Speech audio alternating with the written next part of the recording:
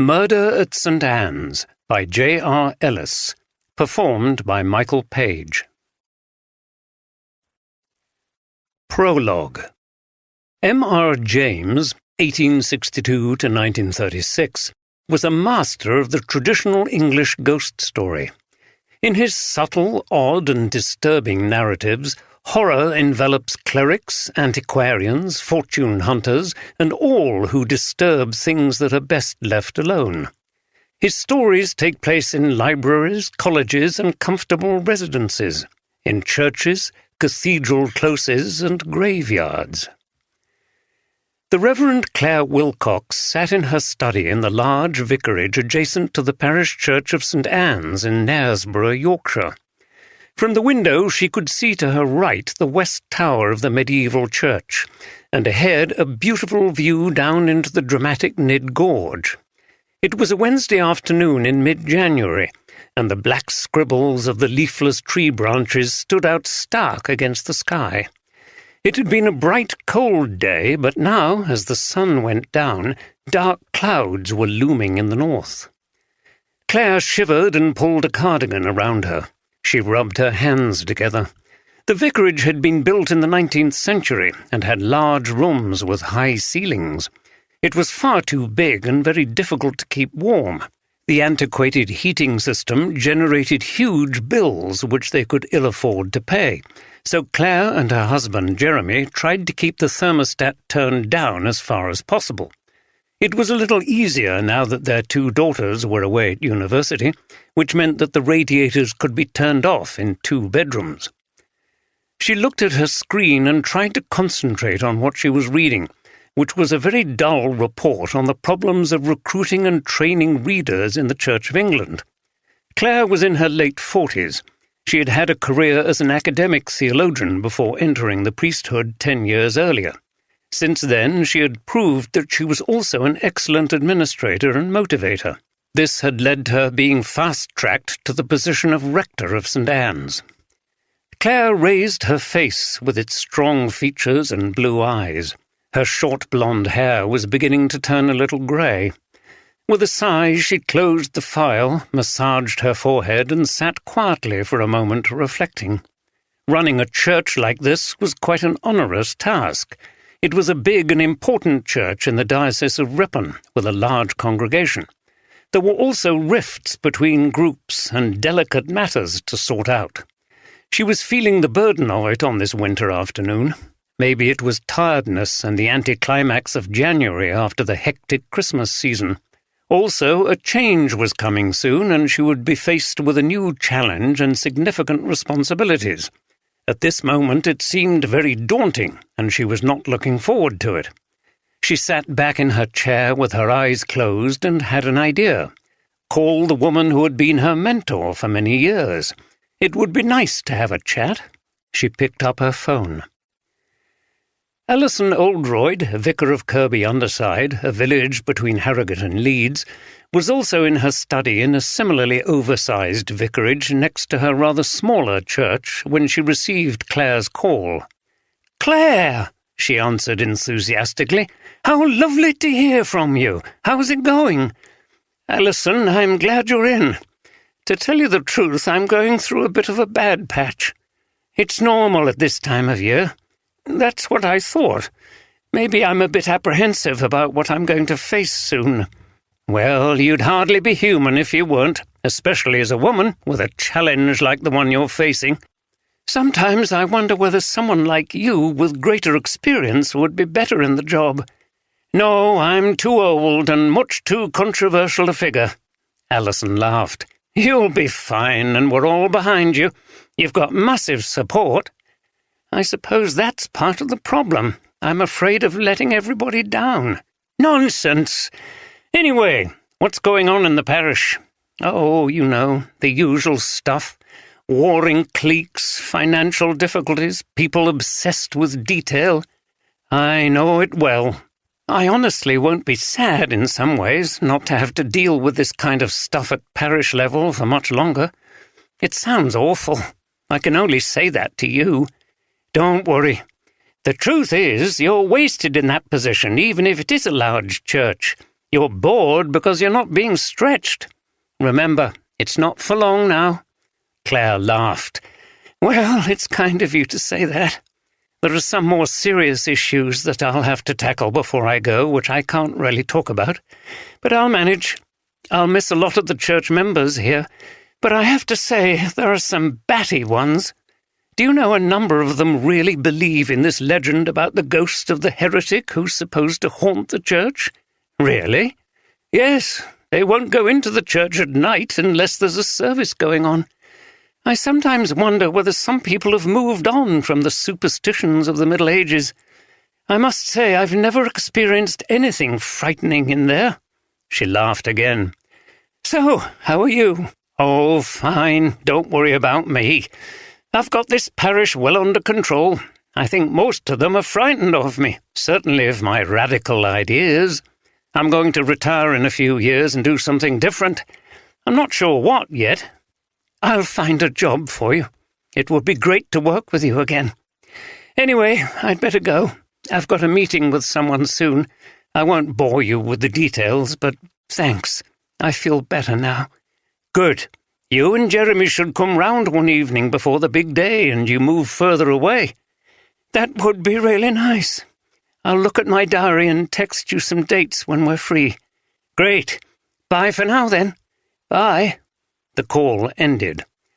Claire felt alone again in the cold and increasingly dark study. She switched on a lamp. As usual, Alison had helped her to get things in perspective. She could deal with all the issues facing her, starting with the meeting which was to take place shortly. There was just time for a cup of tea first. As Claire left the vicarage and walked along the path to the church, flakes of snow were beginning to fall. It was very cold. She pulled up the hood on her coat. She wondered why it was necessary to meet this person in the church at this time on a winter's afternoon. Why couldn't they come to the vicarage? They'd said they had something important to show her. What on earth could it be? She shook her head in exasperation. Probably some trivial matter and another waste of her time. The area around the church was deserted, and there did not appear to be any lights on in the building. The door was unlocked as the church remained open until 5:30. She entered the dark silence, sensing the height of the medieval ceiling above her. The nave was on her right, and to the left was the font and the west tower going up into the gloom. She saw that, in fact, there was a light on in a small room at the north end of the base of the west tower. This was entered through an open archway. Presumably the person she was to meet was in there. She walked over carefully to avoid tripping on something in the darkness. "Hello," she called tentatively. There was no reply. She walked under the tower, and when she reached the archway, she heard a kind of creaking noise and had the sense of something slicing through the air above her. She stopped and glanced up. She was about to scream, but before she was able to produce a sound, she was hit by a tremendous blow and fell to the ground. Shortly afterwards, a figure appeared.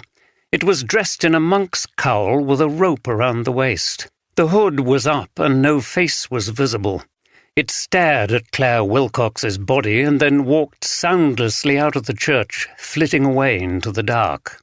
As it went through the churchyard, a head appeared above a gravestone and watched it disappear. 1. Universal consternation was experienced upon the discovery that he had been the object of a brutal and murderous attack. The author or authors of this mysterious outrage are alike buried in mystery. From the stalls of Barchester Cathedral, M.R. James, 1910. Well, Jim, I'd like to say she was hit by our old friend the blunt instrument, which might make your job easier, but I'm afraid that wouldn't suffice for these injuries. Tim Groves, the forensic pathologist, was on his knees by the body of Claire Wilcox. It lay at the base of the tower, next to an archway. Her head was resting in a pool of blood, and her coat was covered in blood spatters. DCI Jim Oldroyd of the West Riding Police, who had worked with Groves for many years, was also looking down at the body. "What do you think happened then?" he said. Wilcox's body had been found by a church warden who had come to lock the church for the night and had gone to turn off the light in the side room. The building was now animated. The murder scene was illuminated by extra lighting as Sokos took photographs, and full of the noise of police radios and people coming and going. She was hit with terrific force by something large and heavy. Her left shoulder is nearly ripped out. The left side of her head is badly smashed, and her neck is broken. I can't think it was anything that a person could have lifted, let alone wielded. These types of severe injuries are what you'd normally see in a bad car accident, or when someone is hit by a train or has a fall from a great height onto rocks. He spread his arms in a gesture of puzzlement. "I'm baffled." "And time of death?" asked Oldroyd, glancing upwards with his shrewd grey eyes. There was no view up to the top of the tower. A wooden ceiling had been put in about 20 feet up. "She's not been dead long, just a few hours." Oldroyd went through the archway into the adjoining room.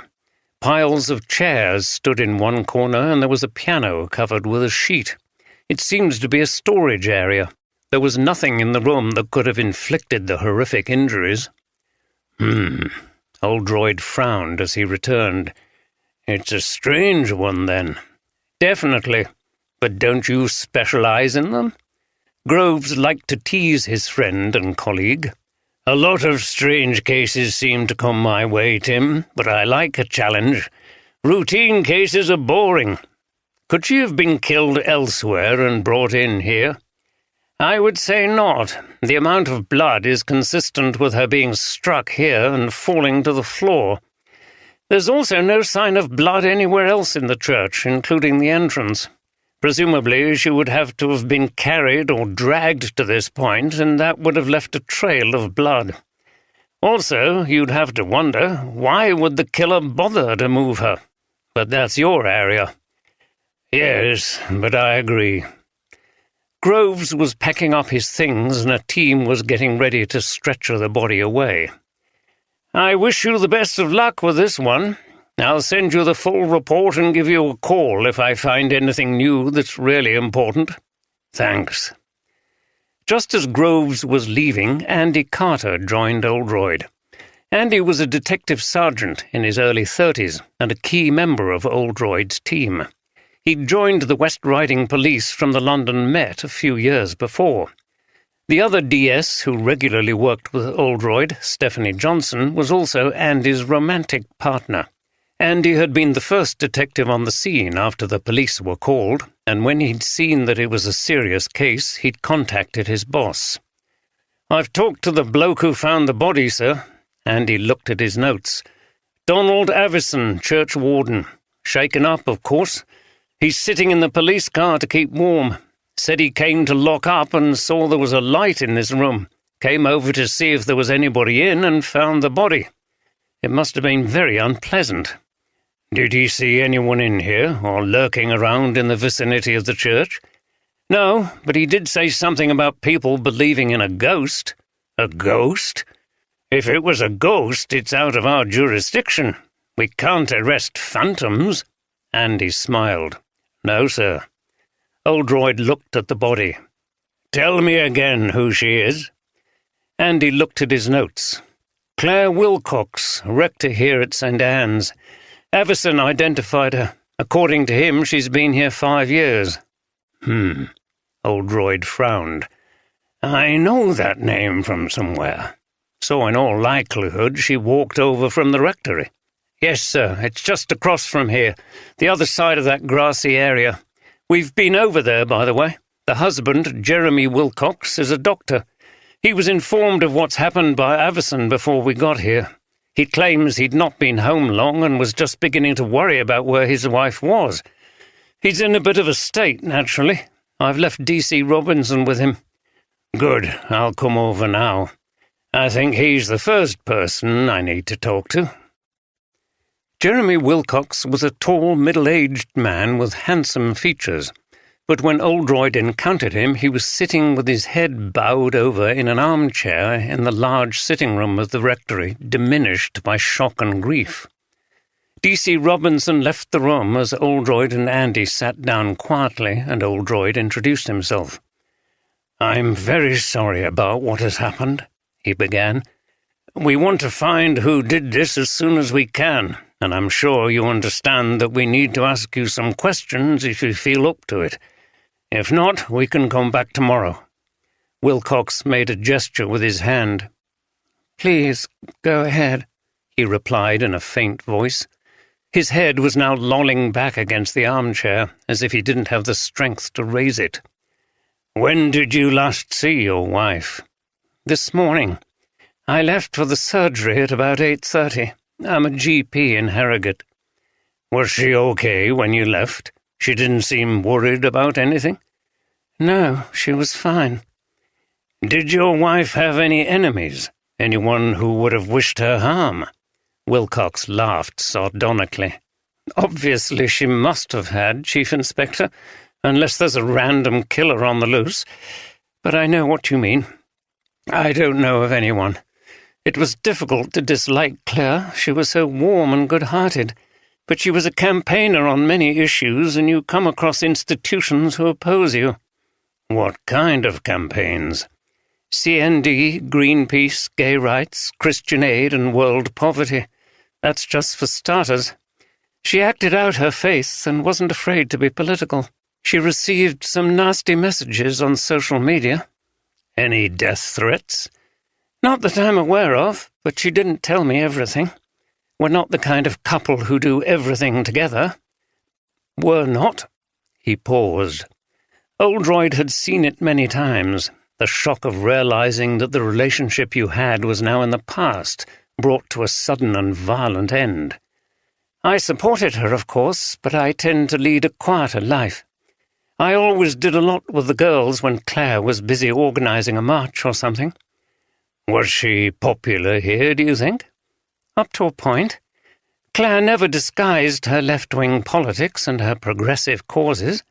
Churchgoers tend to be a conservative bunch, large and small C, and I don't think some of it went down well. But as a person and on the pastoral side, I'm sure they liked her."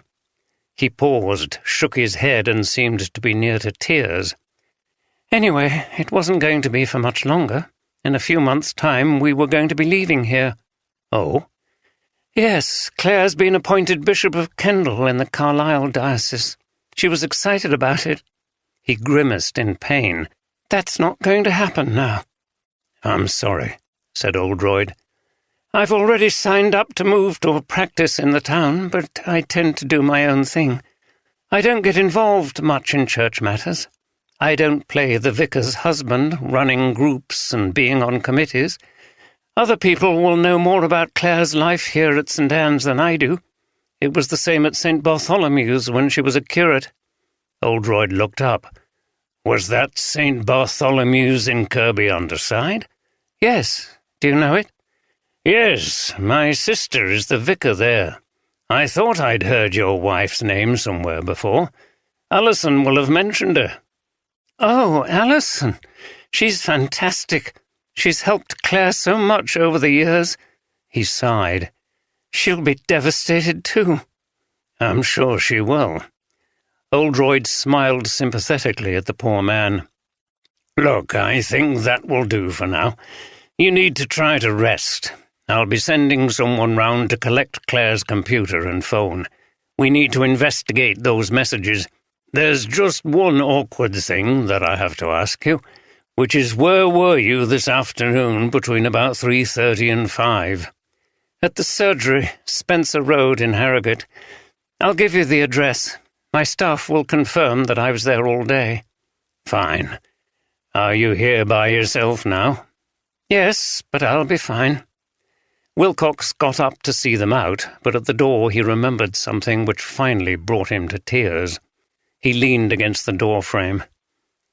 "Chief Inspector," he said, struggling to speak, "how am I going to tell our girls?" Oldroyd and Andy went back over to the church. Blue and white tape surrounded the entrance, where a PC was on guard. Inside, Oldroyd took out his phone. "I'm going to have to call my sister," he said to Andy. "I want her to learn about this from me, not from the media." "Okay, sir." Andy went off to see how the work of the Sokos was progressing. Oldroyd's heart was thumping as he waited for Alison to answer. This was going to be an awful shock for her. "Jim, nice of you to call, but it's a bit late. Oldroyd cut in. "Alison, I'm so sorry, but I have some very bad news for you. It's Claire Wilcox, your friend at St. Anne's in Knaresborough." "Yes, Jim, what about her?" "I'm afraid she's dead. She was murdered." He waited with gritted teeth for the impact of this bombshell. "What? Oh, Jim, I'm sorry. I know you and her were close." He heard some faint sobs over the phone. "What happened? I was talking to her on the phone this afternoon." Her voice was faint. "Were you?" That could mean that his sister was the last person except the killer to have had contact with Claire Wilcox before she died. "Yes, she called me at about 3:30 and we talked about things. She was feeling a bit down and She faltered. "Jim, this is terrible. Who would do such a thing?" "I have no idea. Do you?" "No. Claire was such a wonderful person. Just the kind of woman we need in the church to bring in the changes if we're going to survive. She would have been excellent as a bishop. She was going to be Bishop of Kendal. Where did they find her?" "In the church. She was struck down violently, killed instantly. I don't think she would have felt much." "Oh, no. How awful. And in the church, too?" "Too cruel anywhere," were the words from Macbeth that came into Oldroyd's mind, but he didn't voice them. "Does Jeremy know?" "Yes." "Oh, the poor man." "I know. Look, Alison, I have to go now, but I'll come round to see you first thing tomorrow morning if you're okay tonight. If not, you're welcome to come over and stay with me and Deborah." "That's kind, but I'll stay here. I need to tell some of the parishioners. They'll be devastated. They have such fond memories of Claire and her time here. She was such a good priest. Oh, Jim." Oldroyd heard her weeping into the phone. "Are you sure you're okay to be by yourself?" he said. Yes, don't worry. I'll be going round to see people. It will be nice to see you tomorrow, though." "I'll be there, don't worry." "Thanks." He rang off. He hadn't experienced his sister being so upset since her husband David had died several years before. He found it quite disturbing. She was older than him and had always been a strong character to whom he'd looked up. He sat down in one of the church pews and stayed there, quiet, still and reflective, until Andy returned. "How is she, sir?" "Very upset. I can see that a lot of people are going to be affected by this murder, not just her close friends and family. It seems she was a very popular and able woman. She was about to be consecrated as a bishop near the lakes in Kendal." "Wow, that's high up in the church, isn't it?" "Yes, and there aren't many women at that level yet, so it takes a strong character to take on the role, especially given the continuing hostility to women priests and bishops from some groups in the church." Andy looked around at the interior of St. Anne's. The pillars, the narrow arched windows, the pews, altar and organ. "I've always found churches a bit spooky, sir, to be honest. If there's anywhere I can imagine there being a ghost, it's in an old building like this one." "Well, there might be a haunting after this terrible event. Who knows? You never went to church much as a boy, then?" "No, but I went to a Church of England primary school. This old vicar used to come into assembly sometimes. He sprayed spit around when he spoke, and it went all over the heads of the kids sitting at the front. We used to call him Old Spitbag." "So I take it religion largely passed you over?" asked Oldroyd. "Yeah, I could never make any sense of it. All those miracles. It just sounded like a fairy story to me. There were some good gory battles in the Old Testament, though. We used to enjoy those, and David killing Goliath with his sling, stuff like that. How about you, sir? Oldroyd frowned. His relationship with religion was a long and mostly unsatisfactory one. He struggled with the big existential issues in life and envied his sister's faith. Religious belief just didn't work for him. We used to go to church as a family when I was little, but when I was older, my dad and I used to go walking instead. My sister's different, of course. She rebelled against it as a teenager, but then she changed and studied theology. You'd like her. She's very inspiring, not a Bible basher. I've tried to be like her, but I'm just not. It must be a good thing to be honest and not pretend, sir, said Andy, who beneath his exterior as the cheeky chappy Cockney was quite a thoughtful and sensitive person. When you think about what's happened here, this woman priest who people liked, she gets clobbered to death in her own church. It doesn't seem like there's a nice God in charge of everything, does it? No, quite the opposite, some people would say. Anyway, Oldroyd got up. We can't sit here talking about the meaning of life all evening. Where are we up to? There's probably not much more we can do tonight. You're right, sir. The Sokos have finished, so we can lock the church up when we're ready. Good. Oldroyd looked at his watch. It was nearly 10 o'clock. Well, let's get back to Harrogate as soon as we can. As they left the church, Oldroyd looked back at the building. There was sufficient light from inside to partially illuminate the grotesque, grinning gargoyles peering down from the top of the walls and the dark silhouettes of gravestones in the churchyard. He agreed with Andy. Despite all the efforts of people down the centuries to make old churches places of goodness, light and spirituality, they could be very spooky places, maybe because a lot of them were ancient and many things had happened within their walls. It made him think about his favourite writer of ghost stories, M.R. James. A number of his stories took place in churches like St. Anne's or cathedrals, and he used the setting to create a sinister and threatening atmosphere. With all this talk of hauntings and such a mysterious death, Oldroyd had the uneasy feeling that he was living out a story by the master. The short drive back to Harrogate was difficult on the cold winter night. The snow had stopped, the sky had cleared, and the telltale twinkle of ice crystals on the road reflected in the headlights. The night frost was taking hold, and cars were driving slowly. At one point, Oldroyd had to queue to overtake a large yellow gritting vehicle, its orange warning lights flashing in the dark. Grit rattled on the side of his car like a sudden hailstorm as he passed by. He was relieved when he arrived back at his flat overlooking Harrogate's famous green space known as the Stray. It was past 10 o'clock. His partner, Deborah, was waiting for him, comfortably ensconced in an armchair reading a book. He'd texted her to say it was a serious case in Knaresborough, and he would be late back. She got up to greet him. "Jim, you look tired. How did it go?" Oldroyd took off his coat and gave her a kiss. "It's a nasty one, and Alison's involved." "Alison? Not your sister Alison?" "Yes, she knew the victim. Claire Wilcox, rector of St. Anne's. She used to be a curate at St. Bartholomew's, and I think Alison's known her a long time. They're both involved in the promotion of women in the church. Claire was apparently about to become a bishop over in Cumbria." "That's terrible.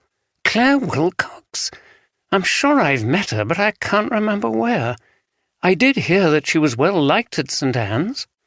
Until she'd recently moved in with Oldroyd, Deborah had lived in Knaresborough, and she still maintained her flat there.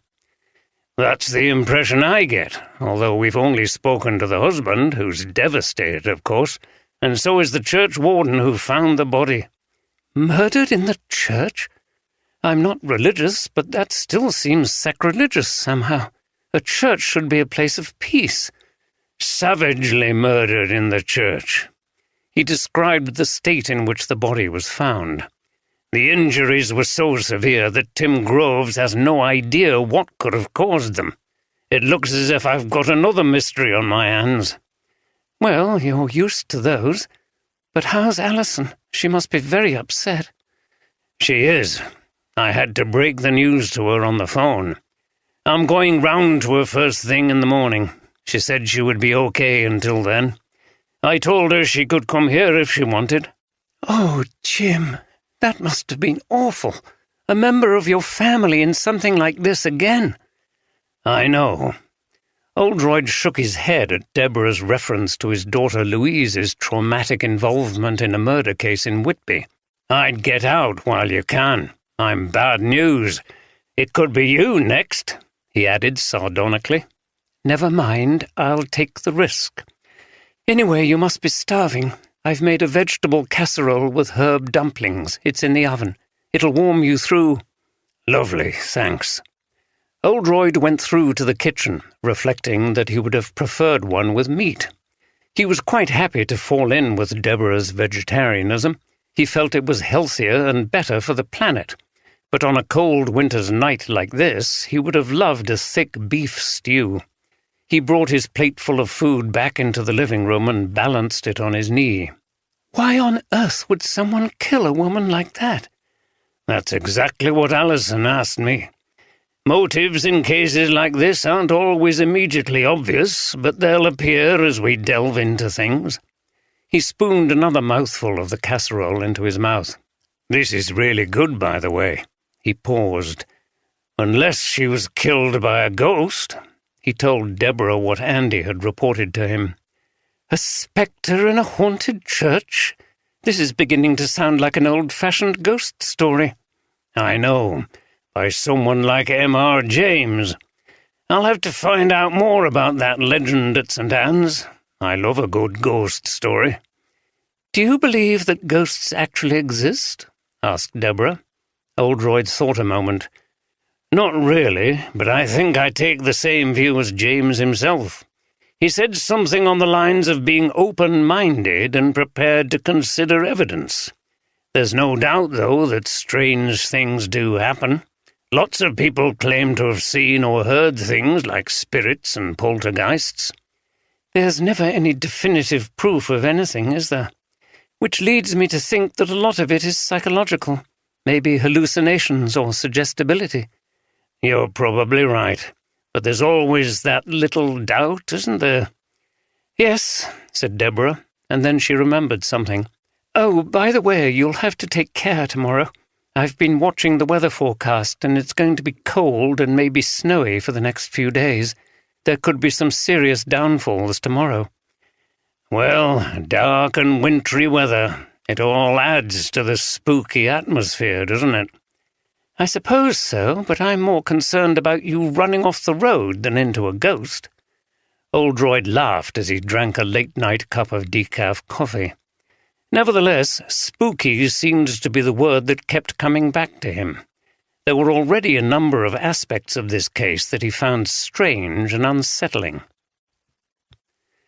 When Andy arrived back at the flat he shared with Steph in the centre of Leeds, the city was still buzzing despite the weather. There seemed to be no post-Christmas lull. Bright lights illuminated the packed pubs and restaurants, and street food sellers were braving the cold and doing good business.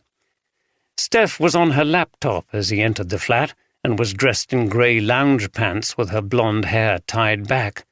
"Hi," she called out. Andy took off his shoes and coat and rubbed his hands as he came into the living room. "It's bloody freezing out there.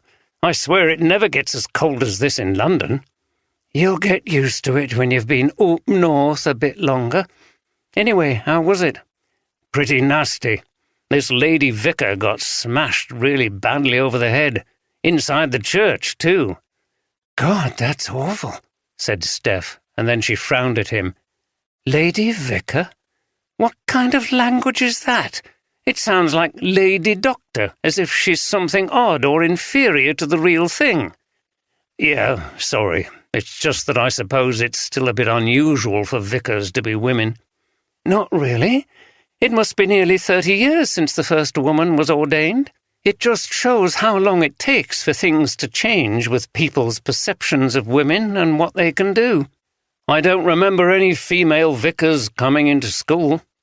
Well, just because they can be ordained doesn't mean they will be in the same numbers as men. There are still parishes where they won't have a woman as a minister, and it's even worse with women bishops. Apparently this woman was about to become a bishop in the northwest somewhere. Really? Yeah. Anyway, how do you know all this about the church? You've never been a churchgoer, have you? Andy was curious. No, but we had a lady vicar, as you put it, to talk to our gender equality group at work. She made it sound far harder for women in the church than for us in the police, and we struggle enough. It's getting better all the time, though, isn't it? I mean, we're slowly getting rid of all the Derek Fentons. This was a reference to a nasty detective inspector who had been dismissed for sexual harassment of women officers, as well as other offences, largely due to the efforts of Steph and a group of her female colleagues. Yes, but we've some way to go yet, and there's no room for complacency. Even well-meaning men can be a bit blind to the concerns of women. They don't really get it until it's pointed out to them. Anyway, she turned back to her laptop. I've been searching for holiday destinations. It's time we booked something. Last year we left it too late and that hotel we fancied in Mallorca was full. Andy had collapsed onto the sofa.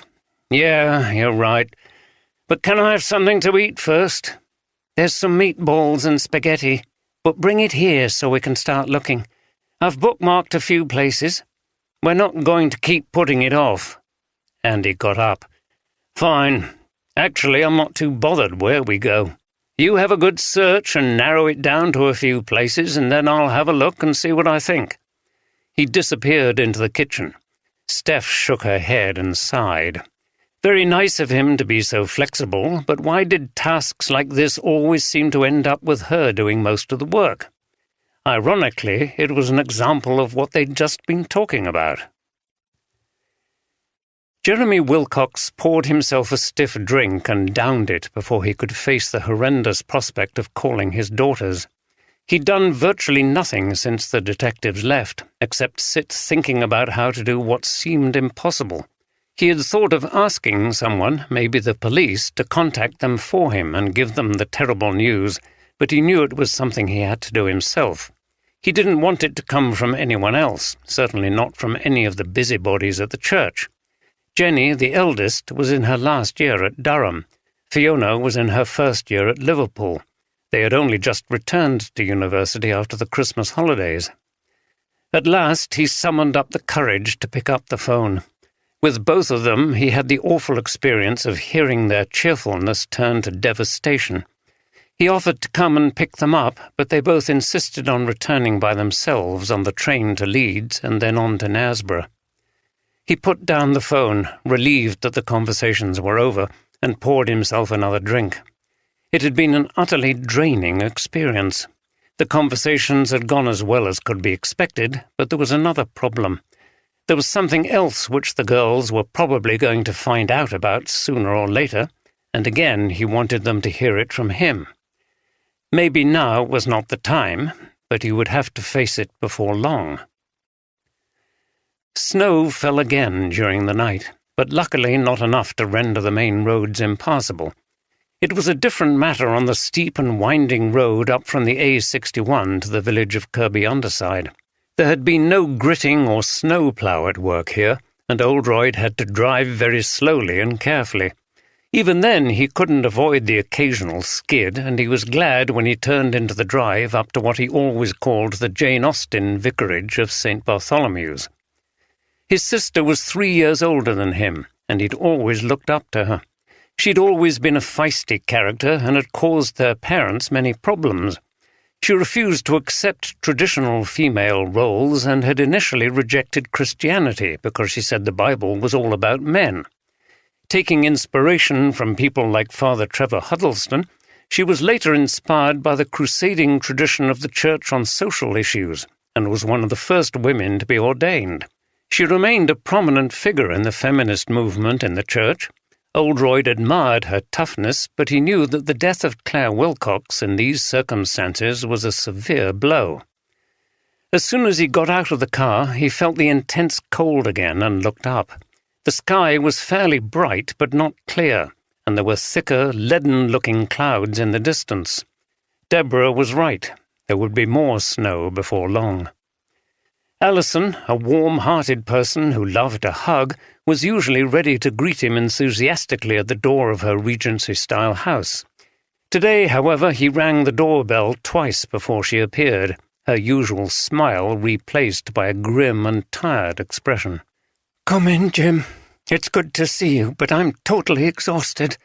Didn't sleep a wink last night thinking about that poor woman and her family." She gave Oldroyd a quick embrace, which for her was rather cursory, and then he followed her as she shuffled down the parquet-floored hall and called back to him. "Do you want some coffee? I've just made some." "That would be great, thanks. I'll go to the sitting room, shall I?" "There's no heating on in there. It'll be better in the study." Like Claire Wilcox, Alison was forced to make economies when heating her oversized vicarage.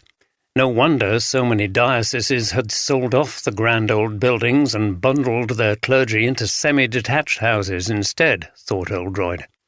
He sat in an armchair in the warm and cosy study. The walls were covered from floor to ceiling with packed bookshelves. A solid wooden desk stood under the window, which gave a view over the garden. On the desk stood a Celtic cross that Alison had brought back from the Iona community in Scotland. Alison came in with 2 mugs of coffee, sat down in the armchair opposite Oldroyd, and placed the mugs on a round table between the 2 chairs. There was silence for a moment or two as they sipped their coffee. Alison looked very upset. He'd rarely seen her so deflated. "I suppose the first thing you want to ask me is what did I talk to Claire about yesterday?" "Yes, I think you were the last person to speak to her, unless she had a conversation with her killer." Alison shook her head. "She was feeling a bit low. Things in the parish were getting to her, and she confided in me that she was feeling rather apprehensive about taking on the role of bishop. That's not surprising." "No. What things were bothering her in the parish?" "The usual stuff. Groups of people falling out, problems with rotas, and so on. These things happen in all churches, and other groups for that matter. But she did also mention some more serious issues that she had to deal with before she left the parish." "Such as?" "She wouldn't go into detail because they were confidential. She didn't even tell me the nature of the problems. It was only a brief chat. We expected to see each other before too long." She sighed and her eyes filled with tears. "Oh, Jim, it's just awful." "Take it easy, sis. I know it's hard." He passed her a tissue from a box on the desk and waited until she was composed again. "There might be some important clues there. Someone may have had a motive for removing her from the scene. What do you think those problems were about?" "Well, I don't know how serious she meant. It could be lots of things. Did she suspect that someone had stolen some money? Had there been a formal complaint about someone? Had someone in an important role threatened to resign? Was there a child protection issue? Those are the things which spring to mind. But to murder your vicar? I know church congregations get a bad press for being middle-class and small-minded, but there aren't usually any vicious killers amongst them." "No, but we don't know what's really going on in people's minds, do we? And as you've told me before, we're all capable of violence in certain circumstances. Someone may have panicked if they felt some misdemeanor was going to be revealed. Maybe they couldn't bear the shame." Alison seemed to have forgotten about her coffee, which was going cold on the coffee table. Oldroyd reminded her, and she took a drink before replying. "Yes, I know," she said. "It's possible. Was there anything stolen?" "Not as far as we know." "And it would be far-fetched to think there is some mad killer rampaging in Knaresborough." "Well, yes, but we can't rule it out completely at this early stage." Alison sighed. "So, ruling out theft and random murderers, it looks as if you may be right. It must be someone who had a motive for getting rid of her. It's the most likely explanation, however unpalatable. You weren't aware that she had any enemies? She shook her head. No, Claire was such a lovely person. She's happily married to Jeremy and they have 2 nice girls, but— She paused and looked at Oldroyd. You're going to think this is ridiculous, Jim, but I have another idea. Go on. There's still a lot of hostility to women being ordained, and even more to them being consecrated bishops. Some of it is surprisingly nasty and misogynistic. Claire was a very prominent woman in the church and about to become even more so when she was made Bishop of Kendal. She'd even been tipped as a possible first female Archbishop of York. Oldroyd widened his eyes in surprise. You think someone killed her because they're opposed to women being priests and bishops? Alison took a deep breath. I know it sounds far-fetched, but if there was anyone around who was deranged enough to do that, then Claire would have been the ideal target. I have this awful feeling that there's something weird going on. Did she receive any hate mail or messages on social media? Not that I know of, but that doesn't mean anything. Some of these people are far too cunning to expose themselves like that. Oldroyd considered this before replying. The shock of someone much admired and loved, like Claire, being murdered often led to family and friends looking for outlandish answers to the crime. Unfortunately, the answer usually lay much closer to home. People and their circumstances were not always what they seemed to be. Okay, he said. I understand why you might think that, and it's definitely a possibility, but we have to start with the more likely explanations. Most people are killed by someone known to them, and as far as Claire is concerned, we don't really know what was going on in her life, do we? This is what we need to investigate. You don't know that she was telling you everything, however close you were to her. That's true. I have to warn you that it's possible that something will come up. Sometimes the shock of finding out things about the murdered person is almost as shocking to family and friends as the killing itself. The secret lover, the blackmailing, the siphoning off of funds and so on. It can be very unpleasant. Alison took a deep breath. Yes, I understand, but I would be astonished if anything of that nature was discovered about Claire. Oldroyd glanced out of the window. Snow was falling again. Okay, sis, thanks for telling me what you know. I must get going or I'll get trapped here. Alison looked round. Good heavens, it's coming down again. Take care driving back, won't you? I will, don't worry. She accompanied Oldroyd back to the front door and opened it for him as he pulled on his coat and gloves. Oh, said Alison. There was one thing Claire said which I'd forgotten to mention. Apparently, some of the congregation at St. Anne's believe a ghost haunts the place. I can't remember the details. Yes, I've heard about that. I was joking with my detective sergeant about it. Do you think it's relevant? I don't suppose so, but it might give you an insight into the mindset of some of the people there. They may have resented Claire if she scoffed at the idea of a ghost. I can't imagine her having any time for such superstitions. Oldroyd laughed. Well, I'll bear it in mind, but as I said to Andy Carter, we don't deal with the supernatural. How would you get the handcuffs on a ghost? Alison laughed for the very first time that morning as she shut the door. Oldroyd was thinking about ghosts again as he drove carefully along the snowy lanes. The supernatural had fascinated him since he was a boy, but haunting as an explanation for murder? He wasn't going down that road, however much some people in the church might believe it. Murders were primarily solved by the determined application of human reason to the facts, although he also believed in the importance of instinct, which seemed to operate on the subconscious level. Many times the obvious solution to a crime had somehow not satisfied him, and his feelings had prompted him to look again and again at the evidence until something else appeared to put another slant on the case, which led to a different conclusion. But ghosts? Nevertheless, as he'd said to Deborah, the unsettling doubt remained.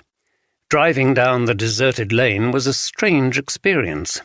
Although it was mid-morning, it was quite dark due to the heavy cloud and swirling snow, which was very disorienting.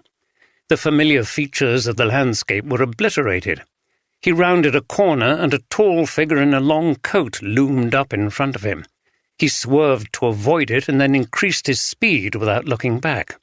He wondered if he should have stopped and offered help or a lift, but he hadn't wanted to. He was glad when he reached the main road and he knew where he was. There were other cars and the snow was slushy on the road surface. He could see the lights of Harrogate. By the time Oldroyd arrived in Knaresborough, the snow had stopped and the sun had appeared. The little town had a picture postcard winter beauty about it.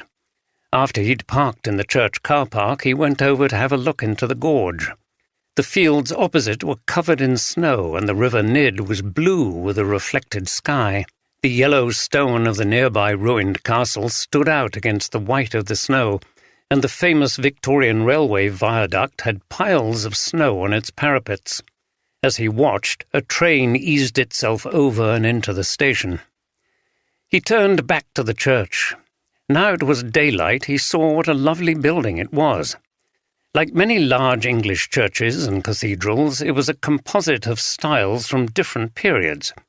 The tower at the west end was wide but low, while the thinner but taller tower at the east end was a later addition with a clock and presumably bells.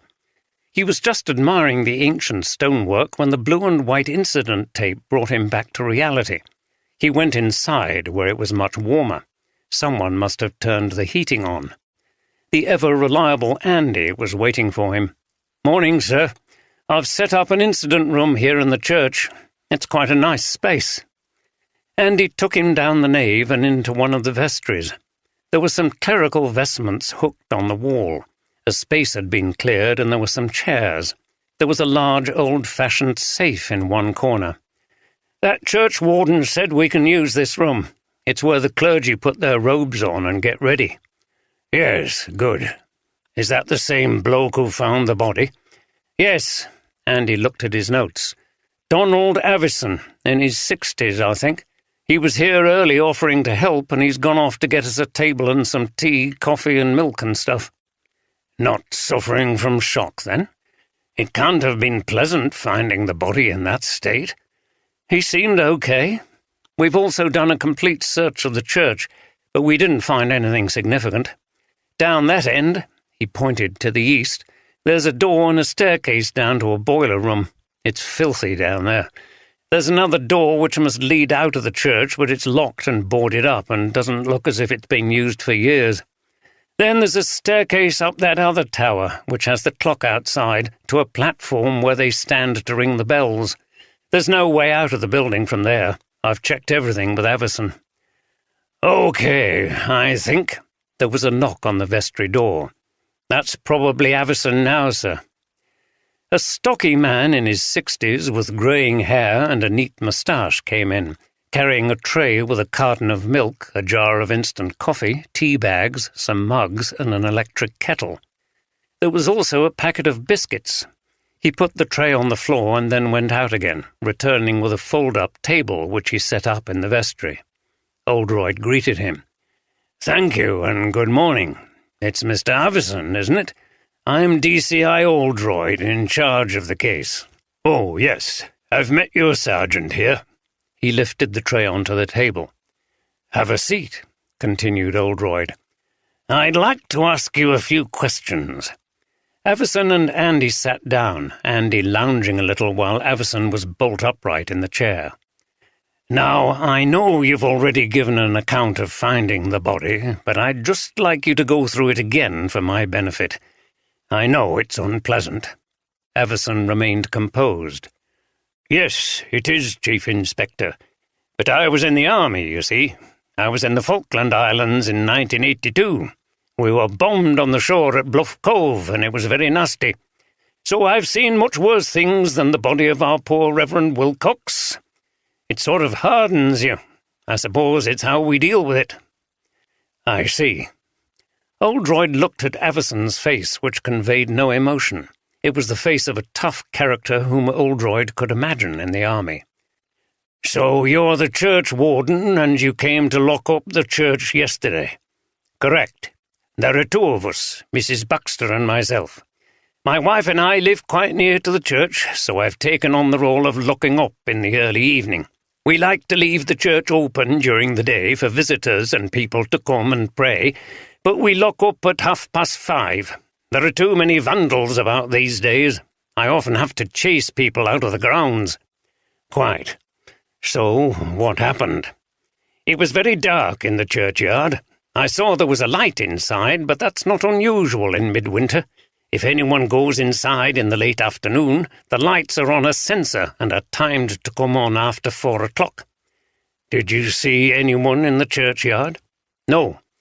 When I got in, I could see that the light was on in that room built on at the base of the west tower. There's no door, you just go through an archway. I normally put all the lights on and check everything and make sure that there's no one inside before I lock up. But yesterday I could see someone lying on the floor just by the archway. We've had a few homeless people trying to sleep inside overnight, and I thought it was one of them. I went straight over and found her there. I knew she was dead, and I wondered if the killer was still in the building. I picked up a metal processional cross with which I could defend myself and searched all over the church, but there was no one. So then I locked the door, rushed home and called the police. Then I went back to the church and waited until you arrived. Avison nodded at Andy. That's correct, sir, said Andy. He met us here and took us in. After that, continued Avison, I noticed there was a light on in the vicarage and that Mr. Wilcox's car was in the drive. So I went over to inform him. It wasn't an easy thing to do, but I felt it was my duty under the circumstances. Yes, said Oldroyd, thinking that this was a man who would never fail in his duty. When you left the church to raise the alarm, did you see any sign of anyone around then? No, the churchyard was deserted, and the snow was starting to cover it over.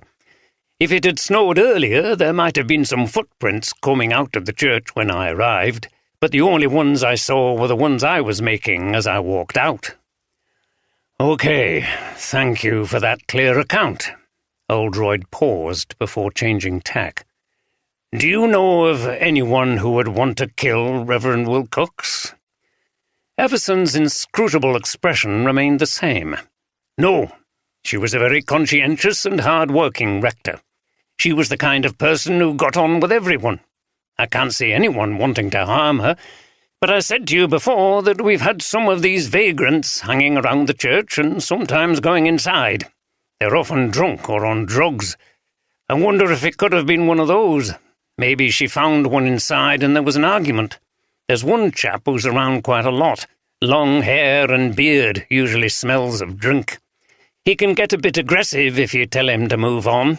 You get some vile language. Has he ever threatened violence? Not that I know of. Do you know his name? No. There's a homeless person shelter on Nidgate. That's the other side of the marketplace. He might go there. Right, we'll follow that up. Now, last thing. I'm sure you noticed that Reverend Wilcox's injuries were very severe. Do you have any ideas about that? Is there anything unusual in the church that someone could have used? Avison shook his head. They were shocking injuries, Chief Inspector, and I've no idea how they could have been caused. I know what some people round here will be saying, though. They'll be going on about all that claptrap about the ghost. Oldroyd glanced at Andy. You've mentioned that before, haven't you? Yes, said Avison. It's plain superstition in my view, and against the Bible. People don't come back as ghosts, and they don't smash rectors over the head with I don't know what. I agree, but do you know what the story is? Oh, it's something about a monk who was put to death here and apparently now haunts the place. I don't know the details. There are lots of people who will tell you about it. Silly, credulous people, in my view, who need to pull themselves together, stick to their faith and serve the church. He's a practical chap, won't stand any nonsense, thought Oldroyd, and smiled. But then Avison went on. The problem is the society we live in today. Moral standards are deteriorating all the time. Marriage, bringing up children to behave properly, fear of God, it's all going to the dogs." "Quite," replied Oldroyd again, but thinking it was time to bring this particular interview to an end. He had no time to listen to moralizing rants. "What do you think of him then, sir?" asked Andy after Avison had left and Oldroyd had brewed some tea. "He seemed a bit weird to me. His expression never changed, and then he was going on about how everything's rubbish today. How do they expect any younger people to come to church if they think the way we live is so crap?" Oldroyd laughed. "Yes, he's the stickler for order and standards type." He saluted. "It's his military background." "He could be the killer, you know," continued Andy. "There's no one to corroborate his story of finding the victim dead. He could have done her in and then pretended to have found her." "Yes. In fact, at the moment, he must be the chief suspect. We'll have to check with his wife that he left home when he did and not any earlier. The problem is that of the 3 indicators, 2 are missing. We don't know the means by which the crime was committed, and we don't have a motive for Avison to have done it. At least not yet. It's early days, Andy. Maybe he had access to some kind of small bomb. You know, an ex-military bloke. That might explain the injuries." "Well done for thinking outside the box. But you know from your training that any kind of explosive device inflicts blast injuries, and there were none on her body."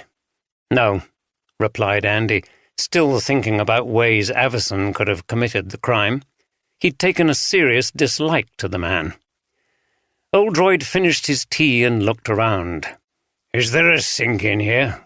"Yes, there is. Look, in the corner." There was a small sink partially hidden by the clerical garments hanging from hooks. "Well, we've got all the mod cons, haven't we?" "I think you're right. This will do us fine. Pass your mug." He rinsed the mugs out as he continued. "So, we need to follow up this homeless character. I wonder if anyone else has seen him. You can go round to that hostel later. Now I think we should go over to the rectory and see how the husband is getting on." They walked out of the church and looked over to the rectory. "It looks like someone's beaten us to it," said Oldroyd. "There's another car in the drive." Andy and Oldroyd walked across from the church and up a stone garden path to the rectory. The herbaceous borders were dormant and the cut-down stumps of plants were covered in snow. The door was answered by a very tired-looking Jeremy Wilcox. "Good morning, Chief Inspector, Sergeant. Come in. I have 2 visitors who you may want to speak to." He showed them into the living room and 2 men rose to greet them. "This is Michael Palmer, Bishop of Ripon, and Patrick Owen, Archdeacon of Harrogate." The bishop was a portly, balding man with a ruddy face. The archdeacon was tall and thin, with a shock of black hair and a hawkish expression behind rimless glasses. The detectives shook hands with both, and everyone sat down. "Absolutely shocking business," said the bishop in a voice that contained pronounced traces of a northern accent. "Patrick and I are here to support Jeremy and the church here at St. Anne's." He shook his head. "It's beyond words, Chief Inspector.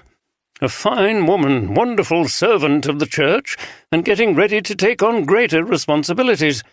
I'll be honest, it's a test of faith and no mistake." That's a very honest response, thought Oldroyd, and smiled. He recognized a straight-speaking northerner like himself. "I know it's very early in your investigation," the Archdeacon said, speaking very precisely in a refined RP accent. "But do you have any idea at all about who on earth could have done this terrible thing? Claire was rural dean of this deanery within my archdeaconry. We worked together extremely well, and I can only reiterate Michael's comments about her." He fixed Oldroyd with an icy stare while Andy furrowed his brow, baffled by the arcane Anglican terminology. Oldroyd, however, was not intimidated. "I was going to ask you both the same thing," he said. "Were you aware that she had any enemies?" The bishop and the archdeacon glanced at each other. "I think I can speak for both of us when I say no," replied the archdeacon. "Rarely have I known a rector so popular with her parishioners." "Absolutely," added the bishop. "Were you aware that there were some serious issues that Reverend Wilcox was facing at St. Anne's?" "Really, Chief Inspector?" said Wilcox, who had remained silent and rather distracted until now. "She never told me about anything. How do you know about this?" Oldroyd turned to the two clerics. "I was explaining yesterday to Mr. Wilcox that my sister Alison Oldroyd is vicar of Kirby Underside, where I understand Reverend Wilcox did her curacy." Both men reacted to the mention of Alison's name. Clearly his sister had made an impact on them. The bishop nodded. "Ah, yes, Reverend Oldroyd. A very, what shall I say, forceful character," he said with a warm smile, and Oldroyd returned it. He was beginning to like the bishop. "I broke the news to her last night," continued Oldroyd, "and went to see her this morning. It turns out that she was probably the last person to speak to Reverend Wilcox, who had rung my sister in the afternoon shortly before she met her death. They were close friends, and she confided in Alison that there were some issues at the church that she wanted to sort out before she left. She wouldn't go into details because the matters were confidential." He turned to Wilcox. "That's probably why she didn't tell you about them." Wilcox nodded. "Yes, you're right. Claire was very scrupulous where confidentiality was concerned. She never spoke about things like that to me. In fact, not much about her work at all. We tried to have a private life in which the church or my medical practice didn't intrude all the time. We all need a break from work, don't we?" Oldroyd addressed the two clerics again.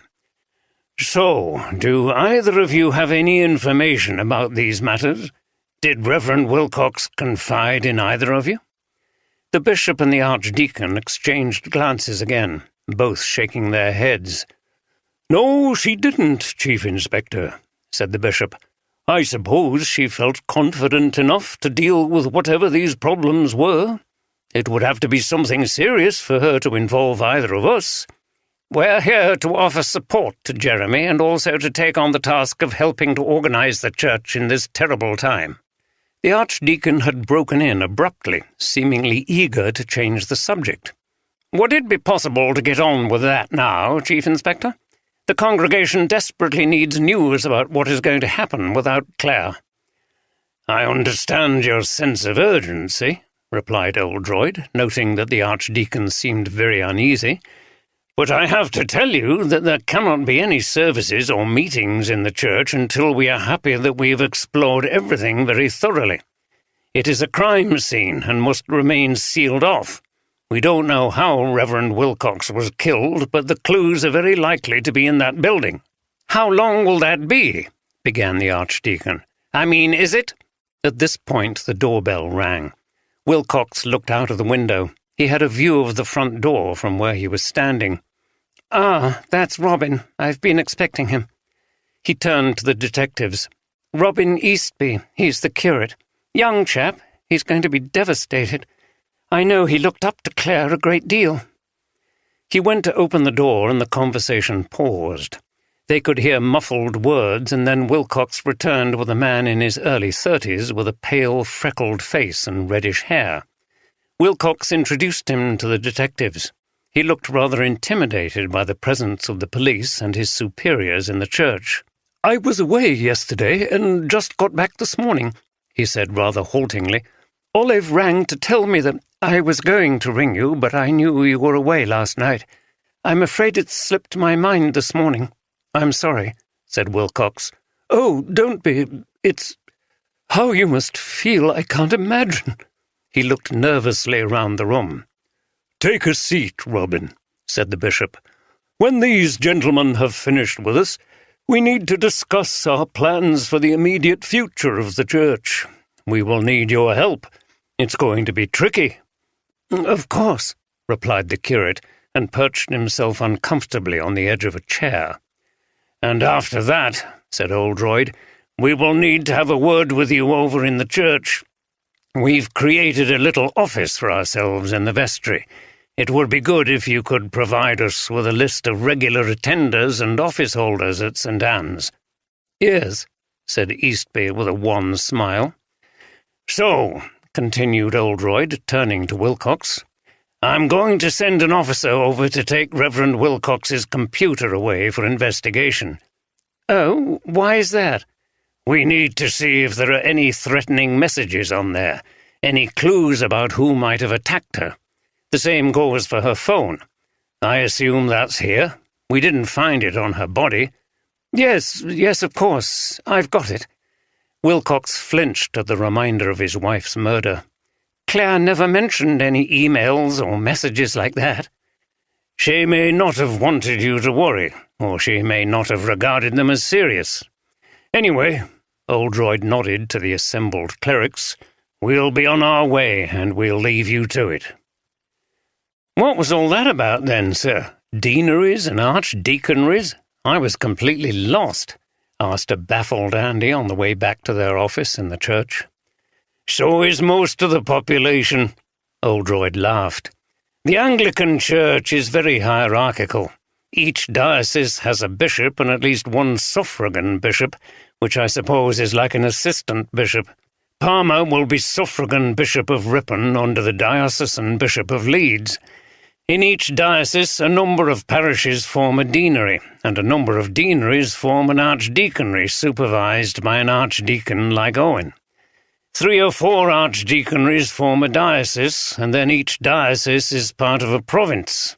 In this case, York, with the Archbishop of York in charge, but he's second to Canterbury, who also presides over the whole of the Anglican Church in this country and beyond. After that, the great chain of being goes into the heavenly realm, with hierarchies of angels, archangels, etc., until we get up to the Almighty himself, and the book stops there." "Bloody hell, sir. It makes the structure of the police force sound simple."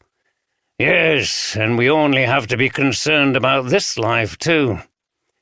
As they got to the doors of the church, they were immediately confronted by a small, round woman with straggly hair, glasses, and a slight squint, who'd been waiting by the door. She was wearing a housecoat and rubber gloves. She pointed at Oldroyd. "You're that Chief Inspector. I've seen your picture in the paper." "Yes, and who are you?" asked Oldroyd. "Violet Saunders. I clean the church, but they say I can't go in. It's an incident scene or something. That's all very well, but if I don't clean up, it's going to be filthy when people come back to worship." "We should be done with the forensics in a couple of days.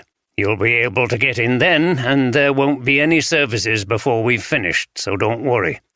She stared at Oldroyd. "I don't think forensics will tell you very much." "Why is that?" "Ghosts leave no trace, do they?" Oldroyd smiled. "I've heard about this ghost. Tell me what you know about it." The woman's eyes lit up. Clearly this was something she enjoyed talking about. "I don't know all the history, Chief Inspector. You'll have to ask someone like Austin Elliot about that. It was a monk who was put to death, I think. But I've seen it." Her eyes took on a faraway look. "I came into the church one afternoon when the light was failing, and there, under the tower, was a figure in a monk's cowl. There was a rope around its waist. The hood covered the face, thank goodness. It was very dim, but as I watched, it seemed to disappear, and it never came back, Chief Inspector." She nodded her head knowingly. "Walls can't keep in a spirit. I've also heard strange noises, groanings and wailings coming from the church at night. There's a very disturbed spirit here. I can feel such things, believe me." She closed her eyes for a moment and took a deep breath. Oldroyd wondered if she was about to start communing with the dead, so he posed a quick question to keep her in the land of the living. "I see. So I take it you think this ghost was responsible for Reverend Wilcox's death?" "It's a spirit that can't rest and has to continue taking vengeance until it's finally given peace." Her voice had become rather lilting and unworldly. "How would you do that?" asked Andy. Exorcism. It's the only way. We need the bishop to come and perform the ritual. The ghost will be laid to rest and all evil banished from the church. Then we shall attain God's peace."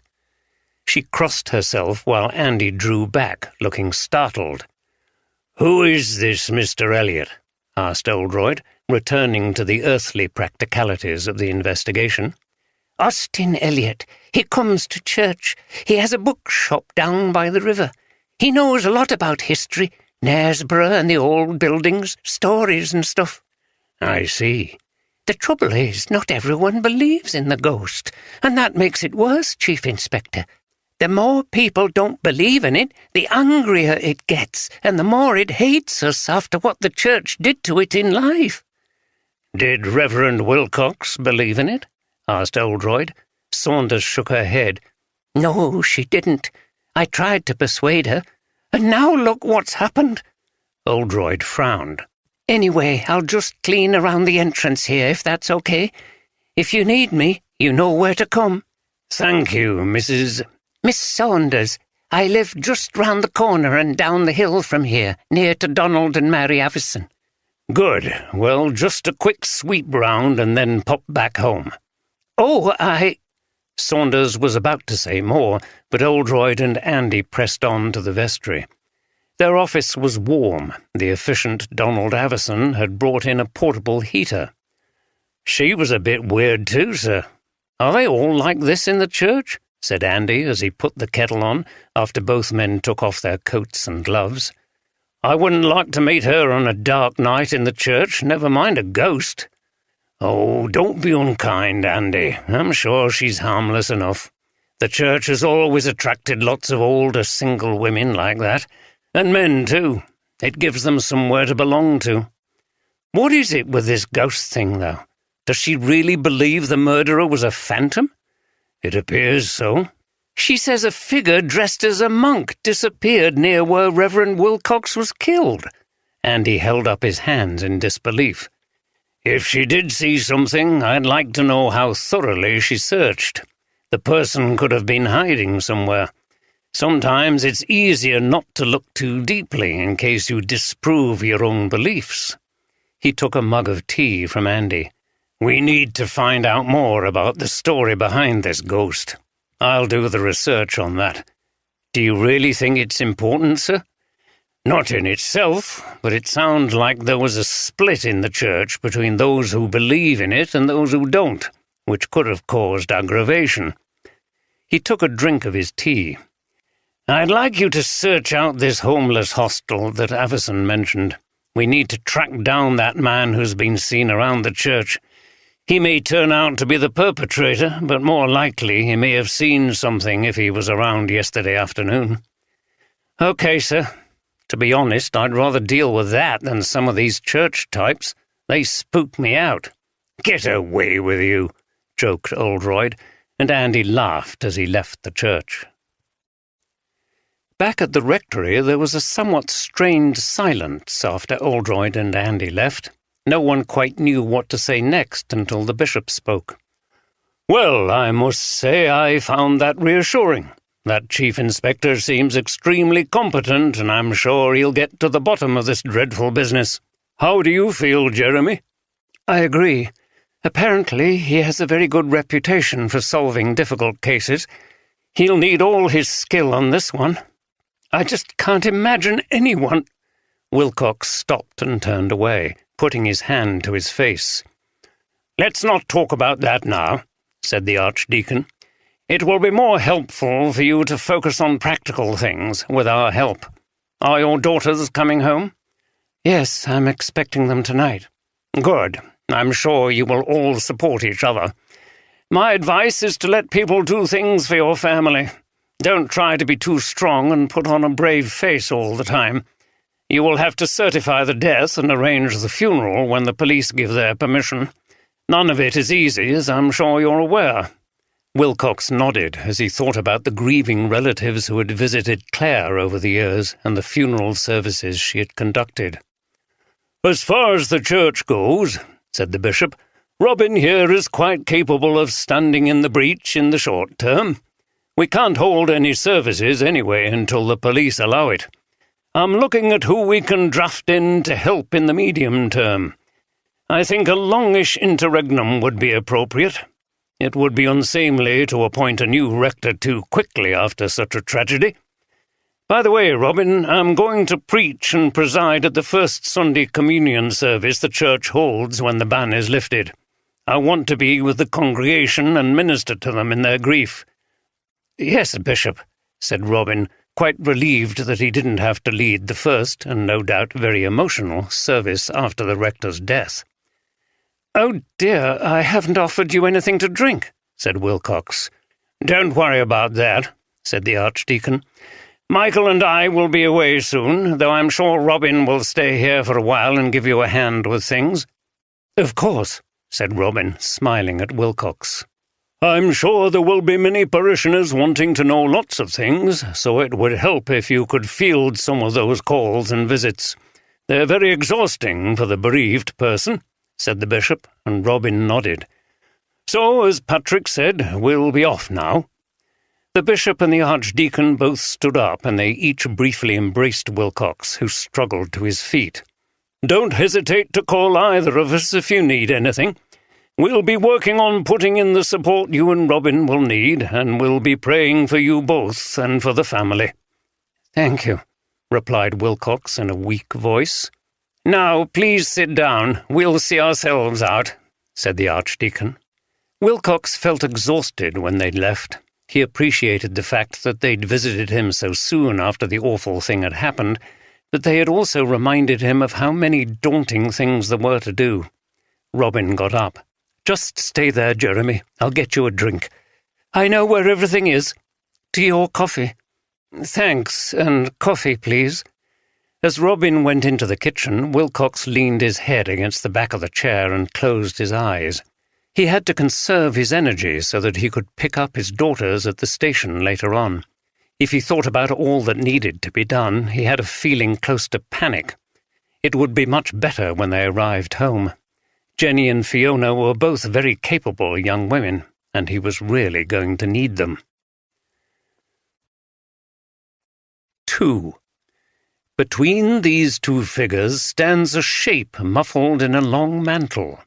This might at first sight be mistaken for a monk, for the head is cowled and a knotted cord depends from somewhere above the waist. A slight inspection, however, will lead to a very different conclusion. From the Stalls of Barchester Cathedral, M.R. James, 1910. There was no relief from the intense cold as Andy walked from the church to the hostel. Although it had stopped snowing for the time being, the sky had become grey and heavy again. He was following Google Maps on his phone to the street that Everson had mentioned. He put up the collar of his overcoat and clapped his gloved hands together as he made his way to the marketplace, passing near to the snow-covered ruins of the castle, a medieval fortification on the highest point of the gorge. His feet scrunched on the soft, cold snow. He was glad he was wearing very stout shoes. He reached the marketplace to find everything eerily quiet. Noise was muffled by the snow, and fewer people than normal were out and about in the cold weather. A van skidded along and came to a halt outside a shop. Deliveries were still taking place. Andy passed a pub called Blind Jack's and wondered vaguely who Blind Jack was.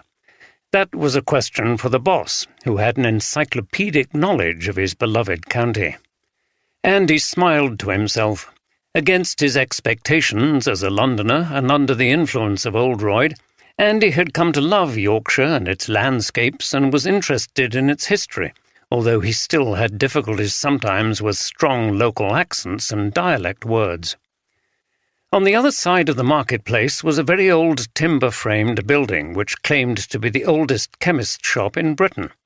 How many other places claimed that distinction, wondered Andy with another smile. It was like four-poster beds in old inns where Queen Elizabeth had supposedly slept. If all the claims were true, the old girl must have spent most of her life travelling around the country and hardly ever been in London.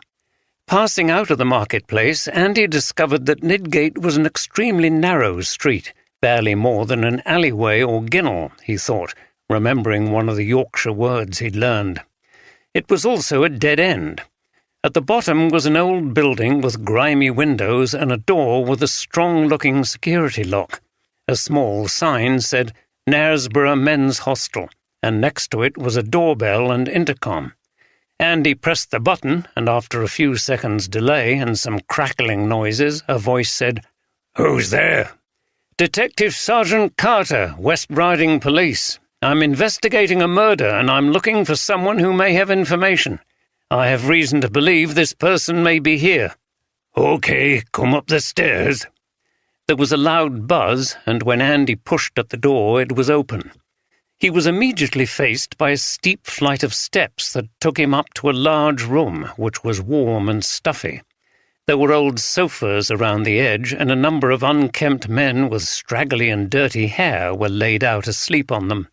A group was sitting at a table and playing dominoes.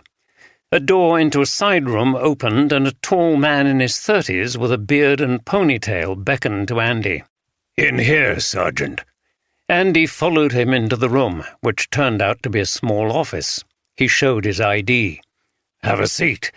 I'm Trevor Wood, the manager here." Both men sat down. "We're a hostel for homeless men run by a charitable trust," Wood said. "No money from the government or the council. Dickensian, isn't it, in one of the world's richest countries?" He gave a grim laugh. "Anyway, I'm sure you're not here to talk politics. You said you were investigating a murder?" "Yes, at St. Anne's. The vicar, Reverend Wilcox, was murdered there yesterday in the late afternoon." Wood raised his eyebrows. "Bloody hell! So that's what all the police cars are about. I noticed them on my way here this morning. And you think someone here knew something about it? Do you mean a homeless person or a member of staff? Suddenly there was the sound of shouting from outside the room. "Just a minute," said Wood, and he went quickly through the door which he had left open. Andy could see what was happening. One man in the domino game had got up and was cursing at the others. "Malcolm, calm down, please," said Wood loudly and firmly, but the man continued to shout and gesticulate. Wood stood between him and the others at the table, who were laughing and jeering. He turned to them sharply. "Cut that out! I need to calm him down." He faced Malcolm again. "Malcolm, sit down and stop shouting now. If you don't, you'll have to go. It's nasty and cold out there." This seemed to have an effect. Malcolm slumped onto a sofa and stopped swearing, though he continued to glare at the other men. "Now just stay there and don't get involved again." Malcolm stared at the floor. Wood waited for a moment and then went back into the office. Another man joined the domino game. Wood sat down again. "Sorry, Malcolm can't bear to lose. He always accuses someone of cheating. Mental health problems, of course, like many of them. He's been a bit better recently. I don't know what's got into him today. I don't like to threaten them with expulsion when they've nowhere to go and the weather is as it is, but sometimes it's the only way." "It's a homeless man we're looking for," said Andy. "Do a lot of them come back to you regularly?" "Of course. We're supposed to offer temporary help and accommodation, but they've nowhere to go apart from other hostels in Harrogate and Leeds. They try to get from one to the other and go backwards and forwards, just like they did with the casual wards in the old workhouses. Like I said, it's Victorian. There's no affordable rented housing for men like them." Andy shook his head. "Yeah, I can see it's tough. A bloke at the church," he looked at his notes, "Donald Avison, said there's a man been hanging around the churchyard recently. He described him as having long hair and a beard, often smells of drink and can get a bit aggressive. He walks unsteadily. I don't know if that's because of drink. I don't know anybody at the church, but the man he's describing sounds like David Tanner. He had an accident which left him with a limp. I know he goes up to the church a lot, and he has a drink problem which we're trying to help him with." "Is he here now?" "No, I'm afraid not. He wasn't here last night, and if he saw police cars up at the church, he would run a mile. He's had problems with the law in the past. I'm afraid he hates you lot." "He's not the only one," said Andy with a grin. "We get used to it. If he comes in here, please let us know." He gave Wood a card. "If he was up at the church yesterday afternoon, he might have seen something. Tell him he's not a suspect." This was not entirely true, but Andy decided not to say more, otherwise they might really scare this character off. "Okay," said Wood. "I'll ask around and see if anyone has seen him." He escorted Andy to the door. All seemed reasonably calm in the room. One man was singing to himself in a corner. Wood looked towards him thoughtfully. "They get jumpy up at the church if any homeless people hang around. Too dirty and uncouth. I'm not religious, but I thought Christianity was all about caring for others. Here we are, struggling along, trying to put a roof over people's heads, and there's that huge building up there empty most of the time." He shook his head. "Maybe I'm being unfair, but I don't get it. Anyway, watch it on the stairs. They're steep. You won't be able to do much investigating with a broken leg." There were few places that Oldroyd would rather visit than a second-hand bookshop. His favourite was one in Skipton, run by a knowledgeable old Yorkshire eccentric called Gilbert Ramsden. He'd passed Nid Books in Knaresborough in his car, but he'd never been inside. The shop was down on a road that ran by the river. From here you had a good view of the spectacular 80-foot-high railway viaduct of 1851, designed with castellated walls and piers to blend in with the ruins of Knaresborough Castle. This was the bridge which, viewed from near the castle, featured in many of the classic photographs and paintings of the town. Oldroyd walked gingerly on the steep footpath down Brig Gate towards the river. The water was grey and slow-moving. It looked bitterly cold, and snow covered the banks. He wondered if the shop might be closed, but when he reached the low building, part of an old terrace in a jumble of architectural styles, he saw the light was on and a little sign in the door said, "Open." He went in. The interior gave Oldroyd a strong sense of déjà vu. It was so similar to Ramsden's shop in Skipton, with its floor-to-ceiling shelves crammed with books and the hint of narrow corridors winding through the building. There was even a man, who he assumed was the owner, Austin Elliot, sitting, like Ramsden did, at a desk by the door. "Mr. Elliot?" asked Oldroyd, shutting the door behind him and feeling glad to be back inside and out of the cold. "Yes," replied the man behind the desk. He was somewhat younger than Ramsden, in his early 50s, and powerfully built, with thick and longish hair, still black. He was wearing a tweed jacket and charcoal chino trousers. His eyes were intense and dark. They fixed on the newcomer, who was clearly not a regular customer, with a quizzical expression. Oldroyd produced his ID.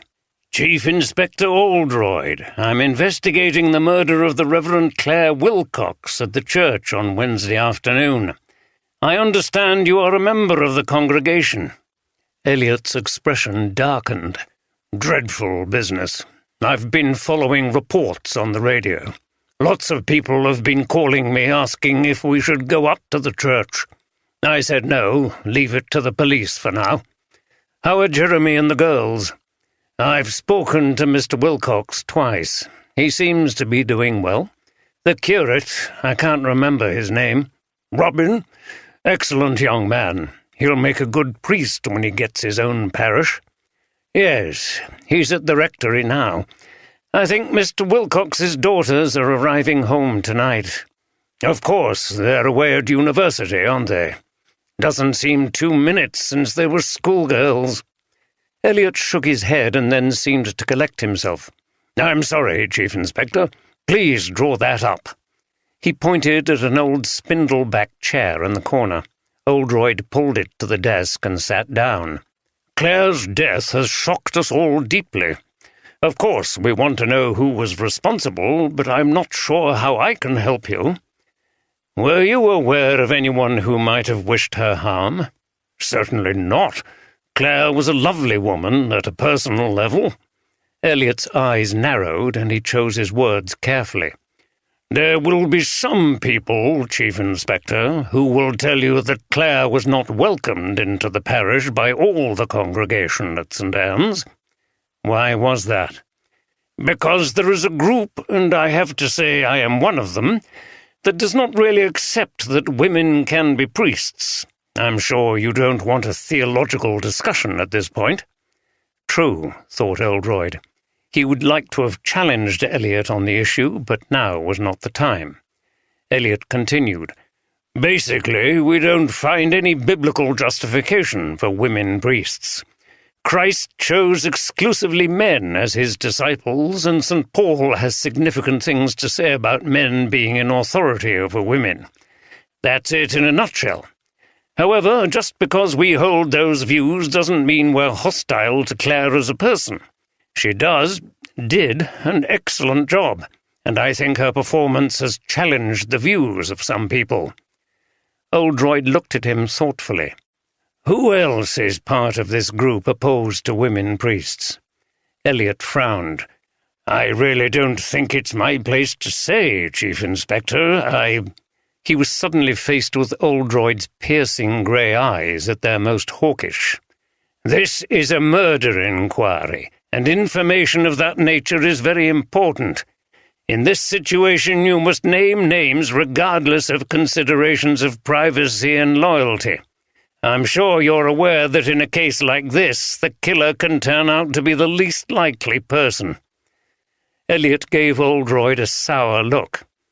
There isn't a formal group who meet. I'm simply referring to conversations I've had, views I've heard expressed. There are only two people who I can say for certain share my opinions, and I know they won't mind me saying so. That's Donald Avison and Maisie Baxter, the current church wardens. We've met Mr. Avison. He spoke very warmly about Reverend Wilcox. Of course he did. As I said, she was excellent in her pastoral role. It's just that when it comes to the sacraments, some of us cannot accept them from a woman. The priest is representing Christ at that moment, and he was a man. So how do you voice your concerns? We don't go up to receive at St. Anne's unless Robin the curate is celebrating, and we go to communion services in other churches, where the clergy are male. Exactly. Don't you think that was distressing for Reverend Wilcox? Eliot sighed. It may well have been, Chief Inspector, and I regret that. But there are very deep principles at stake here. The elements of bread and wine cannot become the body and blood of Jesus Christ unless they are blessed by a true priest. And I'm afraid, however worthy, that cannot be a woman. Oldroyd decided to change the subject. What can you tell me about this supposed haunting by a monk? It seems that some people at the church take it seriously. Violet Saunders told me you would be able to tell me more. Eliot's face lit up. Ah, yes, Violet. She's a person of, what shall I say, imagination? But she's correct. You've come to the right place. I've done a lot of research on local history. He pointed to a bookshelf behind Oldroyd. Those are the books on Knaresborough and the surrounding area which are on sale, but I have an additional private collection of rare volumes. If you'll excuse me a moment, I'll get the book I need.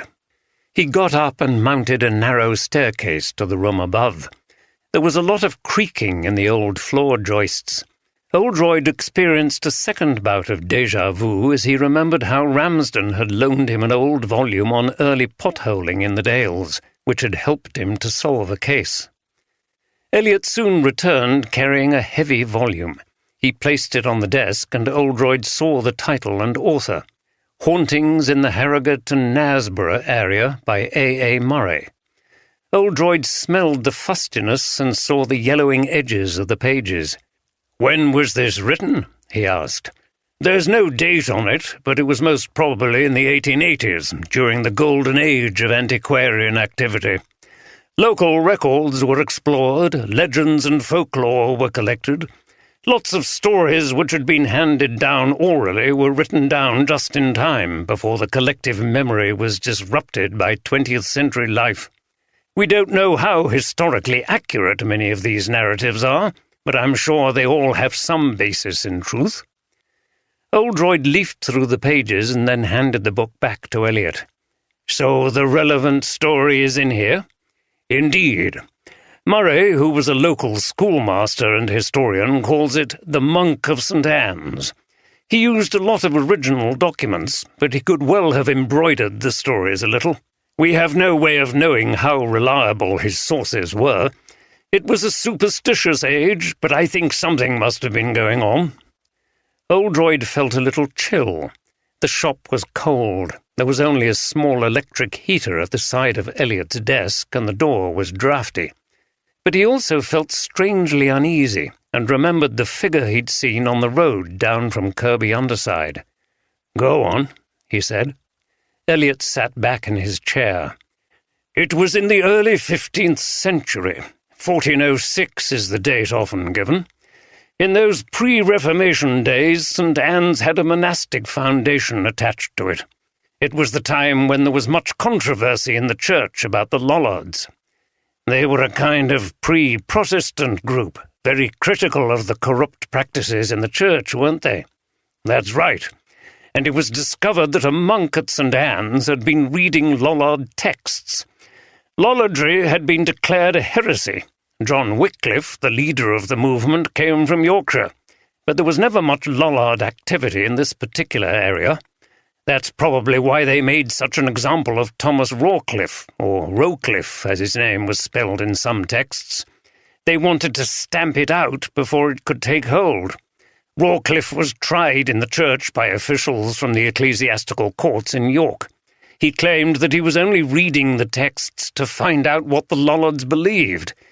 I think there's a quote. Murray likes to use the early 15th century English. He found the place and read, "To know the extent of this recent perilous heresies, that I may not fall into any of Satan's traps." Unfortunately, they didn't believe him, and he was condemned to death. The normal method of execution for heretics was burning at the stake, but on this occasion he was taken to the edge of the gorge and thrown over onto the rocks below at the edge of the water. Eliot read again from the text. "To show how far he had fallen from grace in the sight of God. He died of head and neck injuries, and his body was thrown into the river." Normally, records of these events tell of how contrite the condemned person was, and how they asked forgiveness, etc., and died a brave Christian death. But the curious thing is that in this case, Rawcliffe was angry and unrepentant. Before they cast him off, he insisted he was innocent, and that he would not leave the church alone until it acknowledged its crime against him. Eliot searched for the quote and read in a dramatic voice, "To the great dismay of all present, he said he would inhabit the church of St. Anne's until the great wrong done to him was righted, and that others would suffer what he did. Saying thus, he went to his death and to the Lord God our Father without repentance." I suppose they were more horrified by that than the fact that a man had been brutally thrown to his death, reflected Oldroyd. Probably. They were brutal times, but according to the records, Rawcliffe was as good as his word. People started to suffer violent deaths, and the injuries were always the same. Trauma to the head, neck, and shoulders. The problem was that none of them fell from a great height. They were found in the church or the graveyard, and nobody could understand how they had received the injuries. A memory flashed into Oldroyd's mind. Tim Groves had said that Reverend Wilcox's injuries were consistent with falling from a considerable height, but she hadn't. There was a fairly low wooden ceiling under the tower, even if she'd managed to climb up to the top somehow, which didn't seem possible. Unless... He shook his head. "Have any such deaths happened recently?" he asked. "They were mostly in the years following his execution. I suppose he was taking revenge on the people who had executed him. Or people were using it as a cover for getting rid of people they didn't like," suggested Oldroyd cynically. Nevertheless, this link between the death of Claire Wilcox and that of the monk was a little unnerving. Eliot laughed. Maybe. One of the victims was the abbot who had sent him for trial. But in addition to these strange deaths, there were sightings in the church of a monk dressed in a cowl with the hood up and a rope round the waist. These appearances have been recorded at various times over the centuries, and there was one case of a death in the 19th century which some people linked to the ghost. And the appearances are still going on today, according to some people. Indeed. People do report seeing and hearing unusual things in the church. So what's your view of it all? Eliot shrugged. I keep an open mind, Chief Inspector. There's not much in the Bible or Christian doctrine about ghosts and hauntings, but Christ himself cast out evil spirits, and we do still occasionally perform exorcisms in the Anglican Church, so maybe there's something going on. Have you ever seen this phantom yourself? I've certainly seen and heard things I can't account for. I was once walking back from a friend's house late at night and passed near the church. There were some odd sorts of faint groans, cries, and knocking sounds, which seemed to be coming from inside the building. I looked around, and there was no light inside and no sign of anyone. Old buildings move and creak a bit, don't they?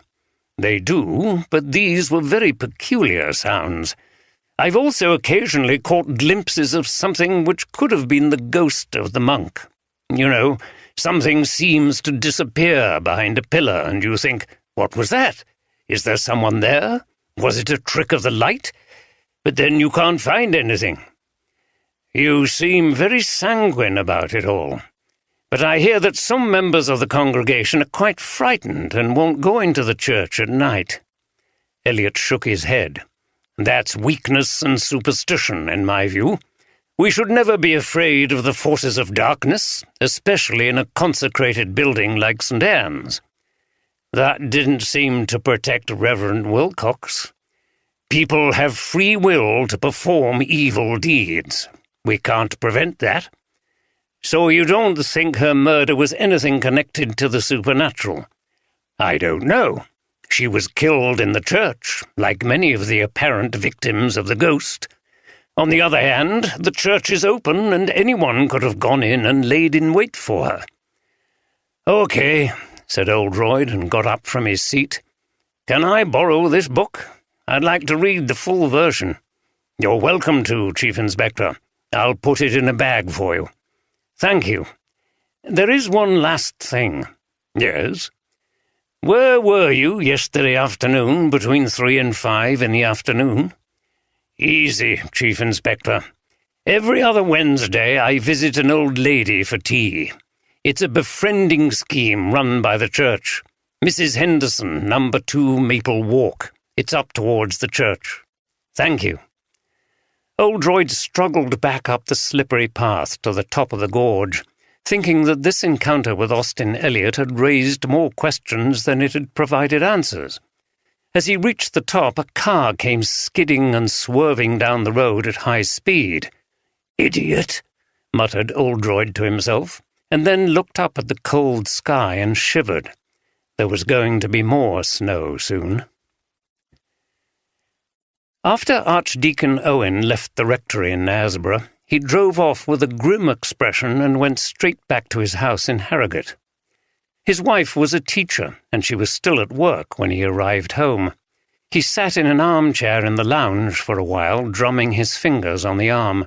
Then he got out his phone and rang a number. "Hi, I'm back." It was okay. Jeremy, Michael, and Robin were there. It was all about supporting Jeremy and the church. I think Robin will step up and do a good job. It's obviously terrible for Jeremy. His daughters are coming back tonight. No, of course no one said anything. Why should they? You're being completely paranoid. The whole thing will be forgotten about for a while now, and it may even completely fade away. We'll just have to wait and see. Well, what else do you think I can do? Be reasonable. I know, but you'll just have to sit tight and be patient. There's no point making threats, is there? You've made it all absolutely clear to me already. Well, I don't think— Owen frowned. The other speaker had rung off. He continued to sit in the chair, looking out of the large French windows onto the dormant and snow-covered winter garden. If only it was spring and he could get out and do some work there. He enjoyed gardening, and it would take his mind off this awful situation. After a while he sighed, shook his head, and forced himself up. It was his own fault. If there was no distraction outdoors, then maybe he could lose himself in his paperwork. He trudged down the parquet-floored corridor to his study. When Oldroyd arrived back at the church, his hands and feet were numb with cold. He was glad to feel the warmth inside the old building. It seemed there was a heating system here that was better than in many churches. He was also very hungry, and when he got to the vestry office, he was relieved to see that Andy had been shopping and bought some sandwiches and fruit.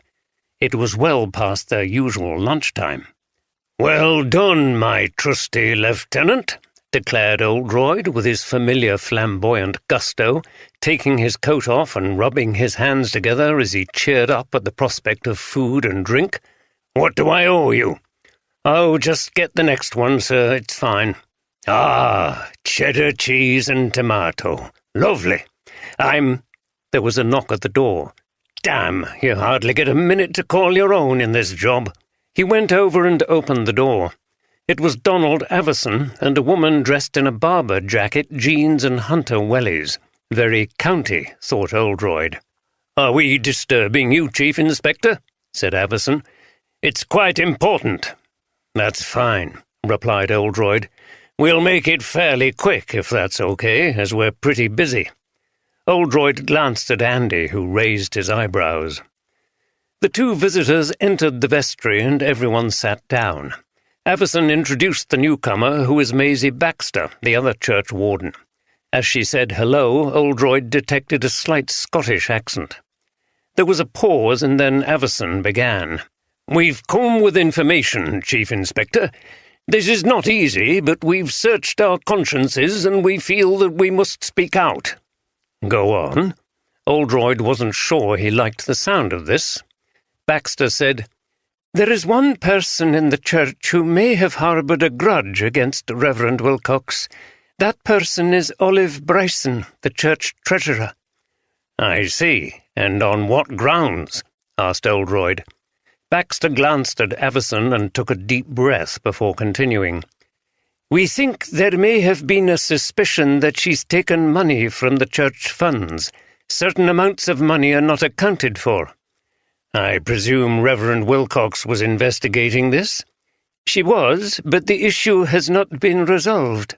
"Furthermore, Chief Inspector," said Avison, "it's recently been discovered that she was disqualified from the role of church treasurer as she ran a business which was declared bankrupt. That contravenes Charity Commission rules." "But we want you to know," added Baxter hurriedly, "that of course we don't really think that she did it. It's just that we felt it our duty to come forward with this information, as Donald said you were asking about anyone who may have had anything against Reverend Wilcox." Oldroyd sat back and thought.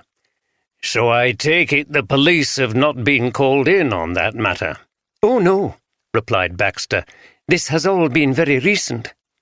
"And probably one of the issues that Reverend Wilcox had mentioned to Allison," thought Oldroyd. He said, "And what makes you suspect this?" Again the two parishioners exchanged glances. Avison replied, "There was a parochial church council meeting not long ago. Olive had circulated accounts beforehand, and these puzzled some people.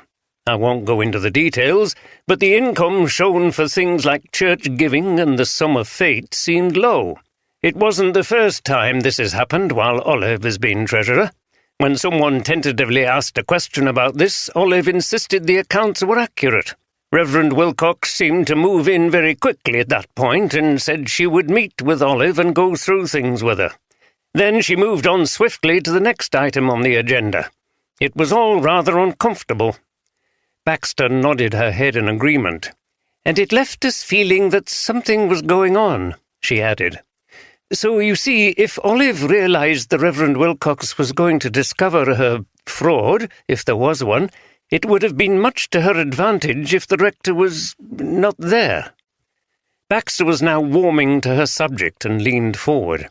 You see, Chief Inspector, I think Reverend Wilcox wanted to give Olive a chance to explain things in private and to see if matters could be resolved without taking anything further.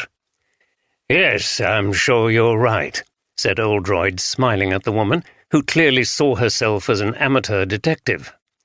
It would be so typical of her. She was such a compassionate woman, and Oldroyd intervened. Yes, well, I'm afraid I must stop you there because, as I said, we are very busy. But thank you for telling us this, and we will definitely look into it. Please give the address to the sergeant here. You won't tell Olive that we informed you about this, will you? Baxter looked very anxious as she gave the information to Andy. Not in the first instance. If things were to develop, you'd have to make a statement. I see. We'll be on our way then, Chief Inspector, said Avison, and he and Baxter got up and left quickly. Oldroyd chuckled. Well, the machinations in the church. They fancy themselves as two little sleuths, don't they? Doing their duty as long as it's all kept secret and they don't have to face any trouble. It's like at school when some well-behaved little sneak reported you to the teacher, said Andy. I take it you weren't one of those, then? More like the one that was dobbed in. Oldroyd laughed. I suppose we shouldn't be too hard on them. They think they're doing the right thing, but bludgeoning the vicar to death, God knows how, seems a remarkably violent response to being under suspicion about the PCC accounts. We'll still need to follow it up, sir. Of course. You can never be too thorough in an investigation. It could also be an attempt to divert our attention from something else. I always get suspicious when someone starts to point the finger at other people.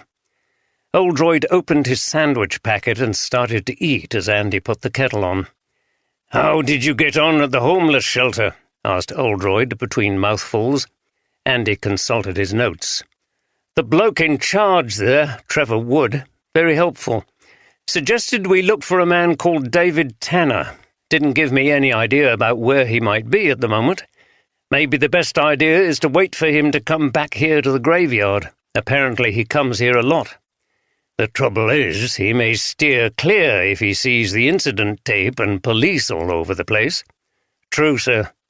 Andy brewed some tea and they both sat drinking and eating apples. Steph would be proud of us eating fruit, remarked Oldroyd. Wasn't there any flapjack or anything? There was, sir, but I thought it better to not, you know. And what happened to the biscuits? I've hidden them away, sir. I thought it would be better for us. If you see me with one, call me out. Oldroyd nodded reluctantly. Both detectives had a tendency to put on weight, and Steph had decided to take them in hand by banning fattening food from the office and locking up the biscuits. Anyway, how did you get on, sir? Oldroyd sipped his tea before replying. I went to this old bookshop down by the river. It's run by a man called Austin Elliot. He was very informative. Seems to know a lot about the history of the area. We talked about the church, and he admitted that he and a few others at St. Anne's, including Donald Avison, don't really accept that women can be priests. Andy shook his head. It's a good job Steph wasn't there, sir. She would have had plenty to say. As would my sister.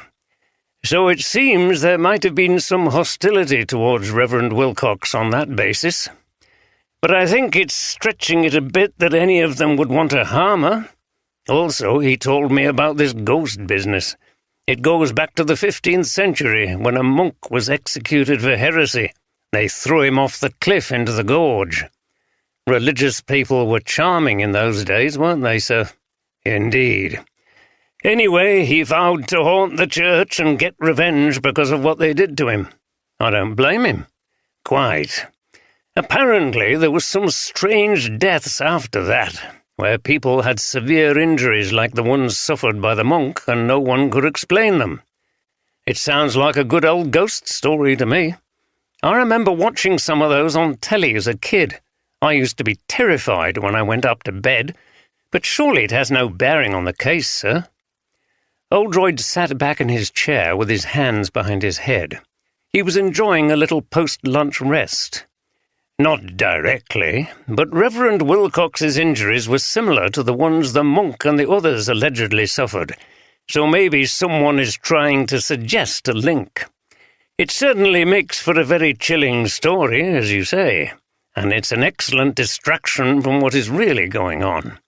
And as we still don't know what is really going on, you could say that all we have, as yet, is a phantom."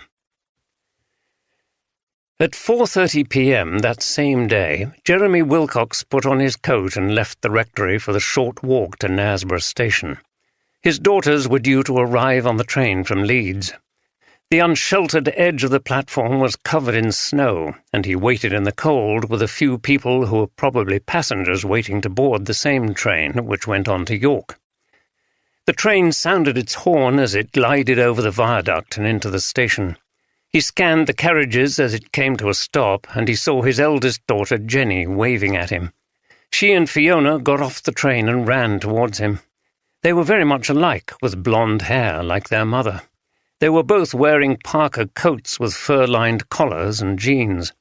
Jenny had prepared for the weather by wearing her Doc Marten boots. Fiona was regretting wearing her running shoes. There was not much of an age gap, and they could have been twins. Both clung to him and started to cry. "Oh, Dad," said Fiona between sobs. He put an arm round the shoulders of each of the girls, fighting back his own tears. "I know," he said. "Let's get back. It's cold. Can you manage your bags? Be careful, it's slippery." He carried the case that contained Jenny's flute as they walked almost in silence back to the rectory. What they were enduring was almost beyond words. Entering the rectory brought a renewed assault of grief. The three of them had another group hug in the hall. The daughters felt the absence of their mother from the family home keenly. The house was full of things that Claire had collected over the years: a watercolour from France which covered a damp patch on the wall, items of furniture acquired in junk shops, small pieces of ceramics bought from local artists whom she liked to support. Everything reflected her eclectic tastes and her concern for recycling and the environment and climate change. Wilcox sat down on the sofa, which was covered with the colourful quilt Claire had made when they were first married. "I'll make a drink," said Jenny. She'd always been the more practical of the two. She went off into the kitchen. Fiona sat on the sofa next to her father. She held his hand for a while and then said, "I can't imagine what it's been like for you, Dad." He shook his head and seemed momentarily incapable of speech. "What happened? How did you find out?" Wilcox winced at the painful memory. "I got back from the surgery and she wasn't here. I was just starting to wonder where she was when Donald Averson arrived and told me what had happened. I think I've been in shock ever since." "Of course you have." "I had the bishop and the archdeacon round this morning offering support, which was nice. And Robin's been brilliant. He stayed all morning, and it was great to have someone here. The worst is when I'm by myself. Everything in the house reminds me of her. I couldn't sleep at all last night. The bed was empty." He was on the verge of tears again. Jenny came in with a tray containing tea things. She poured out 3 cups and sat down next to Fiona. "What have the police said to you? Who on earth could have done it?" she asked. "I don't think they've any idea. It was probably some random maniac who strayed into the church." What happened to Mum?" asked Fiona with some difficulty. Wilcox took in a deep breath. "She was hit over the head very hard." Fiona put her hands to her mouth. "It was brutal and nasty, but I don't think she would have felt much, if anything. She would have lost consciousness from the moment whatever it was hit her." "Oh, Mum!" cried Fiona. "And she was in the church?" asked Jenny, who was shaking a little. "Yes, which is strange, and why I think it must have been an interloper. The police, of course, are probing around trying to find people who had a motive for harming her." "Mum?" said Fiona. "Who would want to hurt Mum? She was lovely." She put her hands to her face and started to cry again. "I don't know," said Wilcox. "Don't worry, Dad. We're here now and we'll help you. We'll all get through it together," said Jenny as she put her arm round Fiona. "Thank you," said Wilcox. He was pleased that his daughters were home, but still uneasy about things that they didn't know. It was impossible to tell them now. Andy accompanied Oldroyd on his visit to interview Olive Bryson. The church treasurer lived not far from the church, in a terraced house on a steep lane down to the river. The weather seemed even colder as the detectives approached the house, and the sky was very dark. "We're definitely going to get more snow," observed Oldroyd, frowning up at the black clouds moving slowly and threateningly in from the north. "We'd better call it a day after this and get home, or we might get snowed in." "I think you're right, sir," replied Andy as he knocked on the door. It was opened by a tall, arty-looking woman wearing skinny jeans and a slouchy cashmere jumper. She had large gold hoop earrings. It was very far from the look that Andy had been expecting in a church treasurer. She was clearly puzzled but rather pleased by the appearance of two men at her door, and they showed her their ID. "Olive Bryson?" "Yes." "DCI Oldroyd and Sergeant Carter. We're investigating the murder of the Reverend Wilcox, and we'd like to ask you some questions." "I see. You'd better come in." She gave them both a big smile.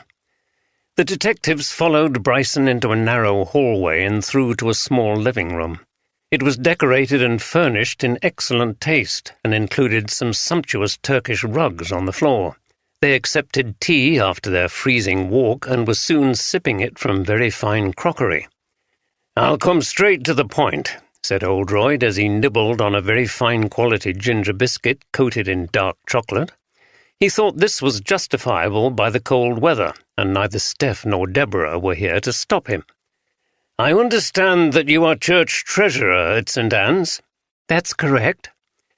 "It has been brought to our attention that there have recently been some irregularities in the accounts you have presented, and that the Reverend Wilcox was aware of this." Bryson was sitting languorously in a Victorian spoon-backed chair with her long legs crossed. She smiled charmingly at Oldroyd and then even more broadly at Andy, appreciating his blonde hair and handsome features. "Well, Chief Inspector," she said, turning her attention back to Oldroyd, "you don't hang around, do you?" She paused, and her expression turned sour before she continued. "I don't expect you to tell me who's given you this information, but I can guess it was either Donald Avison or Maisie Baxter, or even both. And no doubt they told you it was their duty to come forward and imply that I might have bumped off the Reverend Wilcox because she was about to reveal my indiscretions with church funds." Oldroyd had to smile at her perspicacity and frankness. "In my experience, churches are full of pious busybodies like that, and they don't make anyone feel welcome who doesn't conform to their idea of what a churchgoer should be like. I'm too arty, you see. I'm also divorced, and sometimes I smoke outside the church. And," she continued in a whisper, "I enjoy the company of men." "It doesn't sound as if you fit in there very well, but you still attend." "Yes, why not? I have my own style of faith. There are one or two of us who are seen as the rebels, a bit strange, you know, and we don't volunteer for the flower rota, things like that. But the church is for us, too." "Is it true that you've taken money from the church funds?" asked Oldroyd, abruptly returning to the matter at hand. "Oh, Chief Inspector," she replied with mock surprise, "that's an invitation to incriminate myself. Of course, the answer is no, but I might have borrowed some." "I see. And why was that?" "I run a small fabric and design shop in the town. In the autumn, it was going through a difficult time financially, so it was tempting to use some money to tide me over, if you see what I mean, and then pay it back later." "To do that, you would have had permission from the church." "It was naughty not to get that, I know, Chief Inspector, But sometimes I can be very naughty." She gave Oldroyd an unexpectedly alluring look. "Anyway," he continued, looking away, "we're not interested in pursuing this at the moment. There's not been an approach to the police, and no one has been formally accused of anything. But can I confirm that Reverend Wilcox knew about this, how shall I put it, unauthorized temporary loan?" Bryson laughed. "Very delicately put, Chief Inspector. It's public knowledge that at the last parochial church council meeting, Reverend Wilcox stated that she was going to meet with me and go through things." "And did she?" "Yes, and we agreed a timetable for me to pay the money back. She was a very compassionate person. It wasn't a large amount, and I'd always intended to repay before long, but I was very grateful to her. Of course, I apologized for what I'd done, and she accepted that. I thought the church was all about forgiveness. You wouldn't know it from the attitudes of some people." "So it was all settled amicably?" "Yes. And anyway, why would I murder Claire, who was doing a wonderful job as a woman in that role, for some paltry amount of money? It's a monstrous idea." "Unless she was going to report you to the police. That might have ruined you." For the first time, Oldroyd thought he saw a flicker of alarm pass over her face. "She never threatened to do that, Chief Inspector, as I said." "Where were you yesterday afternoon between about 3 and 5 o'clock?" asked Andy. "I tend to close the shop about 4 in winter, especially when the weather is bad. So at that time I would have been walking back here. It takes about 15 minutes.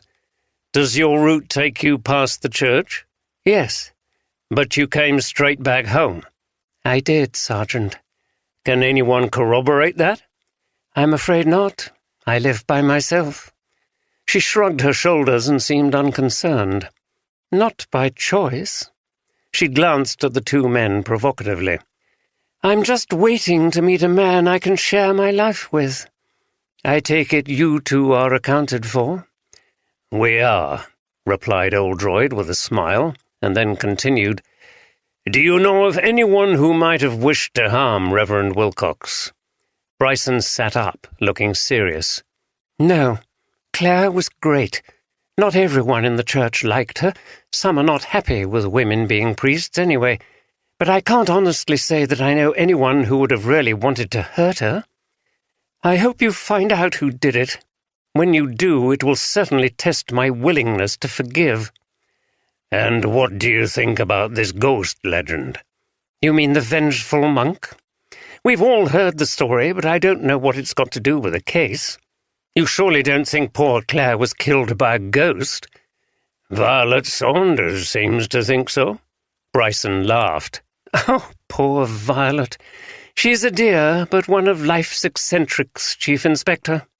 Shortly after, Oldroyd and Andy got up to leave. It was nearly 6 o'clock. Bryson followed them into the hall and opened the door to reveal a snowstorm. Thick white flakes were coming down so heavily that it was a whiteout. The houses across the narrow street could barely be seen. A bitter north wind was whirling the snow, and drifts were already forming up against walls. "Oh, dear!" exclaimed Bryson. "You're both welcome to stay the night here," she added, laughing and raising her eyebrows. "That's a very generous offer, but we'll have to get back to the church even if we can't get any further," replied Oldroyd, and the two detectives set off back up the lane, their feet plodding through the snow. "Well, sir," laughed Andy, "we could have both been in there." "I know. Goodness knows what would have happened if we'd stayed. She's certainly not what you think of as the typical churchgoer. If she was, I might start going myself," said Andy, laughing again. "Well, I hope Steph doesn't hear you say that," replied Oldroyd with a chuckle. About halfway up the lane, Oldroyd stopped and looked around. "It's beautiful, isn't it?" he said with a voice full of awe. "Listen, there's all this snow coming down, and yet it's nearly silent. Just a light pattering noise if you listen hard, and all the noises in the distance are muffled. You can't hear the road or anything. Tomorrow there'll be a wonderful world of white." "Marvellous, sir," replied Andy, who was freezing and keen to get back inside as soon as possible.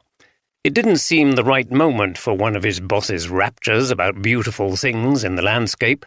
They weren't wearing boots, and they had to struggle through deep snow and at times almost wade through drifts.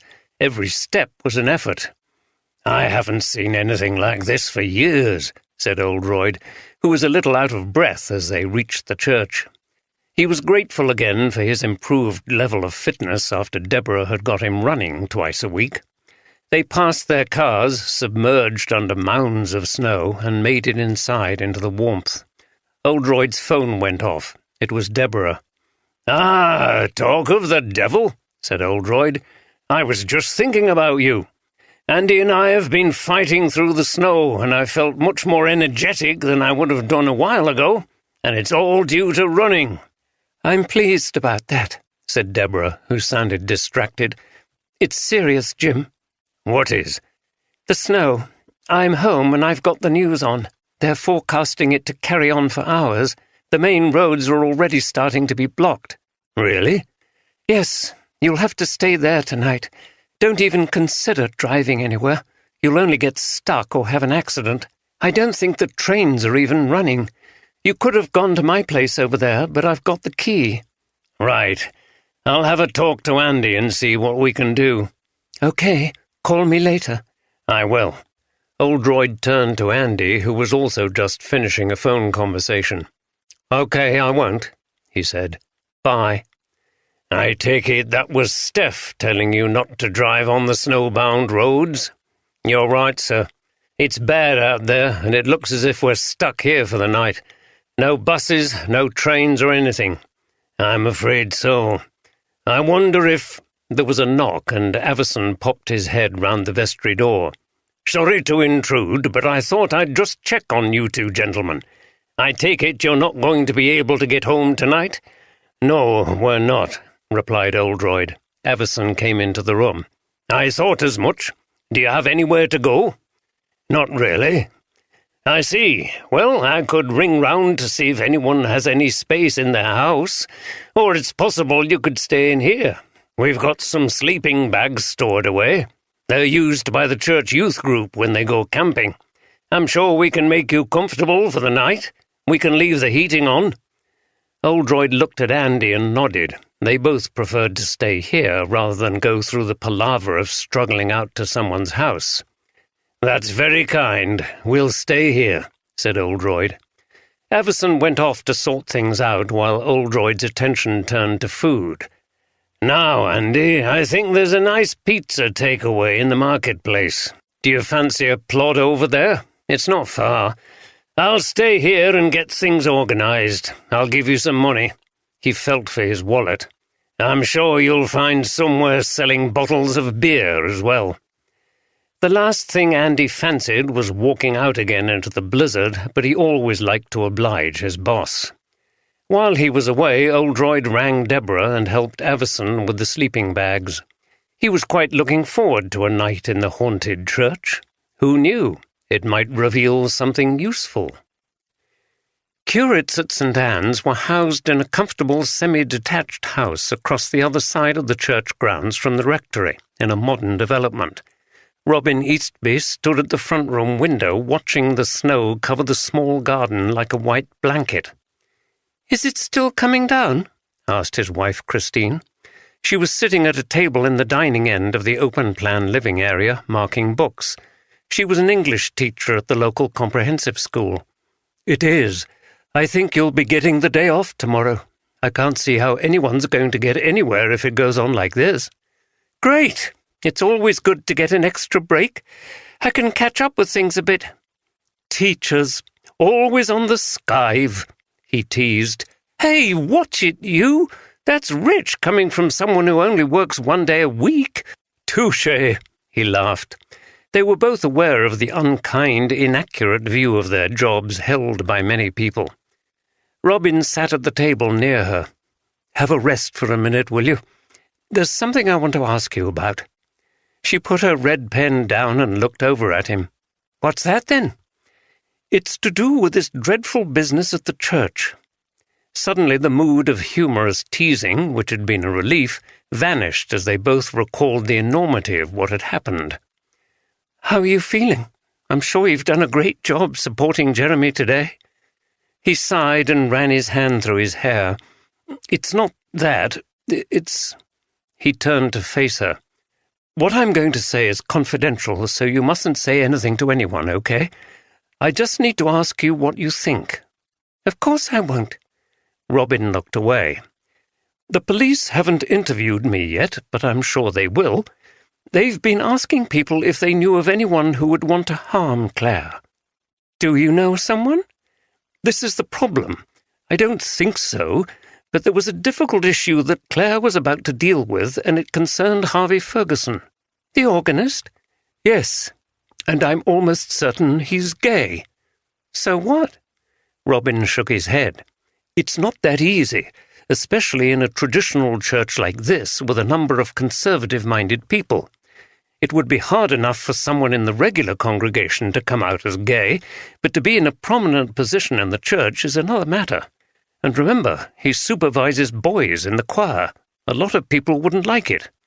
"It's the kind of thing that makes me glad I was brought up a Quaker. We're famous for our tolerance." "Yes. Anyway, there was some rumblings about this in the church. If you're a single man past a certain age, people get suspicious. And then, apparently, someone saw him with a man in a gay bar in Leeds." "What was this person doing there?" "Exactly. Reeks of hypocrisy, doesn't it?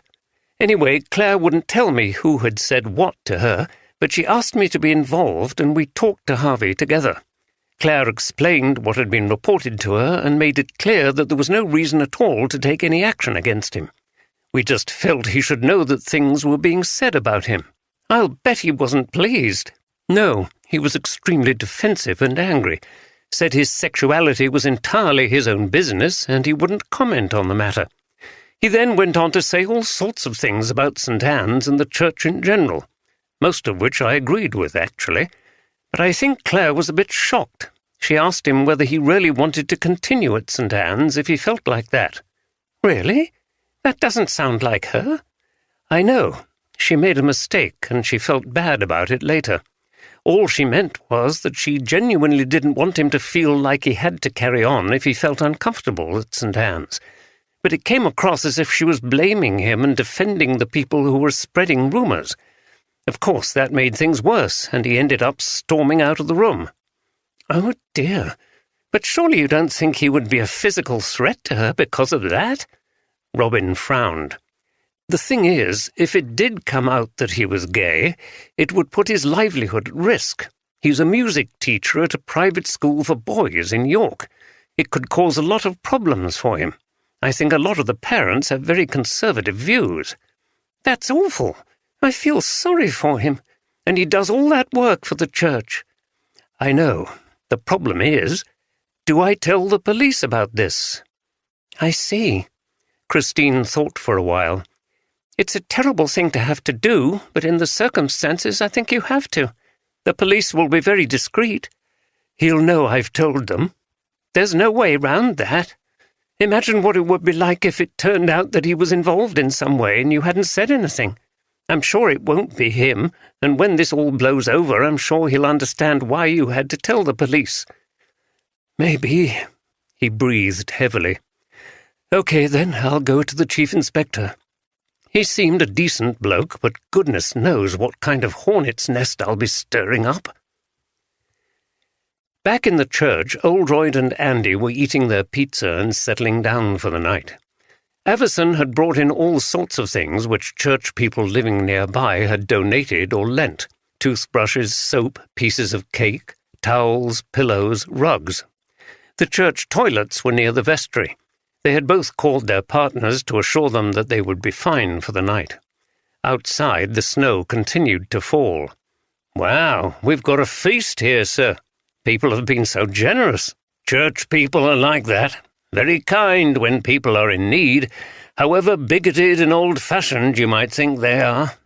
My sister's always set me a wonderful example of thoughtful behaviour." Andy laughed. "Well, I can't disagree with you, sir, on this evidence." He finished a slice of pizza and swigged from a bottle of beer before continuing. "But we haven't had time to talk about that woman, Olive Bryson. What did you make of her?"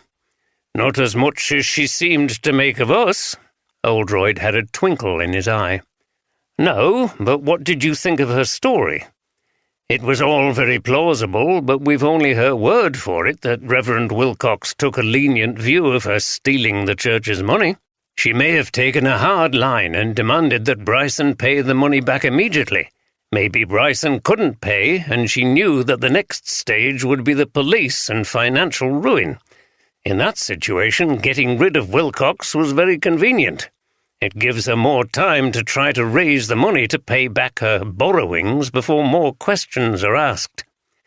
Also, we don't know exactly how much was involved, do we? She called the sum paltry, but maybe it was quite a lot." "Correct, so I'm not prepared to rule her out at this stage. I think we—" Oldroyd stopped, put his beer down, got up and went to the door. "What was that?" "Sir?" "I heard a noise. Someone's in the church." Outside the vestry it was very dim. There was just one light on back at the entrance. He'd seen Everson flick switches on the wall near the vestry, and he groped around, found the panel, and flicked a switch. A light came on, illuminating a figure in the aisle. Oldroyd was momentarily startled before he saw that it was Violet Saunders. She was dressed in Wellington boots and an old duffel coat. She was kneeling on the floor and putting something down on the cold stone. She screwed her squinting eyes up at the light, got to her feet, and looked towards Oldroyd. Andy was peering over his shoulder.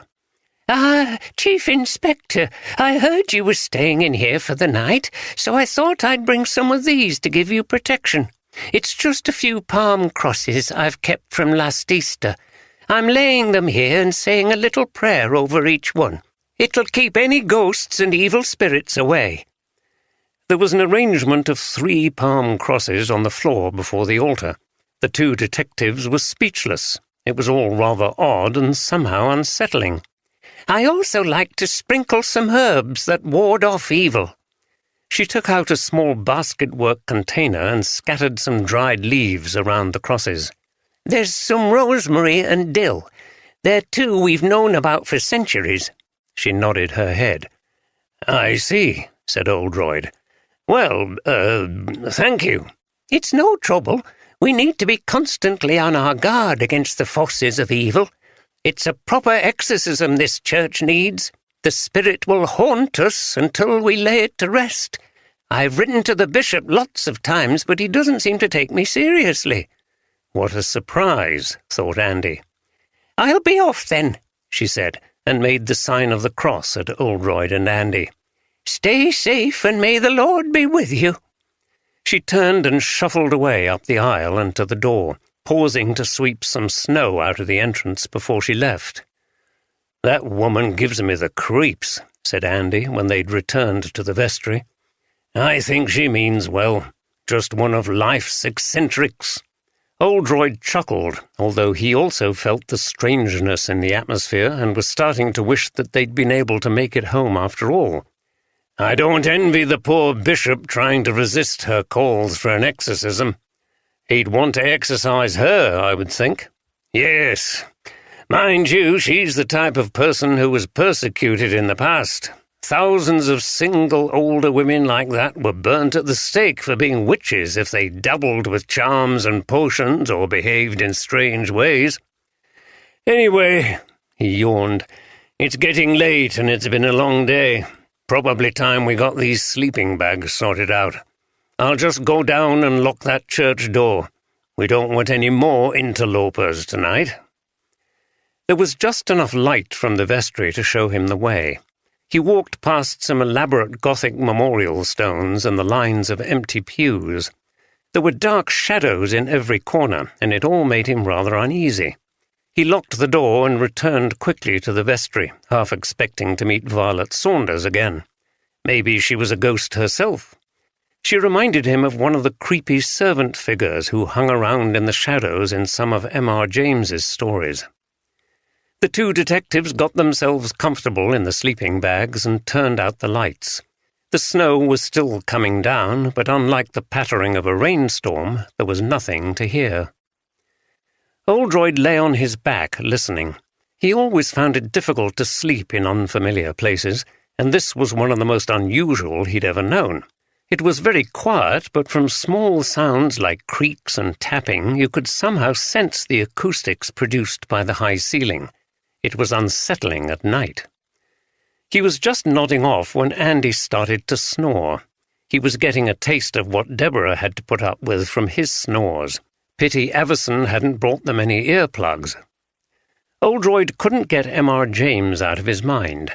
It was the perfect setting for one of his stories, like the terrifying The Stalls of Barchester Cathedral, in which a guilty archdeacon was haunted after touching some grotesque wooden carvings with particularly gruesome origins.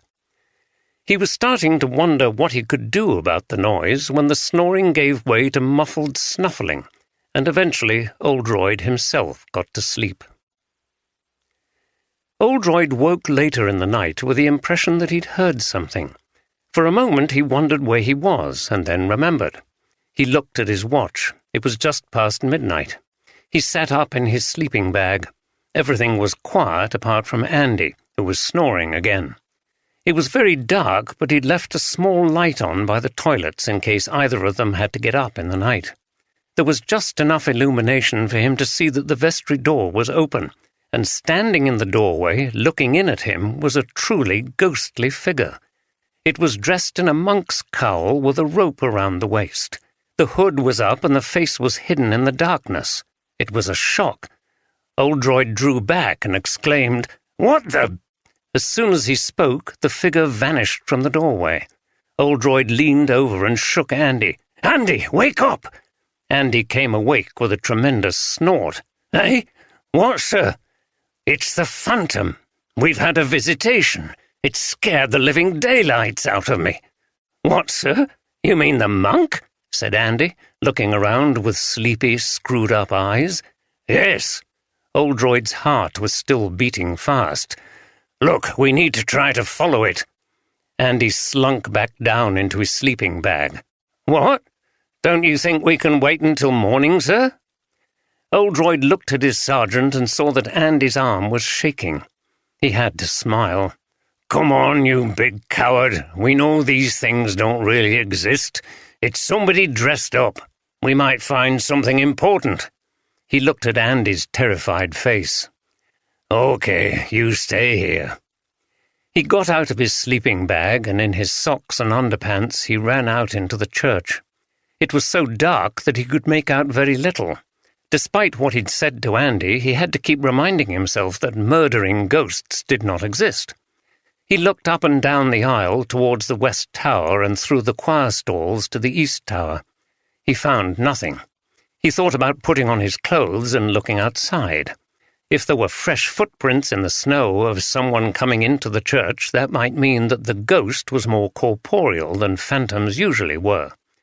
A glance through the window showed him that there was no point. Snow was still coming down, and any footprints would be quickly obliterated. It was very chilly out in the church, and he went back into the warmer vestry. "Did you see anything, sir?" asked Andy, who was still cowering in his sleeping bag. "Not out there, but there was definitely the figure of a monk in that doorway. It looked solid enough to me. I certainly couldn't see through it, but it seems to have disappeared into thin air, as they say. It seems that this monk may be significant in the case after all," said Oldroyd as he got back into his sleeping bag, "but I'm not yet sure why." He turned to Andy and chuckled. "Wait till they find out at Harrogate HQ that Andy Carter, the big bald sergeant, is afraid of ghosts. Oh, don't do that to me, sir. It's a weakness of mine. I don't like watching horror films and stuff like that. It freaks me out. Maybe I saw a ghost when I was a kid, but I can't remember it." "Never mind. Your secret is safe with me," replied Oldroyd, and he settled back down to go to sleep. 3. "I suppose," he said as they walked towards the altar steps together, "that you're too much used to going about here at night to feel nervous, But you must get a start every now and then, don't you, when a book falls down or a door swings to? From an episode of Cathedral History, M.R. James, 1914. Oldroyd slept surprisingly well for the rest of the night, waking to the noise of the electric kettle. Andy was already up, dressed and making tea. Oldroyd sat up, yawned and rubbed his eyes. "Morning, sir," said Andy, who had recovered from his night fears. "It looks like a nice day. Too bright for ghosts, I'm pleased to say. But wow, is there plenty of snow. I don't know whether I've ever seen as much." "Well, you wouldn't, would you, being brought up down there in the soft south?" jested Oldroyd. "Morning to you, too. Sorry about last night, sir. I really freaked out." "Not to worry. It was definitely a person. I wasn't dreaming. It was real enough, though I don't believe it was a spirit. I think we need to find out who knew we were in here last night. You think someone came in deliberately to scare us? Perhaps, but also to confuse us and distract us with spooky goings-on from what's really happening in this case. I think I'll go and take a quick look at the snow." He went out of the vestry and into the church, which was now flooded with light. He looked out of one of the medieval windows and saw a blue sky and deep snow covering everything. It was very refreshing after the claustrophobic darkness of the night time.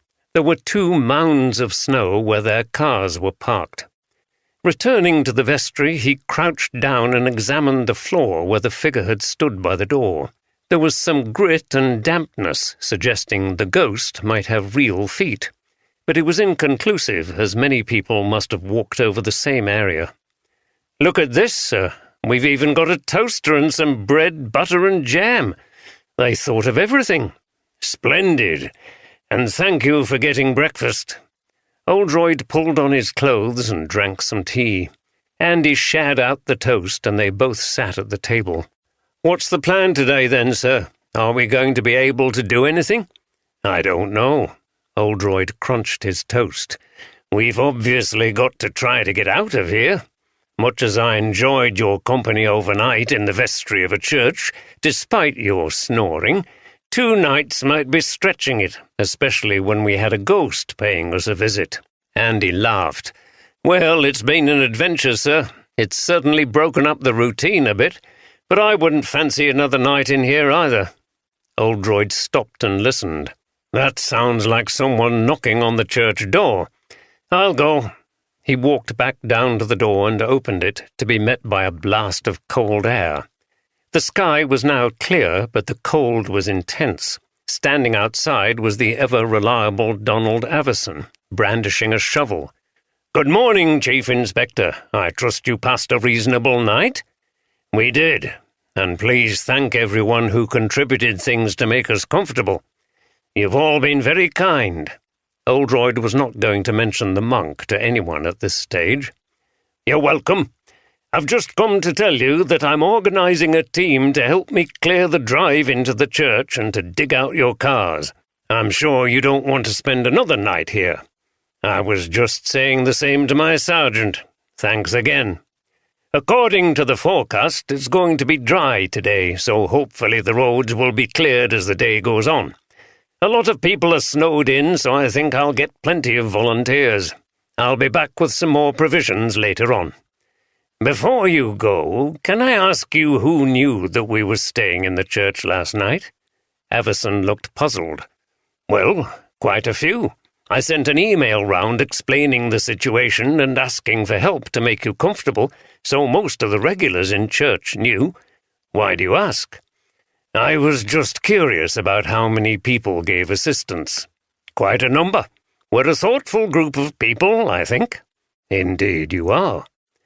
Oldroyd thanked him again, and Avison went off, trudging determinedly through the snow.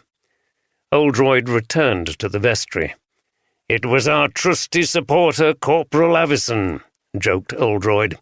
"He's going to arrange for the snow to be cleared out there, so we should be able to get home tonight. I asked him who knew we were here last night, but quite a lot of church people were informed, so it wasn't particularly helpful." except that whoever is playing this game with the monk's costume must have a church connection. Good thinking, Andy. That should rule out a random killer. Not that I ever thought that this murder was random. The killer and the monk could be two separate people, even accomplices, but I think it's unlikely. No, Claire Wilcox was killed by someone she knew, and it's likely that that person was a member of this church. Now, let's sit down and work out what we can do today. One good thing is that the weather will delay the reporters getting out here, so I won't have to hold a press conference yet. I ought to report back to DCS Walker. He was on a management training day yesterday with Matthew Watkins at some hotel near Wetherby, and presumably he's hauled up there now. He won't be pleased. Oldroyd got on well with his boss, Superintendent Tom Walker. The superintendent was in his 60s and had spent most of his career as a detective out in the field. He wasn't really happy in a senior management role. He shared Oldroyd's love of Yorkshire and had similar views on policing. Walker also hated the youngish, fast-tracked Chief Constable of West Riding Police, Matthew Watkins, decrying him as a man who espoused managerialism and business culture in all its jargon-ridden excesses. We'll also have another look around the church and see if we can find any clues as to how the murder was committed. We'd better call our partners now and tell them we're okay after a night in a haunted church. He winked at Andy and took out his phone to call Deborah. "You're right there, sir," replied Andy with a smile. He'd been texting Steph since he got up, but knew his boss fell back on more traditional methods of communication. The snow was causing difficulties all over Yorkshire. In Harrogate, at the Spencer Road surgery, Sylvia Addison, the practice manager, had walked into work to find that staffing levels were much reduced. 2 doctors and 1 practice nurse who lived nearby, like her, were there, but Jeremy Wilcox and another nurse, Julie Harrison, were unable to get to Harrogate. Addison hadn't expected Wilcox to come in anyway in the circumstances, and it was convenient that Harrison was absent too. The day was probably going to be relatively quiet, with people cancelling non-urgent appointments, so she had the opportunity to resolve her dilemma. Addison sat down at her desk and turned the problem over in her mind yet again. The murder of Claire Wilcox had been a shock to everyone at the practice, but especially for her. She felt she had information that she needed to tell the police, but to contact them felt sneaky and disloyal, and what she knew probably had no bearing on Claire Wilcox's death. Nevertheless, she just had to do it. There was no point procrastinating any longer. She picked up her phone and called Harrogate Police Station. "Thank goodness you've called, Jim. It's so good to hear a voice of sanity." Tom Walker sounded genuinely pleased to hear from Oldroyd. "I'm locked up here with a bunch of lunatics. Can't understand a word they're talking about. It's all visioning, reassessing, future-proofing, using the XYZ model or whatever. Watkins is in his element, prancing about, cracking lame jokes like a failed stand-up comic and introducing all these damned charlatans from management consultancy firms who speak in bloody acronyms half the time. We listen to these goons blathering on for a while, then we go into these things called breakout groups. Breakout? I'd like to break out of the whole bloody thing and get back to do some proper work. Then yesterday, just as I thought it was all over and I was ready to drive home, we found we couldn't leave because of the snow, and we had to spend another bloody night here. God knows how much it's all going to cost, and then he'll be slashing our budgets. Anyway, how are you getting on?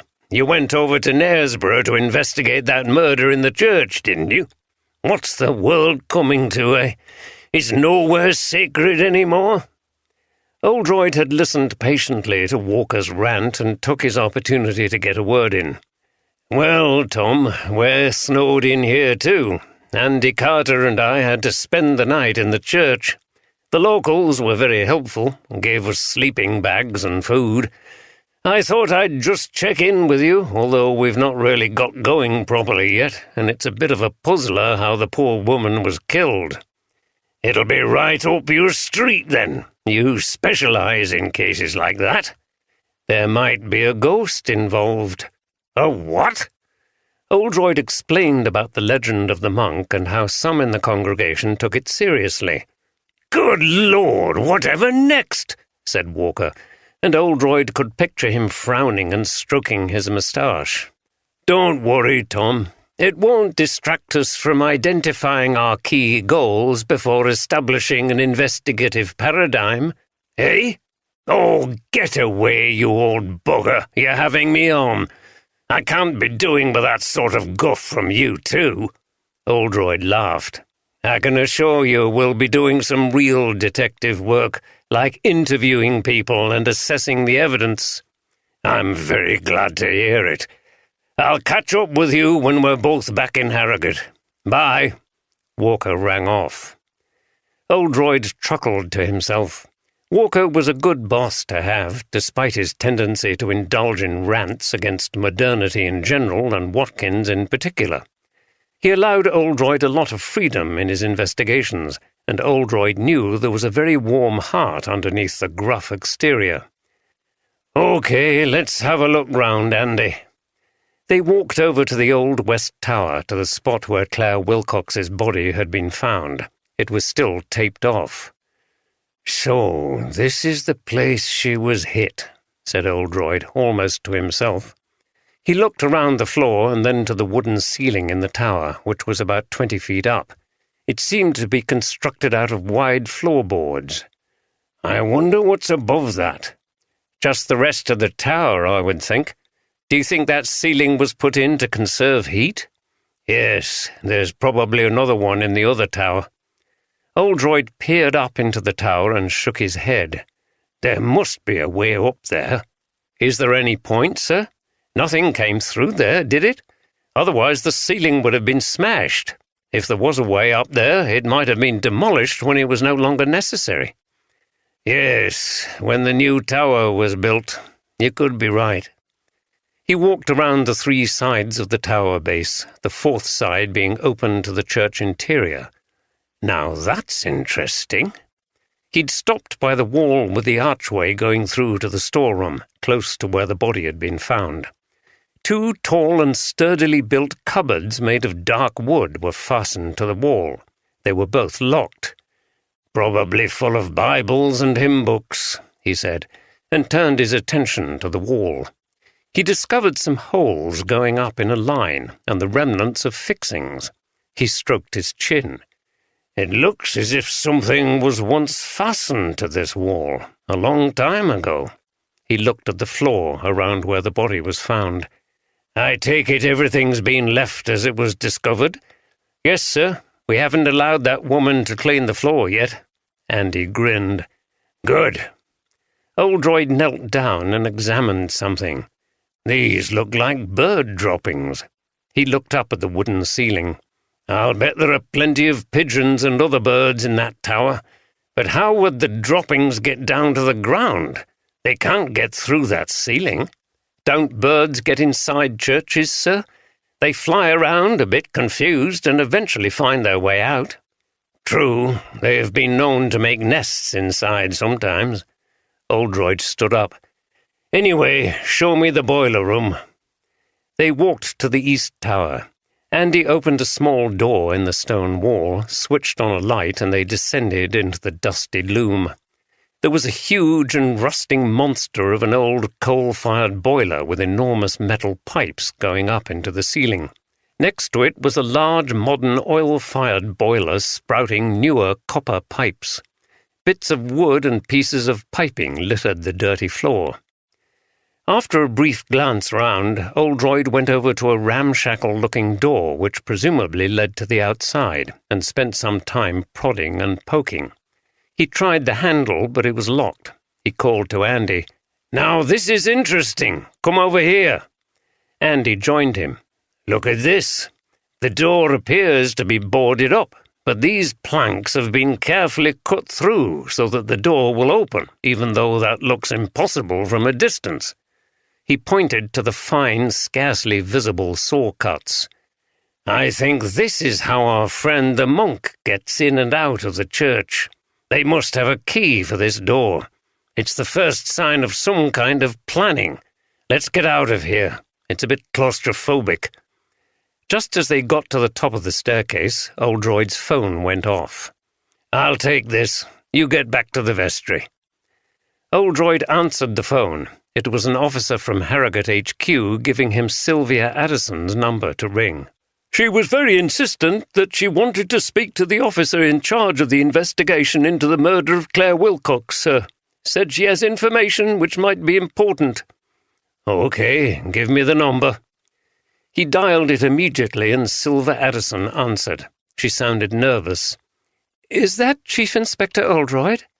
"Yes, what can I do for you?" "Oh, well, there's something I need to tell you. I'm practice manager at the Spencer Road Surgery in Harrogate, which is where Jeremy Wilcox works." "I see." "And I'll just come to the point. He's been having an affair recently with one of the practice nurses. Her name is Julie Harrison." "Do you have any proof of this?" "A number of people here at the practice have seen them together, and they were caught in, shall I say, a compromising manner in a consulting room.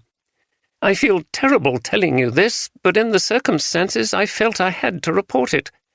"I understand. So, are you suggesting he had a motive to kill his wife?" "Maybe, but I don't believe he did it." "Did he ever express any hostility to his wife?"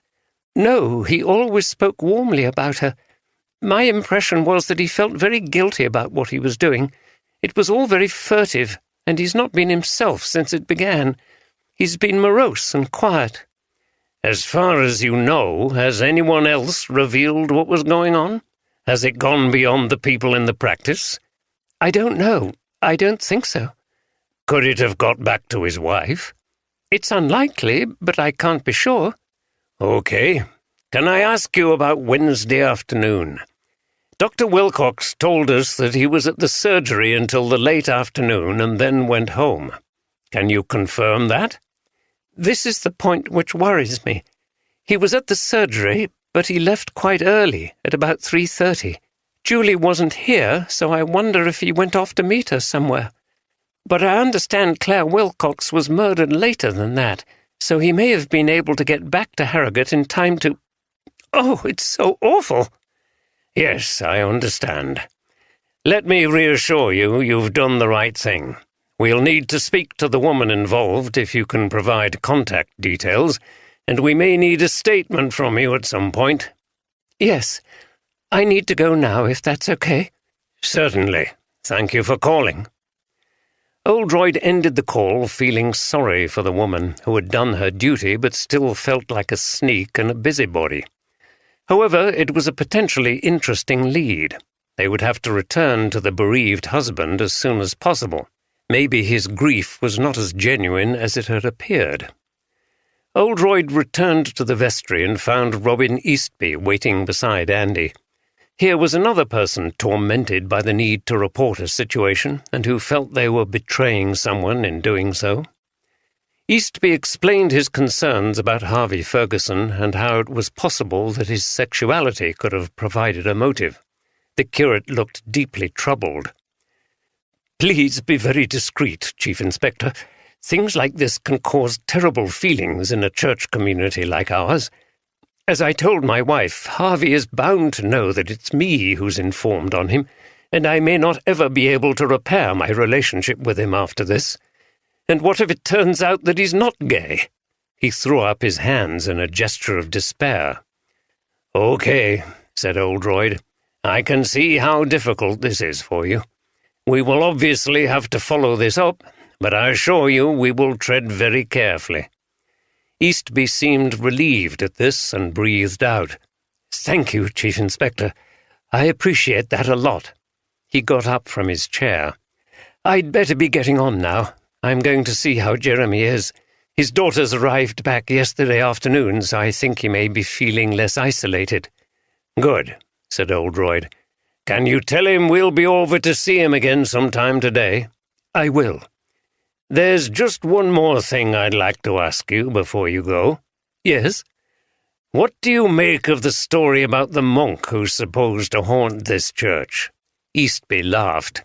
Well, it makes a nice story if you like that kind of thing, but I don't believe in things like that. It's superstition, not faith, the kind of thing they believed in a different era. Mr. Avison was saying the same, but do a lot of the congregation here believe in it? Might some of them think that Reverend Wilcox's death could be due to the monk?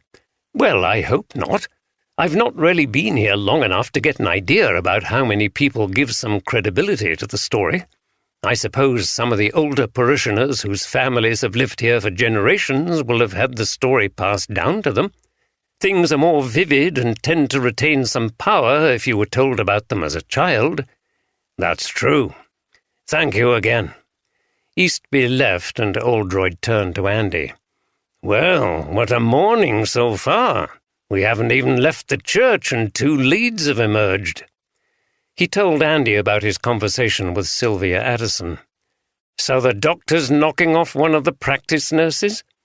Yes, as you so elegantly put it. And he could have wanted his wife out of the way? That's the idea, but let's not jump to conclusions. He had a very narrow opportunity on the day of the murder, and I think, if he's involved, he must have had an accomplice. But that often turns out to be the case, doesn't it, in many of the crimes we've seen? Yes, sir, and at least we've got some real things to work with now and not just a ghost. True, replied Oldroyd with a grin. Alison Oldroyd was still in shock and feeling rather lonely in the vicarage at Kirby Underside. She had become used to living by herself since her husband died, but Clare's death, combined with this deep snow, meant she was unable to get out of the village, and that was having a bad effect on her mood. She'd already fielded a number of phone calls from concerned parishioners asking if she needed anything, so she was not short of provisions. But there was no one in the parish that she felt she could speak to about how she was feeling. She would have driven over to see her brother and Deborah, or into Leeds, where she had old friends, but that wasn't possible in this weather. And the phone was a poor substitute for proper contact. So here she was, marooned in a white sea of snow. Normally she would have enjoyed this snowy landscape, but today it seemed oppressive. She sat in the armchair in her study and looked out of the window at her large, unkempt garden, now covered in snow. It was the same chair she had been in when Clare rang on that fateful afternoon. It had only been 2 days ago, but it seemed far longer. The memory brought tears to her eyes. Not only was it such a personal loss for her, but she'd also had such high hopes for Clare, who she believed would have been an outstanding bishop and another step forward in the ongoing battle for gender equality in the church. She had a mentor's pride in the younger woman, who'd been her curate here in Kirby Underside. She'd taught Clare a lot in that time, and they'd grown close. She sighed. This was a stern test of her faith. She turned over in her mind the dark and difficult questions surrounding the intractable problems of evil, free will, and the God of love. The brutal murder of a woman like Clare seemed so opposite to what God must intend for the world and for the church.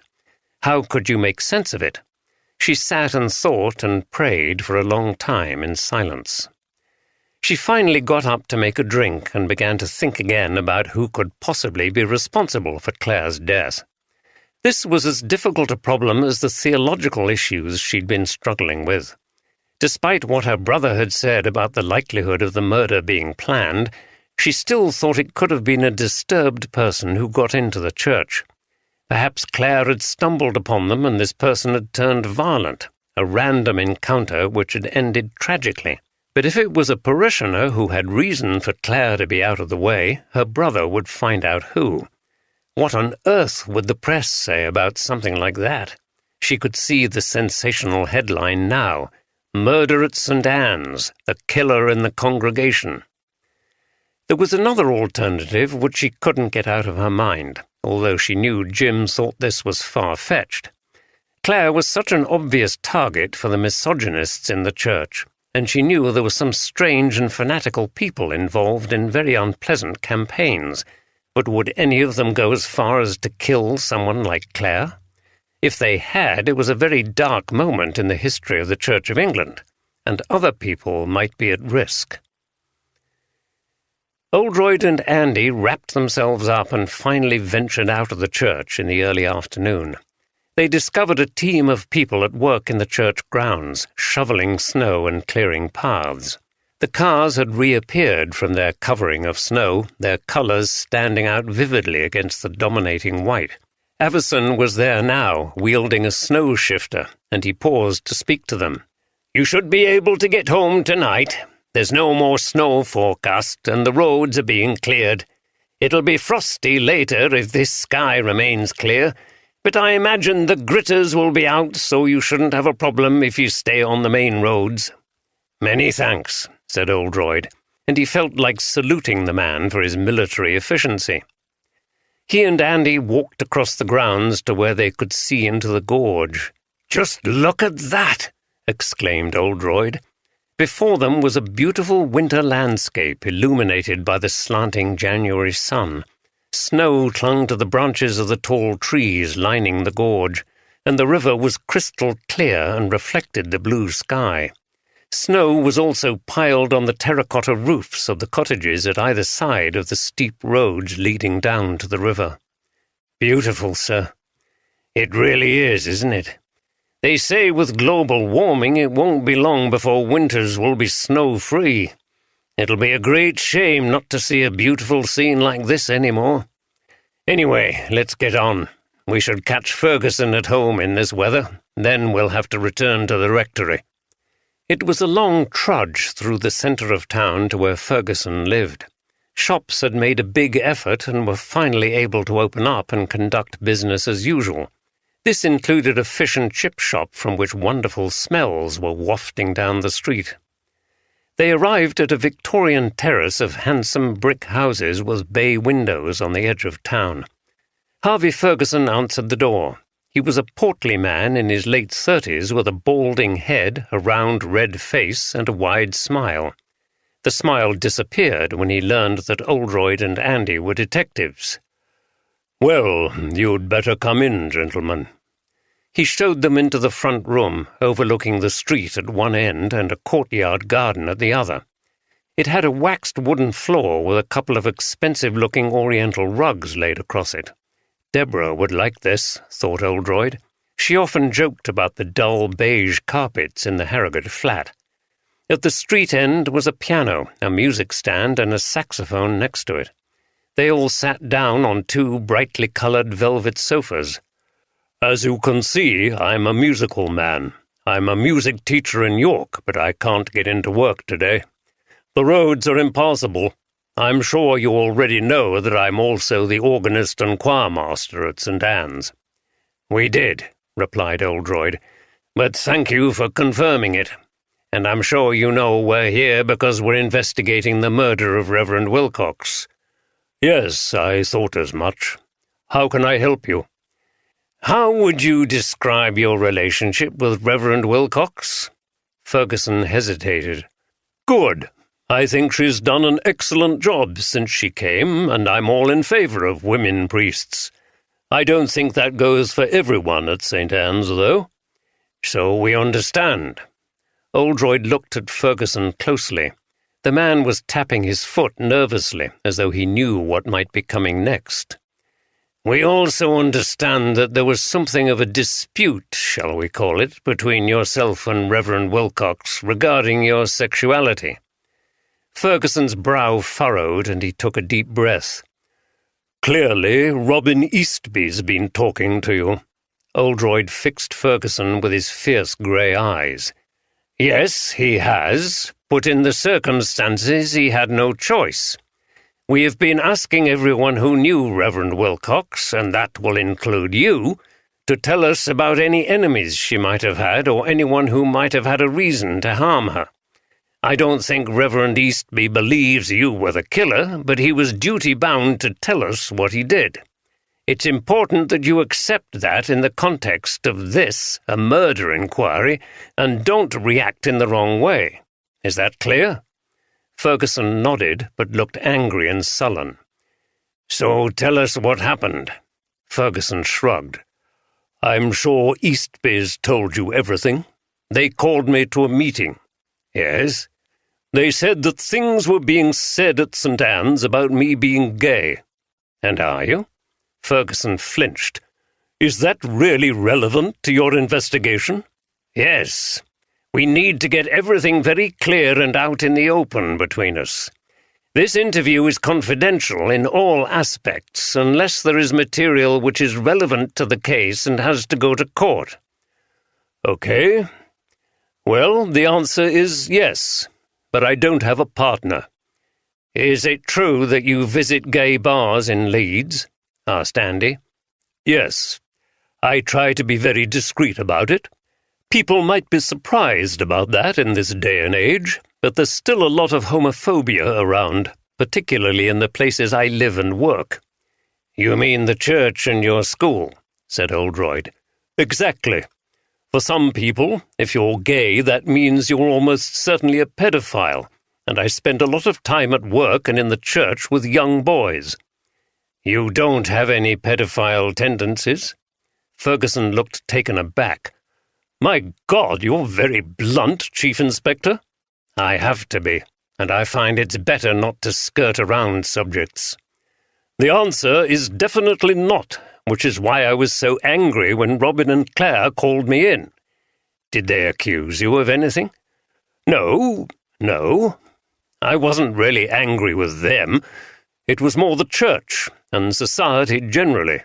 Why can't a man like me do the things I do without being under suspicion? I'm no more likely to abuse boys than a heterosexual man is. But no, we have to listen to the pernicious gossip of bigots and homophobes, those who've never accepted gay people in society and the church. Ferguson's face had gone redder and his tone was angrier.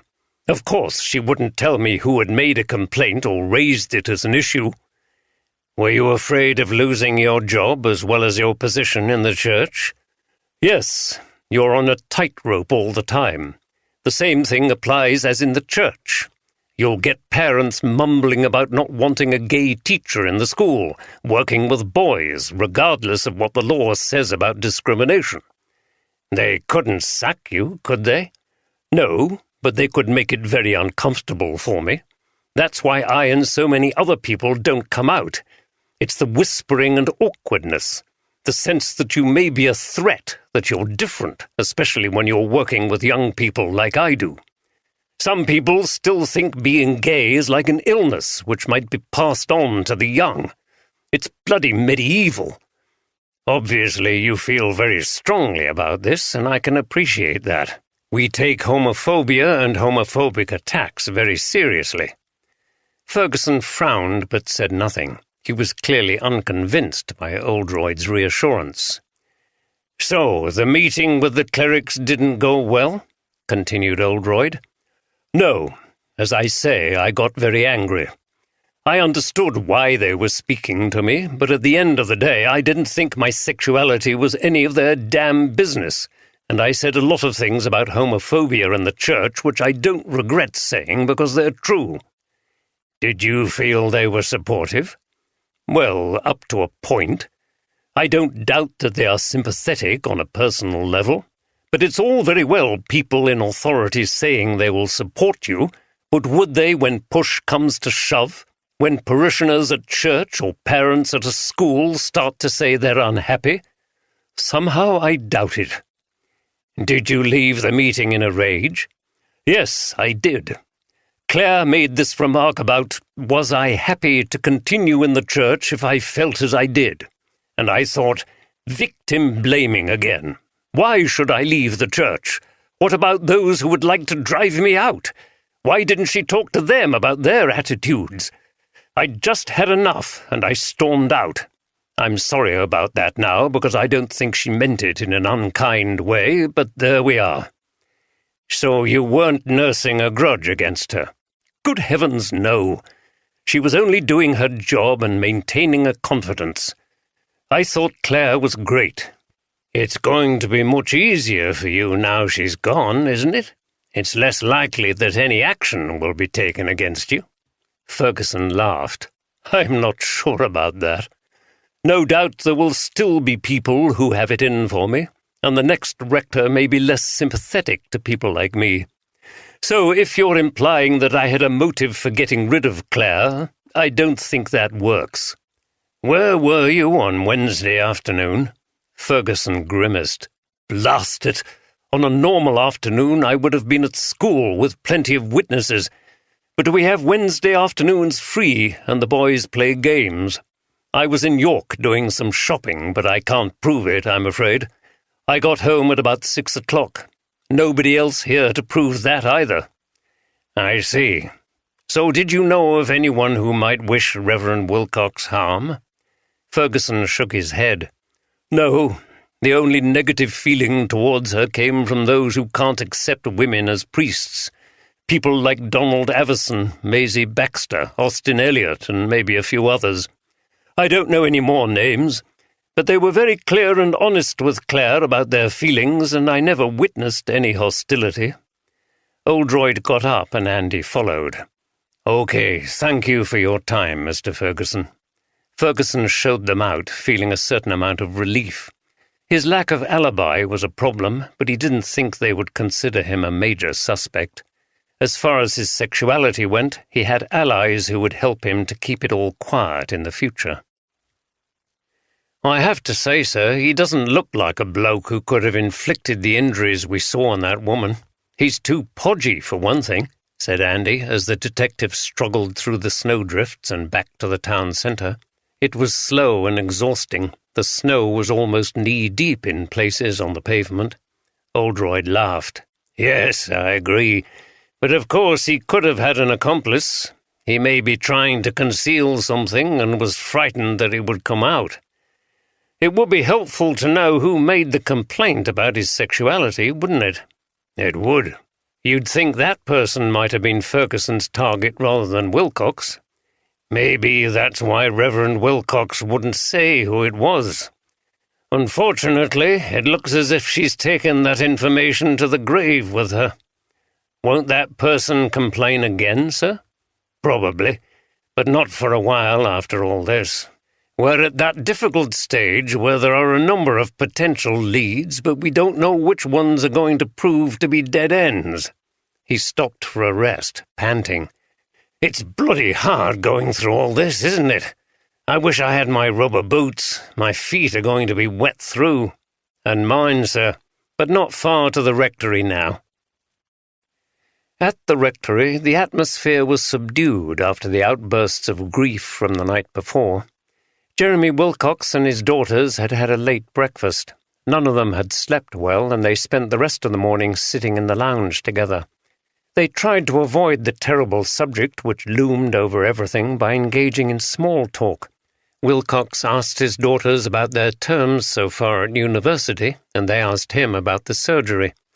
As yet, none of them could face the terrible practical tasks which they knew they would have to complete together. Registering the death, planning the funeral, sorting out all the things belonging to the wife and mother. The doorbell sounded, startling everybody in the tense atmosphere. "I'll go," said Fiona. "I don't want to talk to anyone," said her father, shaking his head. "Just explain, will you? They're very well-meaning, but—" "Of course, Dad." Wilcox heard voices at the door, and then his daughter came back. "It's the police," she said. He was surprised. He hadn't expected the police to return so quickly. "Okay, show them in." The detectives came in. Oldroyd introduced himself and Andy to Fiona and Jenny, but then continued, "I think it's going to be better if we talk to you alone." Wilcox looked uncomfortable. "Oh, but—" "That's okay, Dad," said Jenny, and the two women went out. There was silence for a few moments. Wilcox had a sense of foreboding. In typical fashion, Oldroyd got straight to the point. "We've had a call from Sylvia Addison, your practice manager. She reports that it is well known in the practice that you've been conducting an affair with one of the nurses." Wilcox sighed and looked down. I'm sorry to have to raise this, but I'm sure you can see that this is relevant to our investigation. Is it true?" Wilcox was exhausted. There was no fight in him. "Yes, it is true. Please don't tell my daughters. I want to tell them in my own way and in my own time. But I didn't kill my wife to be with my lover. The affair was nothing as serious as that. I still loved Claire. It was just—" He shook his head. "You were obviously trying to keep it a secret. Is that why you lied to us about your whereabouts on the afternoon of your wife's murder?" Wilcox's voice was weak. "Yes. While my wife was being murdered, I was with Julie at her house while her husband was at work." He started to cry. "How do you think I feel, Chief Inspector? The guilt about what I did is almost as bad as the grief of losing Claire. If I'd come home earlier that day instead of—" He shook his head. "I might have saved her." He put his head in his hands and groaned in agony. "Oh, God!" Oldroyd waited for a moment. "We won't say anything to your daughters at this stage, but you will have to confirm the name and address of your lover so she can support your alibi. How long have you been seeing her?" "About 6 months. Claire's always worked very hard. Being a vicar is very demanding, whatever people think. We hardly had any time together. I felt sidelined. I felt she wasn't interested in me anymore, and Julie is so vivacious. She came on very strong." He stopped and shrugged his shoulders, as if to indicate, "What more can I say?" "Would you say your relationship was strong up to that point?" "If you mean had I other affairs before, the answer is no. This was the only one, and I'm so sorry about it." His face looked anguished. A bit late for that now, thought Oldroyd. But he had some sympathy for the man. His feelings seemed genuine. It had to be truly horrible to be tormented by grief and guilt at the same time.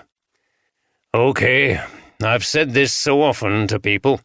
It's best to be straight and honest with the police. We usually find things out in the end, and then all you've done is brought suspicion on yourself." Wilcox nodded. "Yes, I realize that, and I apologize. But I didn't kill Claire."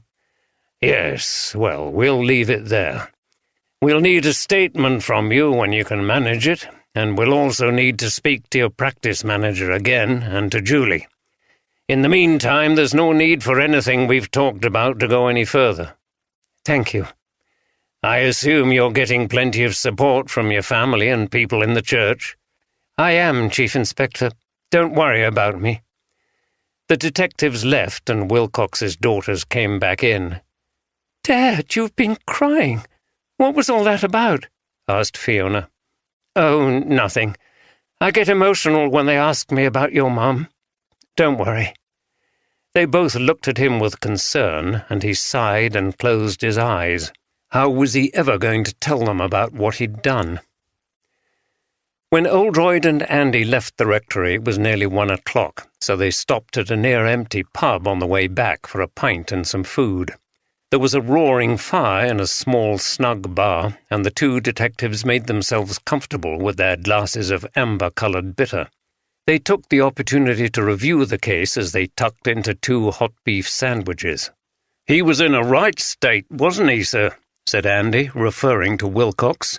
"But cheating on your wife like that, well—" He shook his head and took another bite of his sandwich. "The question is," replied Oldroyd, "do we think he could be the killer?" "It's a common motive, isn't it? Getting rid of the unwanted partner," replied Andy. "But I can't imagine him doing it somehow. If he was involved, he must have had an accomplice." "Who did the dirty work? How often have we seen that?" Oldroyd took a drink and finished his half-pint. He would have dearly loved another, but that was not permissible while on duty and then driving home. "Can you imagine the scandal in the church if it was discovered that the rector's husband was conducting an adulterous affair? Not as bad as the scandal if it came out that he'd murdered his wife, sir." "No, indeed.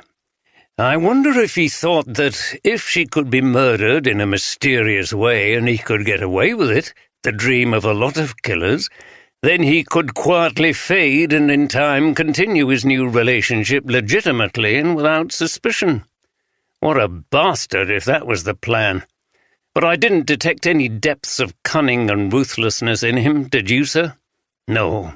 He seems genuinely cut up, or it's a class act. So, in addition to him, the people with motives are Olive Bryson, the treasurer, and Harvey Ferguson, the organist and choirmaster. I've still got to track down this homeless bloke, sir. He might have seen something, even if he wasn't the killer himself. Yes, difficult in this weather. He's probably made his way back to the shelter. Yes, I'll have to go down there again. What do you think about the suspects, then? Andy was used to these testing questions from his boss and appreciated them. Oldroyd was not the kind of superior who just used you to do the donkey work. He expected you to be thinking about the case, and you felt you were being trained. I can't say I'm particularly convinced by any of them at the moment, sir. The motives are real, but are any of them enough to make someone commit murder? Also, we haven't yet solved the problem of how. I think when we know that, we might have a better idea of who it might be. Oldroyd grinned at Andy. It was a sensible and calm assessment. He remembered how gung-ho Andy had sometimes been when he'd first arrived in Yorkshire from the Met. Oldroyd regarded the younger detective and his partner, Steph, as protégés. He was pleased with how they were doing, and they often had very useful insights into things. Good, I agree with you. And the first thing I need to do when I get back is to see if Avison has a key to that old cupboard. My sister thinks the motive could be something to do with resentment about women in the ministry. Really, sir? I knew the church was behind the times, but surely not that bad. No, I tend to agree. If we can't uncover some more motives and some more likely-looking suspects, we'll have to fall back on the random intruder theory. Though how she was murdered is... He shook his head. Anyway, let's get going. This is on me. After Oldroyd paid the bill, they continued their walk back to the church, crossing the marketplace. By the way, sir, who was Blind Jack? Andy pointed at the pub of that name in the corner of the square. He was a local man in the 18th century, one of the first people to build proper roads, despite being blind. Look, that's him. Oldroyd pointed to a bronze statue of a man sitting on a bench and holding a surveyor's wheel. It's amazing what difficulties people can overcome, isn't it? It's a good metaphor for us, actually. We go blind into all these cases and stumble around for a while before we start to see things clearly. You're right, sir. Andy smiled.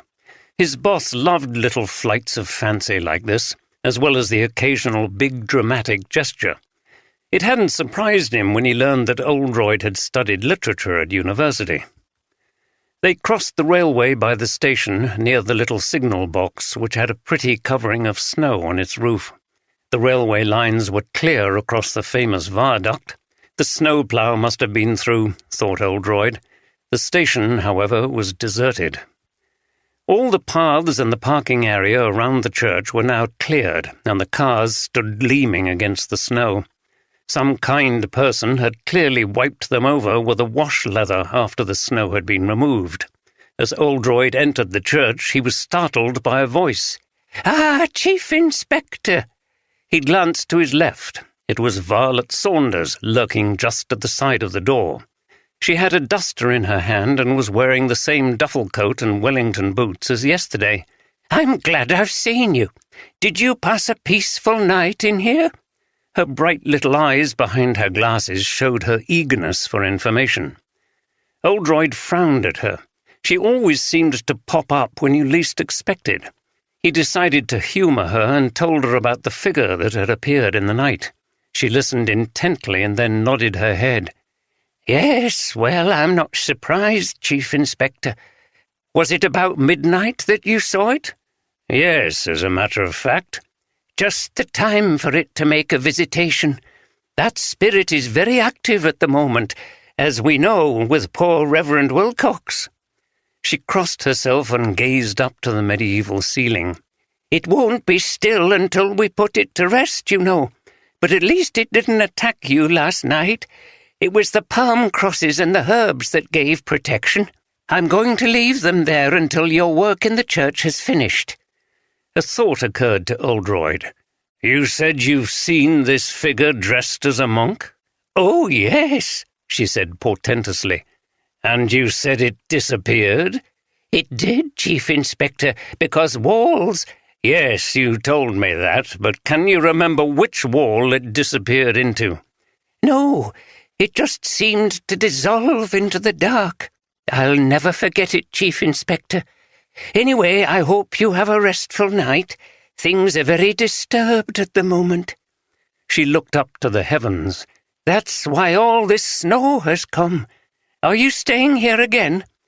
"No, I think we'll make it back home." "I see. Well, you both take care. I'll be around tomorrow as usual." "Thank you," said Oldroyd with a smile.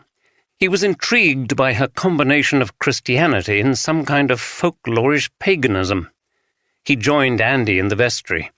"What did she want, sir?" asked Andy as he finished texting Steph.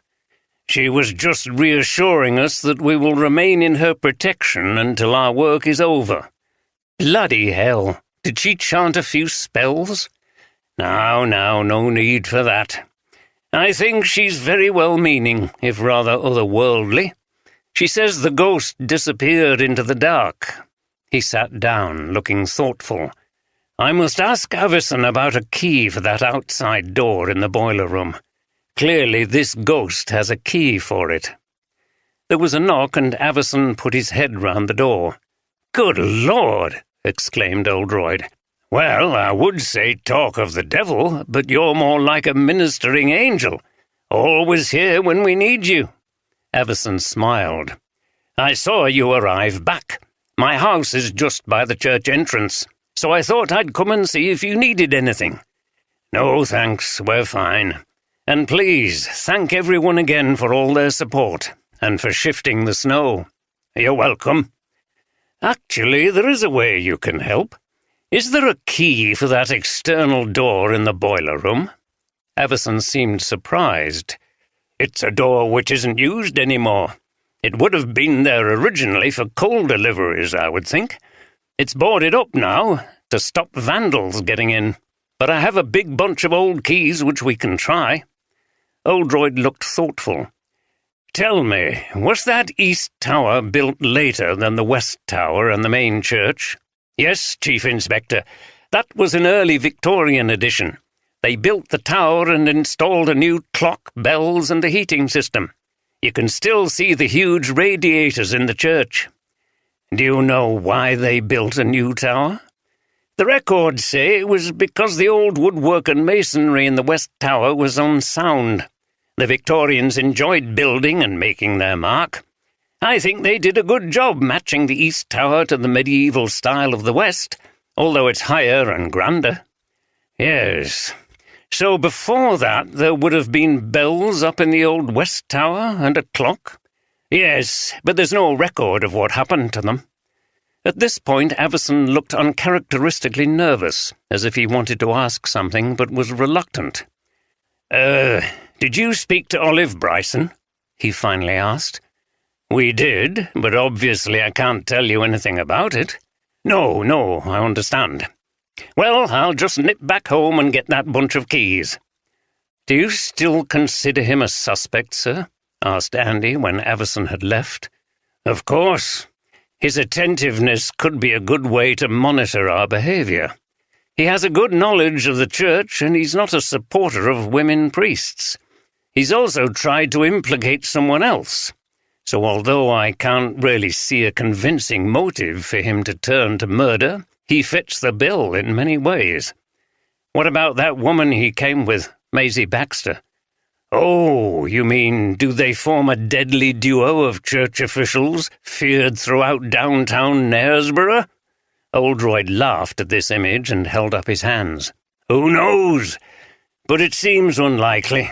This is one of those cases where the suspects are going to have to be dug out patiently, not like that case with the writer in Harrogate.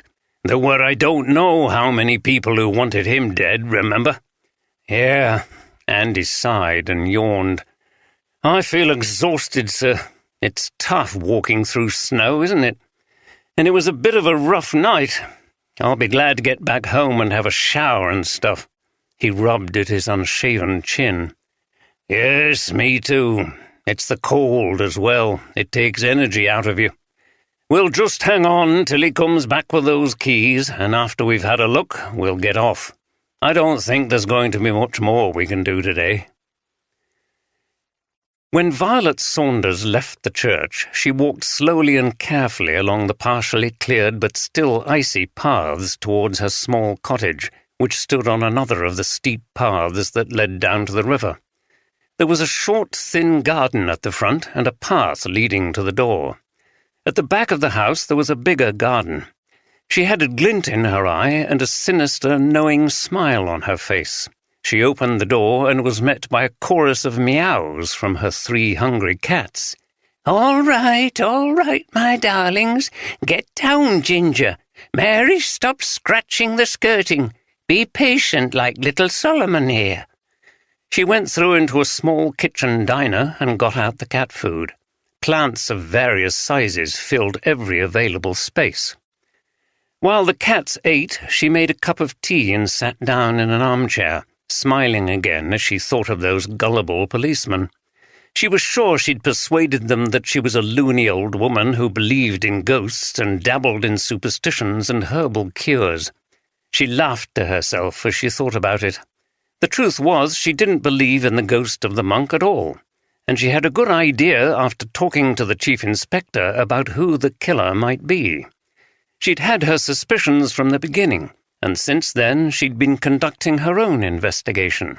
If she played her cards right, she could use her knowledge to her advantage. It was time to make a call. "Hello? Yes, that's right, it's Violet. What do I want? Well, just to say that I have an idea who the monk in the church is." "What do I mean? The so-called ghost of the monk, of course. If you'd been with me watching from my hiding place in the dark last night, you would have seen someone approach the church and leave about an hour later. It was during that time that the chief inspector saw the monk. It was easy to put 2 and 2 together, and I got a good sight of you from behind the bush. It confirmed what I thought. I've seen you before in the church dressed as the monk." "No, you didn't see me. Nobody ever does unless I attract their attention. I can curl up in a corner, but I'm watching all the time. Congratulations on getting into the church and out again. I think you've got some secret way in, down in that old boiler house. I don't know what you've been doing in the church on these visits, but I've heard you making noises in there at night. I told the police I thought it was the spirit of the monk." She laughed. "They think I'm a batty old woman, but I'm sure they would be interested in what I've got to say." "Prove it. I don't need to. Once the police have got a lead on you, they'll follow it up until they get the evidence they want." "No, I'm not saying you killed Reverend Wilcox, but how would you explain to them what you were doing there and why you dress up as a monk? Whatever the reason was, it's all very suspicious, isn't it? I was hoping we could come to some agreement so that things don't become unpleasant for you. Yes, we can meet up, in a public place, of course, and not in Knaresborough. Okay, but get back to me soon." She ended the call with a nasty smirk on her face. Ginger the cat jumped onto her lap. "Not yet, Ginger," she said as she got up and the cat fell back to the floor. "We just need to make sure we're safe tonight." The light was beginning to fade. The fronds and trailers on her plants cast shadows on the walls. She went round the house checking that all the doors and windows were locked. After all, not only was there a killer about, but she had a good idea who it was, and they knew she knew. Late in the afternoon, Everson returned to the church with a big bunch of keys jangling together on a large iron hoop. "There's lots of possibilities here, Chief Inspector." He laughed. "Half of them don't appear to be in use anymore, but no one wants to throw a key away in case it's needed at some point." They walked along the length of the deserted church and down the short staircase into the boiler room. Oldroyd pointed out that the door seemed to have been used and doctored to suggest it was still boarded up. None of Averson's keys worked. "I think this lock may well have been changed, Chief Inspector," Averson said. "It looks quite new. You're very observant, I must say. You have to be in this job. So, if this lock has been changed, the people best positioned to do that would be the church wardens?" "Yes, Chief Inspector. They would have had the key for the original lock, but I must protest my innocence." Averson smiled, not looking unduly worried. "Who were the church wardens before yourself and Mrs. Baxter?" Averson shook his head. "I doubt this is going to help, Chief Inspector. There are always 2 church wardens at a time. Over the years, quite a number of people have taken on the role." He thought for a moment. "I could sort out a list for you. That would be helpful. And those keys have been passed on from person to person?" "Yes." "Okay, thank you for bringing those keys. And remember to say nothing. We need to keep this entrance to the church a secret." "Certainly, Chief Inspector." Averson left. Once he was gone, Oldroyd chuckled. "Have you noticed he takes orders from me as if I'm his commanding officer in the army?" he said, as he and Andy walked back to the vestry. "I'm sure that's how he sees you, sir. You have a natural air of authority about you." "Thank you," Oldroyd laughed. When they got back to their vestry office, Oldroyd sat down. "So, I think we know how the monk gets in. He doesn't float through the walls. But what happened then? We're being invited to believe he's the murderer, but how? Claire Wilcox was hit with something. She didn't have a spell cast on her or anything like that." He thought for a while. Then he yawned, stretched, and got up. "Right, we're knocking off now, as my granddad would have said. We're not going to get any further with it today." They collected their things and walked down to the church entrance. "Tomorrow you call in at Harrogate and get a DC to help us. DCS Walker should be back, so clear it with him. We need to start taking formal statements and checking alibis. I feel things are starting to move, but I don't know where they'll take us." "Right, sir. It's been an odd couple of days, hasn't it? Though I think we've managed to do a lot in the circumstances." "We have." They went through the door and the cold hit them. The sky was clear and the moon shone between the still branches of the tall trees in the churchyard. The flagstones were already a bit slippery, and frost had begun to sparkle on the covering of snow. It was beautiful and invigorating, but also a little sinister. Oldroyd was glad he didn't have to spend another night in the church, and not just for reasons of comfort. "Ah, the wanderer returns at last," called Deborah as she heard Oldroyd coming into the flat in Harrogate, and she went to meet him and gave him a kiss and a hug. "It's freezing out there," said Oldroyd, rubbing his hands. "It took ages to get back. The gritters are out, and there are hold-ups because cars have slid across the road and blocked it." "Never mind, come in and get warm. I've stayed here most of the day, and I've not been out apart from a walk on the Stray. That was very hard going. It was almost knee-deep in snow in places." "Tell me about it. Andy and I had to struggle up and down the hills of Knaresborough going to interview people." "Oh, poor you. I'll bet it looked pretty in the snow looking over the gorge." "It did." "Tea's nearly ready. I've made a nice veg crumble with a cheesy topping. You can't beat some hearty root vegetables at this time of year. Carrots, parsnips, swede, butternut squash." "It sounds lovely," said Oldroyd, thinking how he longed for steak and kidney pie with chips. "Let's just have a glass of wine while it finishes off, and you can tell me more about what's going on in Knaresborough." She went to the kitchen and returned with 2 glasses of red before joining him on the sofa. "Right, come on then. It's such a fascinating case that you didn't even come home last night." She took a drink and her eyes sparkled at him mischievously. Oldroyd sat back and luxuriated in being back home and able to relax. "I think you know the outline. It must have been on the news, but I've missed it all." "There was a brief mention on the local news, but it's mostly been about the snowfall and chaos on the roads." "Yes, there are going to be some lurid headlines when the press are able to get to us. I'm expecting them tomorrow. I've had lots of texts and calls from reporters, but I don't reply.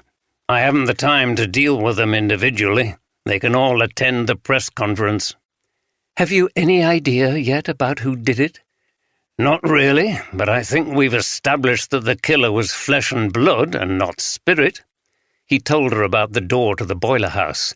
"How intriguing." "Yes, and there are some people with juicy motives. If it turns out that one of them was the murderer, the headlines will be even more sensational." "Even more intriguing. I can see why you enjoyed staying the night there. Anyway, I know you're not having an affair with Andy Carter, even though you spent the night with him. That would generate more glaring headlines, wouldn't it? Chief Inspector Oldroyd and Detective Sergeant affair in church vestry." Oldroyd chuckled. "Last night the inspector's partner was unavailable for comment." "She would be too speechless to say anything," said Deborah in convulsions of laughter. They ate the veg crumble and had a very relaxing evening watching a film. When they finally got to bed, Oldroyd lay there appreciating the softness and comfort. He was decidedly a person who would never take to roughing it. "So, what's on tomorrow?" asked Deborah as she yawned. "Carry on probing until we get the breakthrough. We've also got to work out how she was killed." He lay down and switched off his bedside light. The answer to that, he was increasingly sure, lay somewhere in that west tower. 4. Have you ever seen an old brass in a church with a figure of a person in a shroud? It is bunched together at the top of the head in a curious way. Something like that was sticking up out of the earth in a spot of the churchyard which John Poole knew very well. He darted into his bed and lay there very still indeed. From There Was a Man Dwelt by a Churchyard, M.R. James, 1924. "Here's your coffee, you lucky so-and-so." It was Saturday morning at the flat in Leeds. Steph was off duty while Andy had to go to work and continue with the investigation in Knaresborough. He was up and dressed while Steph was having a lie-in. He put the mug down on her bedside table.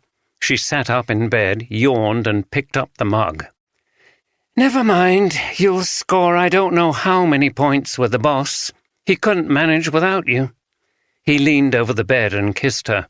"Maybe, but I'd much rather be staying here with you."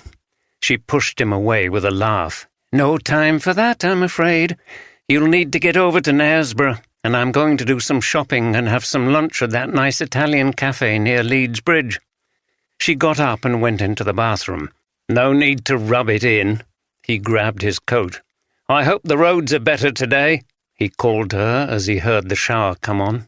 "Last night the weather forecast said it would be dry today and a little warmer. Bye," she called back to him. Andy got his car from the garage complex beneath their flat and drove out of a relatively quiet early weekend morning in Leeds. The snowfall had not been as bad in Leeds as in the Harrogate and Knaresborough area, and the roads and streets were slushy but clear. He passed now familiar buildings like the Corn Exchange, Leeds Trinity, and the Playhouse. He felt comfortable in Leeds. It was obviously not London in terms of city life, but it was a vibrant place and not too large to feel a bit homely. He loved the country areas of Yorkshire, but at heart he was a city person. He called in at Harrogate HQ as requested, picking up D.C. Robinson, who had assisted Oldroyd and his team on a number of past investigations. "Morning, Sarge," he said, grinning as he got into the car. "Still a bit nippy, isn't it?" "Morning. Yes, but it's not as bad as yesterday. It was bloody freezing over there, and I've never seen as much snow." "Right. I hear you were cut off and had to spend the night with Oldroyd in the vestry of the church." "That's right." "So, let us into the secret." "What's that?" "Does the boss snore?" Robinson collapsed in laughter, and Andy had to laugh too. "I was so knackered I went straight off to sleep, so I didn't hear anything. He said I snored quite loudly." Robinson laughed again. "And something else. He woke up in the night and saw a ghost." "Eh? Who did? The boss?" "Yep, the ghost of a monk who was executed in the Middle Ages, and some people over there think that this monk could have done the murder. The boss said this phantom was in the doorway of the vestry looking at us." "What? You're not serious?" "I am, and this is why I'm taking you over there today. We need someone to stay in the church tonight and keep watch in case this ghost comes back. The boss wants someone else to corroborate what he saw, you know." "Yes, but—" Andy turned to look at Robinson, whose face was deadly serious and pale. Andy burst out laughing. "Oh, Sarge!" exclaimed Robinson, realizing the joke. "Your face! I never thought you'd be someone who was scared of ghosts. Don't worry, the boss did see the figure of a monk, but we're not leaving you there tonight." "Bloody hell! I'm glad I wasn't there last night, then. My dad used to tell us ghost stories when I was a kid, and sometimes I was so scared I had to hide under the sheets when he left. Even worse was when my brother used to hide under the bed after the story and make spooky noises. I've been a bit uneasy about stuff like that since then." "Never mind, we'll get you home before it's dark," Andy continued, laughing. "And I'll let you into a secret. It freaked me out, too. I stayed in the vestry when he went out to investigate." "I don't blame you, Sarge." "Well, that makes two softies." "We won't be alone," said Andy. "There are lots of people who would be uneasy in an old building at night. They just wouldn't want to admit it." The fields and the hillsides were still covered in white. When they arrived at the church, Andy noticed that the wooden seats had been cleared, and as he got out of the car, Andy saw a bearded figure sitting on one in the middle of the churchyard. He called out, "Are you David Tanner? I'm Sergeant Carter from West Riding Police. Can we have a word with you, please?" Before Andy had finished, the man was up and running off, staggering a little. He had left his bottle by the seat. "Quick," Andy said to Robinson. "We need to question him. There's an alleyway he'll be making for. I'll sprint round and head him off, and you stay at this end. Then he's trapped." "Okay, Sarge." Andy ran off as fast as he could on the damp and slushy paths down through the main entrance. He swerved left and towards the alley. As predicted, when Tanner saw Andy, he headed back up the alley only to be confronted by Robinson.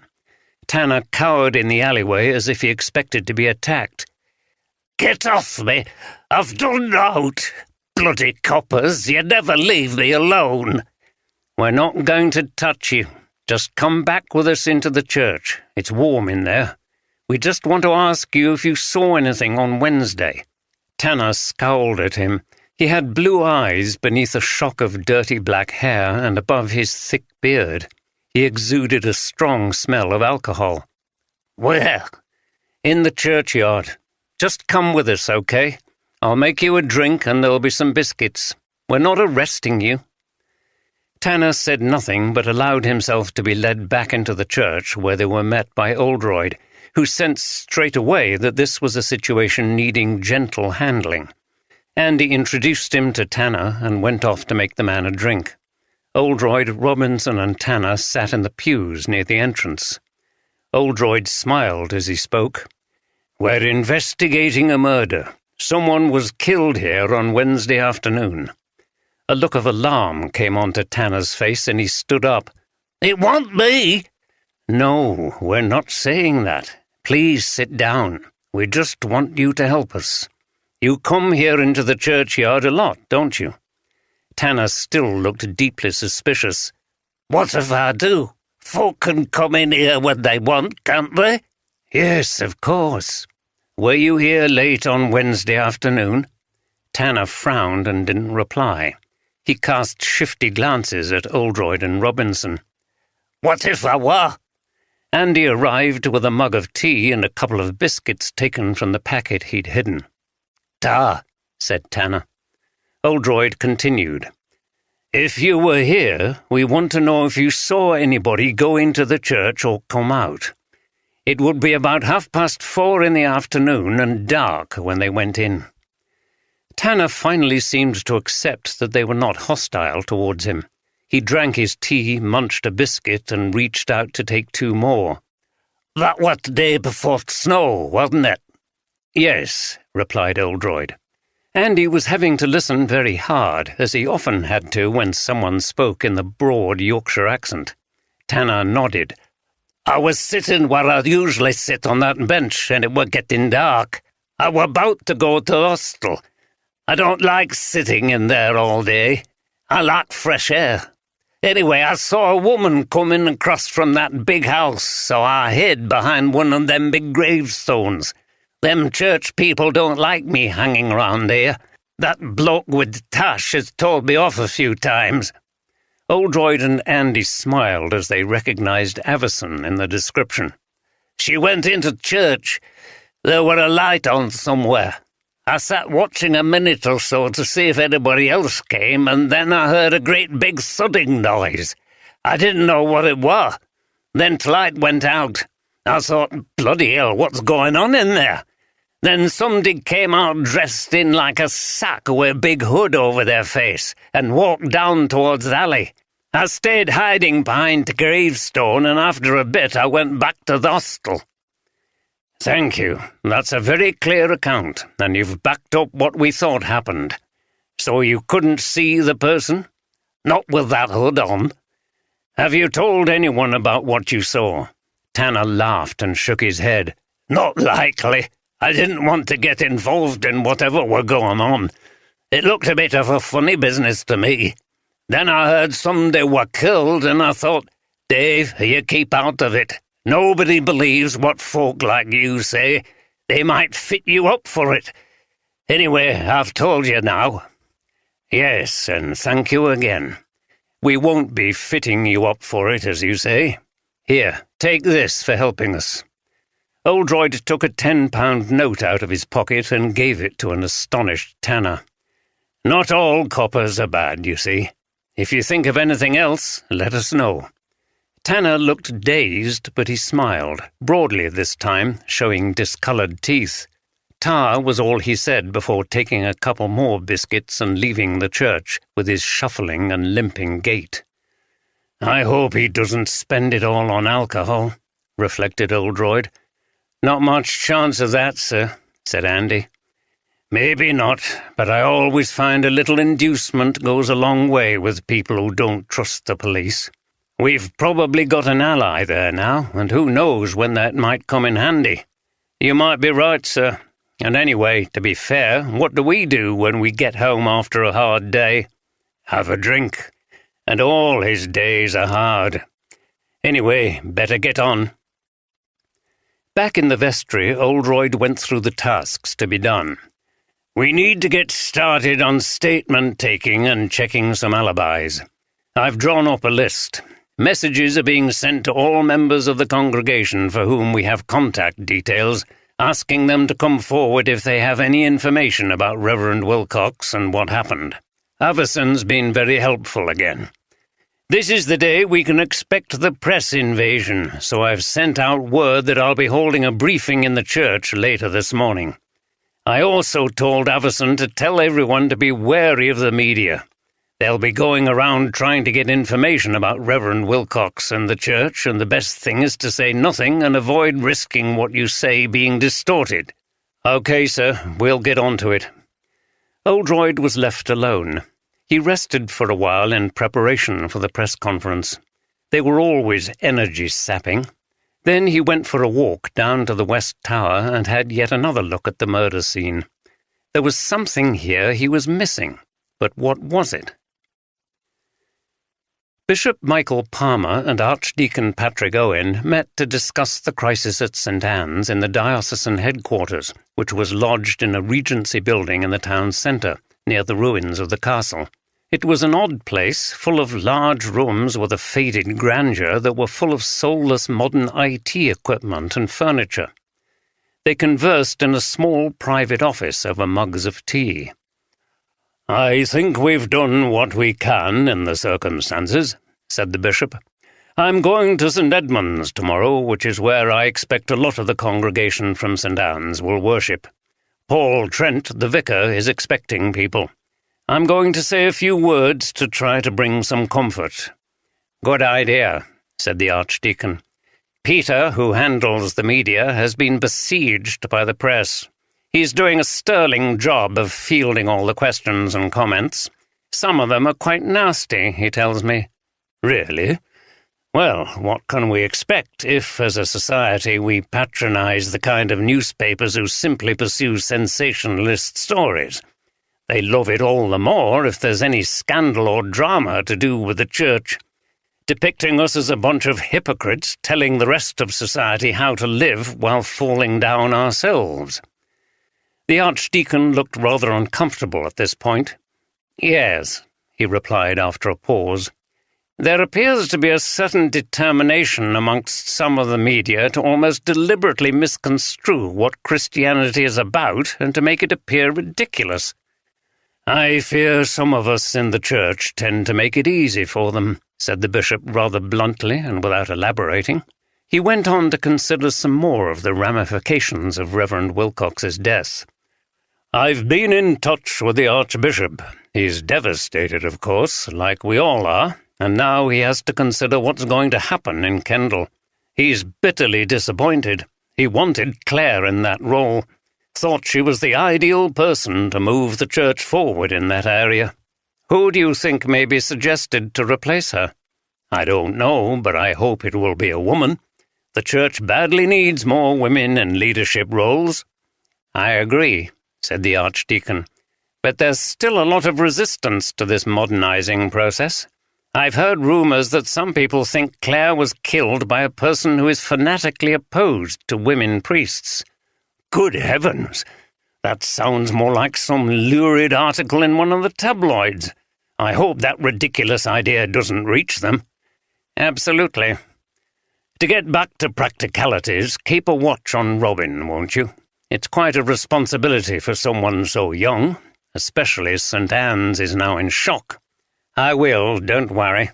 As soon as the police allow it, I'll go through the calendar with him and work out a roster for the services, and we'll start to look ahead to what's going to happen in Lent.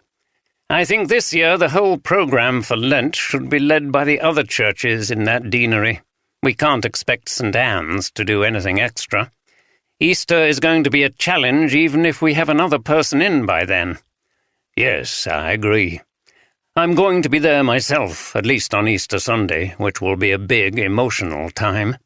They'll remember previous Easter days when Claire was with them. I've spoken to people here at the office about arranging for some counselling to be available for the parishioners over the next few weeks. It's such a terrible thing to deal with. Not only is your priest murdered, but she's murdered in the church. How will they feel about that building now? It's wonderful architecturally, but will they ever be able to forget what happened in there? It's going to take some time. Yes, in the long run we may need to think about more change. It might be better if Robin moves on and a new rector and curate team take over.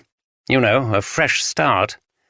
But at the moment, he and the rest of the church are going through this together, and that sense of solidarity is important. Anyway, the bishop concluded, I need to go now. I've got more meetings lined up. That's basically what we do most of the time in these jobs, isn't it? He said with a rueful smile and went off, leaving the Archdeacon feeling relieved that the meeting was over, but still guilty about what he was concealing. It was time he rang a certain person. He wished again that he'd never got into this situation, and he had to summon all his willpower to dial the number. "It's me." "No, nothing to report. I don't know why you think there should be." "Yes, the police will have been through Claire's papers and computer files, but I don't think she will have put anything on record. Anyway, it's not the police you're worried about, is it? I don't think any police officer would let anything slip." I think you're being paranoid again. I know, but when this is all over, we might get a better atmosphere in the church and the whole thing will be forgotten. Yes, I hope so too. Just keep your nerve and try to stay calm. I'm doing what I can. Well, there's no need to threaten me again like that. I'd better go. He ended the call, feeling a surge of self-loathing. At a time when the church needed morally upright, exemplary leaders, here he was involved in grubby plotting for his own self-preservation and keeping it secret from everyone. If the newspapers he'd been referring to earlier knew about this, it would confirm their view of the church. He put his head in his hands and could have wept. Olive Bryson had decided not to open up her shop until the afternoon. The pavements were in such a bad condition that few people would be venturing out in the early morning. However, she was fed up of being in the house, so she decided to walk up to the marketplace for coffee in her favourite little cafe, which also served sourdough bread with avocado. The traffic was moving on the main roads, but the smaller streets were still largely snowbound, with vehicles making slow and skiddy progress over the snowy surface. Inside the cafe it was warm, the windows were steamed up and the floor was wet from the snow brought in on people's boots. It was crowded and the atmosphere was very cheery, filled with the smells of brewing coffee and wet Labrador. She immediately noticed Harvey Ferguson at a table by himself and went over. "Harvey." "Ah, Olive." "Mind if I join you?" "Not at all. It's nice to see you." Olive sat down and ordered a skinny latte and a slice of stem ginger cake from the waitress. Harvey, usually talkative, was very subdued. He was writing in a notebook and sipping from an Americano. His face looked rather strained. "You're the first person from church I've spoken to since Thursday," said Olive. "It's shocking, isn't it?" Harvey stopped writing and put his notebook away. She noticed that his hand was shaking a little. Yes, it is." He looked straight at her. "Have the police been to see you?" Olive didn't appear to expect this question.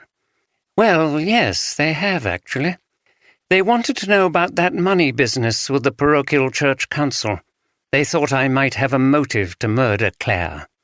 I think I talked them out of it. I can't think they imagined that I would kill Claire for a few £100 and my reputation. But you never know with the police." "Right." He leaned forward conspiratorially and lowered his voice, which became intense. "Between you and me, they've been to see me too. I can't go into details, but you can probably work out what it's about." Olive was the only person in the church in whom he'd confided about his sexuality. They'd known each other for a while and felt a kinship in being different from most of the congregation. Olive was tolerant and broad-minded, so Harvey felt safe in her company. "Oh, that's terrible. But what has that to do with Claire's murder?" "I can't say much, but a complaint about me came to Claire, and I had a bit of a row with her. It wasn't her fault, I know, but I'm just completely sick of it. The church is 60 years behind the rest of society." "I agree." "So they think I might have had a motive too, wanting to keep things secret, you know. But don't worry, I can look after myself, and I've got an ally who will protect me." He nodded and smiled. "I was just making some notes about it." "Okay, good," said Olive. She privately thought Harvey sounded a bit intense and paranoid about the situation, but she could hardly blame him. Her latte and cake arrived, and she took a sip.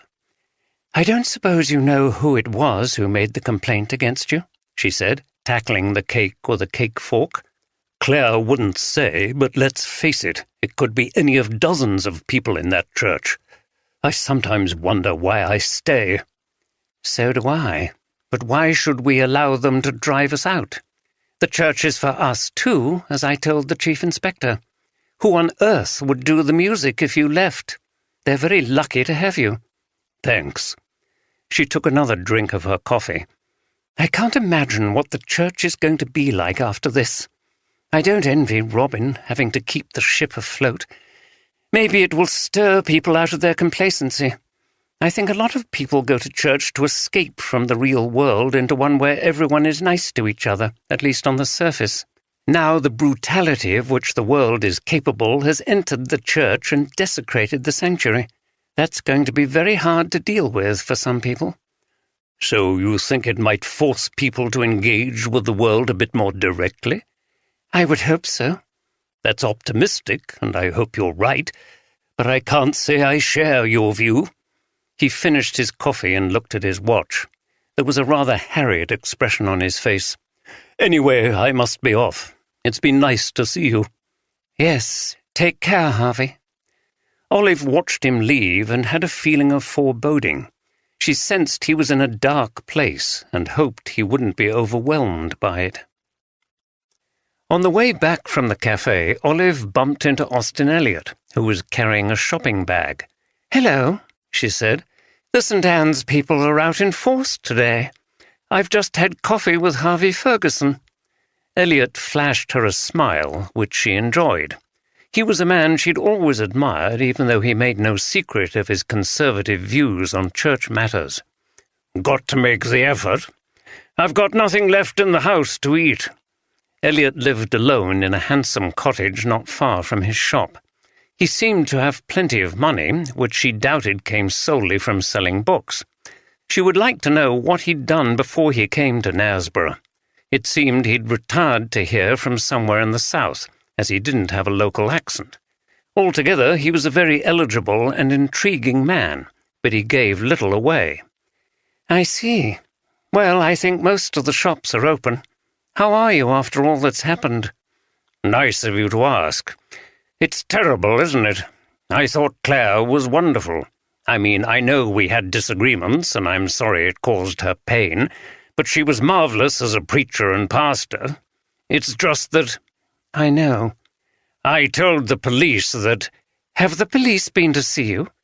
"Yes, on Thursday, the day after the murder. The chief inspector was very interested in the legend of the monk, and I loaned him a book about it. He was also asking about people in the church who are opposed to women priests.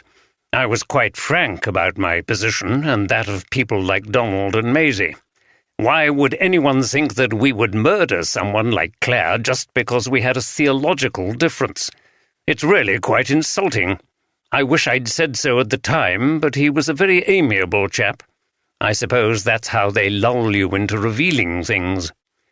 "They have to follow up all the clues and talk to anyone who might have had any hostility towards the victim, and therefore a motive to kill them. They've been to see me, too." "What on earth for?" "You know, about that money business and the parochial church council." Elliot was outraged. "They think you might have killed her over that trifling amount? What kind of people do they think we are?" "I know, Austin, but someone killed her, didn't they?" "It was more likely to be someone who wandered into the church and got into an argument with Claire. Someone who had nothing to do with the church." Olive shrugged. "Possibly. Anyway, it's getting cold standing here. I'll see you soon. It's time I paid you a visit at the shop. I haven't browsed in there for a while. The problem is we both run shops, so we work at the same time." "Not to worry. I'll arrange a private viewing for you and a glass of wine afterwards." "Oh, that would be nice." Olive went on her way with a little glow of excitement. That was something to look forward to. The Reverend James Oldroyd looked with an amused smile at the congregation sitting in the church pews before him, as he stood slightly raised up above them by the altar. At least that's how Oldroyd was imagining the situation.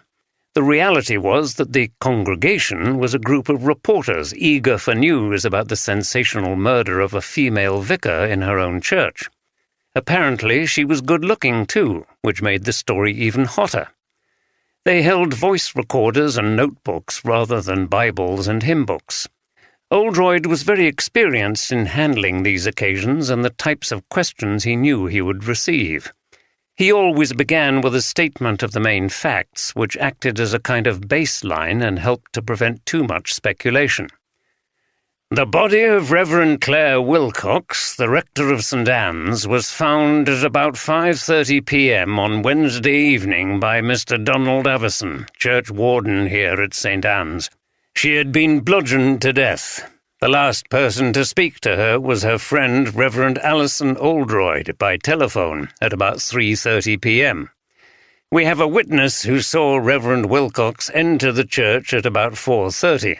And this witness also saw someone leave the church about half an hour later. The face of the person was concealed by a hood. Oldroyd was careful to avoid mentioning the monk's habit. He didn't want to get into ghosts. That would send them off into wild fantasies and ridiculous theories. That is just about the sum of what we know at the moment. Clearly the progress of the investigation has been hampered by the weather. My message to you is as usual, that anyone with any information about this crime should come forward, particularly if they have any idea of who the person was who was seen coming out of the church. That person is clearly the main suspect. Is it true that it was a frenzied attack, Chief Inspector? A favourite phrase of the tabloids, frenzied attack, thought Oldroyd. I wouldn't say frenzied, but it was brutal and carried out in a manner and with a weapon about which we're still unclear. We hope the person who came out of the church saw something if they're not the murderer themselves. We've heard this church is haunted. This from a gruff, bald-headed, gum-chewing tabloid reporter who was very familiar from other investigations. I suppose it's too much to ask that they wouldn't be on to this, Oldroyd thought. So have I. Which old church doesn't have stories about ghosts? I don't see such stories as having any connection with this terrible crime or our investigation. As I said to my detective sergeant, we can't arrest a phantom. This produced some laughter, which he hoped would discourage any more questions on that topic. It's not often a vicar gets murdered in their own church, is it, Chief Inspector? No, replied Oldroyd, frowning and wondering where the question was leading. So do you think something strange and dark may have been going on here? Something which the vicar stumbled on, and so she had to be silenced? I'm not sure exactly what you mean, but if it's something like devil worship, naked orgies, or pagan sacrifice, we've found no evidence for things of that nature, and they're not top of my list of possible motives. I think you'll agree such things would be remarkable in an Anglican church in Knaresborough. This produced more laughter. You said just now that you're not clear how she was bludgeoned, although a lot of force was used. If that's the case, can you completely rule out some kind of supernatural agency? Maybe this was a judgment on the church for the kinds of things going on here, the kind of things you mentioned. Here we go, thought Oldroyd. As he'd predicted, and despite his efforts to stop it, they were going off into sensationalist fantasy. None of them believed it, of course, but they were looking to create great headlines. Was glamorous vicar killed by avenging angel? What exactly went on at Murder Church in Quiet Market Town? God's judgment. Did vicar take the rap for goings-on in church? He needed to come down hard.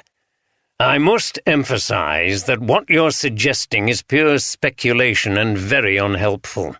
If we focus people's attention on ghosts, ghoulies, and depraved goings-on, they're less likely to remember something important from the real world.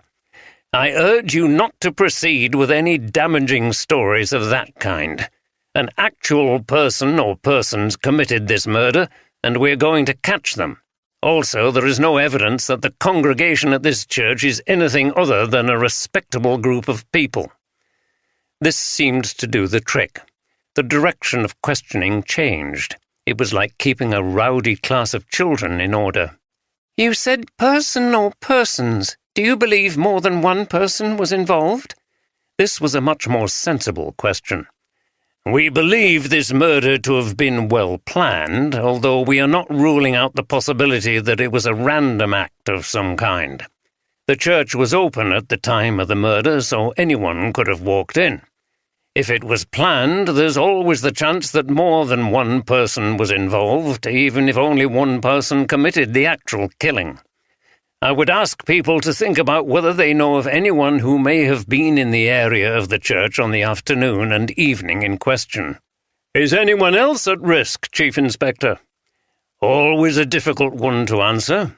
Although we don't have any direct evidence of the presence of a killer who may strike at random, I would still advise people in the neighborhood to take extra care, as there is clearly a dangerous person at large. And this murder weapon business, what's the problem there? Well, the victims sustained very serious injuries and we're not sure how they were inflicted. It is clear that she was murdered in the church rather than brought to it already dead, and we are continuing our investigation into exactly how. You can be sure we will not be looking for evil satanic forces. Further laughter followed.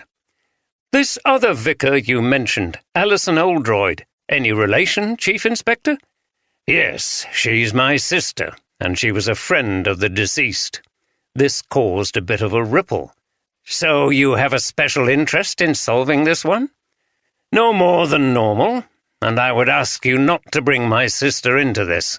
She's not directly involved. It just so happened that the deceased spoke to her on the phone not long before she was killed. This seemed to satisfy them, and shortly after this question, Oldroyd brought the conference to an end. The reporters wandered slowly out of the church, photographing everything, especially the West Tower area where the crime scene was still taped off and guarded by police constables. After the last one had left, Oldroyd was studying the West Tower again when he was startled by a voice behind him. "They've trailed in a lot of dirt and water, Chief Inspector. I'd better get to work with my mop." It was Violet Saunders again. How did she manage to keep popping up from nowhere? It was almost enough to make you think that supernatural forces were indeed at work. Yes, I'm sorry about that. There was nowhere else to take them, I'm afraid. Not to worry. I'll soon have it clean again. They are an ungodly bunch of people, but it will be easier to clean their dirt than to cleanse this church of the evil spirit which has taken possession. Oldroyd nodded, not wanting to get involved in that subject again. But even he missed the little gleam in her eye and the very slight suggestion of a smile. Alison was too tired to speak to any more of her parishioners, who were grieving over the death of their beloved former curate. She needed to get out of the lonely rectory at Kirby Underside, and so she accepted an invitation to dine with Jim and Deborah at their Harrogate flat. She decided to drive over to Knaresborough for the day and maybe call on Claire's husband, Jeremy, before returning to Harrogate in the evening. As she drove down the same hill her brother had a few days before, through the same wintry landscape, she thought about Claire. It was hard to believe that she would never see her again, a person of such talent and charisma who had so much to contribute. At times like this, faith seemed to offer no protection against the bleak, senseless waste of death. Why had God allowed one of his best servants to be torn away from life like that? Now all of Claire's potential was lost. Alison knew the theological answers, but in the rawness of grief they seemed to offer no consolation. When she arrived in Knaresborough, she drove straight to the rectory, only to find that the Wilcoxes were out. She didn't want to go anywhere near the church at the moment. It would be too painful, and she didn't want to get in the way of Jim's investigation. She went to a cafe in the marketplace and then decided to have a walk. She had brought some boots so she could deal with the snowy streets. She remembered that there was a second-hand bookshop down near the river in which she had occasionally browsed, so she headed for that, enjoying the views of the snowy gorge. When she arrived, the shop was closed. She was having no luck today. She looked at the small window display. There was a photograph of the owner receiving an award of some kind for best local bookshop or something. Seeing his photograph reminded her of something. Had she seen his picture somewhere else? As she looked, the door opened and the owner appeared. I wasn't going to stay open today due to the weather, but I saw you from the window upstairs, and you're welcome to come in if you like." Alison smiled. "Well, that's very kind, thank you," she said, and went inside. "Is there any particular subject you're interested in?" asked Elliot, who was dressed in his tweed jacket and chinos. "I like to have a look at books on theology, if you have a section on that." "We have indeed. I'm a member of the church. I worship at St. Anne's." "Oh, I see. This is a terrible time for you all. It must be devastating to the parishioners." "Indeed." "I knew Claire very well. It's a terrible loss." "How did you know her?" "She was my curate before she came here.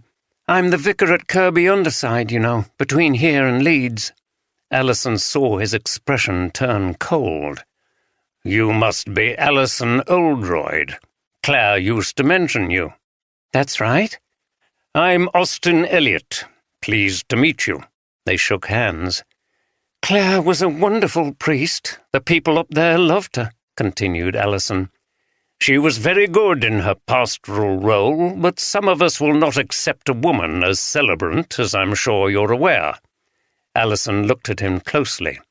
Was this one of the people who had made things difficult for Claire? She was in no mood to accept any hostility towards the female priesthood. "I understand your views, but the decisions to ordain women and to consecrate them as bishops were taken by the church as a whole, so it is surely right to progress them." Elliot came back. "I would take issue there. If the church departs from biblical teaching, then we have a right to dissent and—" A polite but vigorous theological debate followed, and ended with neither side having conceded any ground.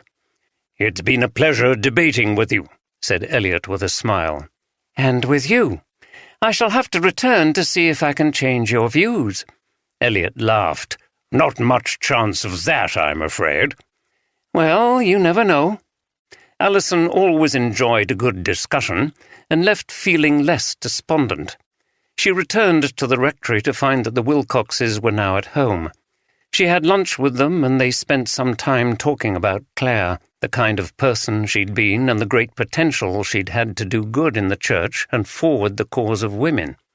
It ended in tears all round, but at least they all had positive memories of their wife, mother, and friend. After Alison's visit, the Wilcoxes wanted to get out of the house again. Before it was dark, they put on their coats and boots and went for a walk, wending their way down to the river on the sloping streets and avoiding the church. The town was beautiful in its winter garb.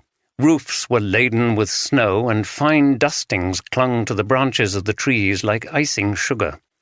The river was partially frozen, and a few rowing boats which had been left out were stuck in the ice near the river's edge.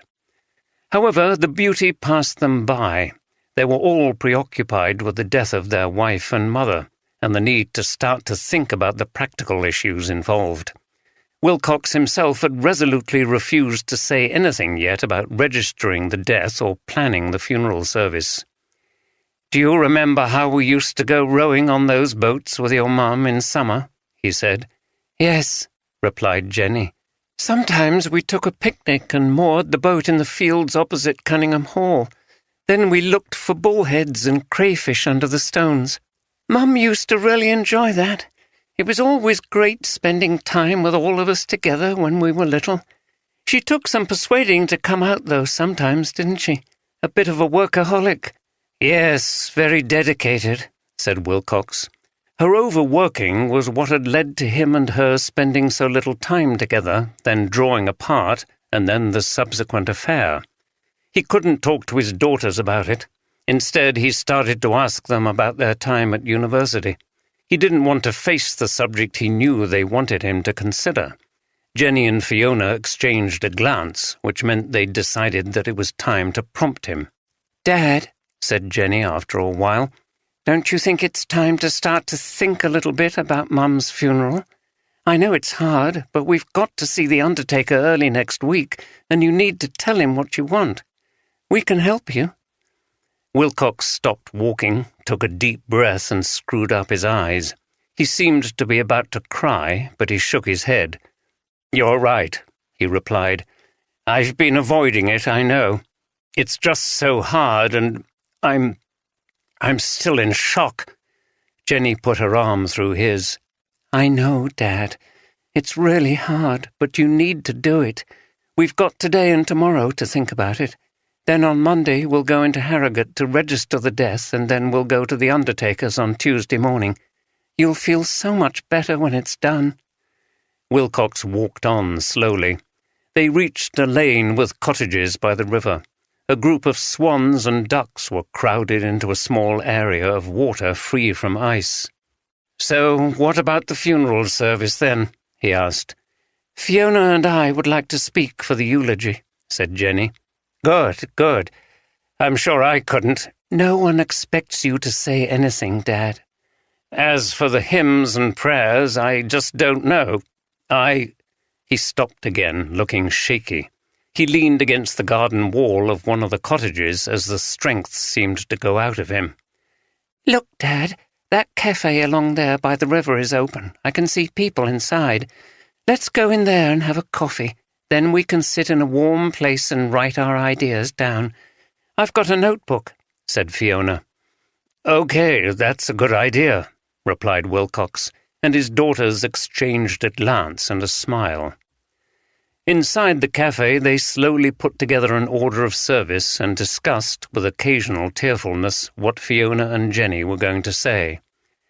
"I think I would like Alison to conduct the service. I'm sure Robin won't mind," said Wilcox, once they'd planned the outline of the funeral. "That would be great. Her and Mum got on really well. She was Mum's mentor, wasn't she? She's lovely," said Jenny. "Yes, she shared your Mum's views about a lot of things in the church, and your Mum learnt a lot from her," said Wilcox. "What about afterwards, Dad?" asked Fiona. "Shall we just invite people back to the rectory? It's big enough, isn't it?" "Yes, I don't want to go anywhere else." Wilcox slumped back in his chair. Any kind of physical or mental effort seemed to exhaust him after a short time. Fiona had written everything down in her notebook. "Well, we've got a lot done. Don't you feel better, Dad?" Wilcox agreed that he did. What he felt bad about was the confession he still had to make to them about his behaviour. He knew that the longer he left it, the worse it would be, that maybe after the funeral would be a better time than now. Then it wouldn't be long before his daughters went back to university. It seemed a coward's way out, but it was all he could face at the moment. He couldn't bear to lose their favour as he dealt with this disabling grief. Andy and D.C. Robinson were coordinating statement-taking by detective constables from the Knaresborough station and checking on alibis from the list of potential suspects. It was the first time, due to the weather, that the police had been able to show a significant presence in the town, which was still reeling from the awful events of Wednesday. There were very few people around, partly due to the weather, but also because of the fear generated by such a terrible attack. While they were doing this, Oldroyd took a long walk by the river at the bottom of the gorge. The snow had been cleared from the main paths, and he enjoyed the quiet winter scene, so different from the bustle in the town during the summer tourist season, when it was full of families on day trips and the river was packed with rowing boats. The river was frozen near the bank, but ran clear and icy cold midstream and reflected the blue of the sky. Knaresborough was an ancient place, and it struck Oldroyd how many eccentric and unusual things had accumulated along the Nid Gorge over the centuries. There was Mother Shipton's cave, where the prophetess Ursula Soothtel had reputedly been born in the 15th century. Near the cave was an extraordinary petrifying well, which he had enjoyed visiting as a boy. The water dripping from a low cliff was so full of minerals that objects hung underneath, such as boots and kettles, were calcified in a matter of months. Further along was an 18th century house partially built into the rock, and an early 15th century chapel that had been entirely carved out of the rock. The exterior of the chapel looked like something out of Tolkien. Furthest downstream was a man-made cave that had belonged to Sir Robert of Knaresborough, a religious hermit reputedly visited by King John in the 12th century. Oldroyd found it pleasant to contemplate these curiosities without the throng of tourists. Along with the ruined medieval castle and the dramatic railway viaduct, these were the famous heritage sites of the town and the legends and stories that had built up around some of them. He found himself wondering how many other things had been left over time and lost to public knowledge. And, as so often with Oldroyd, his train of thought brought him back to the case at hand as he took one of the steep, narrow lanes back towards the church. There was something in that west tower where Claire Wilcox had been killed which was hidden from view, something that had been forgotten about for a long time until someone had found it and decided to use it for sinister purposes. Andy and Robinson spent the afternoon following up some alibis. Robinson called on Mrs. Henderson to confirm Elliot's alibi and then went to the Aversons' house to speak to Donald's wife. Meanwhile, Andy drove out to the Jenny Fields estate, which was the home of Julie Harrison, the nurse at Wilcox's medical practice, and his lover. A rudimentary effort had been made to clear the snow from the roads that circled within the estate, but Andy still found himself skidding and sliding a little as he drove to the address. It was a small semi-detached house in an area of open front gardens without fences or hedges. The door was opened by a young woman with long hair who looked about 30. "Yes?" Andy produced his ID. "Julie Harrison?" She nodded.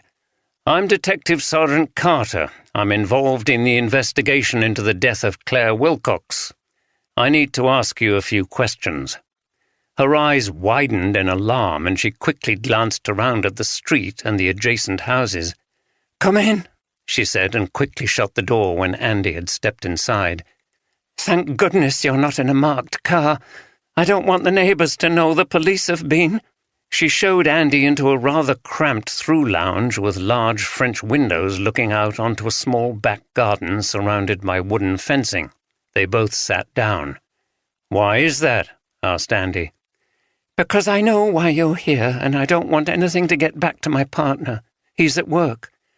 "Okay, so to get on to things, you're having an affair with Jeremy Wilcox, and he was here with you on Wednesday afternoon at the time his wife was murdered."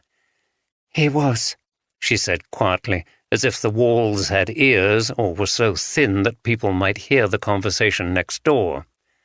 "How long has this affair been going on?" She frowned and her face looked strained. "Why do you need to know that?" "You've got yourself into something you never expected," thought Andy.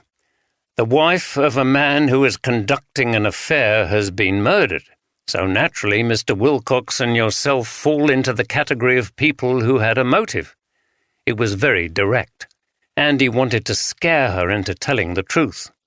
With his wife out of the way, you could leave your partner and be with Wilcox. "No, it wasn't like that. We've only been meeting up for a few months. She broke down in tears, and Andy wondered if he'd been too brutal. He waited for her to continue. "We were just getting frustrated with our partners who worked all the time. My partner, Dave, has his own business as a kitchen fitter, and he's always out working or doing estimates.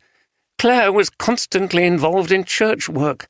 Jeremy and I used to talk about it and sort of commiserate with each other." She dabbed her eyes with a tissue. "Then one thing led to another, as they say." She tried to look defiantly at Andy. "But we never intended to leave our partners. It was just, I suppose, some consolation. We both felt neglected. It's definitely over after this." Andy wasn't completely convinced. "Did Wilcox promise you anything? A good life together, maybe? It would have been a big step up for you to be a doctor's wife, wouldn't it?" "That's ridiculous. Things like that never came into it. I know you'll be cynical, but it was all about being with another person who understood." She looked at Andy again. "Anyway, Jeremy's a lot older than me. Do you think I would want to hitch myself to a man whose daughters are not much younger than me?" "That doesn't stop a lot of people. But okay, we'll leave it there for the moment." "How did you find out about me and Jeremy?" she asked as she was showing Andy out. "I can't divulge our sources of information." "Don't worry, I know. It was that bloody Sylvia Addison. She's a nasty little snooper. I'm not going back to that surgery after this. I'll get a job somewhere else." Her anger subsided and she looked concerned. "How is Jeremy? Have you seen him?" "Yes, I think he's managing in the circumstances. His daughters are at home with him." "Oh, good. He's close to them. I feel powerless to do anything." She shrugged. "But that's the way it is." She gave Andy a pleading look. "I would be grateful if you could keep all this a secret. I don't want Dave to find out, especially now it's over and I can put it behind me." "We never make information about a case public unless there's a good reason for doing so. I don't see that there would be a reason here, if what you've told me is true." "Thank you," she said. When she closed the door after Andy, she gave a big sigh of relief. When Andy and Robinson got back to the church, they found Oldroyd sitting in the vestry, resting after his walk and deep in thought. "Pretty good afternoon's work, I think, sir," said Andy. "But we didn't turn up anything startling. We've got the written statements and we've checked alibis. Robinson went to Mrs. Henderson, who backed up Austin Elliott's story that he visited her that afternoon." "The problem was, sir," said Robinson, "she was a bit vague about the time he left, but thought it was after 5 o'clock. She's very old and, I imagine, a bit forgetful, so I don't think it's a watertight alibi, to be honest. But even so, he wouldn't have had much time to organize the attack. I then went to check on Averson's alibi, and his wife confirmed he was at home on Wednesday until he went out at about 5:30 to lock up the church. That was, of course, when he found the body," said Robinson. "I went out to interview Wilcox's lover, Julie Harrison. She confirmed that they were together that afternoon," said Andy. "I pushed her a bit on both of them having a motive to kill Wilcox's wife. She got quite emotional about it. I have to say I find it difficult to see her as a suspect, though I could be wrong. She could be a very accomplished actress." Mused Oldroyd. "So, we've got two people, Avison and Elliot, who are only really suspects because they don't like women priests, and they have alibis, but one's not reliable. Of the other three with motives, Wilcox and his lover could be covering for each other. Bryson was coming back from her shop, and Ferguson claims to have been in York, but nobody can corroborate their stories. It doesn't leave us with a leading suspect, does it? And those are only the people we know about. How's the investigation of Claire Wilcox's computer files, papers, phone, and everything going?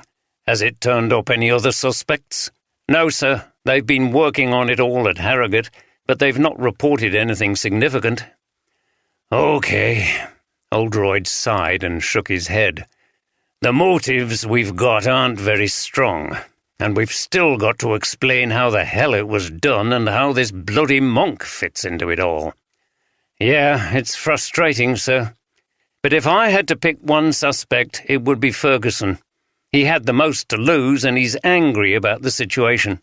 Another person we haven't really considered is that weird woman Violet Saunders. What would be her motive? Who knows? She's got some strange ideas, and she's very creepy. I can just imagine her hiding away in the church when Claire Wilcox came in." Oldroyd grunted. Far-fetched ideas were always a sign of desperation. In any case, events were shortly to put a brutal end to Andy's theory. Later that afternoon, Robin Eastby was trying to relax in the curate's house. Christine had gone off to do the weekly supermarket shop, leaving him to try to recover a little from the exhausting trauma of the last few days. He tried to read the Saturday Guardian, but found it difficult to concentrate, so he got up and looked out over the snow-covered garden. He enjoyed gardening, and he tried to work out which bump in the snow represented which shrub. When this snow melted, he hoped there would be the first signs of snowdrops forcing their way through the icy ground. He could see the upper part of the west tower of the church topped with snow and looking beautiful against the blue sky. Eastby was also interested in buildings and had once considered becoming an architect. He found St. Anne's a fascinating example of eclectic ecclesiastical architecture, with different parts of the building in styles from different periods. His interest in church architecture had begun when he was a student at Mirfield, the Anglo-Catholic Theological College in West Yorkshire. He looked back on his time there with great fondness. Many things about its practice and teaching had affected him deeply. He went to the bookshelves, which were in an alcove by the fireplace, and took out a detailed history of St. Anne's. It had been written some time ago by a local expert, Gerald Thompson, but it remained the definitive book. It contained a large amount of historical detail about events in the church, as well as the design of the building and its evolution over the years. It was sumptuously illustrated. Eastby sat down and leafed through the pages, enjoying the images of windows, stained glass, and the unusual pair of towers. He found it very soothing. He knew that the responsibility now coming to him was an opportunity to create a good impression and make progress in the church hierarchy.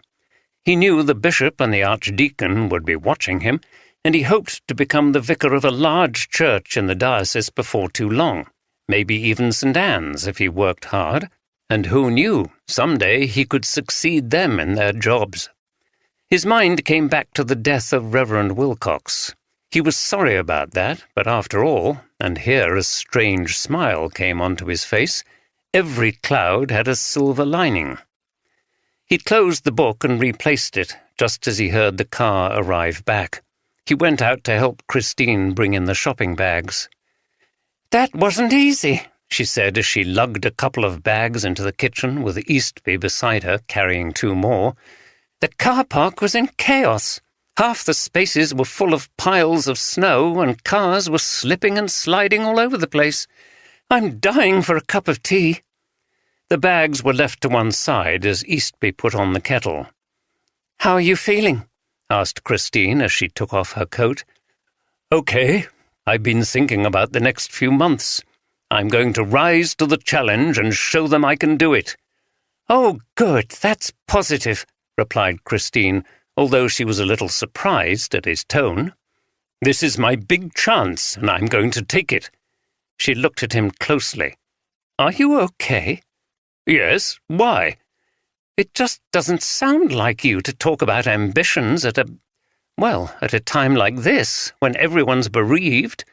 Don't you think it's a bit insensitive?" He sighed. "I suppose you're right.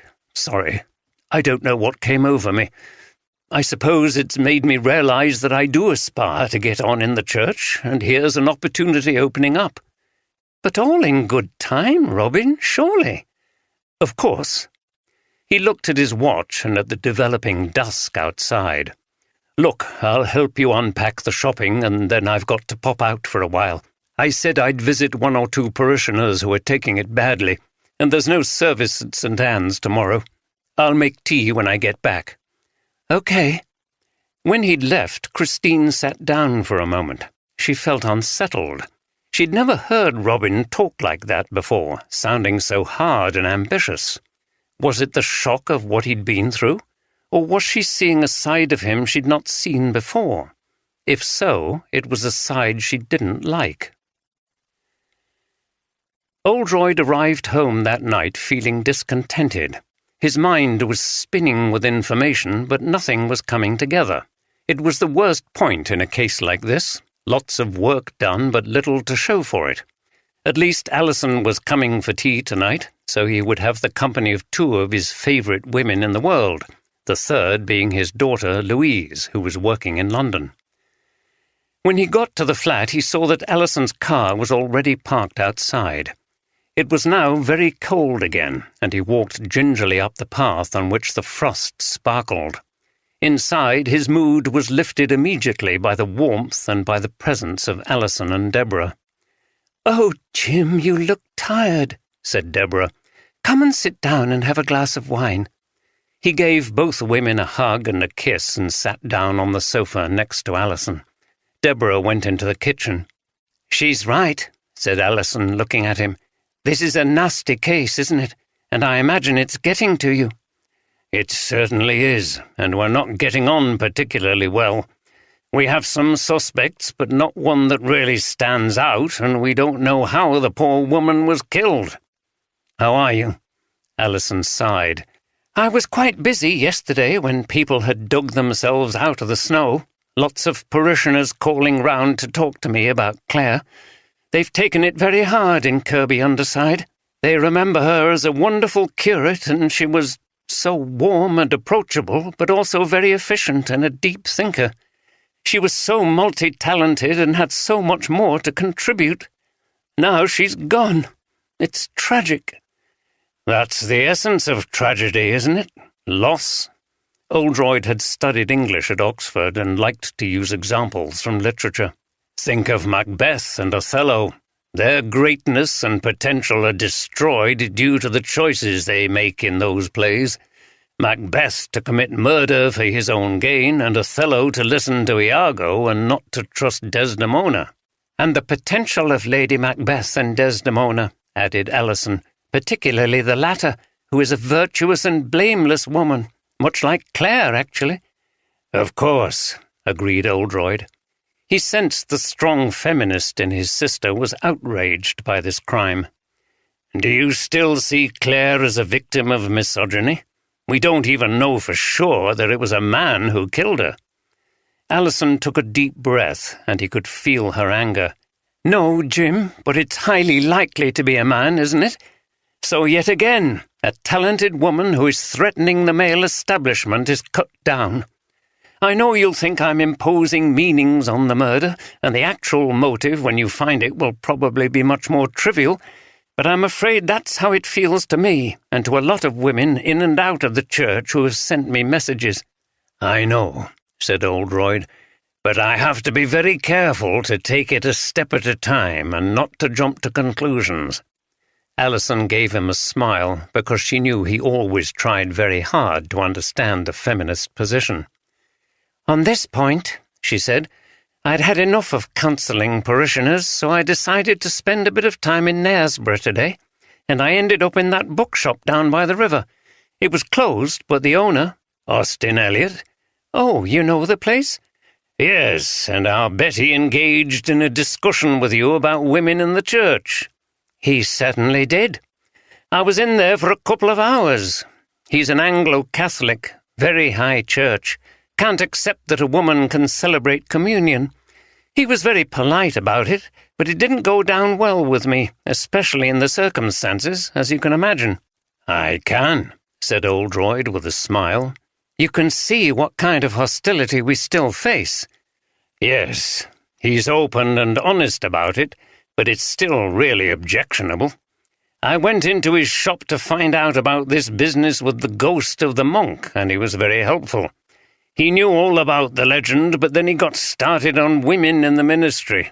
I thought about you at the time. It would be nice to think that men like him were a minority." "It's ready," announced Deborah at this point, bringing an end to the discussion. Alison and Oldroyd went through to the kitchen diner. All three of Oldroyd's favourite women were vegetarian, and he willingly gave up meat when he ate with them. Deborah had made a delicious and hearty vegetable casserole which she served with home-baked bread. It was just right for this cold winter season. They made a point of not talking about the case during the meal, and conversation turned to the younger members of the family, to what Louise and Robert, Oldroyd's daughter and son, were doing, and to Deborah's offspring in London and America. "How's Louise doing on her course, Jim?" Louise was studying some kind of social work conversion course in London. "Fine. No news is good news with Louise. I haven't heard from her for a little while, but I think she's okay. The same goes for Robert and Andrea. Little Rosie's 3 now. Can you believe it?" "Good heavens! It's a shame they're not closer. I think I've only seen Rosie once." "They seem to be quite content. We're going down to see them soon. Deborah hasn't met them yet." "No, I'm looking forward to it," said Deborah. Richard's in California with his partner, June, making a pile of money working for an engineering company. Jane's in London following in my footsteps, training to be a psychologist. That's good, said Alison. They all seem to be doing well. It's so good to get some positive news in this awful time. No grandchildren yet, then? All in good time, I suppose, but it would be nice, said Deborah. Oldroyd felt a pang. He didn't think he'd done that good of a job being a parent, and his marriage had broken down. Was he doing any better as a grandparent? The fact was that his son and family lived in Birmingham, and he only rarely saw his little granddaughter. I'm lucky to be a great aunt, said Alison, laughing. It's great fun. Alison's husband, David, had died of cancer several years ago, but his sister had grandchildren who were not too far away in Sheffield. I went down just before Christmas to go with them to the children's play. They always invite me. We had a marvellous time. They did a version of The Lion, the Witch, and the Wardrobe. The kids were fascinated by how the children in the story went through the wardrobe into another world.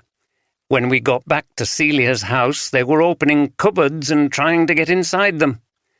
Deborah laughed, but Oldroyd looked distracted. Deborah recognized the signs. Jim, she said in an ominous tone, we said no work during tea. Wherever your mind has gone, bring it back to now and tell me if you want tea or coffee. Oh, coffee, please, he said with a smile. He suddenly felt more optimistic about the case. At least he had something new to explore the following day. Earlier, as the light was fading and the cold intensifying, Violet Saunders arrived back home. She had been shopping in the town centre. It had been a bit of a struggle because the streets had become increasingly slippery as frost formed on the pavements. She'd wanted to be home before the light failed completely. She didn't feel safe being outside after dark in her current situation. She was still waiting to hear from her blackmail victim. She reflected on how church was always such fertile ground for picking up bits of gossip and scandal, and she smiled rather unpleasantly as she opened the door and was once again met by the sound of her cats. There, darlings, Mummy's home." She looked at the hungry, meowing creatures as they brushed up against her legs, but there were only two. "Where's Solomon? It's not like him to be missing when I get back. He's usually ready for his tea as well. What have you done with him, darlings?" She went through to the kitchen, but there was still no sign of the cat. "Solomon," she called, "it's tea time." There was still no response, so she took the kettle to fill it at the sink, which was by a window overlooking the back garden. She glanced into the garden, where her attention was caught by something moving. "Solomon, what on earth are you doing?" The little cat, barely more than a kitten, was sitting by a lilac tree in the snow. It looked as if there was something tied to its collar. Saunders put the kettle down and unlocked the back door. She called the cat, but it didn't move and just meowed at her. Luckily, Saunders hadn't yet taken off her boots, and so she walked quickly towards the cat. She saw that it was tied to the lilac tree by a length of cord. "Oh, Solomon, what's going on, you poor thing? Who did this? She was entirely focused on the cat, and the light was poor. She didn't see the low tripwire strung across the path, fell full length and heavily onto the ground. She was badly winded, but before she could even make an attempt to get up, a figure appeared from behind a shrub and struck a severe blow to the back of her head. It stooped over the body for a moment and then released the cat before making a quick escape over a fence into the back lane. After a while, Ginger and Mary appeared in the garden and came to sniff and paw at the prostrate body of their mistress. Blood had stained the snow a dark red. The cats made tentative meows. It didn't seem as if they were going to be fed after all. Little Solomon had gone inside where it was warmer, with the cord still fastened to his collar. 5. There was someone or something on the watch outside my door the whole night. I almost fancy there were two. It wasn't only the faint noises I heard from time to time all through the dark hours, but there was the smell, the hideous smell of mould. From The Treasure of Abbot Thomas, M.R. James, 1904. Oldroyd strode past the familiar sounds and sights of police presence at a murder scene, crackling radios, blue and white tape, and police constables on duty to prevent intruders contaminating the scene. It was a cold, overcast morning. Oldroyd spoke briefly in the house to a sergeant from the Knaresborough station. The body of Violet Saunders had remained undiscovered in her garden all night. Neighbours had become concerned about the persistent meowing of cats who were also seen on the top of the garden fence. It was noticed that the back door was open, and on investigation the victim was discovered. The police were called, and the cats were fed. Oldroyd found Tim Groves in the garden, finishing his examination of the body. "Ah, Jim," he said. "This time it was definitely a blunt instrument, probably a hammer. She's been dead about 15 hours or so, I'd say. I don't think it takes Sherlock Holmes or even you to work out what happened." Oldroyd smiled. He always enjoyed Tim's dry humour. "One of the cats was found with a length of cord attached to its collar. I reckon the killer tied that poor cat to a tree, which is visible from the house. She comes in and sees it from the back window there." He pointed. "She comes out to get the cat and falls over that tripwire." He pointed again to the length of wire stretched tautly across the path. "There are abrasions to the knees, legs, and arms as a result of the fall. The assailant then attacks her and probably escapes over there into the back lane, having first released the cat. Killers can be sentimental about animals, can't they? Like the rest of us." Oldroyd clapped. "Well done, Tim. I'll be off then, as you seem to have solved it." He pretended to start to walk back to the house and then stopped and turned. There's just the little matter of who the assailant was." "Well, you can't expect me to tell you everything," replied Groves, laughing, before returning to the serious questions. "I don't know whether you think these two crimes are connected. There's nothing in particular to link them, but 2 savage murders in less than a week in a place like Knaresborough is not exactly unusual, is it?" "No, and I'm working on the assumption that the same person or persons are responsible. Clearly, whatever method they used to kill Claire Wilcox in the church was not available to them here. We need to find what connects the victims." "Did you get any further in working out what could have killed the first victim?" "Not yet, though I'm beginning to have some vague ideas. Let me know when you've worked it out. I'd love to know what the first murder weapon was. I'll leave you to it. It is Sunday, after all. It's supposed to be the day of rest." Oldroyd smiled at this comment too. They both knew that in their senior positions they were on call 24 hours a day if a serious situation developed.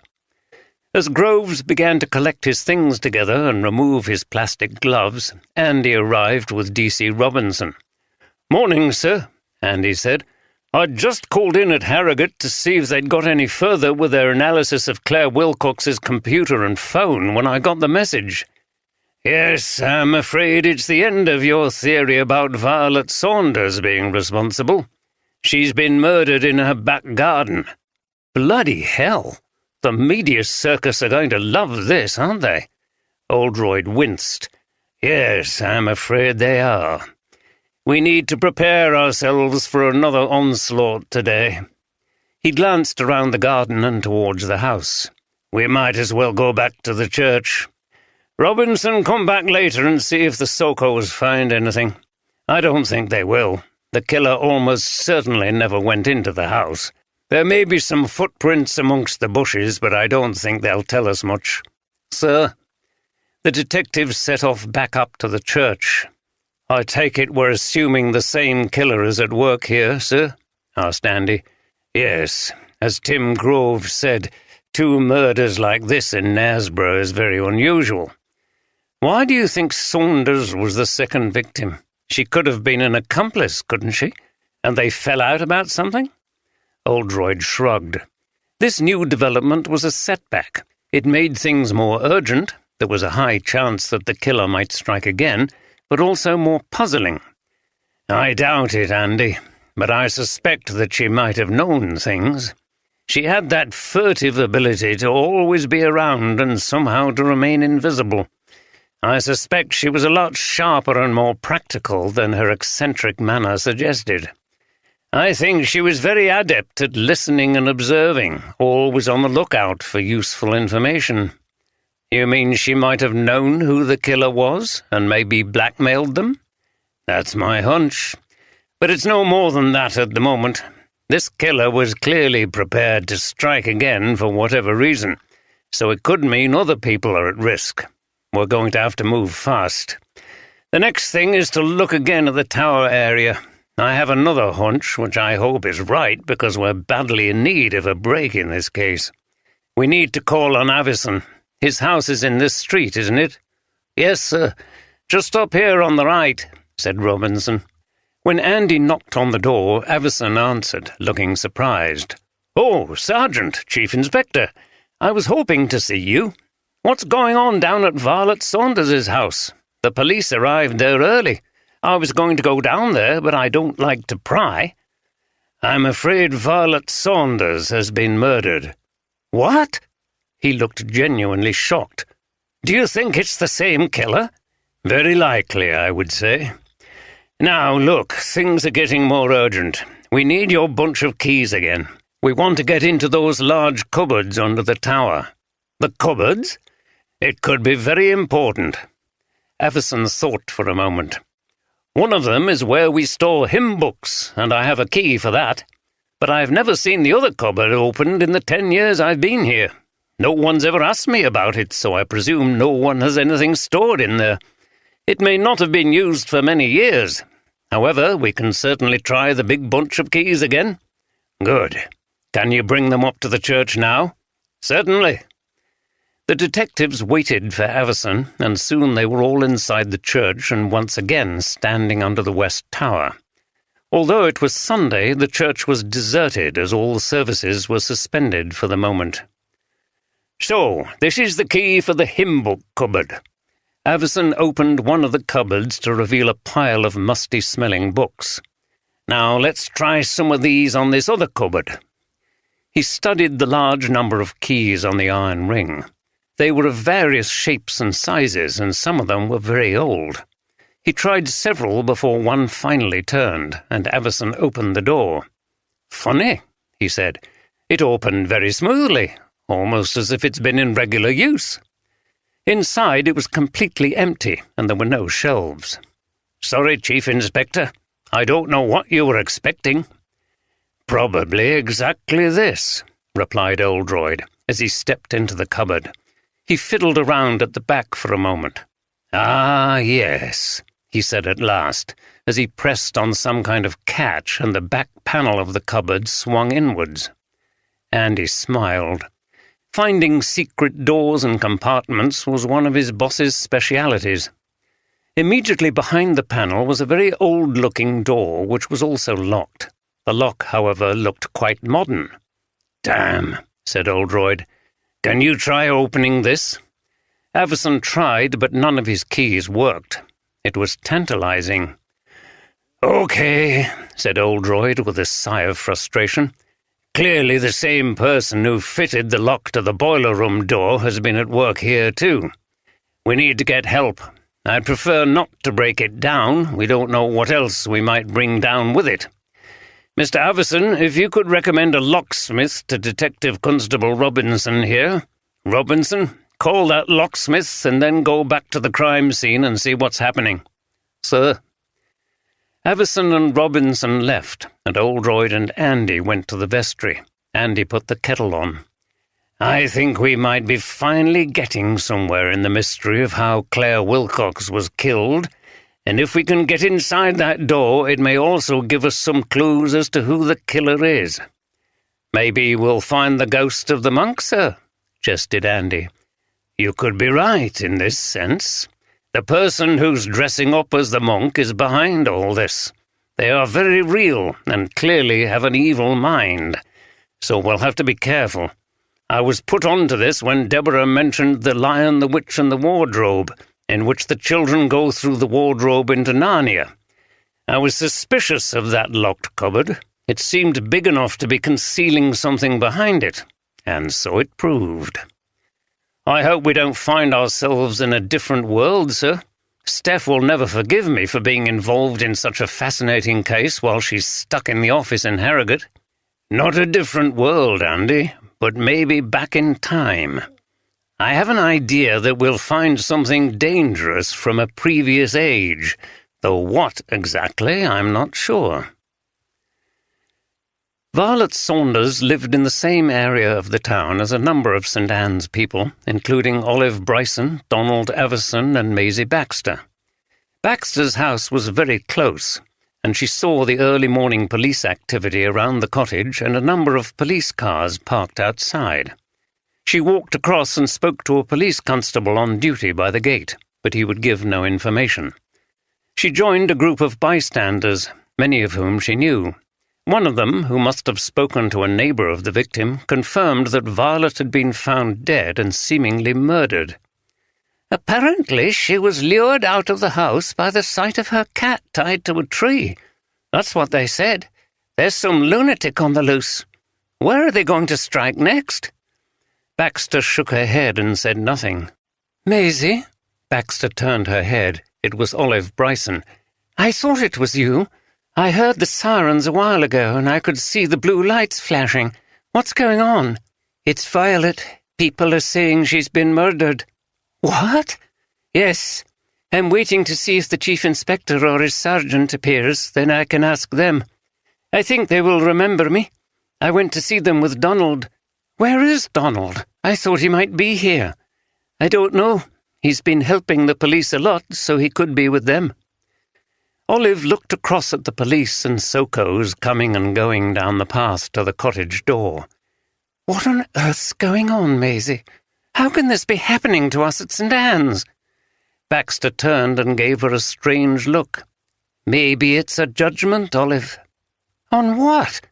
"Things going on at the church. Things that don't please God." "What on earth do you mean? What things?" Baxter didn't answer. She shook her head and walked off. There was a knock on the vestry door. Ah, that could be him now. Oldroyd had been waiting impatiently for the locksmith to arrive. He opened the door to reveal a man in overalls holding a case. "Chief Inspector Oldroyd, they said I'd find you here." "Yes, hello. This way, please." Andy and the locksmith followed Oldroyd to the still-open cupboard under the west tower and through the false back to the old door in the wall. It didn't take the locksmith long to open this. The door opened to the right, and immediately on the left was a very steep and narrow stone staircase. "Just a standard mortise lock. I would say it's been fitted within the last few years. It's by no means as old as this lot." He pointed to the ancient timbers of the door and to the medieval stonework. "Thanks," said Oldroyd. "Send your bill to Harrogate Police Station." After the locksmith left, Oldroyd said, "Someone has indeed been busy in this church, just as Avison said. I still think it could be Avison, sir. Maybe. Send a message to Robinson to come to the church and deal with any inquiries, and tell anyone who comes in wanting to see us that we'll be back shortly. He's not to let anyone in, and you'd better shut that cupboard door so no one can follow us. Sir." Andy felt like he really was in some children's fantasy story as he closed the cupboard door. He texted Robinson and then rejoined his boss in this adventure. "Right, let's see what we can find. I've brought a torch with me. It's going to be difficult to see up there." Oldroyd switched on the torch and went slowly up the staircase, which was barely wide enough for one person. Andy followed. They were climbing a dark and dusty cavity between an inner and an outer wall of the ancient squat tower. At the top of the staircase they reached a wooden platform. They seemed to be midway between the corners of the tower. Just to their left was a very thick and rusty round iron bar, which emerged from the outer wall and continued through the gap and into the inner wall. To their right was a large opening in the inner wall and blackness. "Careful here. This probably opens into the tower space, and we're fairly high up. What the—" Something flew out of the hole and past his face, making him stumble. "Steady on, sir." Andy gripped his boss by the shoulder. "That was a blasted bat," Oldroyd cursed. "I see they have them up here, even though this tower doesn't have a belfry anymore." He moved the torch around. They were indeed looking down into the empty space inside the tower. They were about 3/4 of the way up. It was very draughty and cold. Below, they could see the other side of the wooden ceiling, covered in dirt and bird droppings. From where they stood, a rickety-looking wooden ladder fastened to the wall went down to that ceiling. Nearby, they could also see where the thick iron rod came through the inner wall for a few feet and then stopped. Attached to it at right angles was an enormously long but narrow, flat piece of thick metal with a heavy-looking ball attached to the end. It was tied securely to a metal hook close to where they stood. "Of course," said Oldroyd. "I should have known." "What is it, sir?" asked Andy, fascinated by this strange place. "That," replied Oldroyd, pointing at the long piece of metal, "is the murder weapon." "What?" "It's the pendulum of the old church clock, which was once fixed to this tower. It swung down inside here and was attached to the clock mechanism via that rod. The tower isn't very high, and the pendulum must have reached nearly to the ground. It would have been encased in a wooden structure so that no one down below could have been hit by it. On the wall below you can see some of the holes where the wood was fastened to the wall. When a new clock was built in the East Tower, it looks as if nobody could be bothered to remove this pendulum. It would have been quite a job. So they secured it high up to the wall as if it were at the top of its swing and built that wooden ceiling to seal the tower space off. The staircase up to here fell into disuse and was forgotten. The murderer unfastened this thing and dropped it down? I think so. But, sir, surely it would have hit the wooden ceiling. I think that's where that ladder comes in.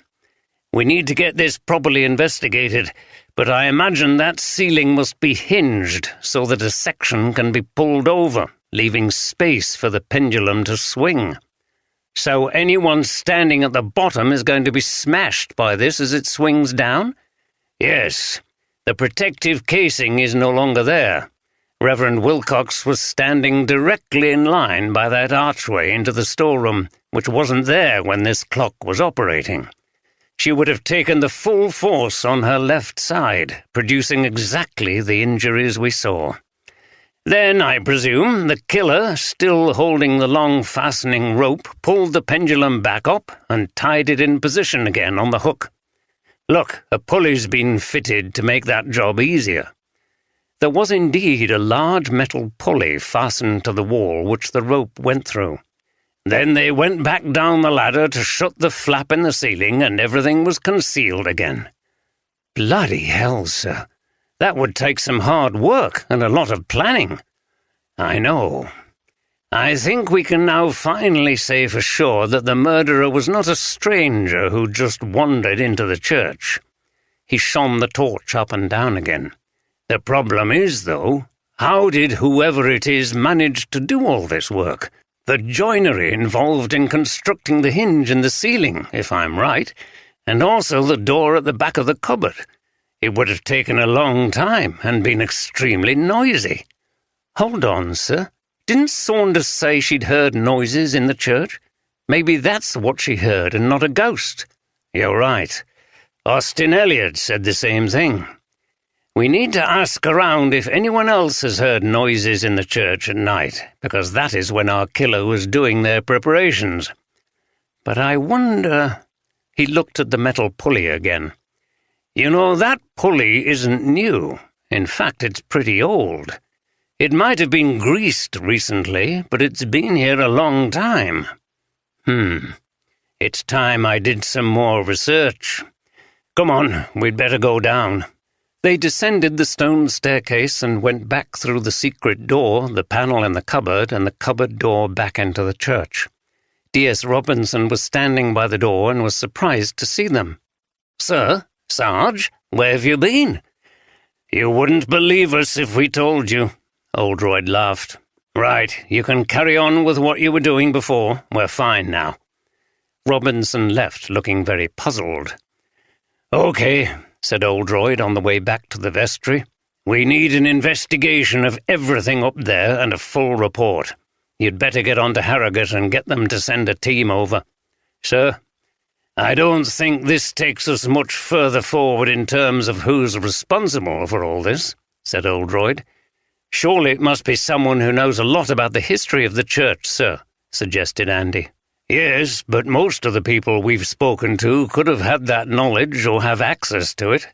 Austin Elliot was very upfront about his expertise, but that doesn't mean other people aren't also knowledgeable but are just keeping quiet. I'm increasingly thinking that more than one person could be involved." "Right. Unfortunately, I'm going to have to speak to the media again today. They won't be as well behaved as last time. This is a big story now. It might be unfair to say they love a series of killings, but that's the way it seems sometimes. It means they get a long-running story and can build up the tension. It sells newspapers. And as I haven't much to tell them in terms of who the killer is, there'll be no manner of speculation about their identity." In the sad life of David Tanner, Sunday was just a day like any other. He remembered from his childhood how the family would sit down to Sunday dinner together, but that was before his father started hitting his mother, the family split up, and he and his brother went into care. He'd started drinking in his teens, and it had plagued his life since then, until he was no longer able to sustain a job or a relationship. He hated sitting in the hostel all day. He wanted to be out in the fresh air. All the jobs he'd had were on farms or in gardens. It was harder in winter when it was cold, and there were fewer people around who might give him something. He had a well-trodden route around the town, including various warm doorways where he could shelter for a while before he was moved on. As he trudged around the town trying to keep warm, he thought about that chief inspector who'd given him the money. He'd hidden that money and was desperately trying not to spend it on drink. He wanted to give himself a fresh start. Maybe someday he could train to be a joiner like his father, who'd taught him a bit before the family broke down. If he could remember something else about that weird monk thing he'd seen in the churchyard, the chief inspector might give him some more money. It would have to be the truth, though. If he made anything up, they would find out, and then he would be in real trouble. He sat down under the wide eaves of an old building near the marketplace. He put out his begging cup and leaned against a wall. What else could he remember of that incident in the churchyard? He played it through in his mind as he described it to the police officers. As he was thinking, a woman with a hooded winter coat was walking past and stopped. She put a 50-pence piece in the cup. "Thanks, love," he said, then remembered something. Although he'd not seen the face of the monk figure, he'd seen their hair, though he couldn't make out the colour. Long hair, which was visible at the sides of the hood. Hair like that woman who'd just given him the money. So the monk was likely to be a woman. He smiled to himself. The chief inspector would definitely like to hear that, and it might earn him a nice reward. He picked up his cup and headed in his slow, lurching way towards the church. At the second press conference in the church, Oldroyd felt less like a vicar with a congregation than a teacher with a large and unruly class. The story was now a sensation, and he could predict the latest headlines. Another church murder in sleepy market town. Has the ghost struck again? Would you worship in this church? Or even, what do they worship in this church? There was a clamour amongst the assembled reporters, who were much bigger in number than last time. Oldroyd had to use all his skills to control the situation, Grim-faced, he began with his usual outline of what had happened and then started to field questions. "Chief Inspector, are the two crimes related? Who might be next?" "Could we please have calm and order?" he requested as the shouting continued, and he waited until there was near quiet. "We do believe that it is likely, but not certain, that the murder of Violet Saunders was related to that of Reverend Wilcox. They knew each other through their involvement with this church, but were not aware of any connection between them as yet. It is highly unlikely that two members of the same church should be murdered in a similar way, and by similar I mean that both crimes were planned. Neither was a random, spontaneous attack." "Was the second victim killed in the same way as the first?" "With a savage blow, yes. I said to you before that there was something unexplained about the nature of the attack on Reverend Wilcox, but I don't propose to make any further comment on that at the moment." Oldroyd wanted to keep their exploration of the West Tower a secret, so as not to alert the killer. "We've heard this latest victim cleaned the church and was in there quite a lot. Do you think she saw the first murder and knew more than was good for her?" This was a good question and quite close to Oldroyd's own theory. "I don't think she was a witness to that murder, but she was the kind of person who picked up a lot of information about the church and the people in it." "Blackmail!" someone called out. "That could be the motive for the murder, but we still need to investigate other possibilities. Now," he moved on swiftly, preventing more questions for the moment, "yet again, I need to ask for anyone with information about the circumstances of this crime to come forward. They may have seen something suspicious around the area of the murder scene yesterday in the late afternoon or early evening. Maybe they knew the victim had enemies. Had they witnessed an argument or anything like that?" "Do you think the killer will strike again, Chief Inspector?" "It would be foolish of me to give false assurances now that two people have been killed. It is still my view that this is not the work of a random killer, but everyone needs to take extra care and should report anything suspicious. And by the way, I hope this terrible attack in the victim's garden, which involved a nasty tripwire, will put an end to any idea that the perpetrator is some kind of ghost. I doubt that supernatural killers need to set physical traps for their victims, nor hit them on the head with a hammer, which is most likely what happened here." He felt quite drained when it was over. Andy arrived back and joined him in the vestry. "Right, sir, there's a full team coming, and they're going to go over that tower. They're going to fingerprint everything and look for any other evidence as to who might have been going up there. I've also asked them to look at the locks, pulleys, and all the mechanisms to see if we can find out more about that pendulum business." "Excellent. I think I've seen the press off for the time being. Let's have a little update. I'll put the kettle on." They sat down with their cups of coffee. "So, who are our suspects?" began Oldroyd, who characteristically sat back with his eyes shut and his hands behind his head when they were reviewing a case and things were still far from clear. Andy consulted his notes. He always liked to make a written record. "I'm going to start with Avison, sir. He's been very helpful, but as we said, that could be a bluff. Helping us helps him keep track of what we've been doing. He's a church warden, so he has access to things. Maybe he had a key to that door in the tower, but he just didn't tell us. He's also likely to have a good knowledge of the church and its buildings. The problem is we don't really have a motive except his opposition to women priests, and he has an alibi for the first murder, unless his wife is lying. Another thing is that he knows we're on to the secret door into the tower, so that will scare him off if he is the murderer. Does that really matter, sir? I can't imagine the killer trying to use that method again. There are too many of us all over the church." "No, you're right. What I'm beginning to think is that the killer may have only intended to kill Reverend Wilcox, and the whole ghostly monk business was designed to throw us off the scent. I suspect that now, if we're right about the blackmail theory, they've had to kill Saunders to keep her quiet, and that is worrying. Now that the initial plan has gone awry and their cover as a ghost has been blown, they may become reckless. There may be other people they would like to get rid of. Won't they try to lie low, sir? They've got away with it so far. Why take another risk?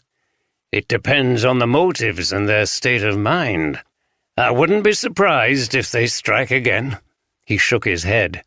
So, who else have we got? Andy consulted his list. Jeremy Wilcox, the husband. He was conducting an affair, so he might have wanted rid of his wife. Julie Harrison, his lover, had the same motive, and they cover each other for their alibis, so I suppose it's conceivable that one or both of them could have gone to the church that day and murdered Reverend Wilcox, and then Violet Saunders found out. Oldroyd frowned. It just doesn't hang together for me. Wilcox seems genuinely wrecked by grief.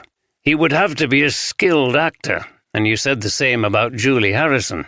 It's also difficult to imagine either of them knowing about the concealed staircase and preparing everything in that tower. There may have been another person involved. Then we're getting into the area of conspiracies, and you know what I think about those. Murders of this kind are rarely committed by groups of people. Who's next? Harvey Ferguson, the organist and choirmaster.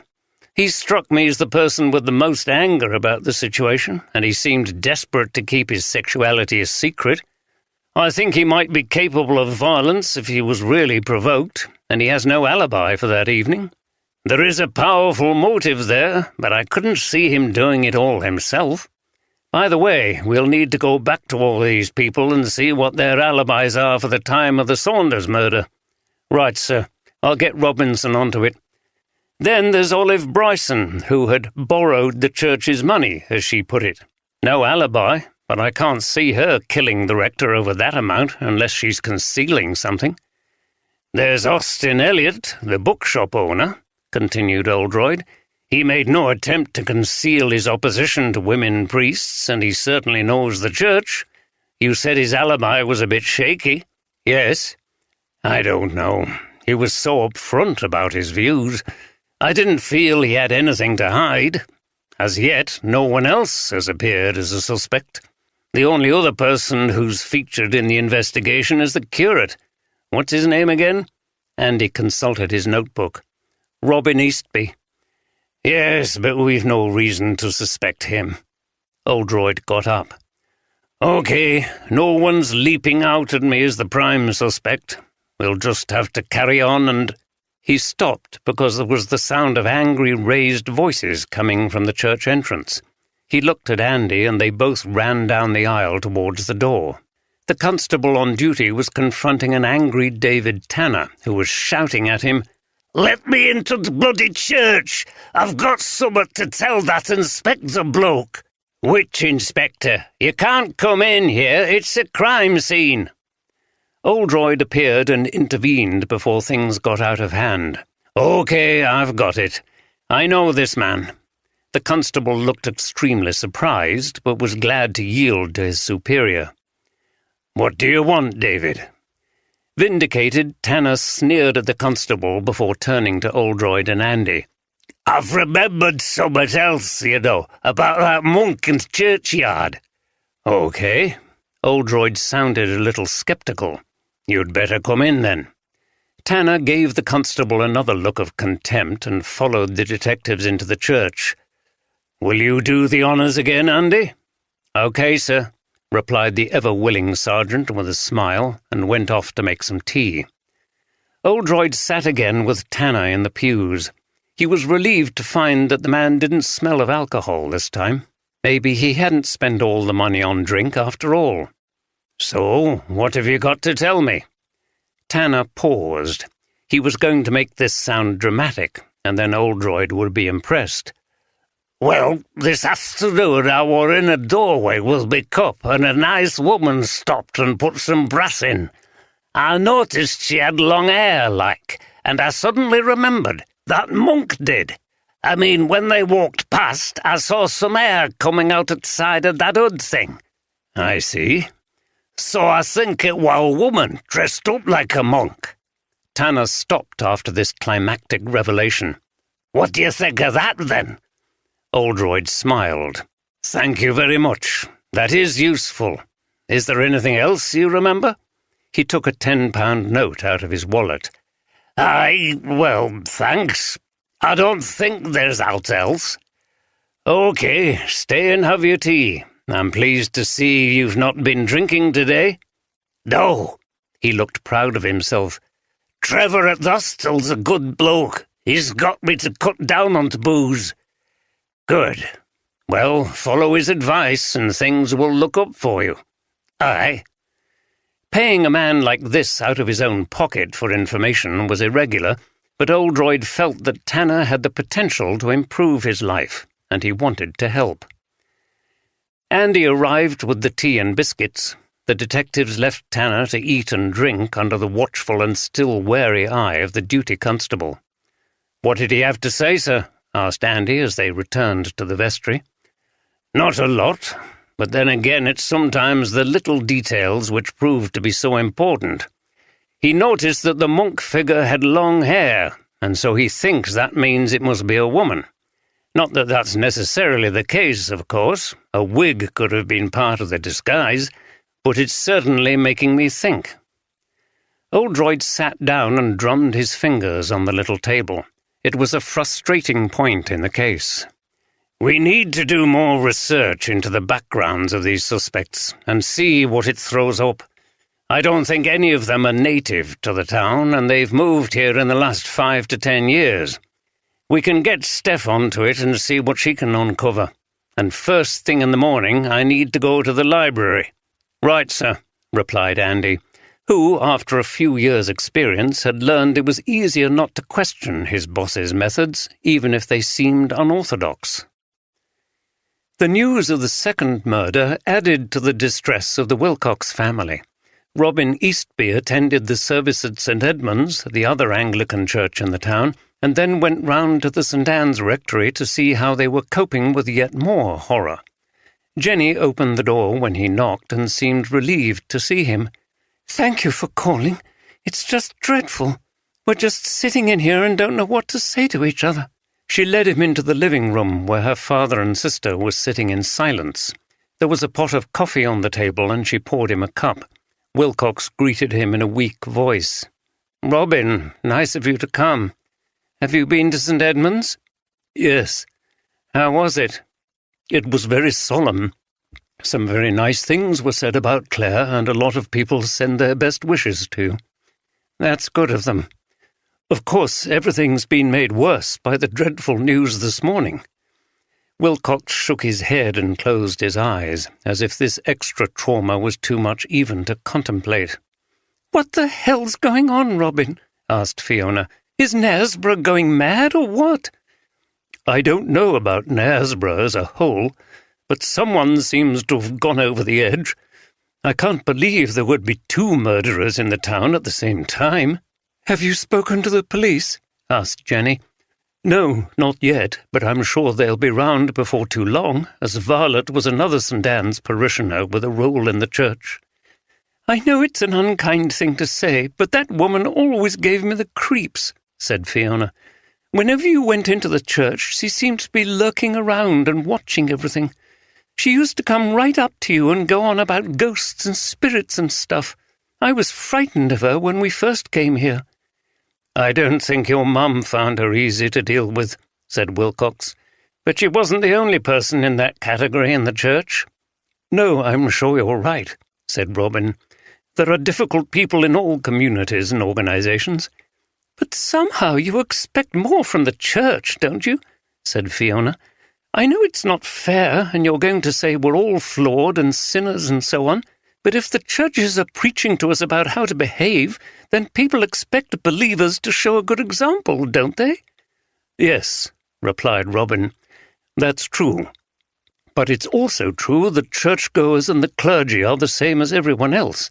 They don't have any special powers to avoid doing wrong, and there are people around, particularly in the media, who love it when a cleric is found stealing money or conducting an affair." Wilcox shifted uneasily. "Well, they'll have plenty to go on if this killer turns out to be a member of the church. Horrible as it is, it has to be, though, doesn't it? It must be someone we know." Robin looked very uncomfortable. Yes, and that's the most chilling thing of all. That evening, Oldroyd and Deborah were relaxing in his Harrogate flat, listening to some chamber music. Beethoven's String Quartet Opus 59 No. 1 was playing, a vintage performance by the Quartetto Italiano. Oldroyd loved the warmth and spaciousness of this piece, which took you on a journey, like many Beethoven compositions, through emotions from sadness and playfulness to euphoria. It was just the kind of music to distract you from the stresses in your life, which also diminished in comparison with the angst suffered by a musical genius going deaf. Since the beginning of their relationship, Oldroyd had encouraged Deborah to listen to classical music with him, and she sat quietly until the final triumphant chords at the end of the final movement. "Well, gosh, that was an odyssey," she observed, sitting back in her armchair. "How on earth did he manage to pack so much into one piece? And how did they manage to play it? It sounded fiendishly difficult." "It takes years and years of practice. That quartet were together for the best part of 35 years, and there was even a period when they used to play from memory without musical scores, which is just mind-boggling." He stretched and yawned. "Well, that was wonderful. Do you fancy a drink?" "No, I'm okay, thanks." She yawned too. "Oh, this weather makes you tired, doesn't it? What time is it? I'm nearly ready for bed. I was going to play you some Ella, but I'm not in the mood now." Deborah was a jazz fan and loved Ella Fitzgerald. The quid pro quo of her listening to classical was Oldroyd sampling jazz. "It's only 10 o'clock, but it's a dark winter's night and I could play you a Beethoven piano trio called Ghost. The slow movement is a spooky piece of music." "Not at this time of night. You know ghost stories make me nervous." "What, you, the great rational analyst of the human mind?" teased Oldroyd. "We all have our primitive fears, Jim. I think mine go back to my grandparents, who lived in a rambling old house in one of those villages in the hills around Halifax." "It wasn't Northurum, was it?"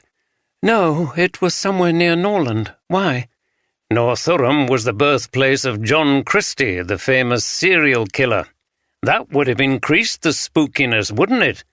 "Oh, God, I didn't know that. That wasn't far away." "So, what was it about this house?" "It was very old, and there were lots of stories about it being haunted. My grandfather used to tell us about it when we were kids, and then we were too scared to go upstairs.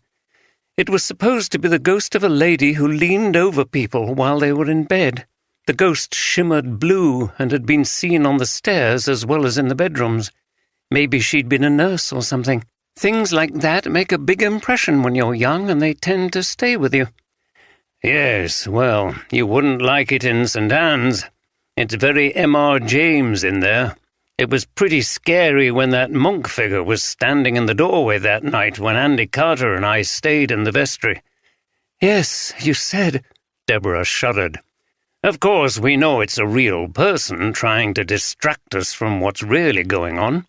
And you don't believe in ghosts now, do you?" asked Oldroyd. "No, but I'm not dogmatic about these things. There's clearly plenty about the universe that we don't know. Some people believe that terrible events can leave behind some kind of mark on the fabric of time and space, and that's what ghosts and hauntings are." "Yes, I've heard that theory." "So it's not surprising that churches and cathedrals often get the reputation for being haunted, given the awful things that have happened in the history of religion. Didn't you say that this monk was put to death because he was a heretic or something?" "That's right." "It's incredible how religious beliefs can sometimes motivate people to do hideous things, isn't it?" There was no reply. "Jim? Oh, you haven't gone off on one again, have you?" She yawned again. "Well, I'm off to bed. Don't stay up thinking about it, or you'll never get to sleep. And don't play a violin like Sherlock Holmes did when he had a difficult case, or I'll never get to sleep." "Okay," replied Oldroyd distractedly. He was thinking how what Deborah had just been saying was true, and that there was an aspect of the case to which he'd not given enough attention. Oldroyd and Deborah were not the only people listening to classical music on a dark Sunday night. Harvey Ferguson was sitting in his front room, which was cosy in the lamplight. He was drinking whiskey and trying to relax as he listened to the complex structures of Bach's The Art of Fugue played on the organ. He found it fascinating and otherworldly. So, that busybody Violet Saunders was dead. He found it very difficult to feel anything about that other than relief. He'd never trusted her. She was always sniffing around for tasty morsels of information and gossip, like a nasty little grey mouse that seemed to appear from nowhere in the church. He was sure that she'd been onto him as far as his sexuality went, and she would probably have used that information against him at some point. Well, not anymore. He sipped his whiskey and tried to concentrate on the Bach, but it was difficult. There was so much going on at the moment. One thing he knew was that he was heartily sick of concealing the truth about himself from people for whom he had no real respect, but who had authority over him. When he got depressed about this, he made an effort to imagine what it must have been like for men like himself in previous generations, when homosexual acts were still against the law and it was impossible to come out in almost every job and profession. Things were clearly much better now, but in the socially conservative places he spent most of his time, it often didn't feel that way. The phone rang. It was Olive Bryson. "Hello, Harvey. How are you?" "I'm fine, Olive. Thank you for being concerned." He turned the organ music down. "I was a bit worried about you yesterday. You seemed very anxious." "Aren't we all at the moment? And it looks like the killer has struck again." "Yes, she lived quite close to me, and I heard all the noise early this morning and went up to see what was going on. It was awful." "I'll bet." "Did you go to St. Edmund's this morning?" "No, I've had enough of anything churchy at the moment." Ferguson sipped his whiskey again. "I went just to show solidarity with everyone." "Good for you." "It was a bit intense, you know. The subject no one can really mention. Everyone was very nice, but I have to admit it was a bit of a chilling thought that the killer could be in the congregation. I wonder if some of the St. Edmund's people thought that too, that there was a murderer from St. Anne's in their midst." "Maybe it was someone from their congregation. You never know," observed Ferguson with grim humour. "I almost wish it was, but that's a wicked thought." Bryson laughed and then became serious again. "Harvey, I really want you to be careful. This killer is still on the loose." "Why? Do you think I'm more in danger than anyone else?" "I'm not saying that, but all those of us who are alone have to take extra care. Look at Violet." "You mean those of us who are different, who don't conform to the image of the nice, orthodox, respectable Anglican? That goes for you too." "Maybe you're right. I don't know why, but I sense there's still a threat to us out there." "I'm not so sure. I think Violet Saunders probably found out something about the killer and was silenced." "Harvey, you make it sound so brutal, like some gangland killing." "It is brutal. Everyone's extra shocked because this is taking place in a church community where things like this are not meant to happen. Anyway, I've already told you, don't worry about me. I can take care of myself, and I've got people on my side." Bryson sighed. "Okay, well, let's meet up at the cafe again soon." "Fine." A time was arranged and the call ended. Ferguson returned to his whiskey and his organ music. Despite his show of confidence to Bryson, he remained in a difficult place and didn't know what was going to happen next. Second murder rocks sleepy market town. Latest victim in church murders believed in the ghost. Police baffled by second murder in Knaresborough. These were some of the headlines Oldroyd noticed in the Monday morning papers as he stopped in at a newsagent on his way to Harrogate Police HQ. It was a cold, overcast day. Dirty snow was piled on the verges as cars drove past on the gritted roads. He continued on his way with a grim expression on his face. The reporters had clearly been hard at work talking to any locals who were prepared to speak. Once the media had built up a level of hysteria, the police came under pressure to find the solution, which sometimes led to wrongful arrests and even convictions. When he arrived at HQ, Oldroyd went straight up to see Tom Walker, who looked pleased to see him. "Ah, morning, Jim. I'm glad to be back here, I can tell you." Walker sat behind his desk with his glasses on, looking, despite what he'd just said, uncomfortable and out of place. He had never really adjusted to the bureaucratic desk work involved in his senior position. Oldroyd always felt that Walker envied him as a detective still working on cases.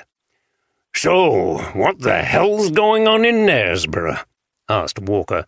"Two people connected to the church bumped off? It's the kind of thing the press love, isn't it? I see they're getting their teeth into it this morning. There's nothing they like better than to see the police struggling, as if they could do any better in solving these cases." He snorted with contempt. Walker hated the press almost as much as he hated his boss, Matthew Watkins. "Anyway, how are you getting on with it? You know who'll be jumping up and down if it drags on." Oldroyd knew the answer, but said nothing. "He wouldn't have an idea himself, of course. I'm not sure how much real police work he's ever done. If it didn't involve doing a PowerPoint presentation, he'd be clueless." Oldroyd decided to step in before Walker's rant about Watkins developed into an unstoppable flow. "It's a tough one, Tom. Don't worry, you'll crack it given time. If we can keep the press and that idiot off your back. Don't worry about Watkins. If he starts getting jumpy, I know how to handle him, though I wish I could say the same for the press. So, what leads have you got?" "We've ruled out the random killer, and we've had some help from a homeless man who frequented the churchyard. I'm sure the two murders are connected.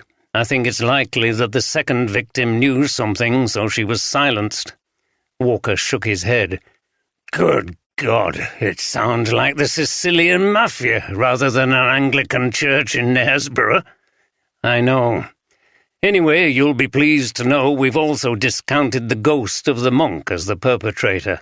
"Thank goodness for that," Walker laughed. "Yes, I told Andy Carter that we couldn't arrest a phantom, and anyway, no prison would be able to hold one, would it?" "No." Walker laughed again. Oldroyd had succeeded in lightening the old boy's mood. "We've also discovered how the first murder was done," continued Oldroyd, and he explained the business of the secret staircase and the pendulum. "So it looks like someone who knew about the church and its history. Unfortunately, that still leaves us with a lot of suspects." "I see. Well, it's a weird carry-on, isn't it? So I won't keep you. Have you got all the help you need?" "Andy Carter as usual, and D.C. Robinson. I'm going to get Stephanie Johnson involved in doing some research." "Good. You've got the best people. Off you go, then, as long as you can reassure me that I won't be getting a visitation from that ghost." He chuckled. "Not from a ghost, Tom, but you might get contacted by a bishop or even an archbishop if we don't find the answer soon." Walker laughed again. "Okay, I think I can cope with that." Oldroyd went back down to the general office to talk to Steph. He found her at a workstation doing routine tasks. She was glad. When Oldroyd was active on a case, there was always the chance of more interesting work. "Morning, sir," she said with a smile. "How's it going over in Knaresborough?" "I'm sure Andy's kept you informed. I'm pleased to say that you now have the privilege of being involved." "It's an honor, sir. What do you want me to do?" Steph loved Oldroyd's wit and the banter that went on between them. "Background checks, which could be really important. I'm going to send you a list of people who are suspects in this case, and I want you to see what you can find out about them. We're a bit stuck, and I think the answer could well lie in the past. I know it's desk work, and you prefer to be out in the field, but you could uncover something vital. I want someone doing this who I know will do a thorough job." "That's fine, sir. You can rely on me." Jeremy Wilcox woke late from uneasy dreams back into his nightmare. What had happened came crashing back into his consciousness as he opened his eyes in the dark room. He shut them again and lay still, wanting neither to return to sleep nor to get out of bed. He felt the strangeness of being alone in this large bed. Claire had usually been up first, and he would hear her downstairs and the sound of the news on Radio 4. Those routines had gone forever. After a few minutes he heard footsteps on the stairs and Jenny knocked on the door, opened it and peeped inside. "Dad, are you awake? I've got a cup of tea for you." "Thanks. Come in." Jenny came quietly into the room and put the cup on his bedside table. Wilcox sat up in bed and switched his lamp on. "Is it light yet?" "What time is it?" he asked, yawning. "It's 8:30, but the clouds are so heavy it still seems like the middle of the night. All the cars have their lights on," said Jenny, who sat on the edge of the bed. "I suppose it's only to be expected at this time of year," Wilcox replied as he sipped his tea. "Sylvia Addison rang from the surgery. I told her you were still asleep. She asked how you were. She doesn't expect you'll be going back to work at all this week, and she told me to tell you that everything is covered. She would like to speak to you at the end of the week, if that's okay." "Good. That's very kind of her." Wilcox was genuinely grateful, but he was also pretty sure that it was Addison who had informed the police about his affair with Julie.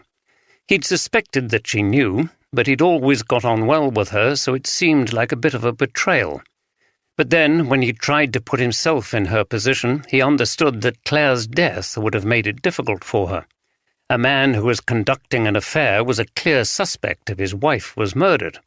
She must have felt it her duty to inform the police. How could he really blame her? "Dad, are you listening?" Wilcox came back abruptly to the present. "I'm sorry, I was miles away. It's happening all the time at the moment." "Never mind. I was just reminding you that we agreed to go to register Mum's death today. Are you still okay to do it?" Wilcox frowned. "Yes, it has to be done. We can't put it off any longer." "And then tomorrow morning the funeral director is coming. It won't be an easy couple of days, but you'll feel better when it's all done." "You're right. Just give me a few minutes and I'll be down. I'll have some toast and some more tea, if that's okay." Jenny smiled. It was good to see her father a little more animated. "Of course, Dad. I'll pop a couple of slices into the toaster for you." When she'd left, Wilcox sat in bed a little longer, sipping his tea. His daughters were being so supportive and helpful, and he'd come to a decision about one thing. He wasn't going to say anything about his affair until at least after the funeral. How could he add that pain to his daughters' grief at losing their mother? Maybe he was being a coward, but he just couldn't do it. There was still the risk that Fiona and Jenny could find out from someone else, or that it could come out in the investigation, but he would have to take that risk. The chief inspector seemed a decent man, and Wilcox trusted him not to reveal anything unless it was absolutely necessary. He felt relieved that he could defer telling his daughters for the moment. "Dad, toast is ready," came the call from Jenny. "Coming," he replied, and began to quickly get dressed. Knaresborough's public library was housed in a modern building in the marketplace. Oldroyd walked across from St. Anne's, wearing some stout walking shoes and wrapped up in his overcoat. He was glad to get inside to the warmth of the library. He made for the reference section, where a helpful assistant confirmed that they had a local history section. Oldroyd introduced himself and showed his warrant card.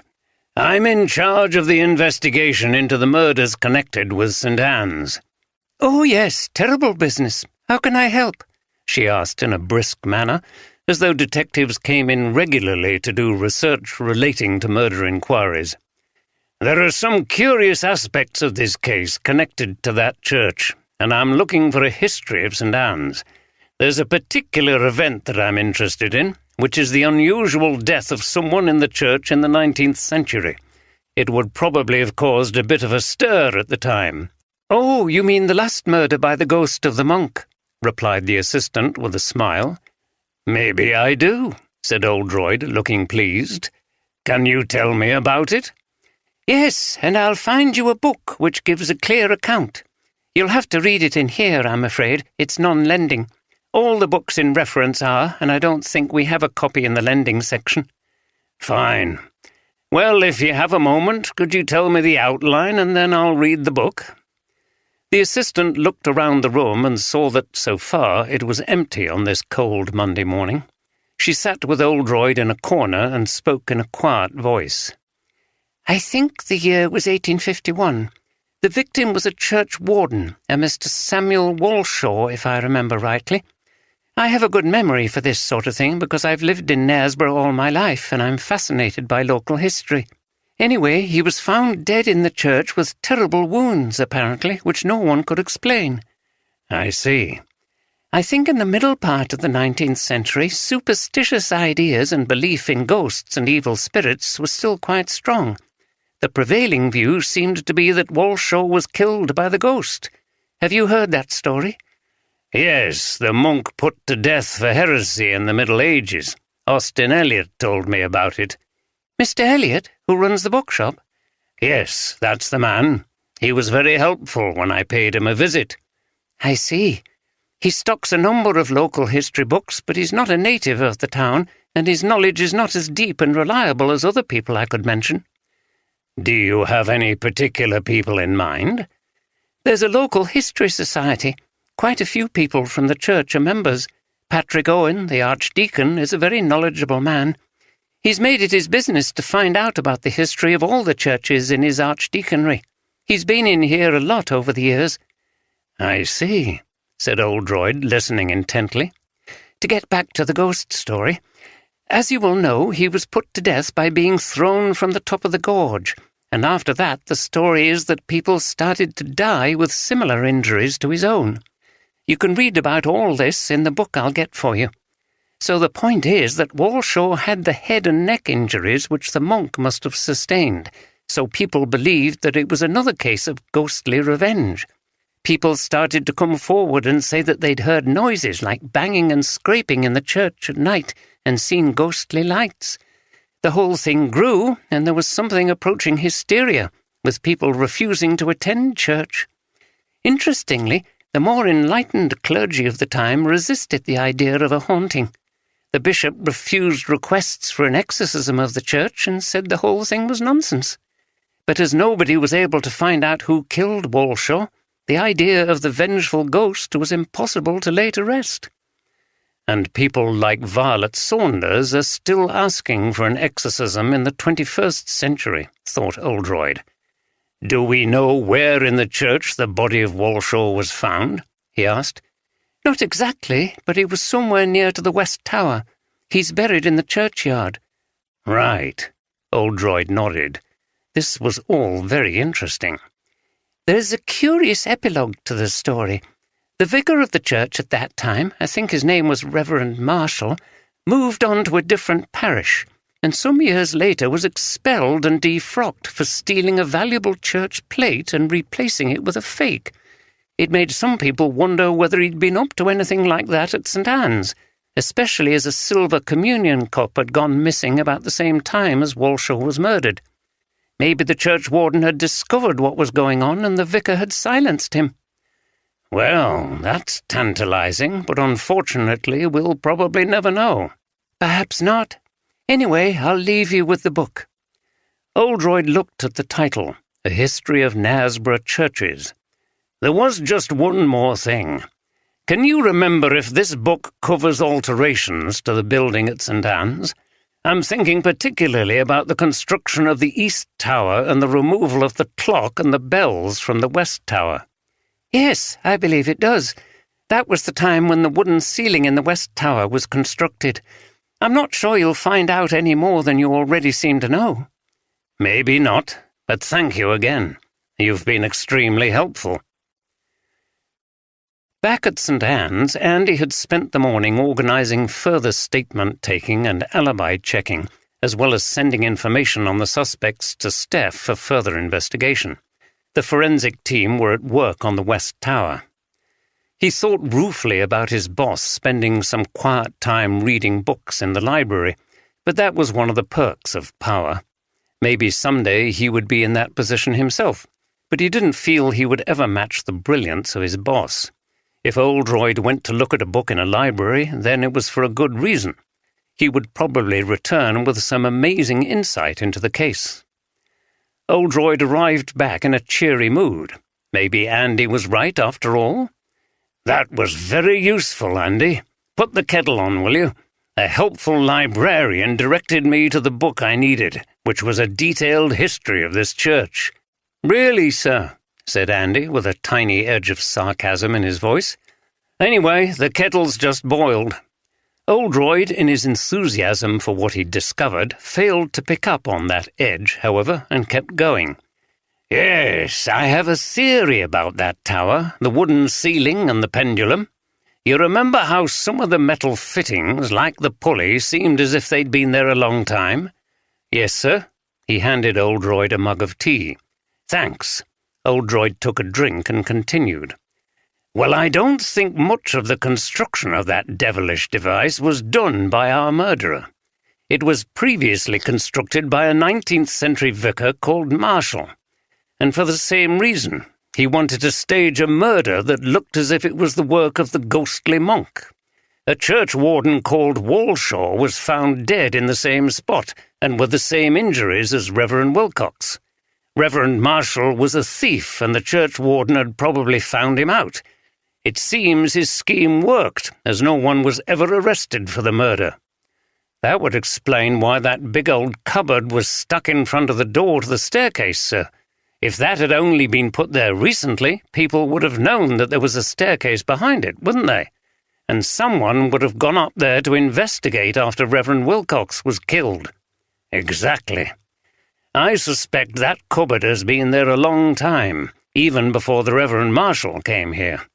When the West Tower was decommissioned, that staircase had no further use, and someone decided that it was okay to block it off. That was some time before Marshall came. He must have done his research, like I've done and our murderer did, and discovered the staircase. It's mentioned in early descriptions of the church when it still led up to the bells and the clock.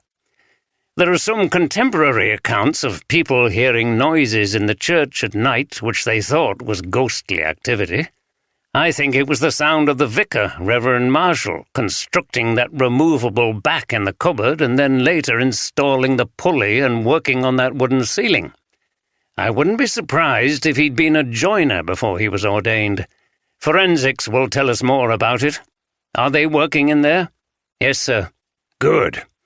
Marshall's big advantage over our murderer was that superstitious beliefs were much stronger in those days, and many in the congregation must have believed the ghost to be a rational explanation for the death. Anyway, our murderer discovered the clever work that Marshall did and decided to use it in the same way. With a few repairs and a bit of greasing, it was all ready for use. It would all make sense, sir. We'll see what forensics say." "Yes. Did you get that stuff over to Steph?" "I did, sir." "Excellent. Well, let's see if her research also turns up something significant." Oldroyd finished his tea and looked at the mug. "Do you know, drinking that has only made me thirst for something a bit stronger. Let's go down to the pub and have a spot of lunch there." Andy was only too willing to agree. As they walked yet again through the cold churchyard, Oldroyd had a spring in his step. At last he had a sense that they were getting somewhere. 6. Whilst the girl stood still, half smiling, with her hands clasped over her heart, the boy, a thin shape with black hair and ragged clothing, raised his arms in the air with an appearance of menace. The moon shone upon his almost transparent hands. The nails were fearfully long. As he stood with his arms thus raised, he disclosed a terrifying spectacle. On the left side of his chest there opened a black and gaping rent. From Lost Hearts, M.R. James, 1895. These were especially testing times for Donald Avison and Maisie Baxter. They shared the responsibility with Robin Eastby, the curate, for keeping the church functioning in a situation of unprecedented horror and disruption. The church had now lost its rector and a long-standing active member of the congregation to a vicious killer. The whole of the congregation, and indeed the town, were in shock. The three were at the curate's house. Eastby had served coffee in a very subdued and sombre atmosphere, and now began the meeting. "Thanks for coming. I just wanted to reassure you both that Patrick and I are engaged in planning how St. Anne's is going to cope in the next few months. Clergy from other churches and some living in the diocese who are retired are rallying round. We shall be able to provide our normal pattern of church services when the police allow it. On the administrative side, I'm sure you and I can work together with help from Patrick or even from Bishop Michael if necessary. I thought it would be a good idea if we looked at what tasks there are, ones which Claire used to take responsibility for, and if there are any pressing issues facing us at the moment. We can try to divide these between us. I'll make a written record of what we decide. I know it's difficult, but the church is looking to us for leadership, and I think you'll agree that we have to respond." Eastby was actually enjoying his opportunity to step up. The church wardens nodded, and there followed a discussion of various practical matters which needed attention. At the end of this, after they had all taken a rest, Everson glanced at Baxter a little nervously and then looked across at Eastby. "This might not be the right time to bring this subject up, Robin, but Maisie and I wanted to make our views clear about Claire's successor." Eastby raised his eyebrows. He did indeed think it was hardly appropriate to discuss this even before Claire's funeral. It seemed to be taking future planning a little too far at this stage. "Go on," he said. Everson took a deep breath. "Well, I've said this many times, as have all of us in the church who share this view. Claire was wonderful in her pastoral role, and she was an astute administrator. But some of us cannot accept a woman as a full priest and celebrant. There's no point going over the arguments again, but we would hope that Claire's successor is a man. A male priest will be acceptable to everyone. He may be less acceptable to progressive reformers who might want another female rector." Eastby frowned and narrowed his eyes. "Yes, Robin," said Baxter, "but they've had their turn, so to speak, so why not have a person around whom we can all unite? Anyway, we realize that this would have to be approved by the PCC, and we intend to raise it at the next meeting." Well, I don't think it's appropriate to discuss this any more now, but it's clear that the issue is still very controversial. You've stated your views, but I don't think they necessarily represent the majority feeling in the church." His tone was rather curt, and the two church wardens did not respond. The meeting ended shortly after, with the atmosphere rather soured. Eastby was shocked that the succession question had been raised, and that some people thought of it as groups having turns to have the gender of priest they preferred. It made him realize how strongly wedded many people in the church were to conservative ideas about the priesthood and Christian doctrine, and how deeply divided the church was on the issue. This was something he was going to encounter in other churches during his career. It was a sobering thought. It was torture to Oldroyd, limiting himself to 1 pint in the old pub in the marketplace. The beer was so good. But as it was against the rules to drink at all while on duty, he made the best of it, as he and Andy ate their ham and cheese sandwiches and reviewed some aspects of the case. They were sitting in a bar with low beams, and there was a roaring fire in the grate. It was a cosy winter scene, and it was going to be difficult to wrench themselves away when they'd finished their lunch. "Another thing that librarian told me," said Oldroyd between mouthfuls, "is that Patrick Owen, the Archdeacon, is an expert on church history and has done a lot of research in the library. Archdeacons have a responsibility for supervising the upkeep of buildings in their archdeaconry, so that may be the reason for his interest, or maybe it was something else more sinister. It's going to be worth speaking to him again. What could his motive be for committing those 2 murders, sir?" Oldroyd shrugged as he took a long and satisfying drink of beer. We don't know. Nothing's turned up against him as yet, but once Steph gets to work she may discover something. I'm sure she's hard at it as we speak, sir. Have you heard from the team working on the tower? They're saying they will have some preliminary findings for us tomorrow. Good. We're a bit stuck until we get more information. If you go back and carry on supervising things at the church, I'm going to call in on the Archdeacon. He lives in Harrogate. I'll check in on Steph and see how she's doing, and I'll also pay my sister a visit. She must be finding it tough, sir. That vicar who was killed worked with her, didn't she? When she was younger? She did, and my sister was proud of her. Reverend Wilcox was destined for high office in the church until she was struck down. So it would be like you losing me or Steph. Oldroyd looked at Andy, thinking for a moment that the detective sergeant was indulging in a joke that was not really appropriate, but he wasn't. He was serious. Yes, I suppose you're right. But don't go thinking you can go off to another force for promotion yet. I'm not ready to let you go. Andy laughed. Don't worry, sir. We're both very happy to be where we are at the moment. Back at Harrogate HQ, Steph was getting started on the research tasks that Oldroyd had given her. Like Andy and Oldroyd, she preferred working in the field to desk tasks, but she knew that she needed to be effective at both if she was going to make a good detective. There were significant gaps in the information she'd been given. She had the names, Olive Bryson, Harvey Ferguson, Donald Avison, Austin Elliott, Maisie Baxter, but the photographs of some were unclear and the biographical details were sparse. Oldroyd had also included the Archdeacon and the Bishop. Reverend Wilcox and Violet Saunders also needed to be checked for anything relevant in their pasts. There was a lot to do, and she had recruited the help of DC Sharon Warner, who was a young protégé of hers. They sat at adjoining desks in the work area. "Okay, Sharon," Steph said. "We have to do background searches on all these people who are related to the case over in Knaresborough, some of whom are serious suspects." Warner was already scanning the material and looking eager to get started. Steph smiled. The young woman reminded her of herself at the same age, eager to learn and to please. "Right, Sarge. Where do you think I should start?" "Read the stuff we have about them and then start a search of the national database to see if any of them have a criminal record, crimes which were probably committed before they came to Knaresborough.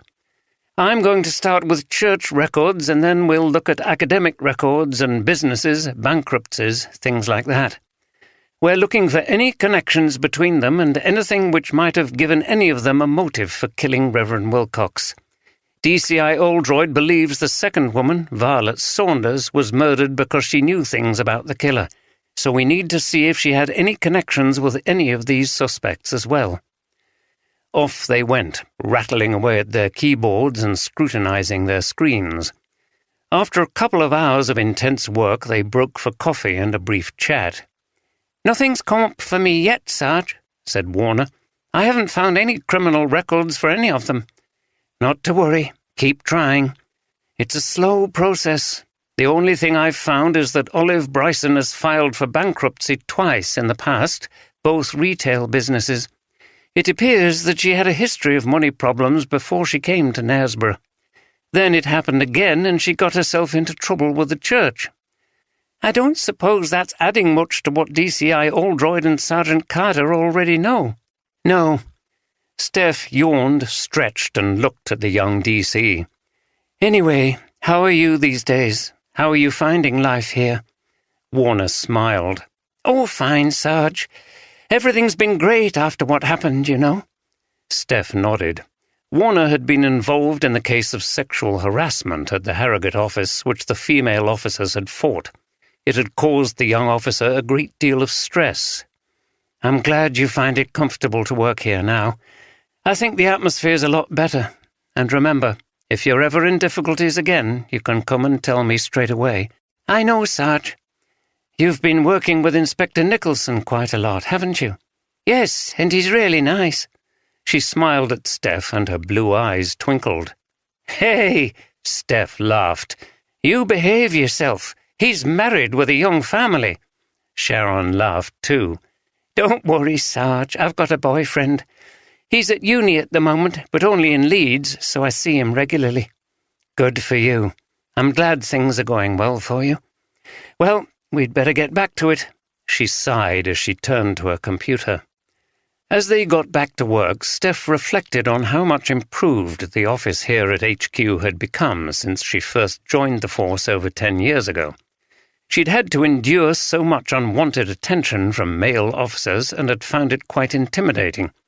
Working for Oldroyd had protected her. He'd always created a safe environment for women.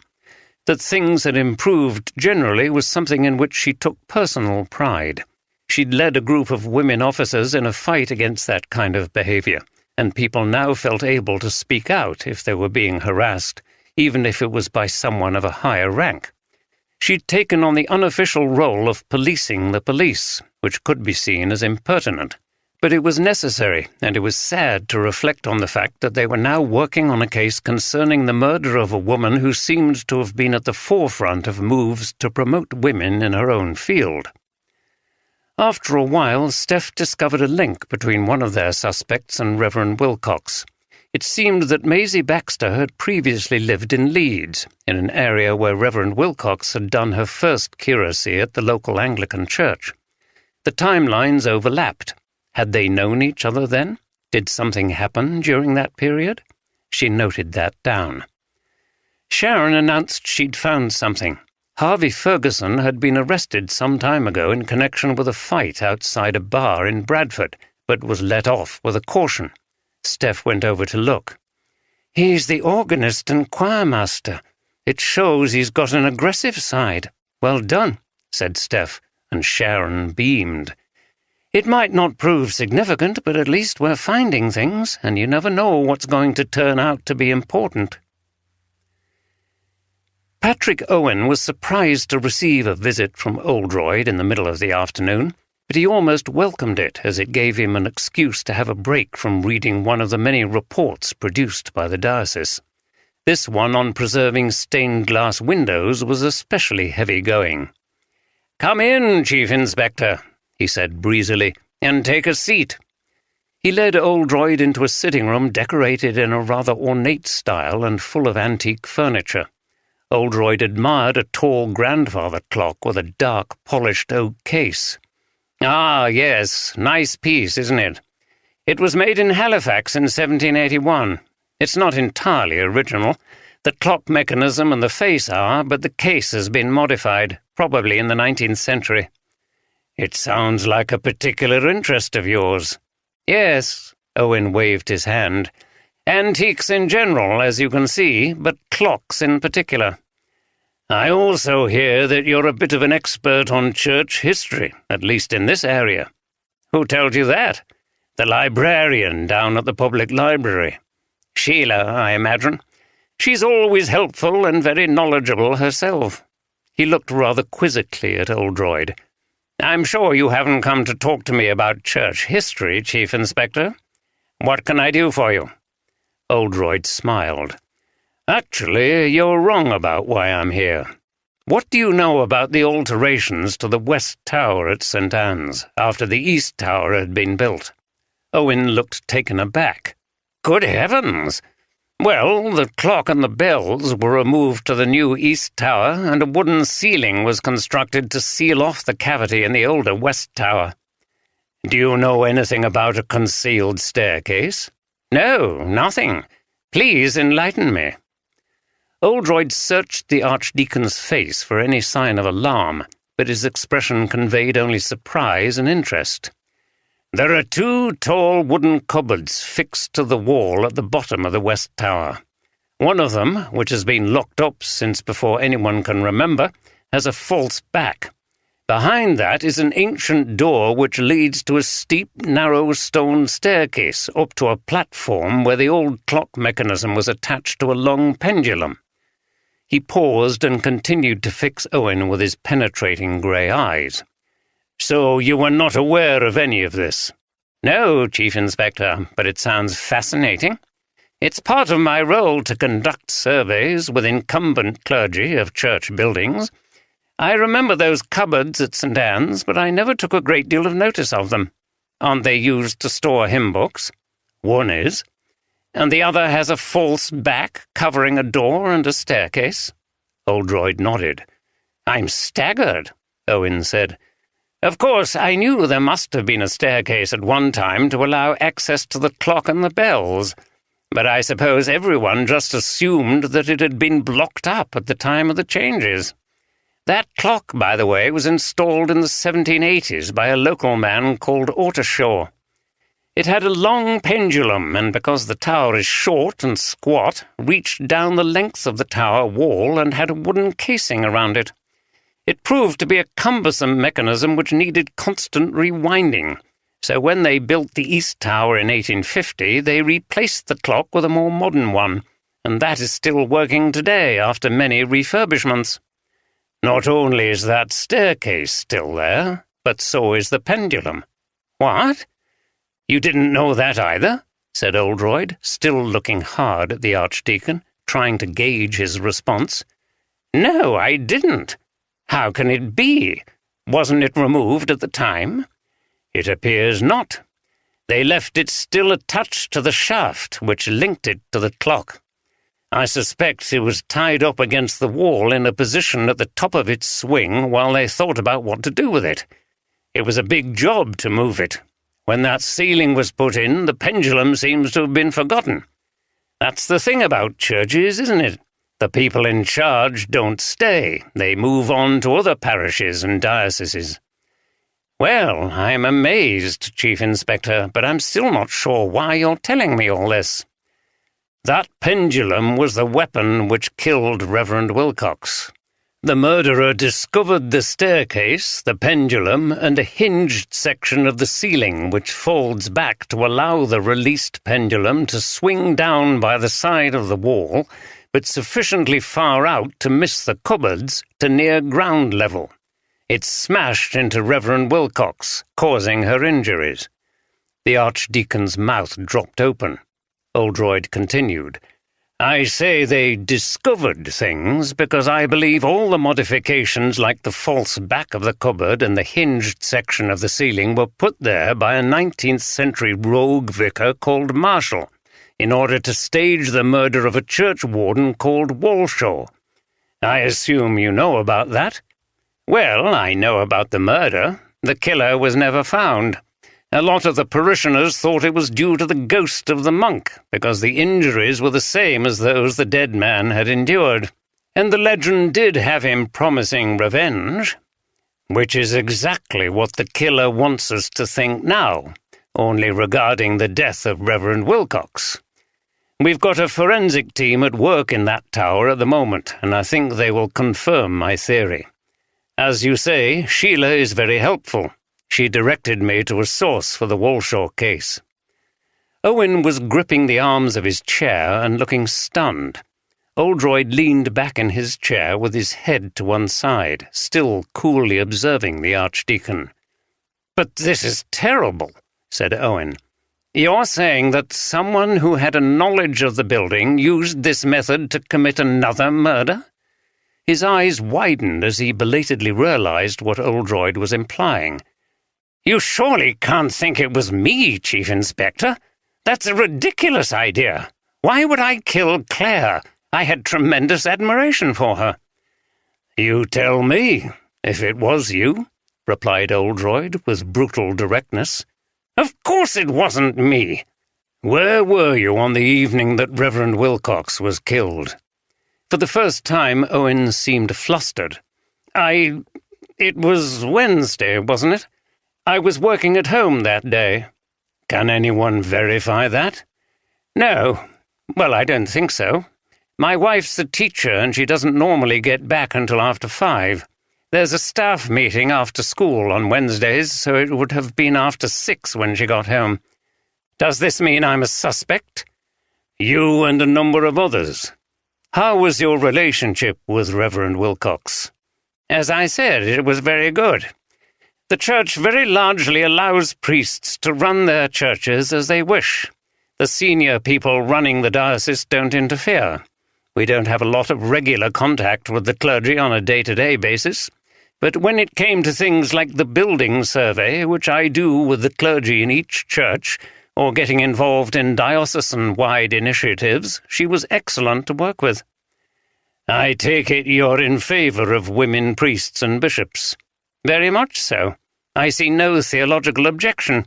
Women's ministry is badly needed and is to be celebrated.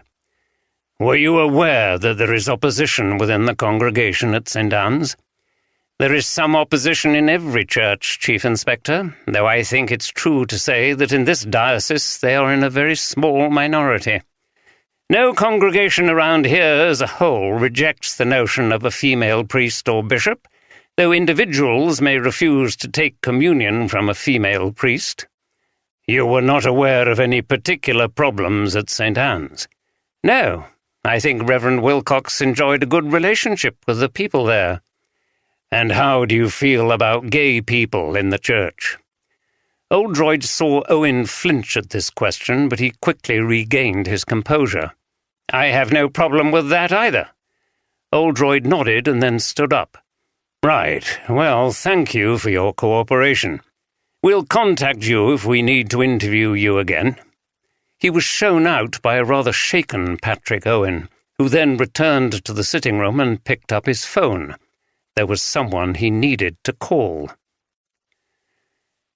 While his colleague in the upper echelons of power in the diocese was undergoing an uncomfortable interview with Oldroyd, Bishop Michael Palmer was at home in the rather palatial bishop's residence in Ripon, dealing with the fallout from a double murder connected to a church in his diocese.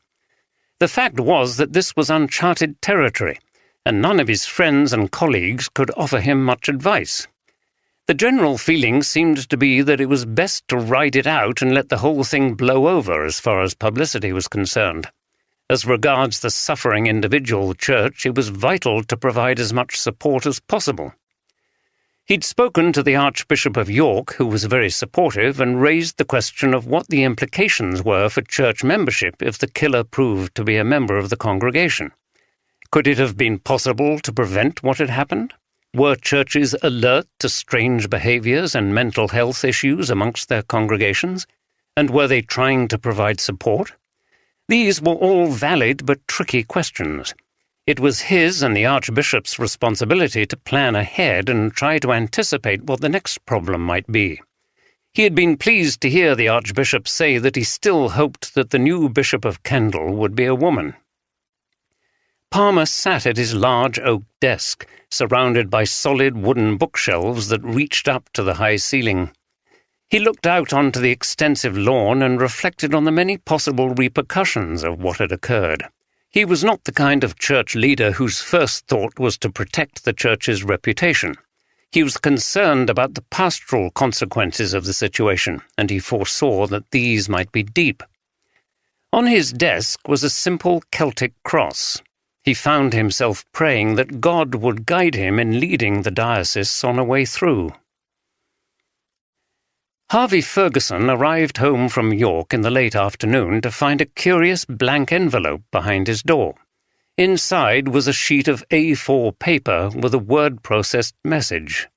I know things about you. You are a repulsive pervert. I can destroy you if I want.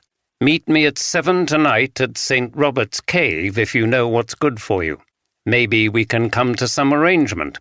Otherwise, you've had it. Ferguson's lip curled in disgust. He'd received abuse before, but usually was called out in the street. This was a person who knew where he lived, but then a lot of people did. He'd never kept his address a secret.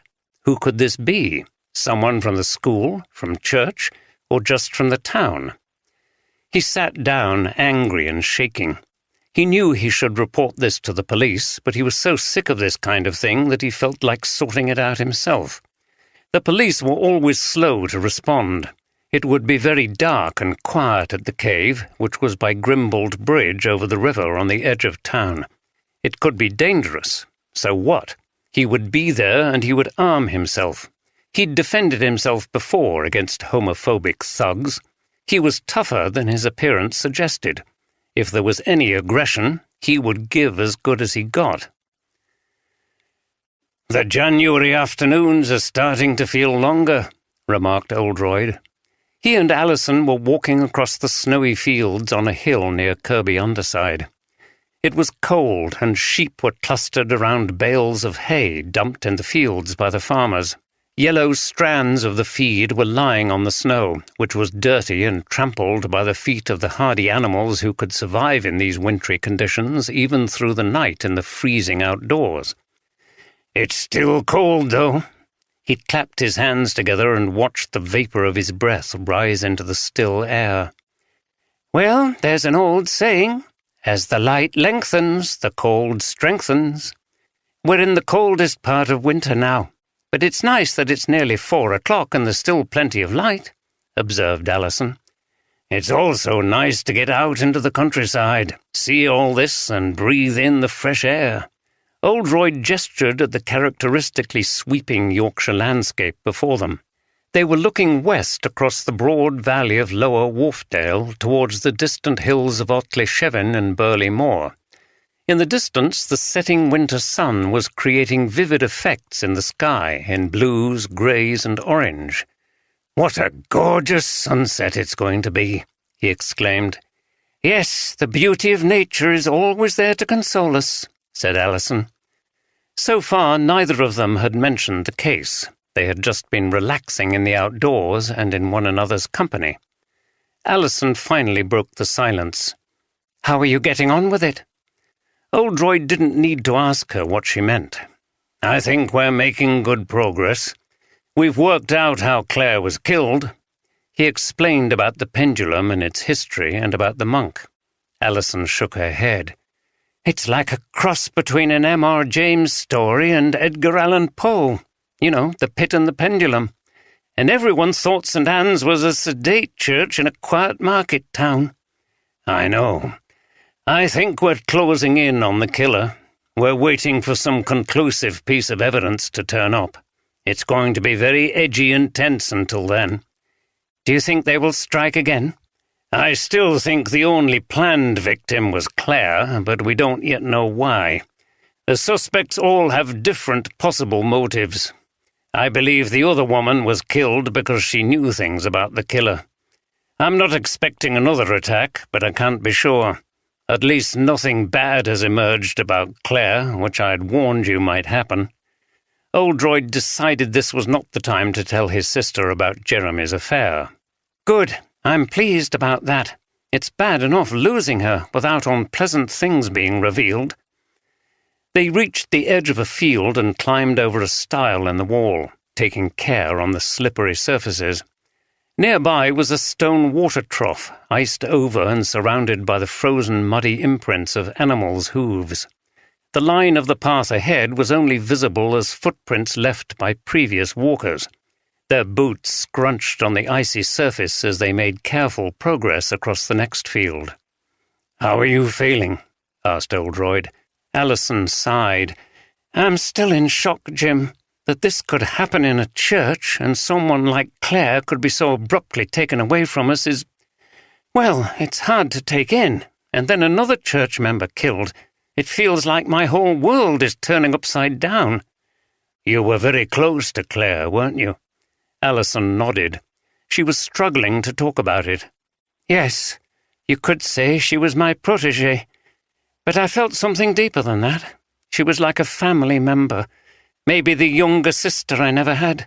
Those years when she was the curate at St. Bartholomew's were some of the happiest I've had since David died." "She also represented something important to you, didn't she?" Alison stopped and looked over the landscape again with a faraway look in her eye. "Yes, I suppose I wanted her to achieve what I could never do because I was born in a different age. I was already middle-aged by the time I was ordained, and there was no possibility that I could ever become a bishop." "Did you want to be?" "I'm not sure. Aspects of the church drive me mad, as you know. But as a force for progress and an advocate of women's ministry, I think I could have achieved a lot. I wanted Claire to be able to do that instead." She paused, and Oldroyd saw that tears were welling up in her eyes. He put his arm around her shoulders. "It's hard, I know.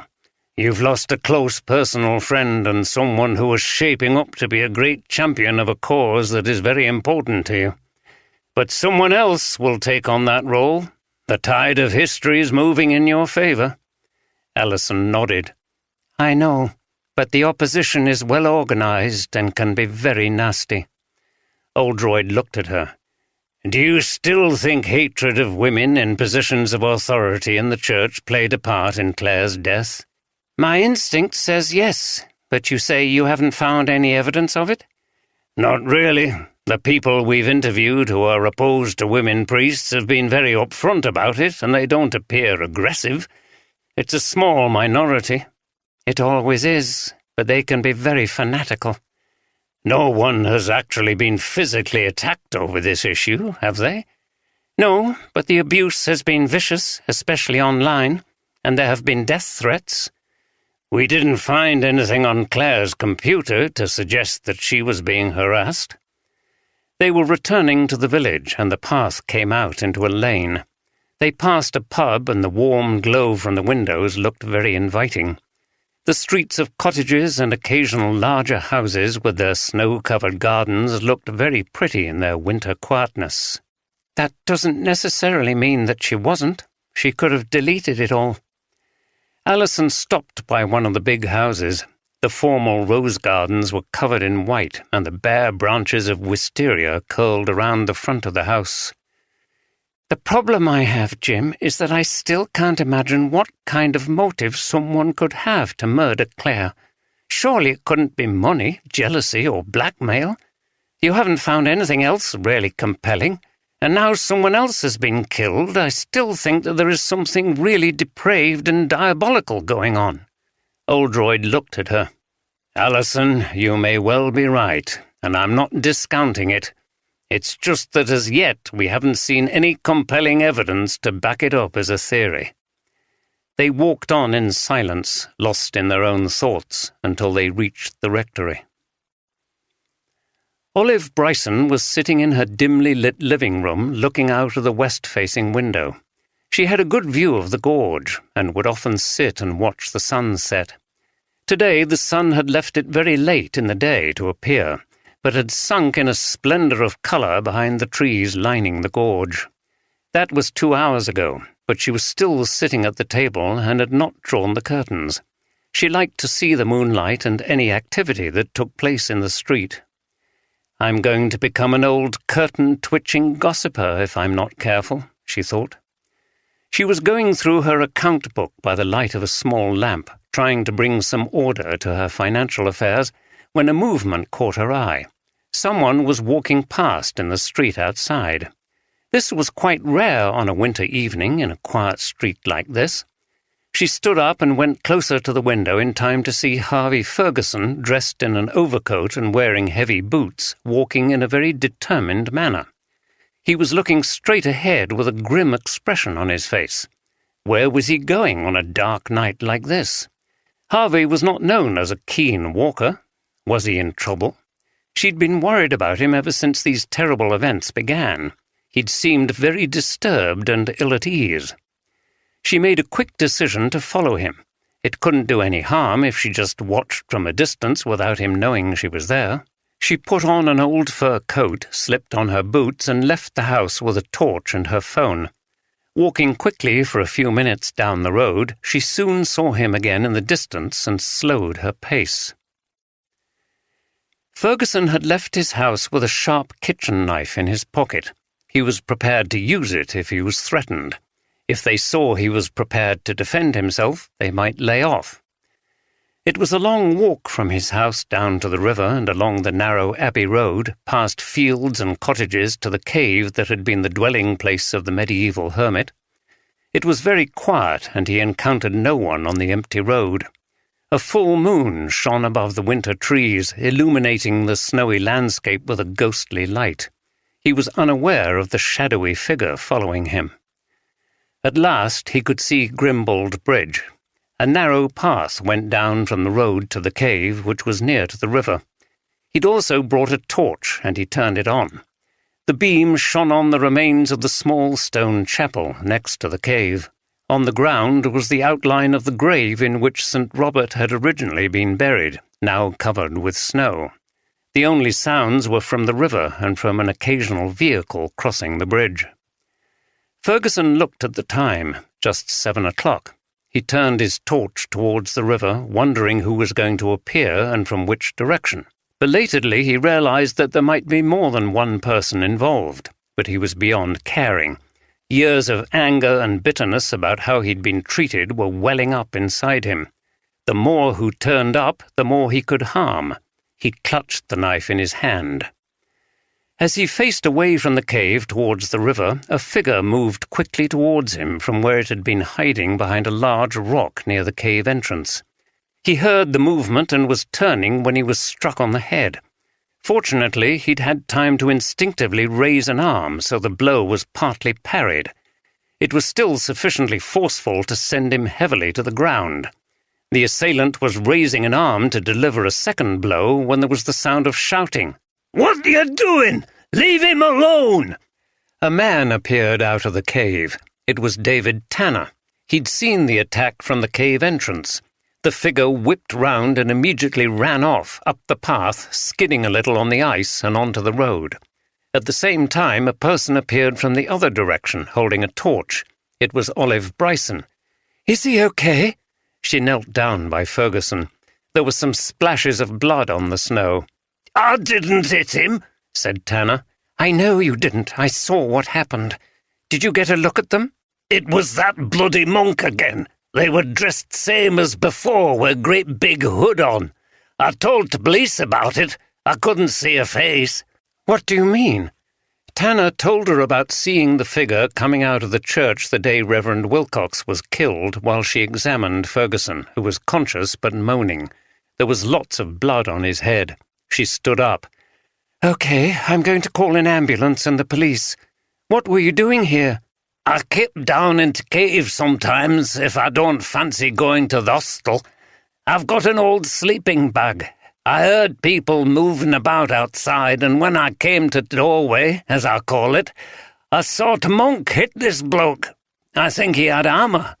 "Well, you saved his life. I was too far away to stop them hitting Harvey again." "You know him, then?" "Yes, he's a friend of mine, and I was afraid he was going to be attacked, so I was following." She looked at the unkempt man and repeated, "You saved him. Thanks." "I didn't do out, really.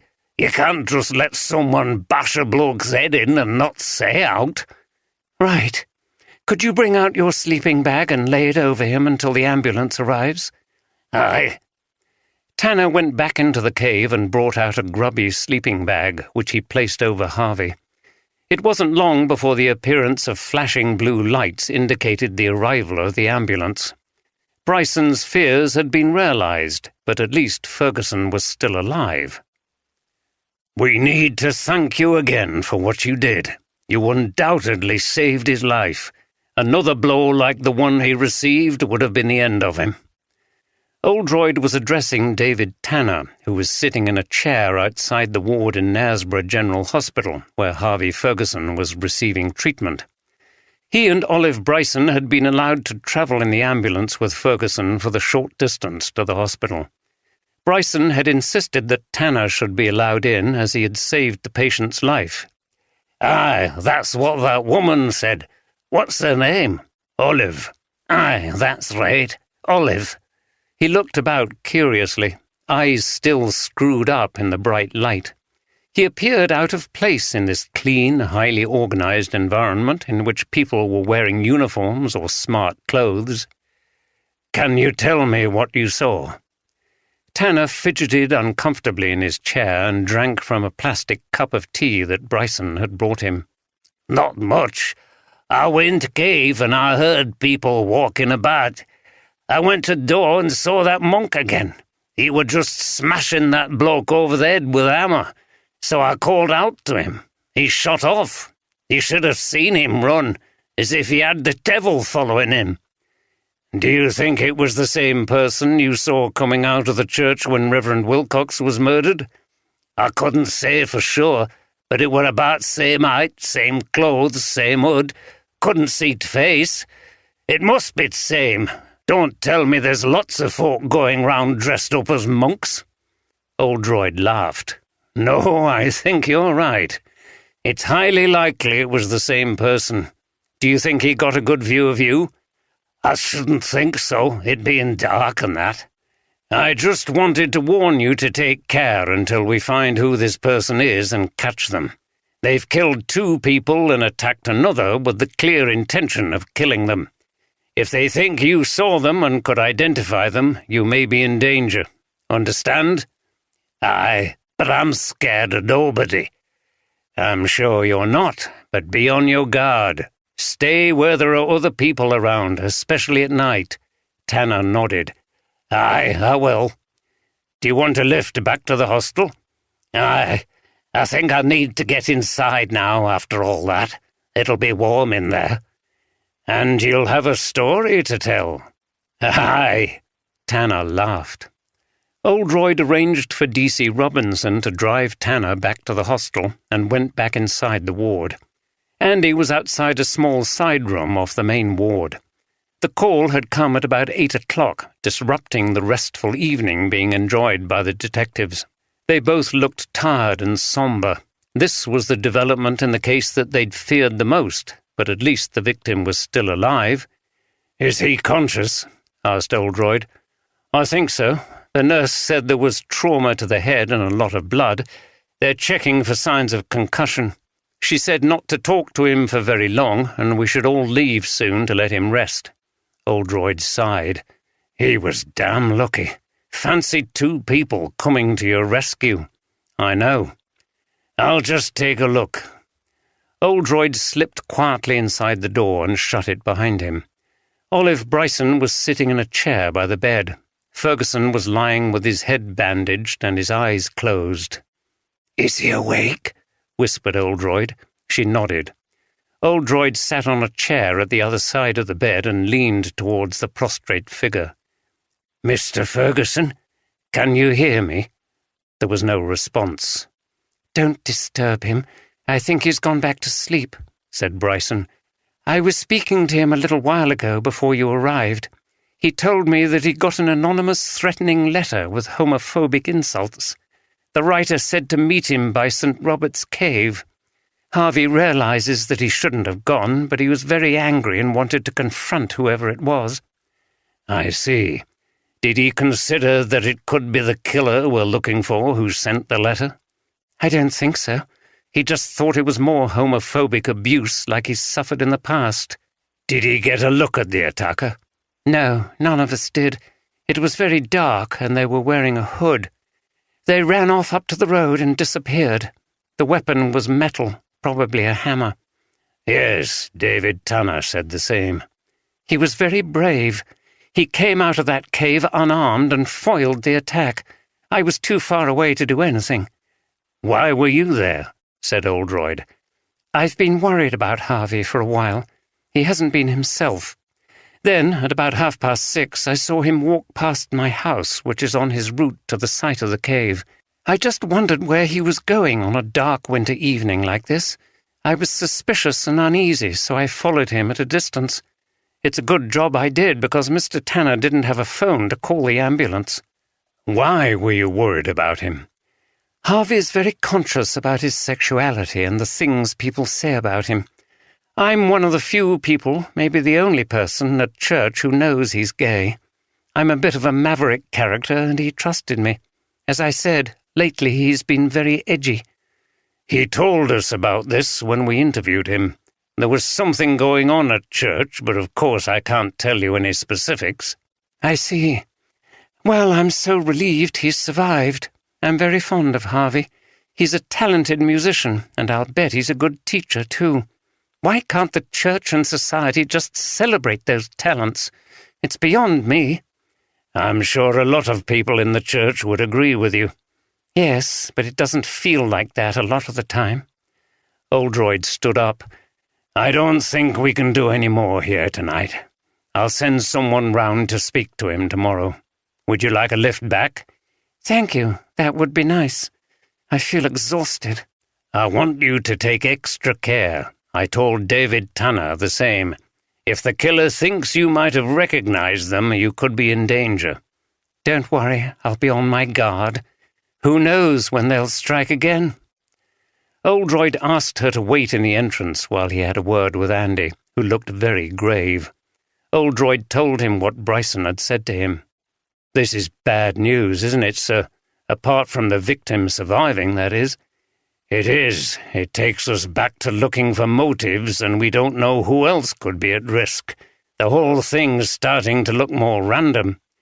But every victim has been connected to that church, sir. True. But if we're right about Saunders being a blackmailer, what do the other two have in common, apart from being the rector and the choirmaster of the same church? Was Ferguson blackmailing someone too? We've only got his word about receiving an anonymous letter. Maybe the person he was blackmailing tried to get rid of him, replied Andy. But as the assailant was most likely the same person who killed Saunders and Wilcox, that would mean that two people have been blackmailing the killer. Maybe Reverend Wilcox was blackmailing them too, so that makes a record 3. Andy knew this was not a serious suggestion and that his boss was in a grim mood. We'll have to hope that Steph can uncover something soon. Oldroyd sighed and ran his hand through his hair. The media are going to kick off big time tomorrow, and Matthew Watkins will be on to Superintendent Walker. He shook his head in frustration. What the hell am I missing? It's a funny case, sir. Perverse, if you know what I mean. A killer dressed up as a monk and killing people from a church? It's weird. Oldroyd said little as they went to their cars, with Olive Bryson getting into Oldroyd's. He was silent, too, on the drive back into the town. Something Andy had said made him wonder if his sister had been right all along about the motive behind the murders. The weather continued to be cold.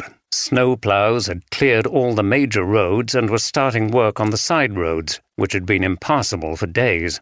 As Oldroyd drove to Knaresborough the next day, under a grey sky, the snow seemed to have lost its magic, lying in dirty heaps at the side of the road and covering the fields in monotonous, dull blankets. Maybe it's my mood, he thought, as he looked out across the rather desolate landscape. He hated it when the criminal they were pursuing was always a step ahead. It became a personal battle, which was potentially dangerous, as the stress and the urgency to make progress could lead to mistakes being made. It had happened many times in the history of policing, and Oldroyd was always on his guard against it. When he arrived at the church, he was pleased to see Andy already there and at work, reading something on his laptop. "Morning, sir. I've got the report from the forensic team who examined the tower. It looks as if you were right, as usual." He smiled at his boss. "The ceiling is hinged, but that's not visible from below. The hinges and the pulley are old, 19th century, they say, but still in working order, and everything's been oiled and generally restored recently. The wooden ladder down to the ceiling has been repaired, and that great pendulum has been tied up securely with nylon rope, replacing whatever was holding it before. It all confirms your theory that the whole thing was set up by someone in the past and then used again recently." "Good. Well, at least that's something," replied Oldroyd. "The less good news is that there were no fingerprints on anything, and nothing else which could be used to trace somebody, so I'm afraid it doesn't take us much further towards identifying the killer."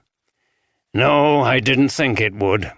The person we're dealing with is far too clever and careful to leave us any information like that. I think that they half expected the staircase and the pendulum to be discovered once we started ferreting around. They would have hoped that it wouldn't be, and that the case would remain unsolved and ascribed to the ghost by some people, but they would be realistic. They thought that even if the trick was revealed, it couldn't lead to them. I suspect the thing only really started to go wrong with Saunders, and now I feel that the whole enterprise, as it were, has changed. Has Steph found anything?" "Some news on that front, sir, but I don't know how significant it will be." He told Oldroyd about Ferguson's caution and Baxter and Reverend Wilcox probably being part of the same church in Leeds. "That's interesting. Baxter never mentioned that she already knew Reverend Wilcox before they both came to Knaresborough. We'll have to follow that up. So, Ferguson's been involved in a fight before. No wonder he was prepared to take on the writer of that note. You're right, though. I don't know whether any of it takes us any further. They're still working at it, sir. Good. There was a knock, and their old helper Donald Everson peeped round the vestry door. He looked very grave. Good morning, gentlemen. Are you all right for everything? He shook his head and for the first time seemed to be at a loss for words. Come right in, Mr. Everson, said Oldroyd. I'm sure you're shocked by what happened last night. Me and lots of others, Chief Inspector. He sat down on a chair near the door. Everyone's wondering what's next, or more precisely, who's next. Yes, I can understand that, but tell the people you're in contact with that we're working as hard as we can, and we will bring this person to justice. Yes. Do you know if Mr. Ferguson had any enemies? Everson stared at Oldroyd for a moment, and his face was set in a grim expression. That's partly why I've come to see you this morning, Chief Inspector. I know you've been questioning everyone and finding out about us all. You'll know that Harvey Ferguson is a— He paused and enunciated the word with difficulty, as if he found it extremely distasteful. A homosexual? Oldroyd and Andy flinched. Yes, replied Oldroyd warily. How do you know about this? He told me he is very careful about keeping it a private matter, especially from people in the church. Everson licked his lips nervously and avoided answering directly. I know society is tolerant of such things nowadays, and I don't wish to go back to the times when people were persecuted and arrested, but for some of us in the church, this behavior is a problem. You see, it is against the teachings of the Bible, and we are particularly concerned when such a person is working with children. In case they catch homosexuality, thought Oldroyd, or because homosexuals are inherently dangerous. He was starting to understand Harvey Ferguson's feelings a little better. You haven't answered my question, Oldroyd said, with increasing firmness in his tone. He was beginning to realize that the helpful church warden had a rather bigoted side to him. Everson swallowed and looked away. The tough ex-soldier was rattled. We knew that he visited a gay bar, I think that's what they're called, in Leeds. How did you know this? Asked Oldroyd. Andy wanted to ask Everson if it was because he went there himself, but decided to remain quiet. There is a network of people in this area who share the same beliefs, Chief Inspector. When we suspect that a person in a responsible position in a church is homosexual, we have them followed. Harvey Ferguson was seen at this bar. I see, said Oldroyd, unable to keep the contempt out of his voice. He wasn't in the mood for this. So, you were the one who reported him to Reverend Wilcox? That's right. He looked away from Oldroyd, whose eyes were now fixing him in a glare. The only thing in Everson's defence was that there was no defiance. He actually seemed sorry and ashamed. And what did you expect her to do? We weren't asking her to do anything specific, just informing her of the situation and that a number of people in the congregation would not be happy if they found out that the choir master and organist was a homosexual. Who's we? Myself and Mrs. Baxter, who you've met, and one or two others.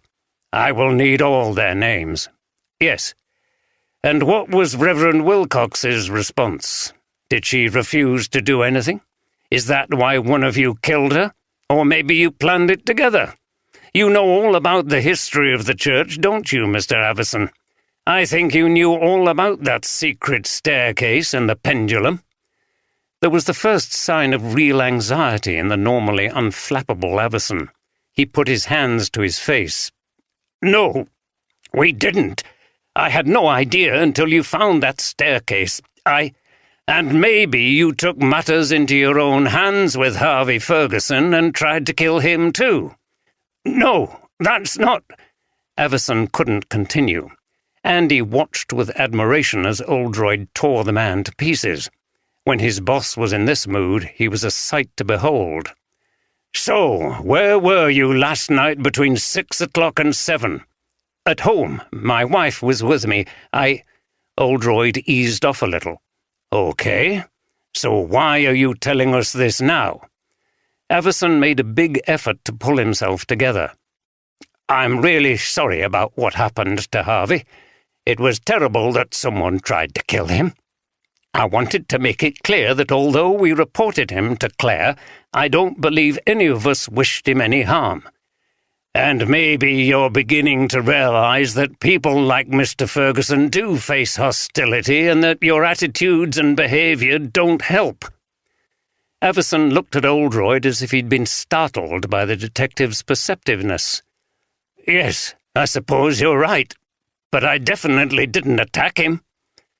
"Very well. Sergeant Carter will take the details of your little group, shall I call it? And in answer to your first question, yes, we are fine for everything, thank you." "What a rat, sir," said Andy after Everson had left. "Is that what the average churchgoer is like if he's scratched beneath the surface?" "No, it wouldn't be fair to say that. They are mostly very decent people like my sister. But as in many other areas of life, the church attracts some people who have very rigid beliefs which they seem to prize above common humanity. Anyway, what did you think of what he said?" "I don't trust him, sir. I think you were right to suggest he knew all about the tower. He crumbled when you pushed him about it. He could be the killer, maybe with some help from these other people who feel the same way as him. That would mean his wife is lying to provide an alibi for him. Maybe she's part of it. He discovered the body of Reverend Wilcox, which means he had the opportunity to kill her." Oldroyd leaned back in his chair with his hands behind his head. "But why report that straight away? Why not just leave the body to be discovered the next day instead of drawing suspicion to yourself by calling in the police?" "Maybe it was a kind of bluff, sir. You know, the whole business of him being helpful and reliable conceals the fact that he's the killer. You said yourself that hanging around here enables him to watch what we're doing." "I did, and you could be right. We need to search his house and examine his computer and phone and see if anything turns up." "Like a monk's outfit?" Andy laughed. "Maybe." Oldroyd sprang up from his chair. "Right, let's get moving. Everson did give us some useful material. I think we need to start looking beyond our original group of suspects and consider more of the people on Everson's list. Perhaps we should have done this before. Blast it!" He banged his fist on the table in frustration. "It's not even a week since the first murder. How can we expect it to move any faster than we have, especially with the weather hampering us?" "We couldn't, sir." "But it doesn't make any difference. 2 people have been murdered and 1 seriously injured, and everyone wants answers. The press will be around harassing us again, but I'm dodging them today. I'm not sure I could keep my cool if they start asking ridiculous questions." "I'll speak to them, sir, and say you're unavailable. It'll give you a bit of a break." Oldroyd raised his eyebrows. Andy had not taken responsibility for handling a news conference before, but maybe it was time. "Okay, why not? That would be helpful. Knock any conspiracy theories on the head and don't let them lead you into saying more than you intend. You've seen me at work. I'll have to go back to the hospital and speak to Ferguson, and then—" Oldroyd's phone rang. "Oh, bugger, it's Tom Walker. I knew he'd be calling me." He hurriedly accepted the call and put the phone to his ear. "Morning, Tom." "Jim, how are you?" Walker's tone was apologetic, which meant that he was being harassed by Watkins and didn't like the idea of passing his boss's instructions on to his detectives in the field. "You can guess what I'm ringing about. I can see you're having a tough time over there, but you know who is eager for progress. Some high-ranking cleric has been on to him, I don't know, the Bishop of Pontefract or something, asking what's happening with the case and saying it's giving the church a bad name. I said to him that what's giving the church a bad name is what people are getting up to there, not the way our officers are conducting themselves. But he won't have it. He'll be in some kind of club with this bloke. Watkins is a social climbing little so-and-so. But Pontefract, or wherever, has nothing to do with Knaresborough. Why didn't Watkins tell him to mind his own business? We've spoken to the Bishop of Ripon, and he's a decent chap. He hasn't caused us any problems. Jim, you're making the big mistake of assuming that Watkins would want to defend his own people and show some loyalty. Quite the opposite. He'll side with any Tom, Dick, or Harry who wants to have a go at his own force if he thinks it will benefit his career. Personally, I think he's after some kind of gong, OBE or something, and what a bloody travesty that would be. Anyway, bring me up to date, will you? There was a third attack last night, wasn't there? Despite his weariness, Oldroyd patiently explained to Walker what the investigation had uncovered.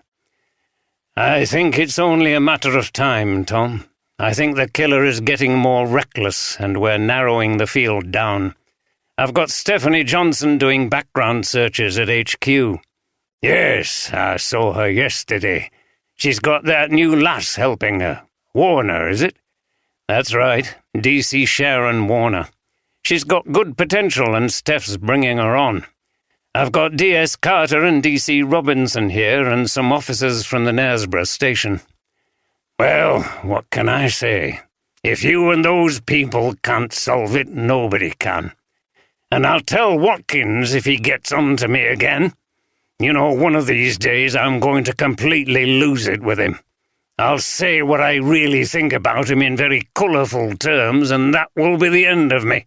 Don't do that, Tom. We'd all miss you. We might get someone like Watkins in your position, and then where would we be? This punctured Walker's anger, getting a laugh out of him.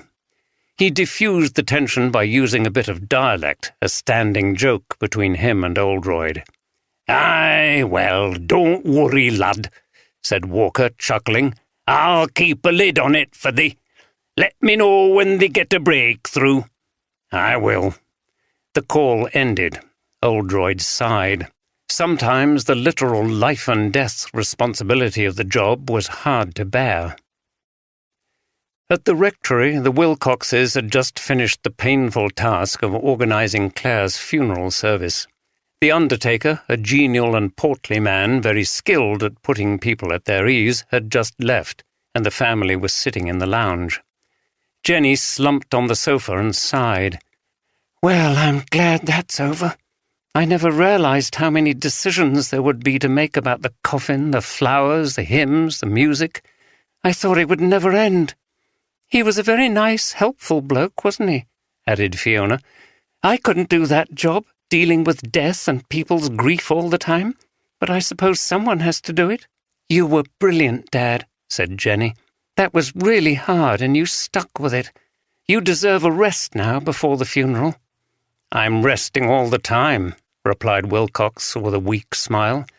I'd rather do something. I think I'll go back to work in a few days' time. I just can't go on sitting here and feeling sorry for myself. Do you think that's a good idea, Dad? You don't want any extra stress from work at the moment, said Jenny. It's more stressful being here in the house all the time with nothing to distract me. I'm expecting your mum to walk in at any moment, and everything here has an association with her. Jenny gave her father a sad smile. I can understand that. It's up to you. I'm sure they'll be very understanding at the surgery. There was a knock at the door. Fiona answered it and brought Robin Eastby into the sitting room. I've just come over to see if you've heard the latest news, he said, looking rather shocked. No, replied Fiona. We've been with the undertaker most of the morning. What's happened? Eastby sat down and then told them about the attack on Harvey Ferguson. What? Said Wilcox. Do the police think it's the same person who killed Claire and Violet Saunders? I'm not sure, but I think so. Olive Bryson and a homeless man saved Harvey's life. Really? Yes, I've spoken to her. She saw Harvey going past her house in the dark and was concerned about him. She followed and witnessed him being attacked. It was by the river, down at St. Robert's Cave. The homeless man was sheltering inside the cave, saw the attack and rushed out. The attacker ran off and Olive called the police and the ambulance. Wow, good for her, said Fiona. Was Harvey hurt badly? Olive said he was hit on the head with a hammer. He was taken to the hospital, but she thinks he will be okay. Good on that man for risking himself like that. That's what I thought. People like that get so much criticism. I hope that good deed is properly reported in the media. Jenny put her hands up to her face. This is the 3rd time you've brought bad news, Robin. We've got enough to deal with without all this. It just seems to get worse. I know, said Robin. I'm sorry, I just wanted you to hear it from me. We'll just have to take even greater care, all of us. Don't go out alone, especially at night. Are the police making progress, do you think? I don't know. It must be difficult for them. Things have happened so quickly. It's only a week tomorrow since... well, you know. And then we've had this snowy weather. They seem a sharp team of people. I'm sure they'll find the person responsible. I hope you're right, said Wilcox, and the sooner the better. One thing is certain, it's going to be a long time before this town recovers from the traumas it's been through, and that's assuming there's no more. 7. His back was now to the door. In that moment the door opened, and an arm came out and clawed at his shoulder. It was clad in ragged yellowish linen, and the bare skin, where it could be seen, had long grey hair upon it. Anderson was just in time to pull Jensen out of its reach with a cry of disgust and fright when the door shut again and a low laugh was heard. From Number 13, M.R. James, 1904. When Oldroyd returned to the hospital, he found Ferguson sitting up in bed, looking rather groggy, with a fresh bandage on his head. "I'm glad to find you conscious," Oldroyd said. "Thank you," replied Ferguson in a weak voice, and then he winced. Even moving his face to speak caused pain. "Did you manage to sleep well?" "Not particularly." "Well, I won't keep you long, but can you just explain what happened? We've had an account from Olive Bryson, so we know the outline. Why were you there by the river at that time of night?" Ferguson explained about the note. His speech was halting. "I know I shouldn't have gone alone, but I was so angry I just wanted to sort it out myself. I took a knife with me in case I was threatened, but I never got the chance to use it. They sprang on me from behind." "You shouldn't have been carrying a weapon like that, but I'll see if we can overlook it in the circumstances. Did you get a look at the person who attacked you?" "No, they came from behind and they were wearing a hood. I just caught a glimpse and raised my arm before I felt this bang on my head. I heard a voice shouting, and after that nothing, until I came round in here." "I know you've encountered homophobic abuse many times, but was there anyone in particular who had threatened you recently?" Ferguson shifted in the bed and grimaced again. He was not only uncomfortable in the bed, but also with what he was about to say. "No one has threatened me lately, but—" He stopped and sighed. "I have something to confess to you, Chief Inspector." Oldroyd sat up. Was this going to be the breakthrough? "Go on." "I've been blackmailing someone. Not for money, but for protection." "Who?" "Patrick Owen, the Archdeacon." He looked relieved that he'd finally said it. "Over what?" "Patrick's bisexual. We knew each other several years ago before he became Archdeacon, and we had a brief relationship. He was over in Leeds then. I don't know whether his wife knows or not, but generally he's kept his sexuality a secret, like many of us have to. We met up again when he came to Knaresborough, but kept quiet about the past. When things started to get difficult here, especially when someone reported me to Claire, I went to see him and made it clear that he had to do everything he could to protect me and keep my sexuality a secret. As I've said to you before, there's no coming out in churches like St. Anne's, even though there are lots of good people like Olive, and I also had my job to think about.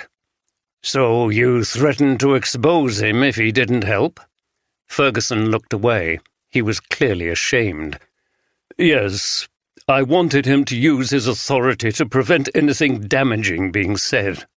He sighed again. I shouldn't have done it, but I was desperate.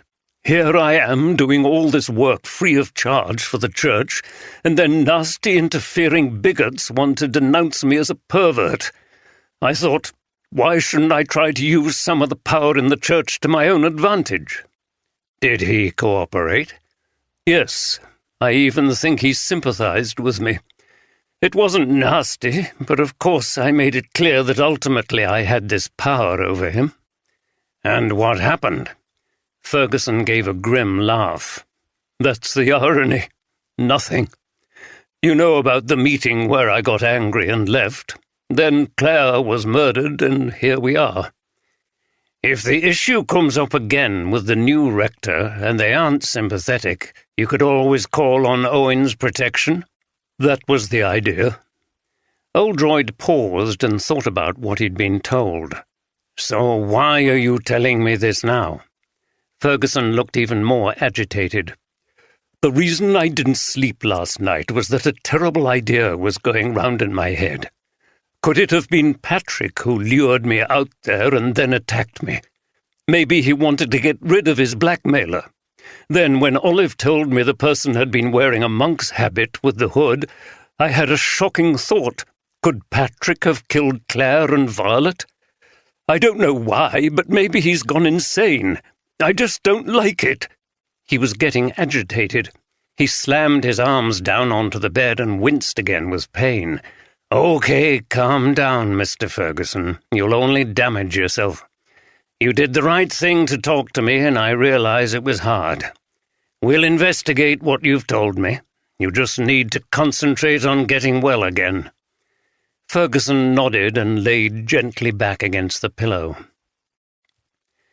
When Oldroyd got outside the hospital, he immediately called Andy. We've got a number one suspect, Andy. Patrick Owen, the Archdeacon. Ferguson has confessed that he was blackmailing him. He could have been the assailant last night. I know he has a detailed knowledge of the St. Anne's building, so he could be our killer. I can't say I'm clear what his motive might be for killing Reverend Wilcox, but hopefully we'll find out. Or maybe Steph will. Good God, sir. So that makes 2 blackmailers in one church? Maybe. But, sir, if Violet Saunders was killed because she was blackmailing the killer and that was Owen, then that means that he was being blackmailed twice. Yes, I know. It seems unlikely, but not impossible. We're going to have to go with it, because it's the only firm lead we've had so far. We at least need to thoroughly eliminate him. I've got his address from Ferguson. I want you to drive over and meet me there. The press are coming at 3 o'clock, sir. Blast it! I forgot about them. Put them on an hour. Tell them there's been an important development. That will pique their interest. You should easily be back in time. I'll get a sandwich for you on my way over. Okay, sir. Can you get me a chicken one, please? No problem. No cakes or biscuits, though. Fine. The call ended with Andy thinking how hectic things could be when working with his boss. But then he had intensified the pressure on himself by volunteering to do the press conference. Not to worry, he needed to challenge himself out of his comfort zone, and it was good to know that Oldroyd had faith in him. Down at Knaresborough Men's Hostel, David Tanner was about to receive a hero's treatment. D.C. Robinson had brought him back the previous night, cold and hungry. Robinson had explained to Trevor Wood what had happened while someone sorted out a bed for Tanner. A number of the men, including Tanner, were in the communal area, eating toast for breakfast. Most of them were regulars. A smiling Trevor Wood asked for their attention. "Right, lads, I've got something great to tell you about. Our very own David here saved a man's life last night." He pointed at Tanner, who was sitting at a table drinking tea. He looked away shyly. Heads turned in his direction. There were calls of, "Eh?" and "Bloody hell." "He stopped a man being assaulted by someone with a hammer and stayed with him until the police and ambulance were called. I'm pleased to say that the victim is now recovering in hospital. So now I think we should all show David our appreciation." There was enthusiastic clapping and calls of, "Good on you, Dave," and "Brilliant." Tanner smiled and nodded his head to acknowledge the applause. Afterwards, Wood took Tanner into the little room he used as a makeshift office, where he could talk to people in private. Tanner stood shyly by the door. "Come right in, David." Tanner edged a little further inside. "I just wanted to say I'm proud of you. It shows what a good-hearted, brave bloke you are." Tanner looked embarrassed, and beneath his thick black beard his face was red. "Tar," was all he said. Wood continued, "You're going to beat this drink thing. We'll try to get you somewhere permanent to live and some job training. Look at what everyone thought of you." "Aye, that were good. I've never been clapped for aught in me life." "Well, you take it from me, David. You're on the way up from now on." Tanner looked at his mentor and smiled. He felt some self-esteem at last, and for the first time in many years he really believed that he could rebuild his life. Oldroyd and Andy arrived at Patrick Owen's house, which was located in a secluded and leafy part of Harrogate. It was a little less cold, and a slow thaw was underway. Rivulets of water from melting piles of dirty snow ran down the sides of the road. Oldroyd looked at the house. It was in a rather gloomy position, surrounded by dense evergreen shrubbery. "I'll do the talking. Keep an eye on him all the time, because if he is the killer, he's a dangerous man." Everything seemed very quiet as Oldroyd rang the doorbell, wondering if anyone was in. But soon a figure loomed up in the hall, indistinct through the frosted glass of the front door. "Chief Inspector?" Owen looked very surprised. "Yes. Can we come in, please? We need to ask you some questions." Without a word, Owen beckoned them in and showed them into the sitting room, where they all sat down. "I'll get straight to the point," said Oldroyd, fixing Owen with a stern expression. "I don't know whether you've had any news about last night's attack on Harvey Ferguson." Owen's eyes widened. "No, I haven't. What happened? Is he all right?" "He was hit over the head with a hammer by an unidentified assailant. He's in hospital at the moment, but he'll be okay." "Thank you for informing me. I will go round to see him. But what's this got to do with me?" "We know that Ferguson was blackmailing you. He's confessed to us." Oldroyd saw that Owen was shocked at this news, but he held himself together. "I see," was all he said. "How did you feel about it?" asked Oldroyd. "Not badly enough to want to do him any harm, Chief Inspector. And before you ask, I was at home here last night, and my wife can corroborate that." "Very well. But you must have felt a lot of animosity towards him." Owen frowned. "Strangely enough, I didn't. Obviously I resented it, but I understood why Harvey was doing it, because I have the same problems myself. He didn't blackmail me in a nasty way for money or anything like that. It was the desperate act of a desperate man." "You would describe yourself as gay?" Owen shrugged. "Bisexual in my case. What do these labels really mean? Sexuality is a spectrum, isn't it? I'm happily married, but my wife knows I'm also attracted to men." "Does she accept it?" "These are very personal questions, Chief Inspector. But yes, I don't have any sexual contact with men anymore. The last man I was with was Harvey, which was several years ago. I told my wife about that, and we moved on." "So you shared with Ferguson the need to conceal your sexuality from the world?" "Yes, in a nutshell. I'm sure that Harvey has told you that it's not really possible to come out in the church and maintain your position. But there are a number of openly gay clergy, aren't there?" Owen smiled. "Yes, some have taken the brave step of being honest about their sexuality. For this they have been accepted and praised by some people in the church, but rejected and treated ever after with suspicion by many others. Harvey and I, though we never talked about it directly, felt that we had something to contribute to the church, and we didn't want that to be compromised. We would rather our sexuality remained a secret, so we could get on with our work in peace." "Isn't that perhaps a bit morally dishonest?" Owen took a deep breath in and shook his head. These were issues that had clearly tormented him for many years. "You could say that. It's a balance between total honesty about yourself and damaging the good you can do in the church. It's not that we're criminals pretending to be virtuous. That would be grossly hypocritical." Oldroyd was fascinated by the debate and would have liked to continue it, but he knew this was not the time. "How exactly did Ferguson expect you to protect him?" "He wanted me to interfere with the church's procedures, and this is the bit I felt bad about. It seemed wrong and deceitful, but he was trapping me. He was in a panic after Claire told him that he'd been reported by some bigoted busybody. Imagine, you've nothing better to do with your Christian life than ferret out gay people at church? If that's your Christianity, then God help you." It was the first time Owen had shown his feelings, which were normally well under control. "He wanted me to speak to Claire and somehow stop any inquiry. I don't think he appreciated how difficult that was. I may be the archdeacon, but I can't go round preventing the proper processes in a church. Claire would not have accepted it, and rightly so." "Do you think he ever would have outed you if it actually came to it?" "I don't know.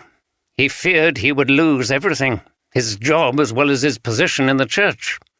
But anyway, Claire was murdered, so the problem was deferred." "That was convenient for you, wasn't it?" Owen looked sharply at Oldroyd. "So you still think I killed Claire and assaulted Harvey? What kind of person do you think I am, Chief Inspector?" "Maybe a desperate one, like Harvey Ferguson."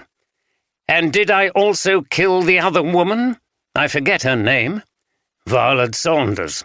Maybe you did, if she saw you in the church and had some control over you." Owen laughed sarcastically. "So I was being blackmailed twice over? Really, Chief Inspector, it's all getting a bit far-fetched, don't you think? I've known much more unlikely things to occur. Just because the odds are against something doesn't mean that it couldn't happen. So, where were you on Saturday evening?" "I was here preparing my sermon. I was preaching on Sunday over in Wetherby. My wife was here with me again."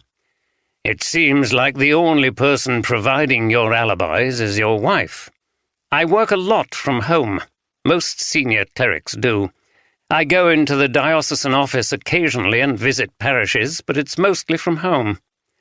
"Are you sure you knew nothing about the staircase and the pendulum before I told you?" "Absolutely. By the way, on that, after you came last time, I did a bit of research at the diocesan office. We have a small archive there with bits and pieces about the diocese and the area. I found an old book about tradespeople in the 19th century. Some local antiquarian must have researched the accounts of local businesses. I photocopied a page for you. The book's called Knaresborough Trades, 1840 to 1880.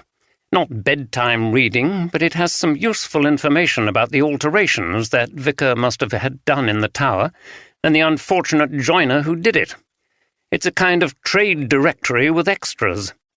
He went out of the room and came back with a sheet of paper which he handed to Oldroyd, who glanced at it quickly.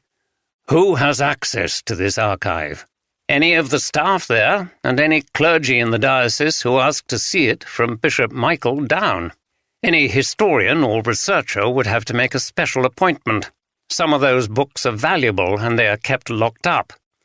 "Is a record kept of those appointments?" "I'm not sure, but they'll be able to tell you at the office. Okay, thank you for this. We'll be sending someone round to take a statement and to interview your wife. You need to stay in the area for the time being. That's fine. Outside in the car, Oldroyd read the page carefully and then turned to Andy. Listen to this, he said. Riley's Joiners, family firm established in Brooks Yard, 1845. Often employed to work in ecclesiastical settings. Herbert Riley Sr. was paid a significant amount to install cupboards and work on the wooden ceiling in the West Tower. Also various ironworks. That's it, all right. That's the man who did the work for Reverend Marshall. I thought the work was too good for Marshall to have done it himself. And listen to this. Herbert Riley, Jr. took over the business after the tragic death of his father in 1851, his body being found in the River Nid below the castle. Wow, sir. Do you think the old rector got rid of him? He knew too much, didn't he? It looks like it. He would have told him not to say anything about what he was doing and probably paid him for his silence. But he would be even quieter when he was dead. God, some vicar he was. Yep, a real wolf in sheep's clothing. It looks like that book was the key to working out that there was something concealed behind those cupboards. We need to find out who else might have read it. Are you moving away from the idea that Owen is the killer? Not necessarily. He tells a convincing story, but we can't eliminate him as he had a motive. We need to look wider as well, to consider other people who have not come under suspicion so far and who have accessed that book. Do you think there's someone else out there, sir, that we don't know about, who had a motive to kill Reverend Wilcox and the others? I doubt it, but what can we do at the moment except follow up all leads, however weak they seem? Oldroyd gripped the steering wheel and sighed. Anyway, we'll have to get you back to that press conference. The detectives headed back to Knaresborough, still feeling a sense of frustration at the lack of a breakthrough. And beneath that feeling was the fear that the killer could strike again. Back at Harrogate HQ, Steph and Sharon were still doggedly pursuing their research, anxious to help the investigation to make progress. This task was more urgent now that the person responsible had seemingly attacked a third victim. They had trawled through records of convictions and they had consulted church records. The lives of the suspects before they came to Knaresborough had been examined as far as was possible. It had all yielded nothing of significance. "Okay," said Steph, as she and Sharon were sitting together in the office again in front of their screens. "I think we should change tack. I'm wondering if we're looking in the right places. Andy mentioned to me that DCI Oldroyd's sister thinks that anti-women attitudes in the church might be behind at least the murder of Reverend Wilcox. Let's explore websites which oppose women priests and see if anything emerges. Do you think someone would murder a woman simply because she was a priest, Sarge? Not a normal person, but we may be dealing with some deranged fanatic. Anyway, we'll try. We need to access any sites which have been identified by the police as extreme." Almost as soon as Steph began the search, which took her onto the dark web, what she saw shocked her. There were terrible levels of misogyny, people arguing that women could not be trusted because Eve was responsible for the fall of mankind in the Garden of Eden, that a woman in any kind of position of authority in the church could not be tolerated, that it was blasphemous for a woman to administer communion, that women were unclean due to menstruation and were created as inferior and secondary beings to men, that a woman's role was as a homemaker. There were dire warnings of how these upstart women would bring the wrath of God down upon the church. Biblical passages were quoted in support of all these ideas. This was sickening, but then she followed references to a more obscure site which featured shocking images and foul language, with women priests denounced as dangerous witches and controlled by the Antichrist. There were images of women in dog collars with their eyes torn out and nooses round their necks. Appalling threats, often sexually perverted, were scrawled all over their bodies. She had to get up and take a break after viewing this. As she returned, Sharon gasped and said, "Sarge, look at this!" Steph looked at Sharon's screen. She was on a site similar to the one Steph had seen. It was called Alliance for the Protection of the Church and Priesthood, which seemed reasonably mild until you saw the rampant hatred expressed on its pages and the calls for the deaths of women priests. Sharon was pointing to a photograph showing someone giving a speech at a meeting. Their face was contorted and their eyes blazed with fury, but it was still possible to recognize who it was. "Oh, my God!" exclaimed Steph and put her hand to her mouth. "I must inform DCI Oldroyd straight away. Well done, Sharon." Oldroyd had returned to the vestry office, leaving Andy to deal with the press. He could hardly sit there with him when the message to the reporters was that DCI Oldroyd was unavailable. Anyway, he was sure Andy would do better if his boss weren't looking over his shoulder. He called the diocesan office, asking if there were records of people who had consulted the archive. The speaker said they would inquire and then ring back. He made a cup of tea and sat down to think.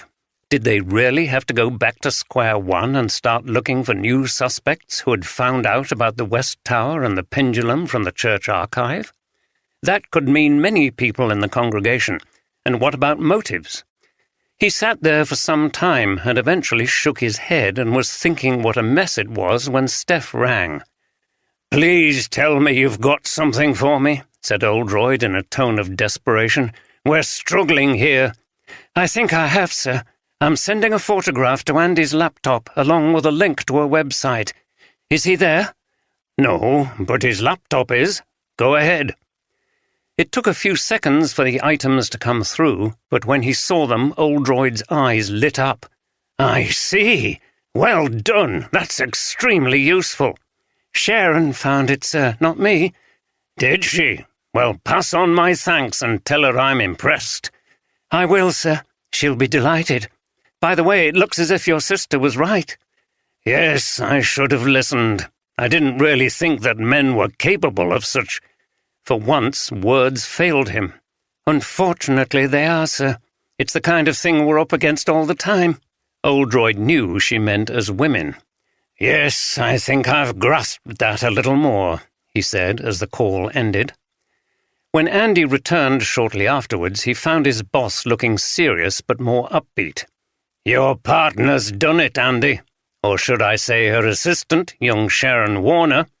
"What have they found, sir?" Oldroyd showed him the photograph. "Well, of course, I should have realized." "We should have realized. We were taken in by—" Oldroyd's phone went. "Yes?" It was the diocesan office returning his call. They did have a list of people who had consulted the archive. "Good," replied Oldroyd, and he smiled at Andy. "Now, can you tell me if the name of Austin Elliot appears on the list?" "It does. And when was that?" "A year ago. Thank you. That's very helpful." He ended the call. "Austin Elliot saw that book when he was researching, and that's him speaking to that extremist group in the photograph. It almost certainly means that he's our murderer. Yes, and David Tanner said something which now makes sense. Let's get down to that bookshop straight away." It was late in the afternoon and the sun was going down when Oldroyd and Andy arrived at the bookshop by the river. The trees across the water were casting a shadow over the old building. Dirty meltwater was trickling down the sides of the road. The old Saab drew up outside the shop, which was in darkness. Oldroyd got out and looked around the empty side road. A car went past and over the bridge. He knocked on the door with no response and then tried the handle. It was locked. "Get your shoulder on that, Andy. We can't stand on ceremony." A few powerful shoves from the burly detective broke the lock from the wooden casing and they went inside. "Mr. Elliot, Chief Inspector Oldroyd and Sergeant Carter, we need to talk with you." The shop was eerily quiet. The rickety shelves of books could just be made out in the gathering darkness. "Can you find a light switch, Andy?" "Here, sir." The light suddenly illuminated the shop, including where Oldroyd had sat with Eliot debating theology. A search of the ground floor with its warren of little rooms revealed nothing. There was a staircase marked private. "Let's go up here," said Oldroyd. "Mr. Eliot?" he called again with no reply as they walked up the creaking steps. Andy, behind his boss, found another light switch. "Oh, my God!" cried Oldroyd, who had reached the top. Andy went swiftly up the remaining steps.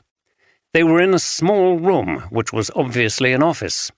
On one side were more shelves containing box files. On the other was a desk with a computer. The wall behind the desk was covered with photographs and slogans of the type Steph had seen on the anti-women priests website.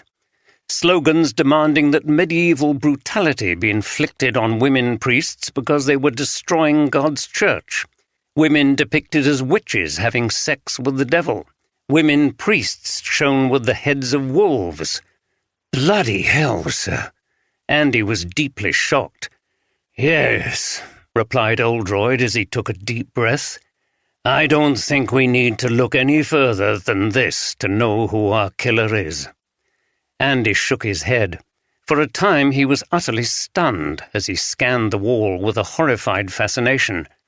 "How the hell can men think like this, sir? It's disgusting." "I don't know," replied Oldroyd, "but they do. And look here, there's a section on gay people." He pointed to pictures of gay men with phrases scrawled on, as disgusting perverts, sinners worthy of eternal damnation, evil sodomites, and so on. "So we know he was deeply homophobic as well as misogynistic, which would explain the attack on Harvey Ferguson. And we're still assuming the murder of Violet Saunders was to keep her quiet? I would think so. We'll find out when we catch him.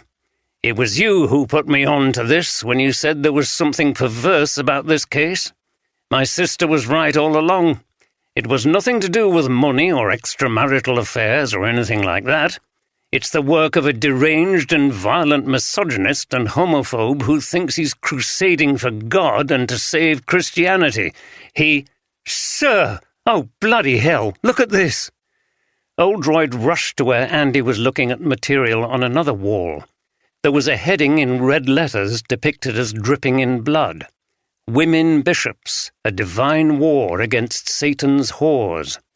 Underneath was a photograph of Reverend Wilcox with a red cross scrawled across it. But it was what was underneath that caused Oldroyd to gasp. A picture of his sister Alison with the phrase, "Our arch-enemy, die, bitch, now," printed above it. Oldroyd staggered and Andy had to grab hold of him.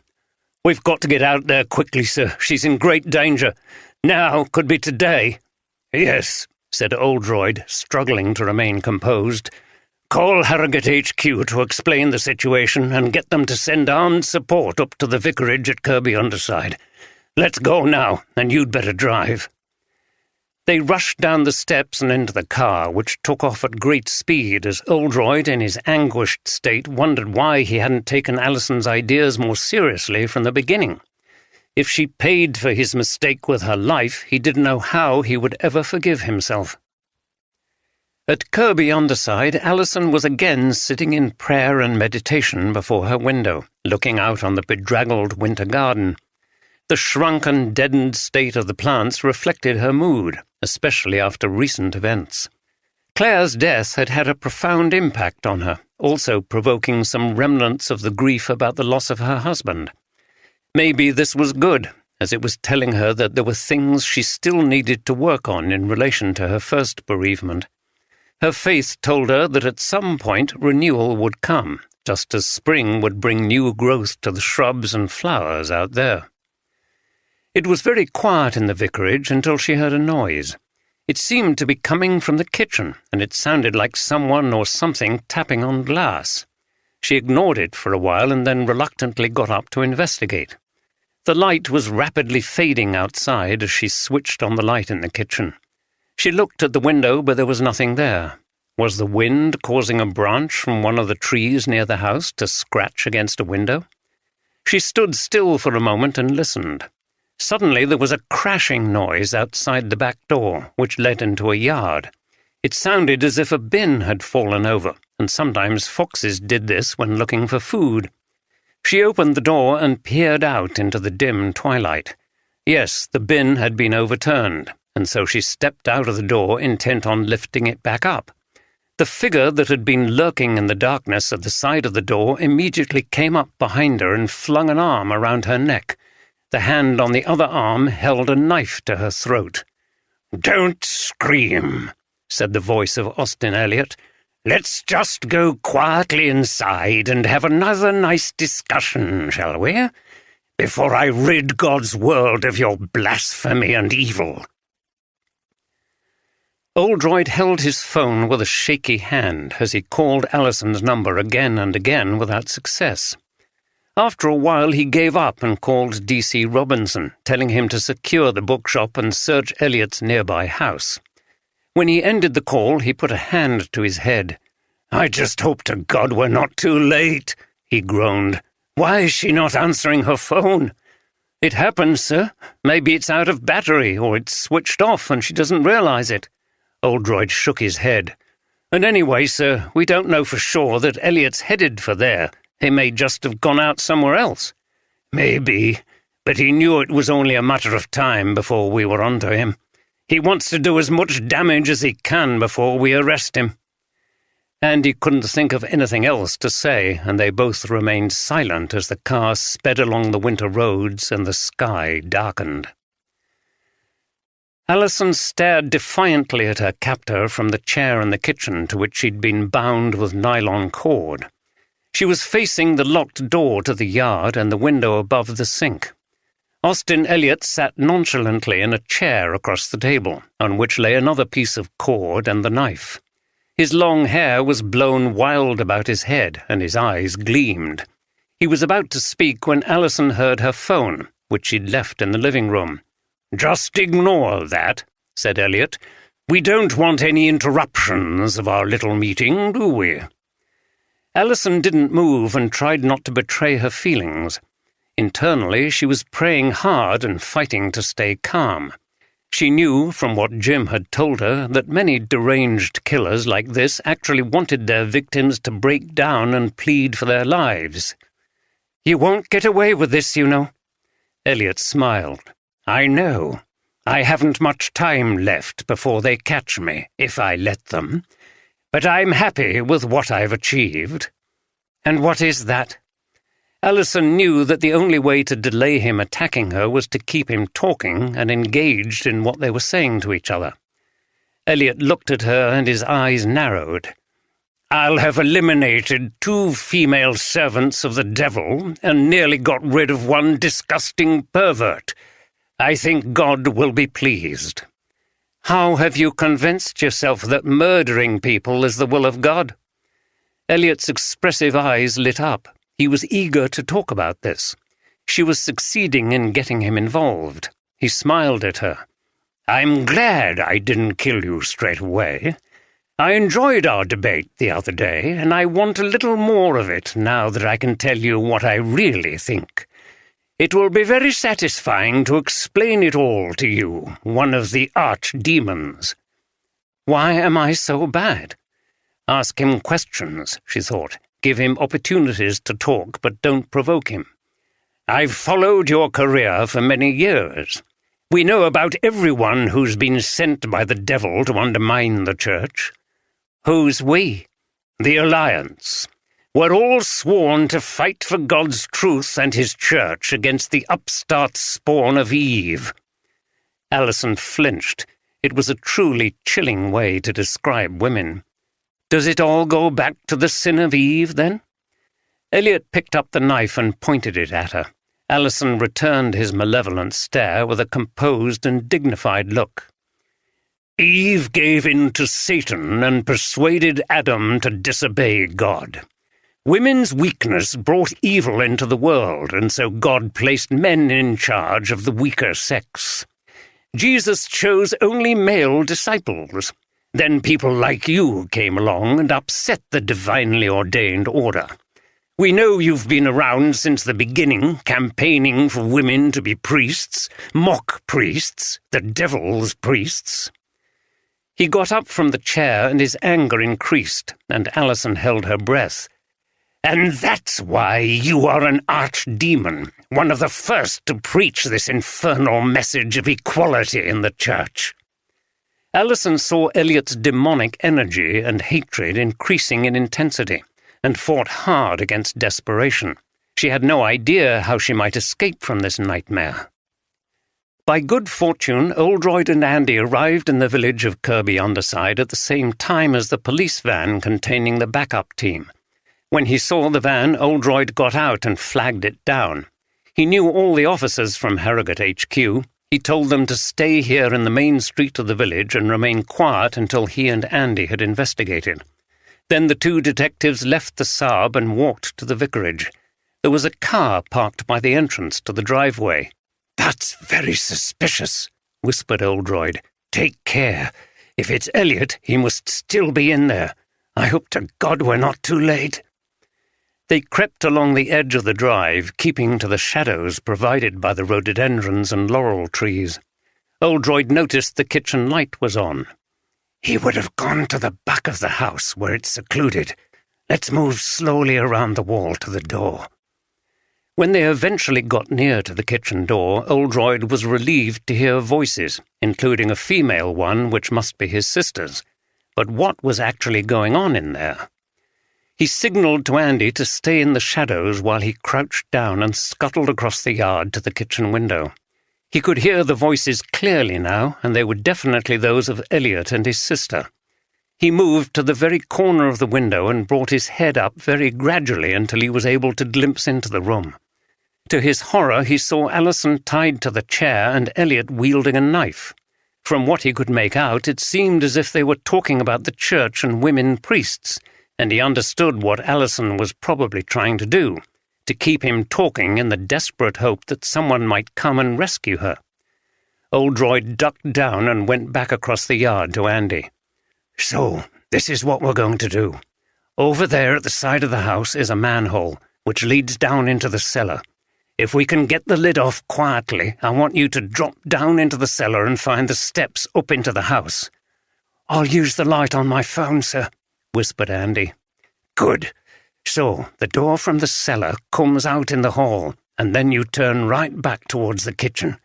The door has a Yale lock, but there is a key hidden at the top of the steps in a crevice behind a brick. I went through all the security with her once. I advised her to change the lock for something more secure or to get this manhole sealed, but luckily I don't think she ever got round to it. I'm going to try to get Eliot's attention, and I want you to try to creep up on him from behind. Got it?"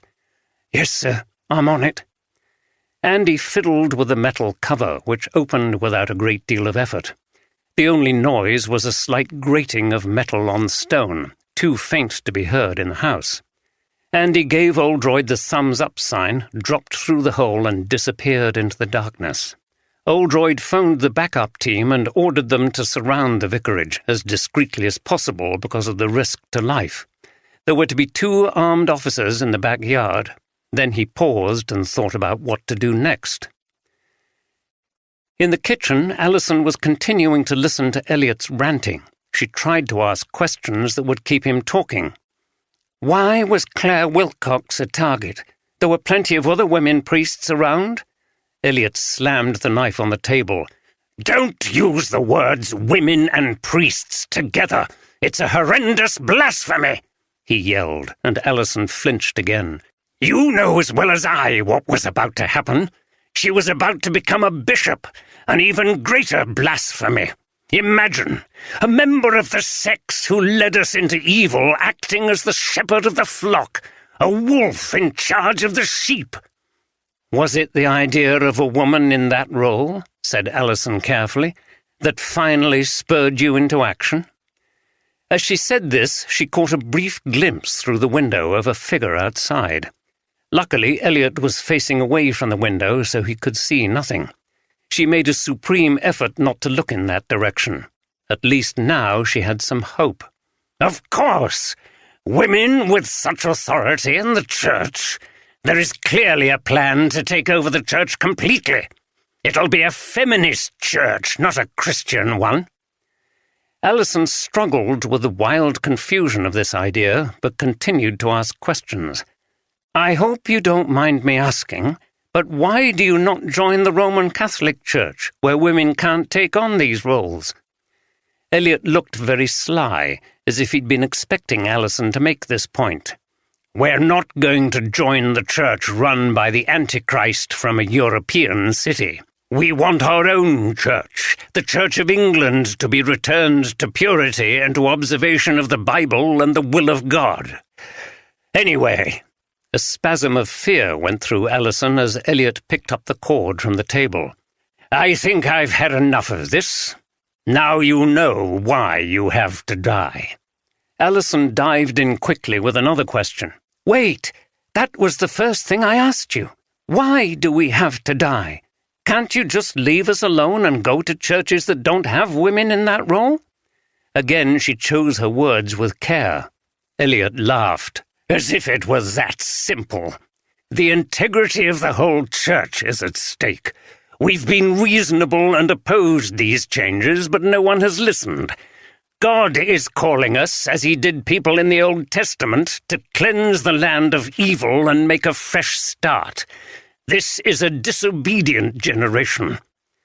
Suddenly there was a loud knocking on the door, and Alison was intensely relieved to hear her brother's voice shouting outside in the yard. "Austin Elliot, we know you're in there. Do not harm your captive, but open the door and walk out with your hands raised. The house is surrounded by armed officers. There is no way for you to escape." Elliot looked furious. "That's that damned brother of yours, isn't it? I didn't think he would be on to me so quickly." He looked at Alison with an evil grin. "It's a good job I came when I did." He came over to her with the knife, and Alison braced herself, determined to make no noise. But Elliot only cut the cords that bound her to the chair and pulled her up.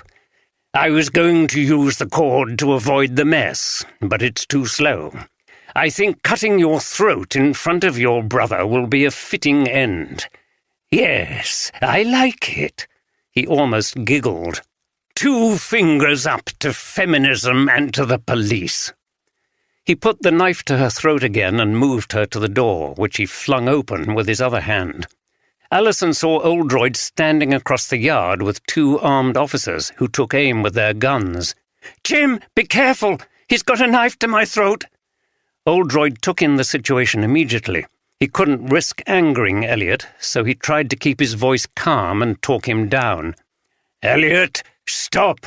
Listen to me. You might get killed here. Are you sure God will judge you mercifully if you kill another person? You've already got Claire Wilcox and Violet Saunders on your conscience. I know exactly what you think about women in the church, but killing is against God's law. If you drop that knife now and surrender, you will have a chance to make peace with God and ask forgiveness. Don't you fear for your immortal soul?" To Oldroyd's great relief, as he was talking, he could see Andy walking stealthily through the kitchen towards Elliot from behind. "Why should I?" declared Elliot, clearly reveling in this moment of possible martyrdom. "God has made his will clear in the Bible, and he will reward me for my courage. Sometimes blood has to be shed to defend righteousness." "How much blood? How many people?" shouted Oldroyd frantically, but Elliot had turned to Alison and seemed to be preparing to use the knife. "Go, Andy!" screamed Oldroyd, and Andy pounced on Elliot from behind, knocking him to the ground and grabbing for the hand that held the knife. The backup officers piled in, and Elliot was soon overcome. But Oldroyd had seen blood. "Alison!" he cried as he ran over to where she'd been knocked onto the ground. There was blood on her neck. "It's all right, Jim. I think it's just a bit of a cut, not deep. I think I'm all right." Oldroyd knelt down beside her. "Thank God," he said. He rang for the ambulance and then put his arms around her. They were both crying as Elliot was handcuffed and bundled off to the police van. Next morning, Oldroyd faced Austin Elliot across a table in an interview room at Harrogate Police HQ. Andy sat next to his boss, and a duty solicitor was next to Elliot. A PC sat in the corner. Alison was in hospital recovering from her neck wound and the shock of the attack. A search of Elliot's house and the bookshop had revealed a great deal of incriminating evidence of his involvement in extremist groups. There was some forensic evidence linking him to the crimes, too. However, it seemed that he was not going to contest his guilt, and showed no remorse. It was an attitude that Oldroyd had seen before in deranged killers. They felt that what they'd done was right. Oldroyd didn't know exactly what to make of the man opposite him. Elliot had killed 2 people and attacked 2 more with intent to kill. He was clearly insane. Or was he? The man wasn't going to plead diminished responsibility, although it was very doubtful that any jury would find him not guilty on such grounds. The attacks were all well planned, and he hadn't displayed any particularly strange behavior in between. "Your strategy worked for quite a long time," began Oldroyd. "It was an excellent double bluff.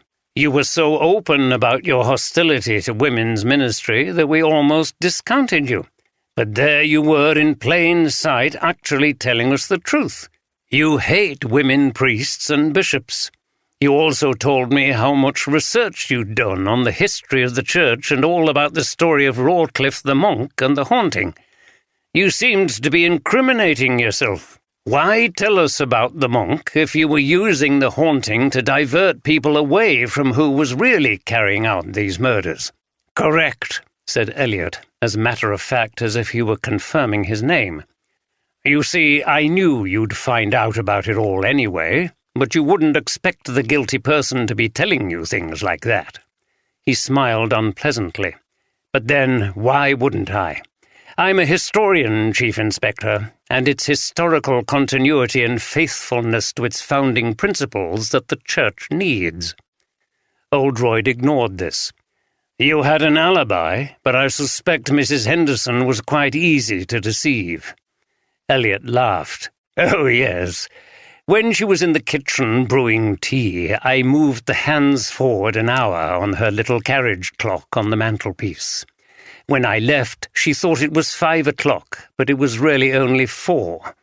I drew attention to the clock so she would remember what time I had apparently gone from the house. She would either not notice or forget that other clocks gave a different time. You also made a reasonable job of covering your tracks. We wondered where you'd been before you arrived in Knaresborough, but it took my staff a long time to unearth some evidence of your activities. I lived down in Hertfordshire for a long time, and that's where I joined the Alliance. The local police kept harassing us when we picketed churches and things like that, so I decided to move a distance away to where I wouldn't be known. I was never convicted of anything, so there was no criminal record for you to track down on your system. I was well integrated at St. Anne's and carrying on in secret with the Alliance. There was not much going on locally until Claire Wilcox was appointed to St. Anne's. I wasn't the only one to object, but the others are weak. They're not prepared to take action to defend God's word. Did you ask them? Certainly not. We in the Alliance trust no one except those who have shown loyalty and commitment over the years, and have never revealed anything to our enemies. So no one was involved in these murders except you? Correct again. But you were working under instructions from this organization you're part of? Asked Oldroyd. No, we use our own initiative, and we act alone. This was all my effort. He seemed very proud of what he'd done. Reverend Wilcox was in her position for quite a few years before you took action. Yes, I explained this to your sister. It's not easy to mount the operations we would like to see around the country. Oldroyd frowned at the thought of what those operations might be. But when it was announced that she was to be made a bishop, I knew that I had to do something. So explain to me about the tower and the pendulum. Elliot's face became animated. Ever since I heard about the story of the ghost of the monk, I thought, as you said, that it would act as a wonderful cover for a terrible death which people would blame on the haunting, especially if the attack seemed impossible. And then you discovered the staircase? I did. Elliot was almost giggling with excitement over his plan, which made Oldroyd doubt the man's sanity again. I'd done a stint as church warden and became interested in the building. The stock I inherited at the bookshop contained some volumes on church history, and the one I showed you about hauntings in the area. I thought it was a clever idea to tell you all about it, as you would be less suspicious of me. I knew you would discover the legend sooner or later anyway. And you read about the alterations to the tower in the 19th century? Elliot leaned forward with his elbows on the table, as if this were a casual conversation in someone's kitchen. Yes, and it was very intriguing. When I considered the tower, I wondered how people in the older days had accessed it to get to the clock and the bells when they were there. It was assumed that everything was just blocked up when the alterations were made. Then I read about the last supposed death due to the haunting, that of Samuel Walshaw, and the obviously crooked nature of Reverend Marshall, who was vicar at the time. And I thought, did someone have the same idea as me? I did some more research at the diocesan office, where you found a very intriguing entry about Herbert Riley, the joiner, and the work he did for Reverend Marshall. Yes, and I had a good idea that something was being concealed behind those tall cupboards at the base of the tower. I started to make nocturnal visits to the church, and I discovered everything. The false panel, the staircase, the pendulum, the ladder, and the part of the ceiling which hinged back. It was so ingenious and just what I wanted. It was clear that God was telling me to go ahead. You see, Marshall had used this device to cover up his wrongdoings and murder an innocent man. But this time I would be using the same device to carry out the will of God, so that would absolve the device from evil and make it a thing of goodness. Do you see? Oldroyd said nothing in response to this twisted and devilish logic, but continued with his questioning. You had to do some repairs and restoration? I did, also at night. Fitting some locks and tying up the pendulum more securely, things like that. I was able to get in at night through the door into that boiler room. I changed the lock without anyone knowing and made it look as if it was boarded up. Yes, we saw that. And if people heard anything, they might attribute it to the ghost. No one would feel like going in to check. In fact, you told me you had heard things going on in the church yourself, and that maybe there was something in the idea of a ghost. That was another part of your double bluff. Elliot giggled. I know. That was very audacious of me, don't you think? Oldroyd ignored this, too. How did you get Reverend Wilcox to go into the church that afternoon? I arranged to see her there. I told her I had discovered something important and unusual which I wanted her to see, which of course I had. I asked her not to tell anyone, and I would explain why. She was a bit puzzled, but I persuaded her. I left Mrs. Henderson's at about 4 o'clock and came in through the boiler room door, though the church was open. I checked there was no one around and then put on my monk's outfit. Then I switched the light on in the room behind the tower so she would walk towards it. I went up into the tower, opened the hinged section of the wooden ceiling, and waited. I heard her come in, and she stood right below me. I released the pendulum, and it worked beautifully, smashing her to pieces with one swing. Elliot, wide-eyed and looking demented, almost chuckled with glee, while everyone else winced.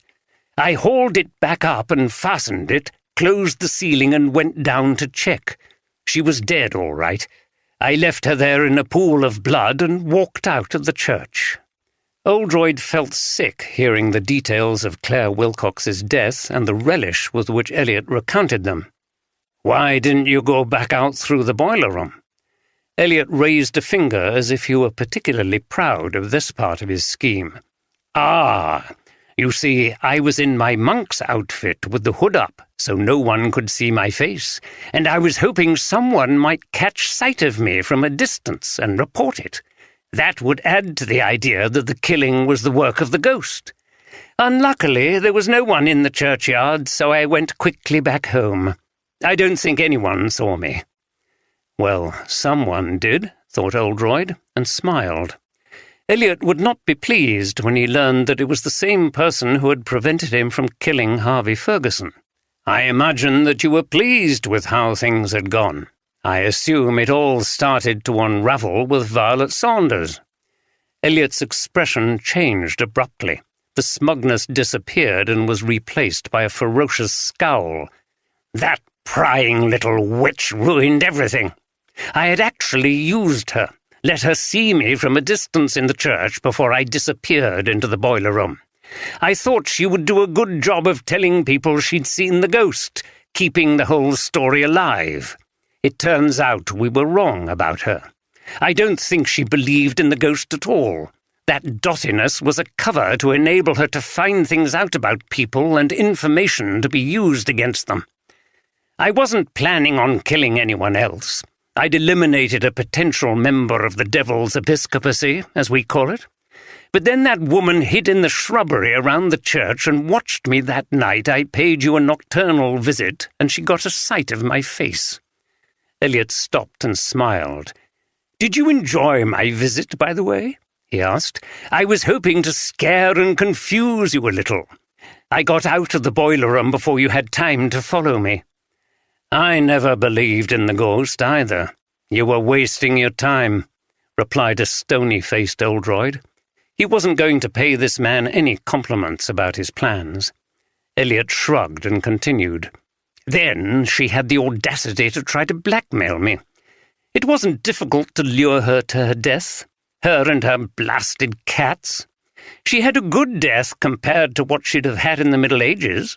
She would have been burnt at the stake for witchcraft.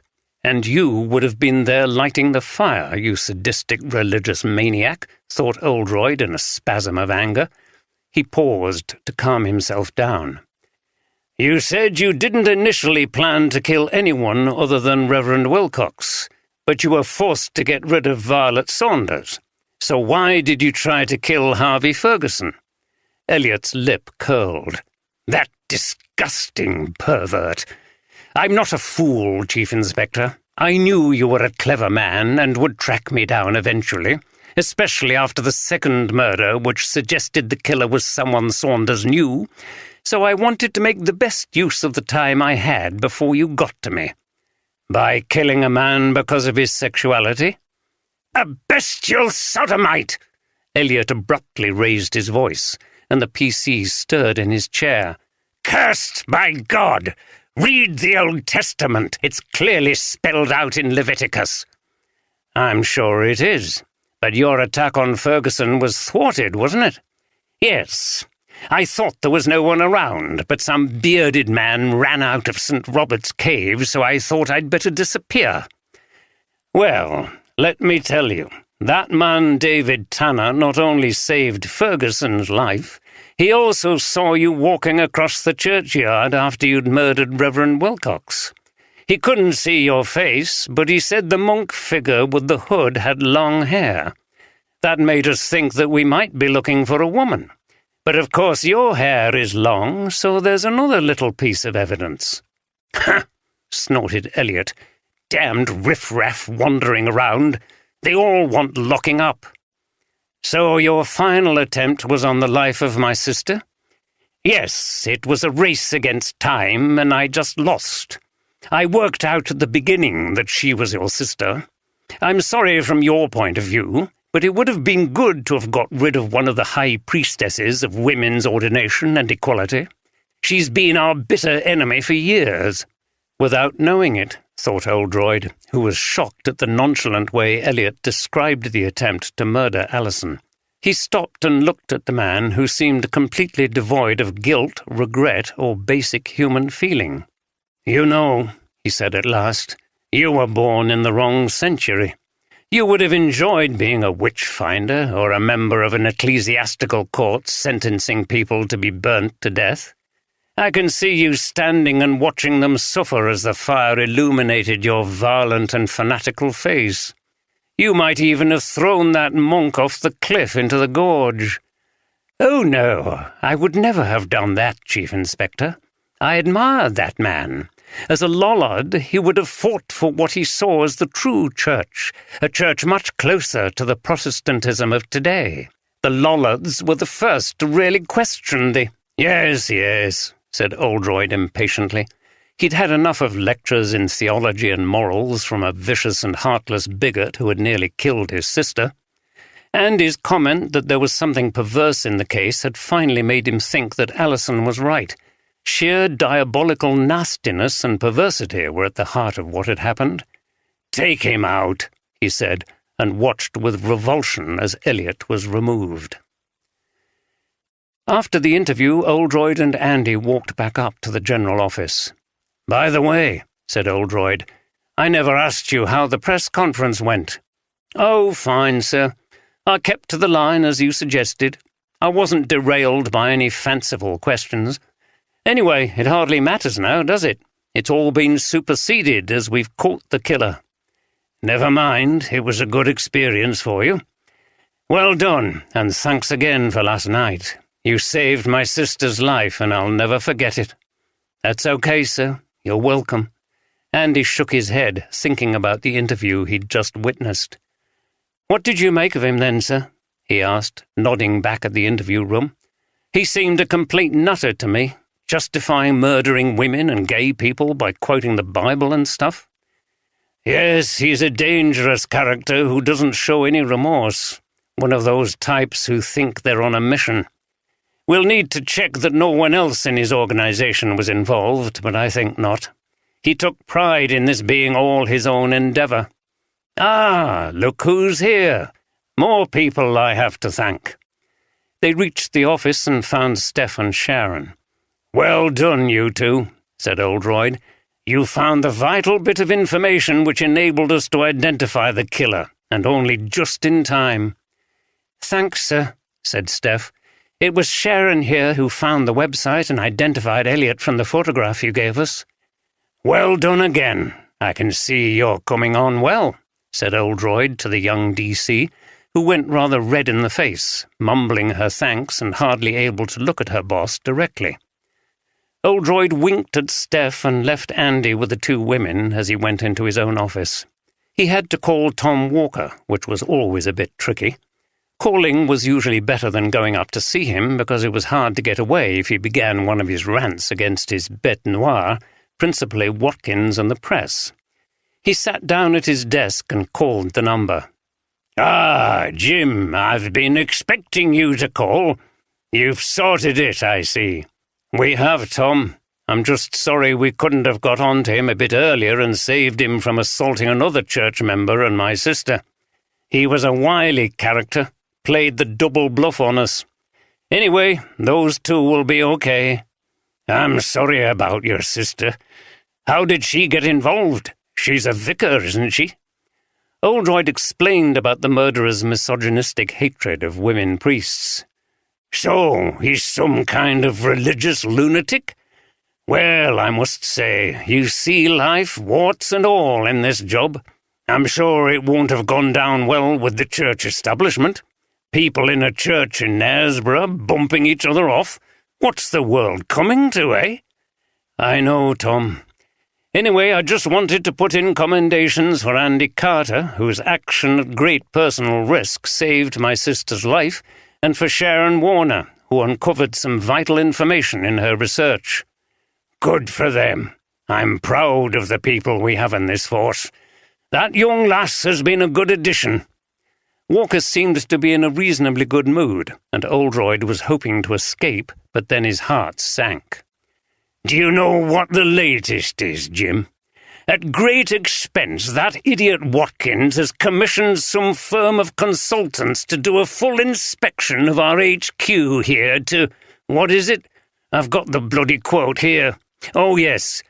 to optimize working practices and eliminate waste in terms of time and resources. I can't believe the cheek of that bugger. What does he think we bloody do all day? Sit on our arses like him and stare into space? This is where the real work gets done. I mean, there's young Carter risking injury and even his life to save your sister. How dare that man send round some ridiculous form-filling? By this time he'd worked himself up into such a rage that the diatribe went on for several minutes, and Oldroyd had no opportunity to intervene. It was difficult, but Oldroyd always remembered that, fundamentally, Walker was a good boss to work for, and his heart was in the right place. 8. Suddenly he came to a crossroad. At the corner 2 figures were standing motionless. Both were in dark cloaks. The taller one wore a hat, the shorter a hood. He had no time to see their faces. Yet the horse shied violently and broke into a gallop, and Mr. Wraxall sank back into his seat in something like desperation. He had seen them before.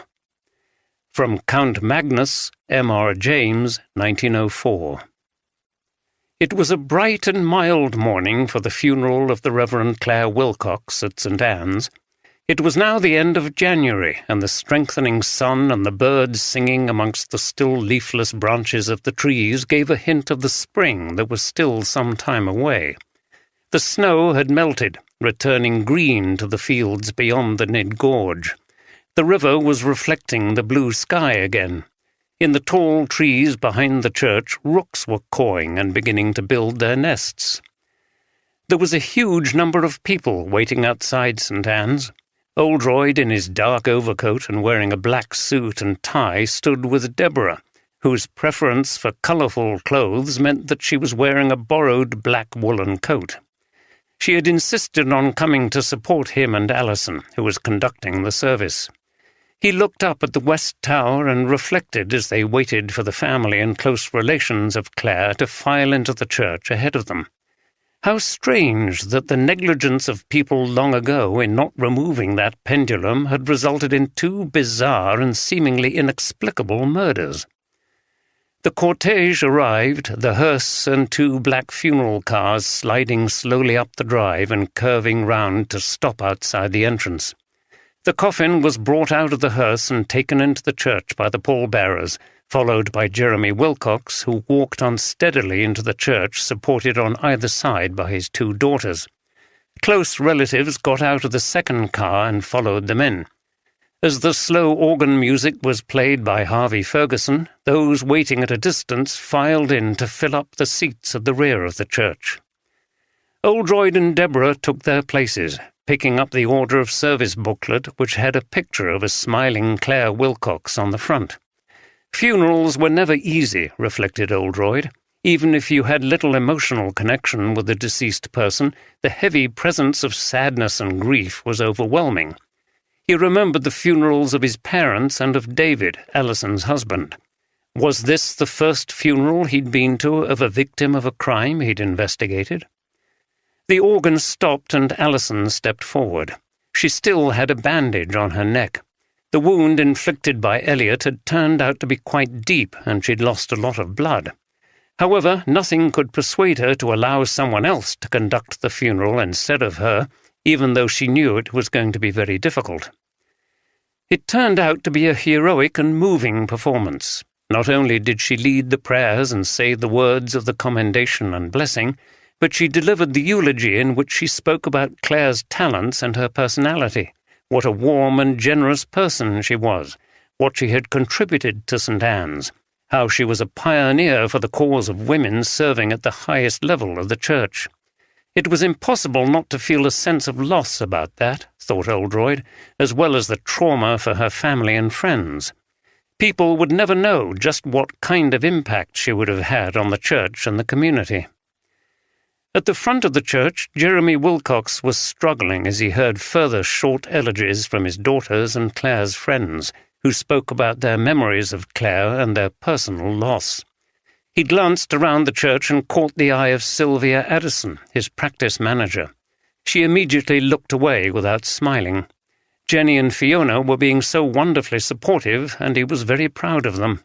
The presence of Sylvia was a painful reminder, at a time he could have done without it, that he had unfinished business with his 2 daughters. Harvey Ferguson left his position at the organ to conduct the choir singing one of Clare's favourite hymns, Watched with Ambiguous Feelings by Patrick Owen. He was not pursuing the blackmail business with the police. He was too much in sympathy with Harvey's situation to want any action taken against him, action that would most likely result in his own sexuality being revealed.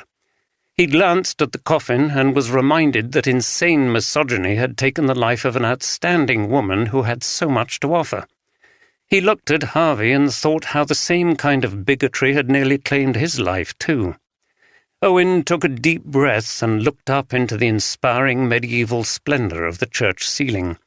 Then he prayed that the church and society in the whole world would become more tolerant, more inclusive, and more diverse as time went by.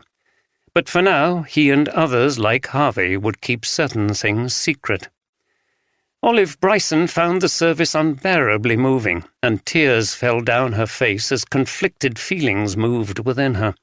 She was so relieved that she had been able to save Harvey's life, and at the same time she was so devastated about Clare. She was now revolted by the idea that she'd been attracted to Austin Elliot. Recent events had shaken her faith in the church to the point where she was rarely questioning whether or not she wanted to continue attending St. Anne's or any traditional church.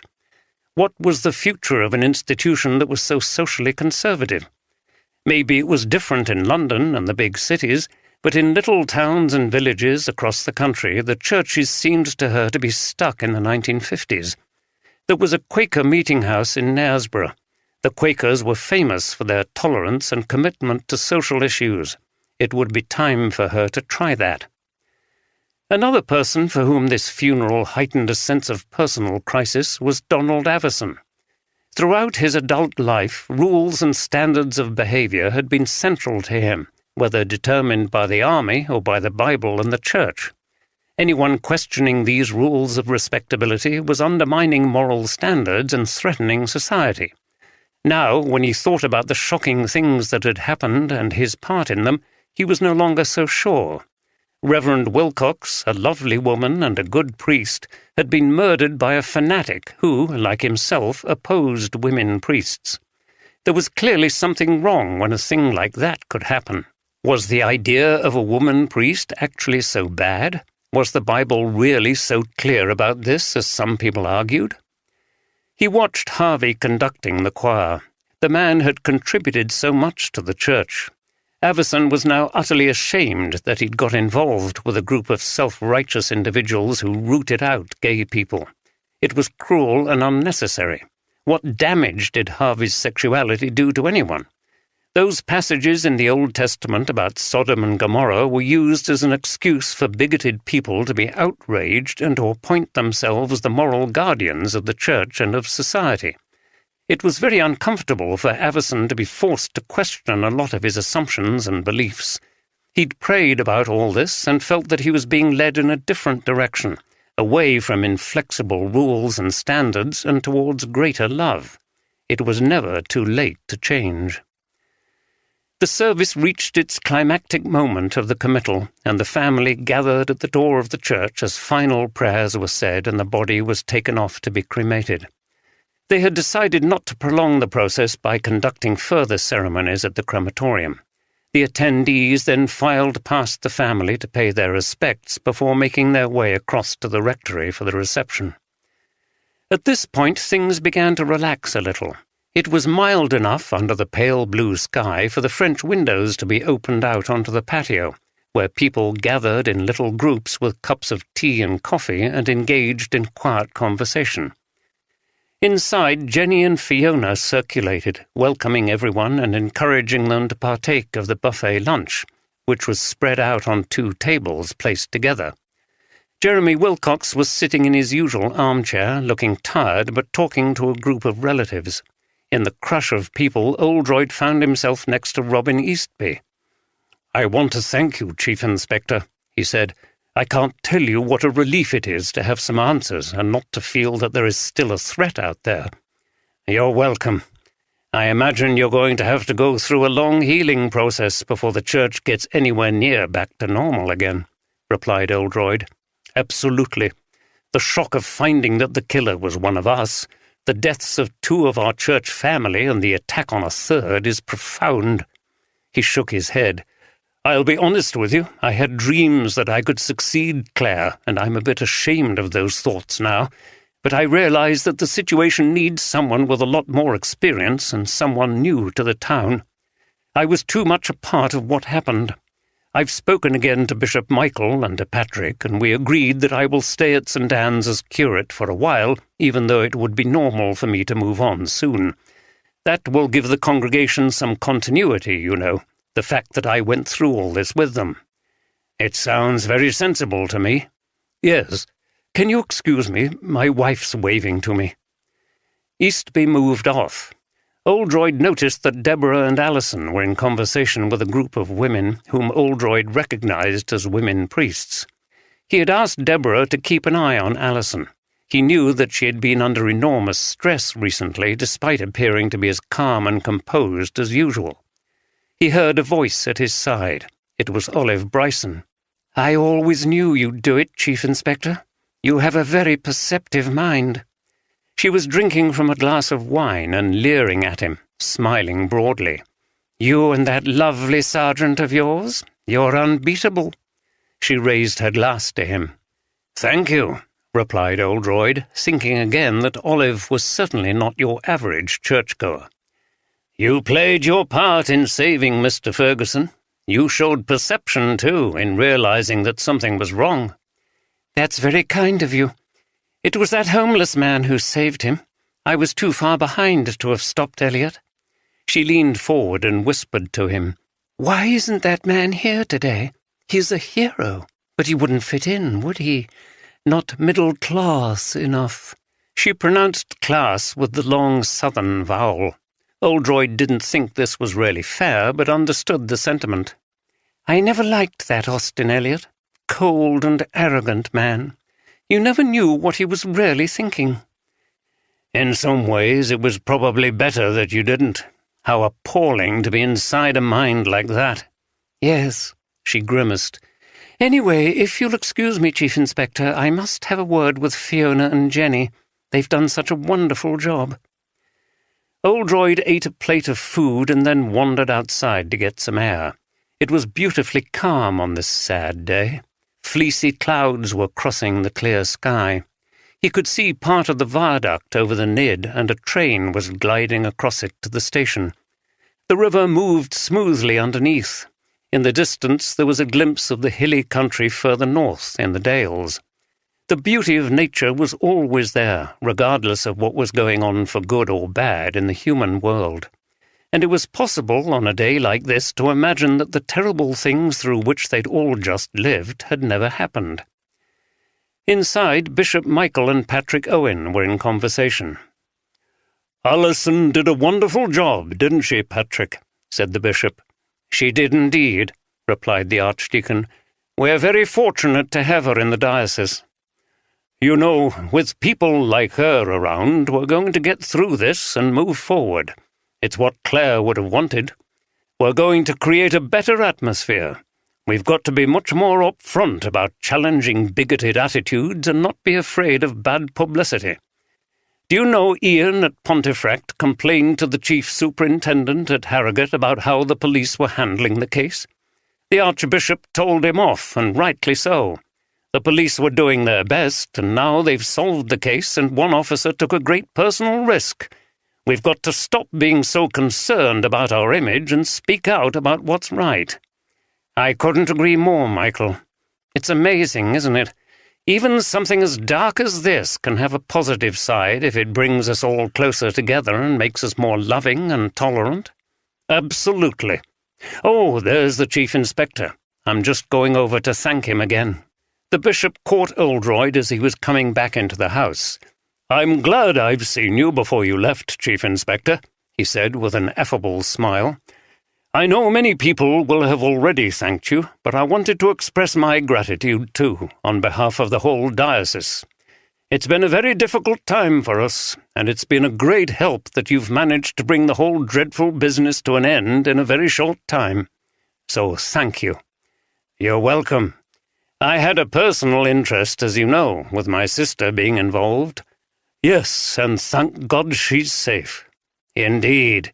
So I can understand how people were feeling. I was saying to Robin Eastby that it's obviously going to take a long time for everyone to recover from this, but the healing process can begin now. Yes. I think these events have also healed something that's been around for a long time. Oh? I'm thinking of the old story of the monk and the hauntings. The second victim, Violet Saunders, told me that she'd tried to have the ghost exorcised from the church. She said she'd sent you letters requesting it. Really? I don't remember that. Well, I'm not sure how serious or honest she was being, but I think that after all that's happened and been revealed, we can say that the ghost of Thomas Rawcliffe has finally been laid to rest. In the haze of worldly dreams, where illusions flow like fleeting streams, a symphony of transient grace in the digital embrace.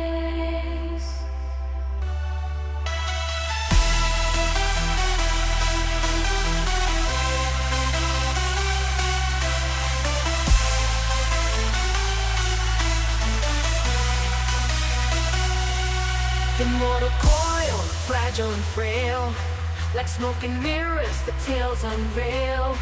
In pixels and echoes, truths reside in the ebb and flow of time's stride. It was dark outside, as in the early evening, Oldroyd, Deborah and Alison relaxed in the Harrogate flat, each with a glass of wine.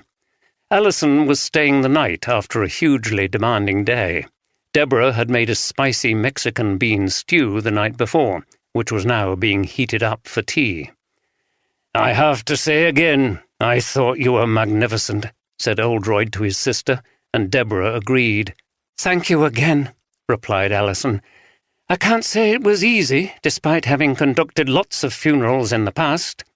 It's completely different when you're personally involved, but I really wanted to do it. It was important for Claire's memory and for the movement of which she was such an important part. It had to be a woman, and it had to be me in the circumstances. It might be an awful thing to say, but I think what's happened will create sympathy for the women's cause in the church, and more generally for that matter," observed Deborah. "The fact that such terrible misogyny and homophobia existed in a church member is shocking, and it shows that those attitudes are not confined to weird, dysfunctional people hidden away from mainstream society. It will make people think and hopefully do more to tackle the problems." "Actually, I agree," said Alison. "We always have to look for any good which can come out of a situation, however bleak it is. And this one has been truly diabolical." She shuddered slightly, put down her drink and leaned back into the sofa. For a moment her emotional exhaustion was showing, despite her stoical efforts to continue. Her neck was sore, and she put her hand up to it. "Are you okay, sis?" Oldroyd asked, looking concerned. "Yes, it's taken it out of me today, and my neck is still painful, but I'll be fine."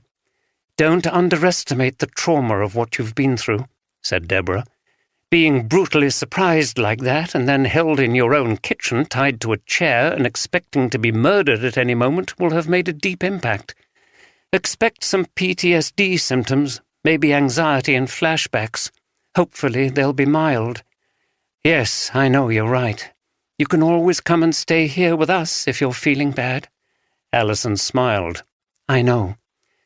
"Talking about trauma, I think that church will take some time to recover from the trauma of Austin Elliot," remarked Oldroyd. "They will," said Deborah. "In addition to the horror and the shock, there will be a deep sense of betrayal. That all this was done by an active member of their own congregation who had even served as church warden. It may take a long time for them to trust people again." "Yes," said Oldroyd. "I'm interested in what you think of the extreme misogyny and homophobia of the kind that was in Eliot." There are many psychological theories about it, and like most severe psychological problems, they locate it in childhood trauma. Sometimes men who were abused and made to feel powerless exert their strength over less powerful groups in society to regain a sense of power and control.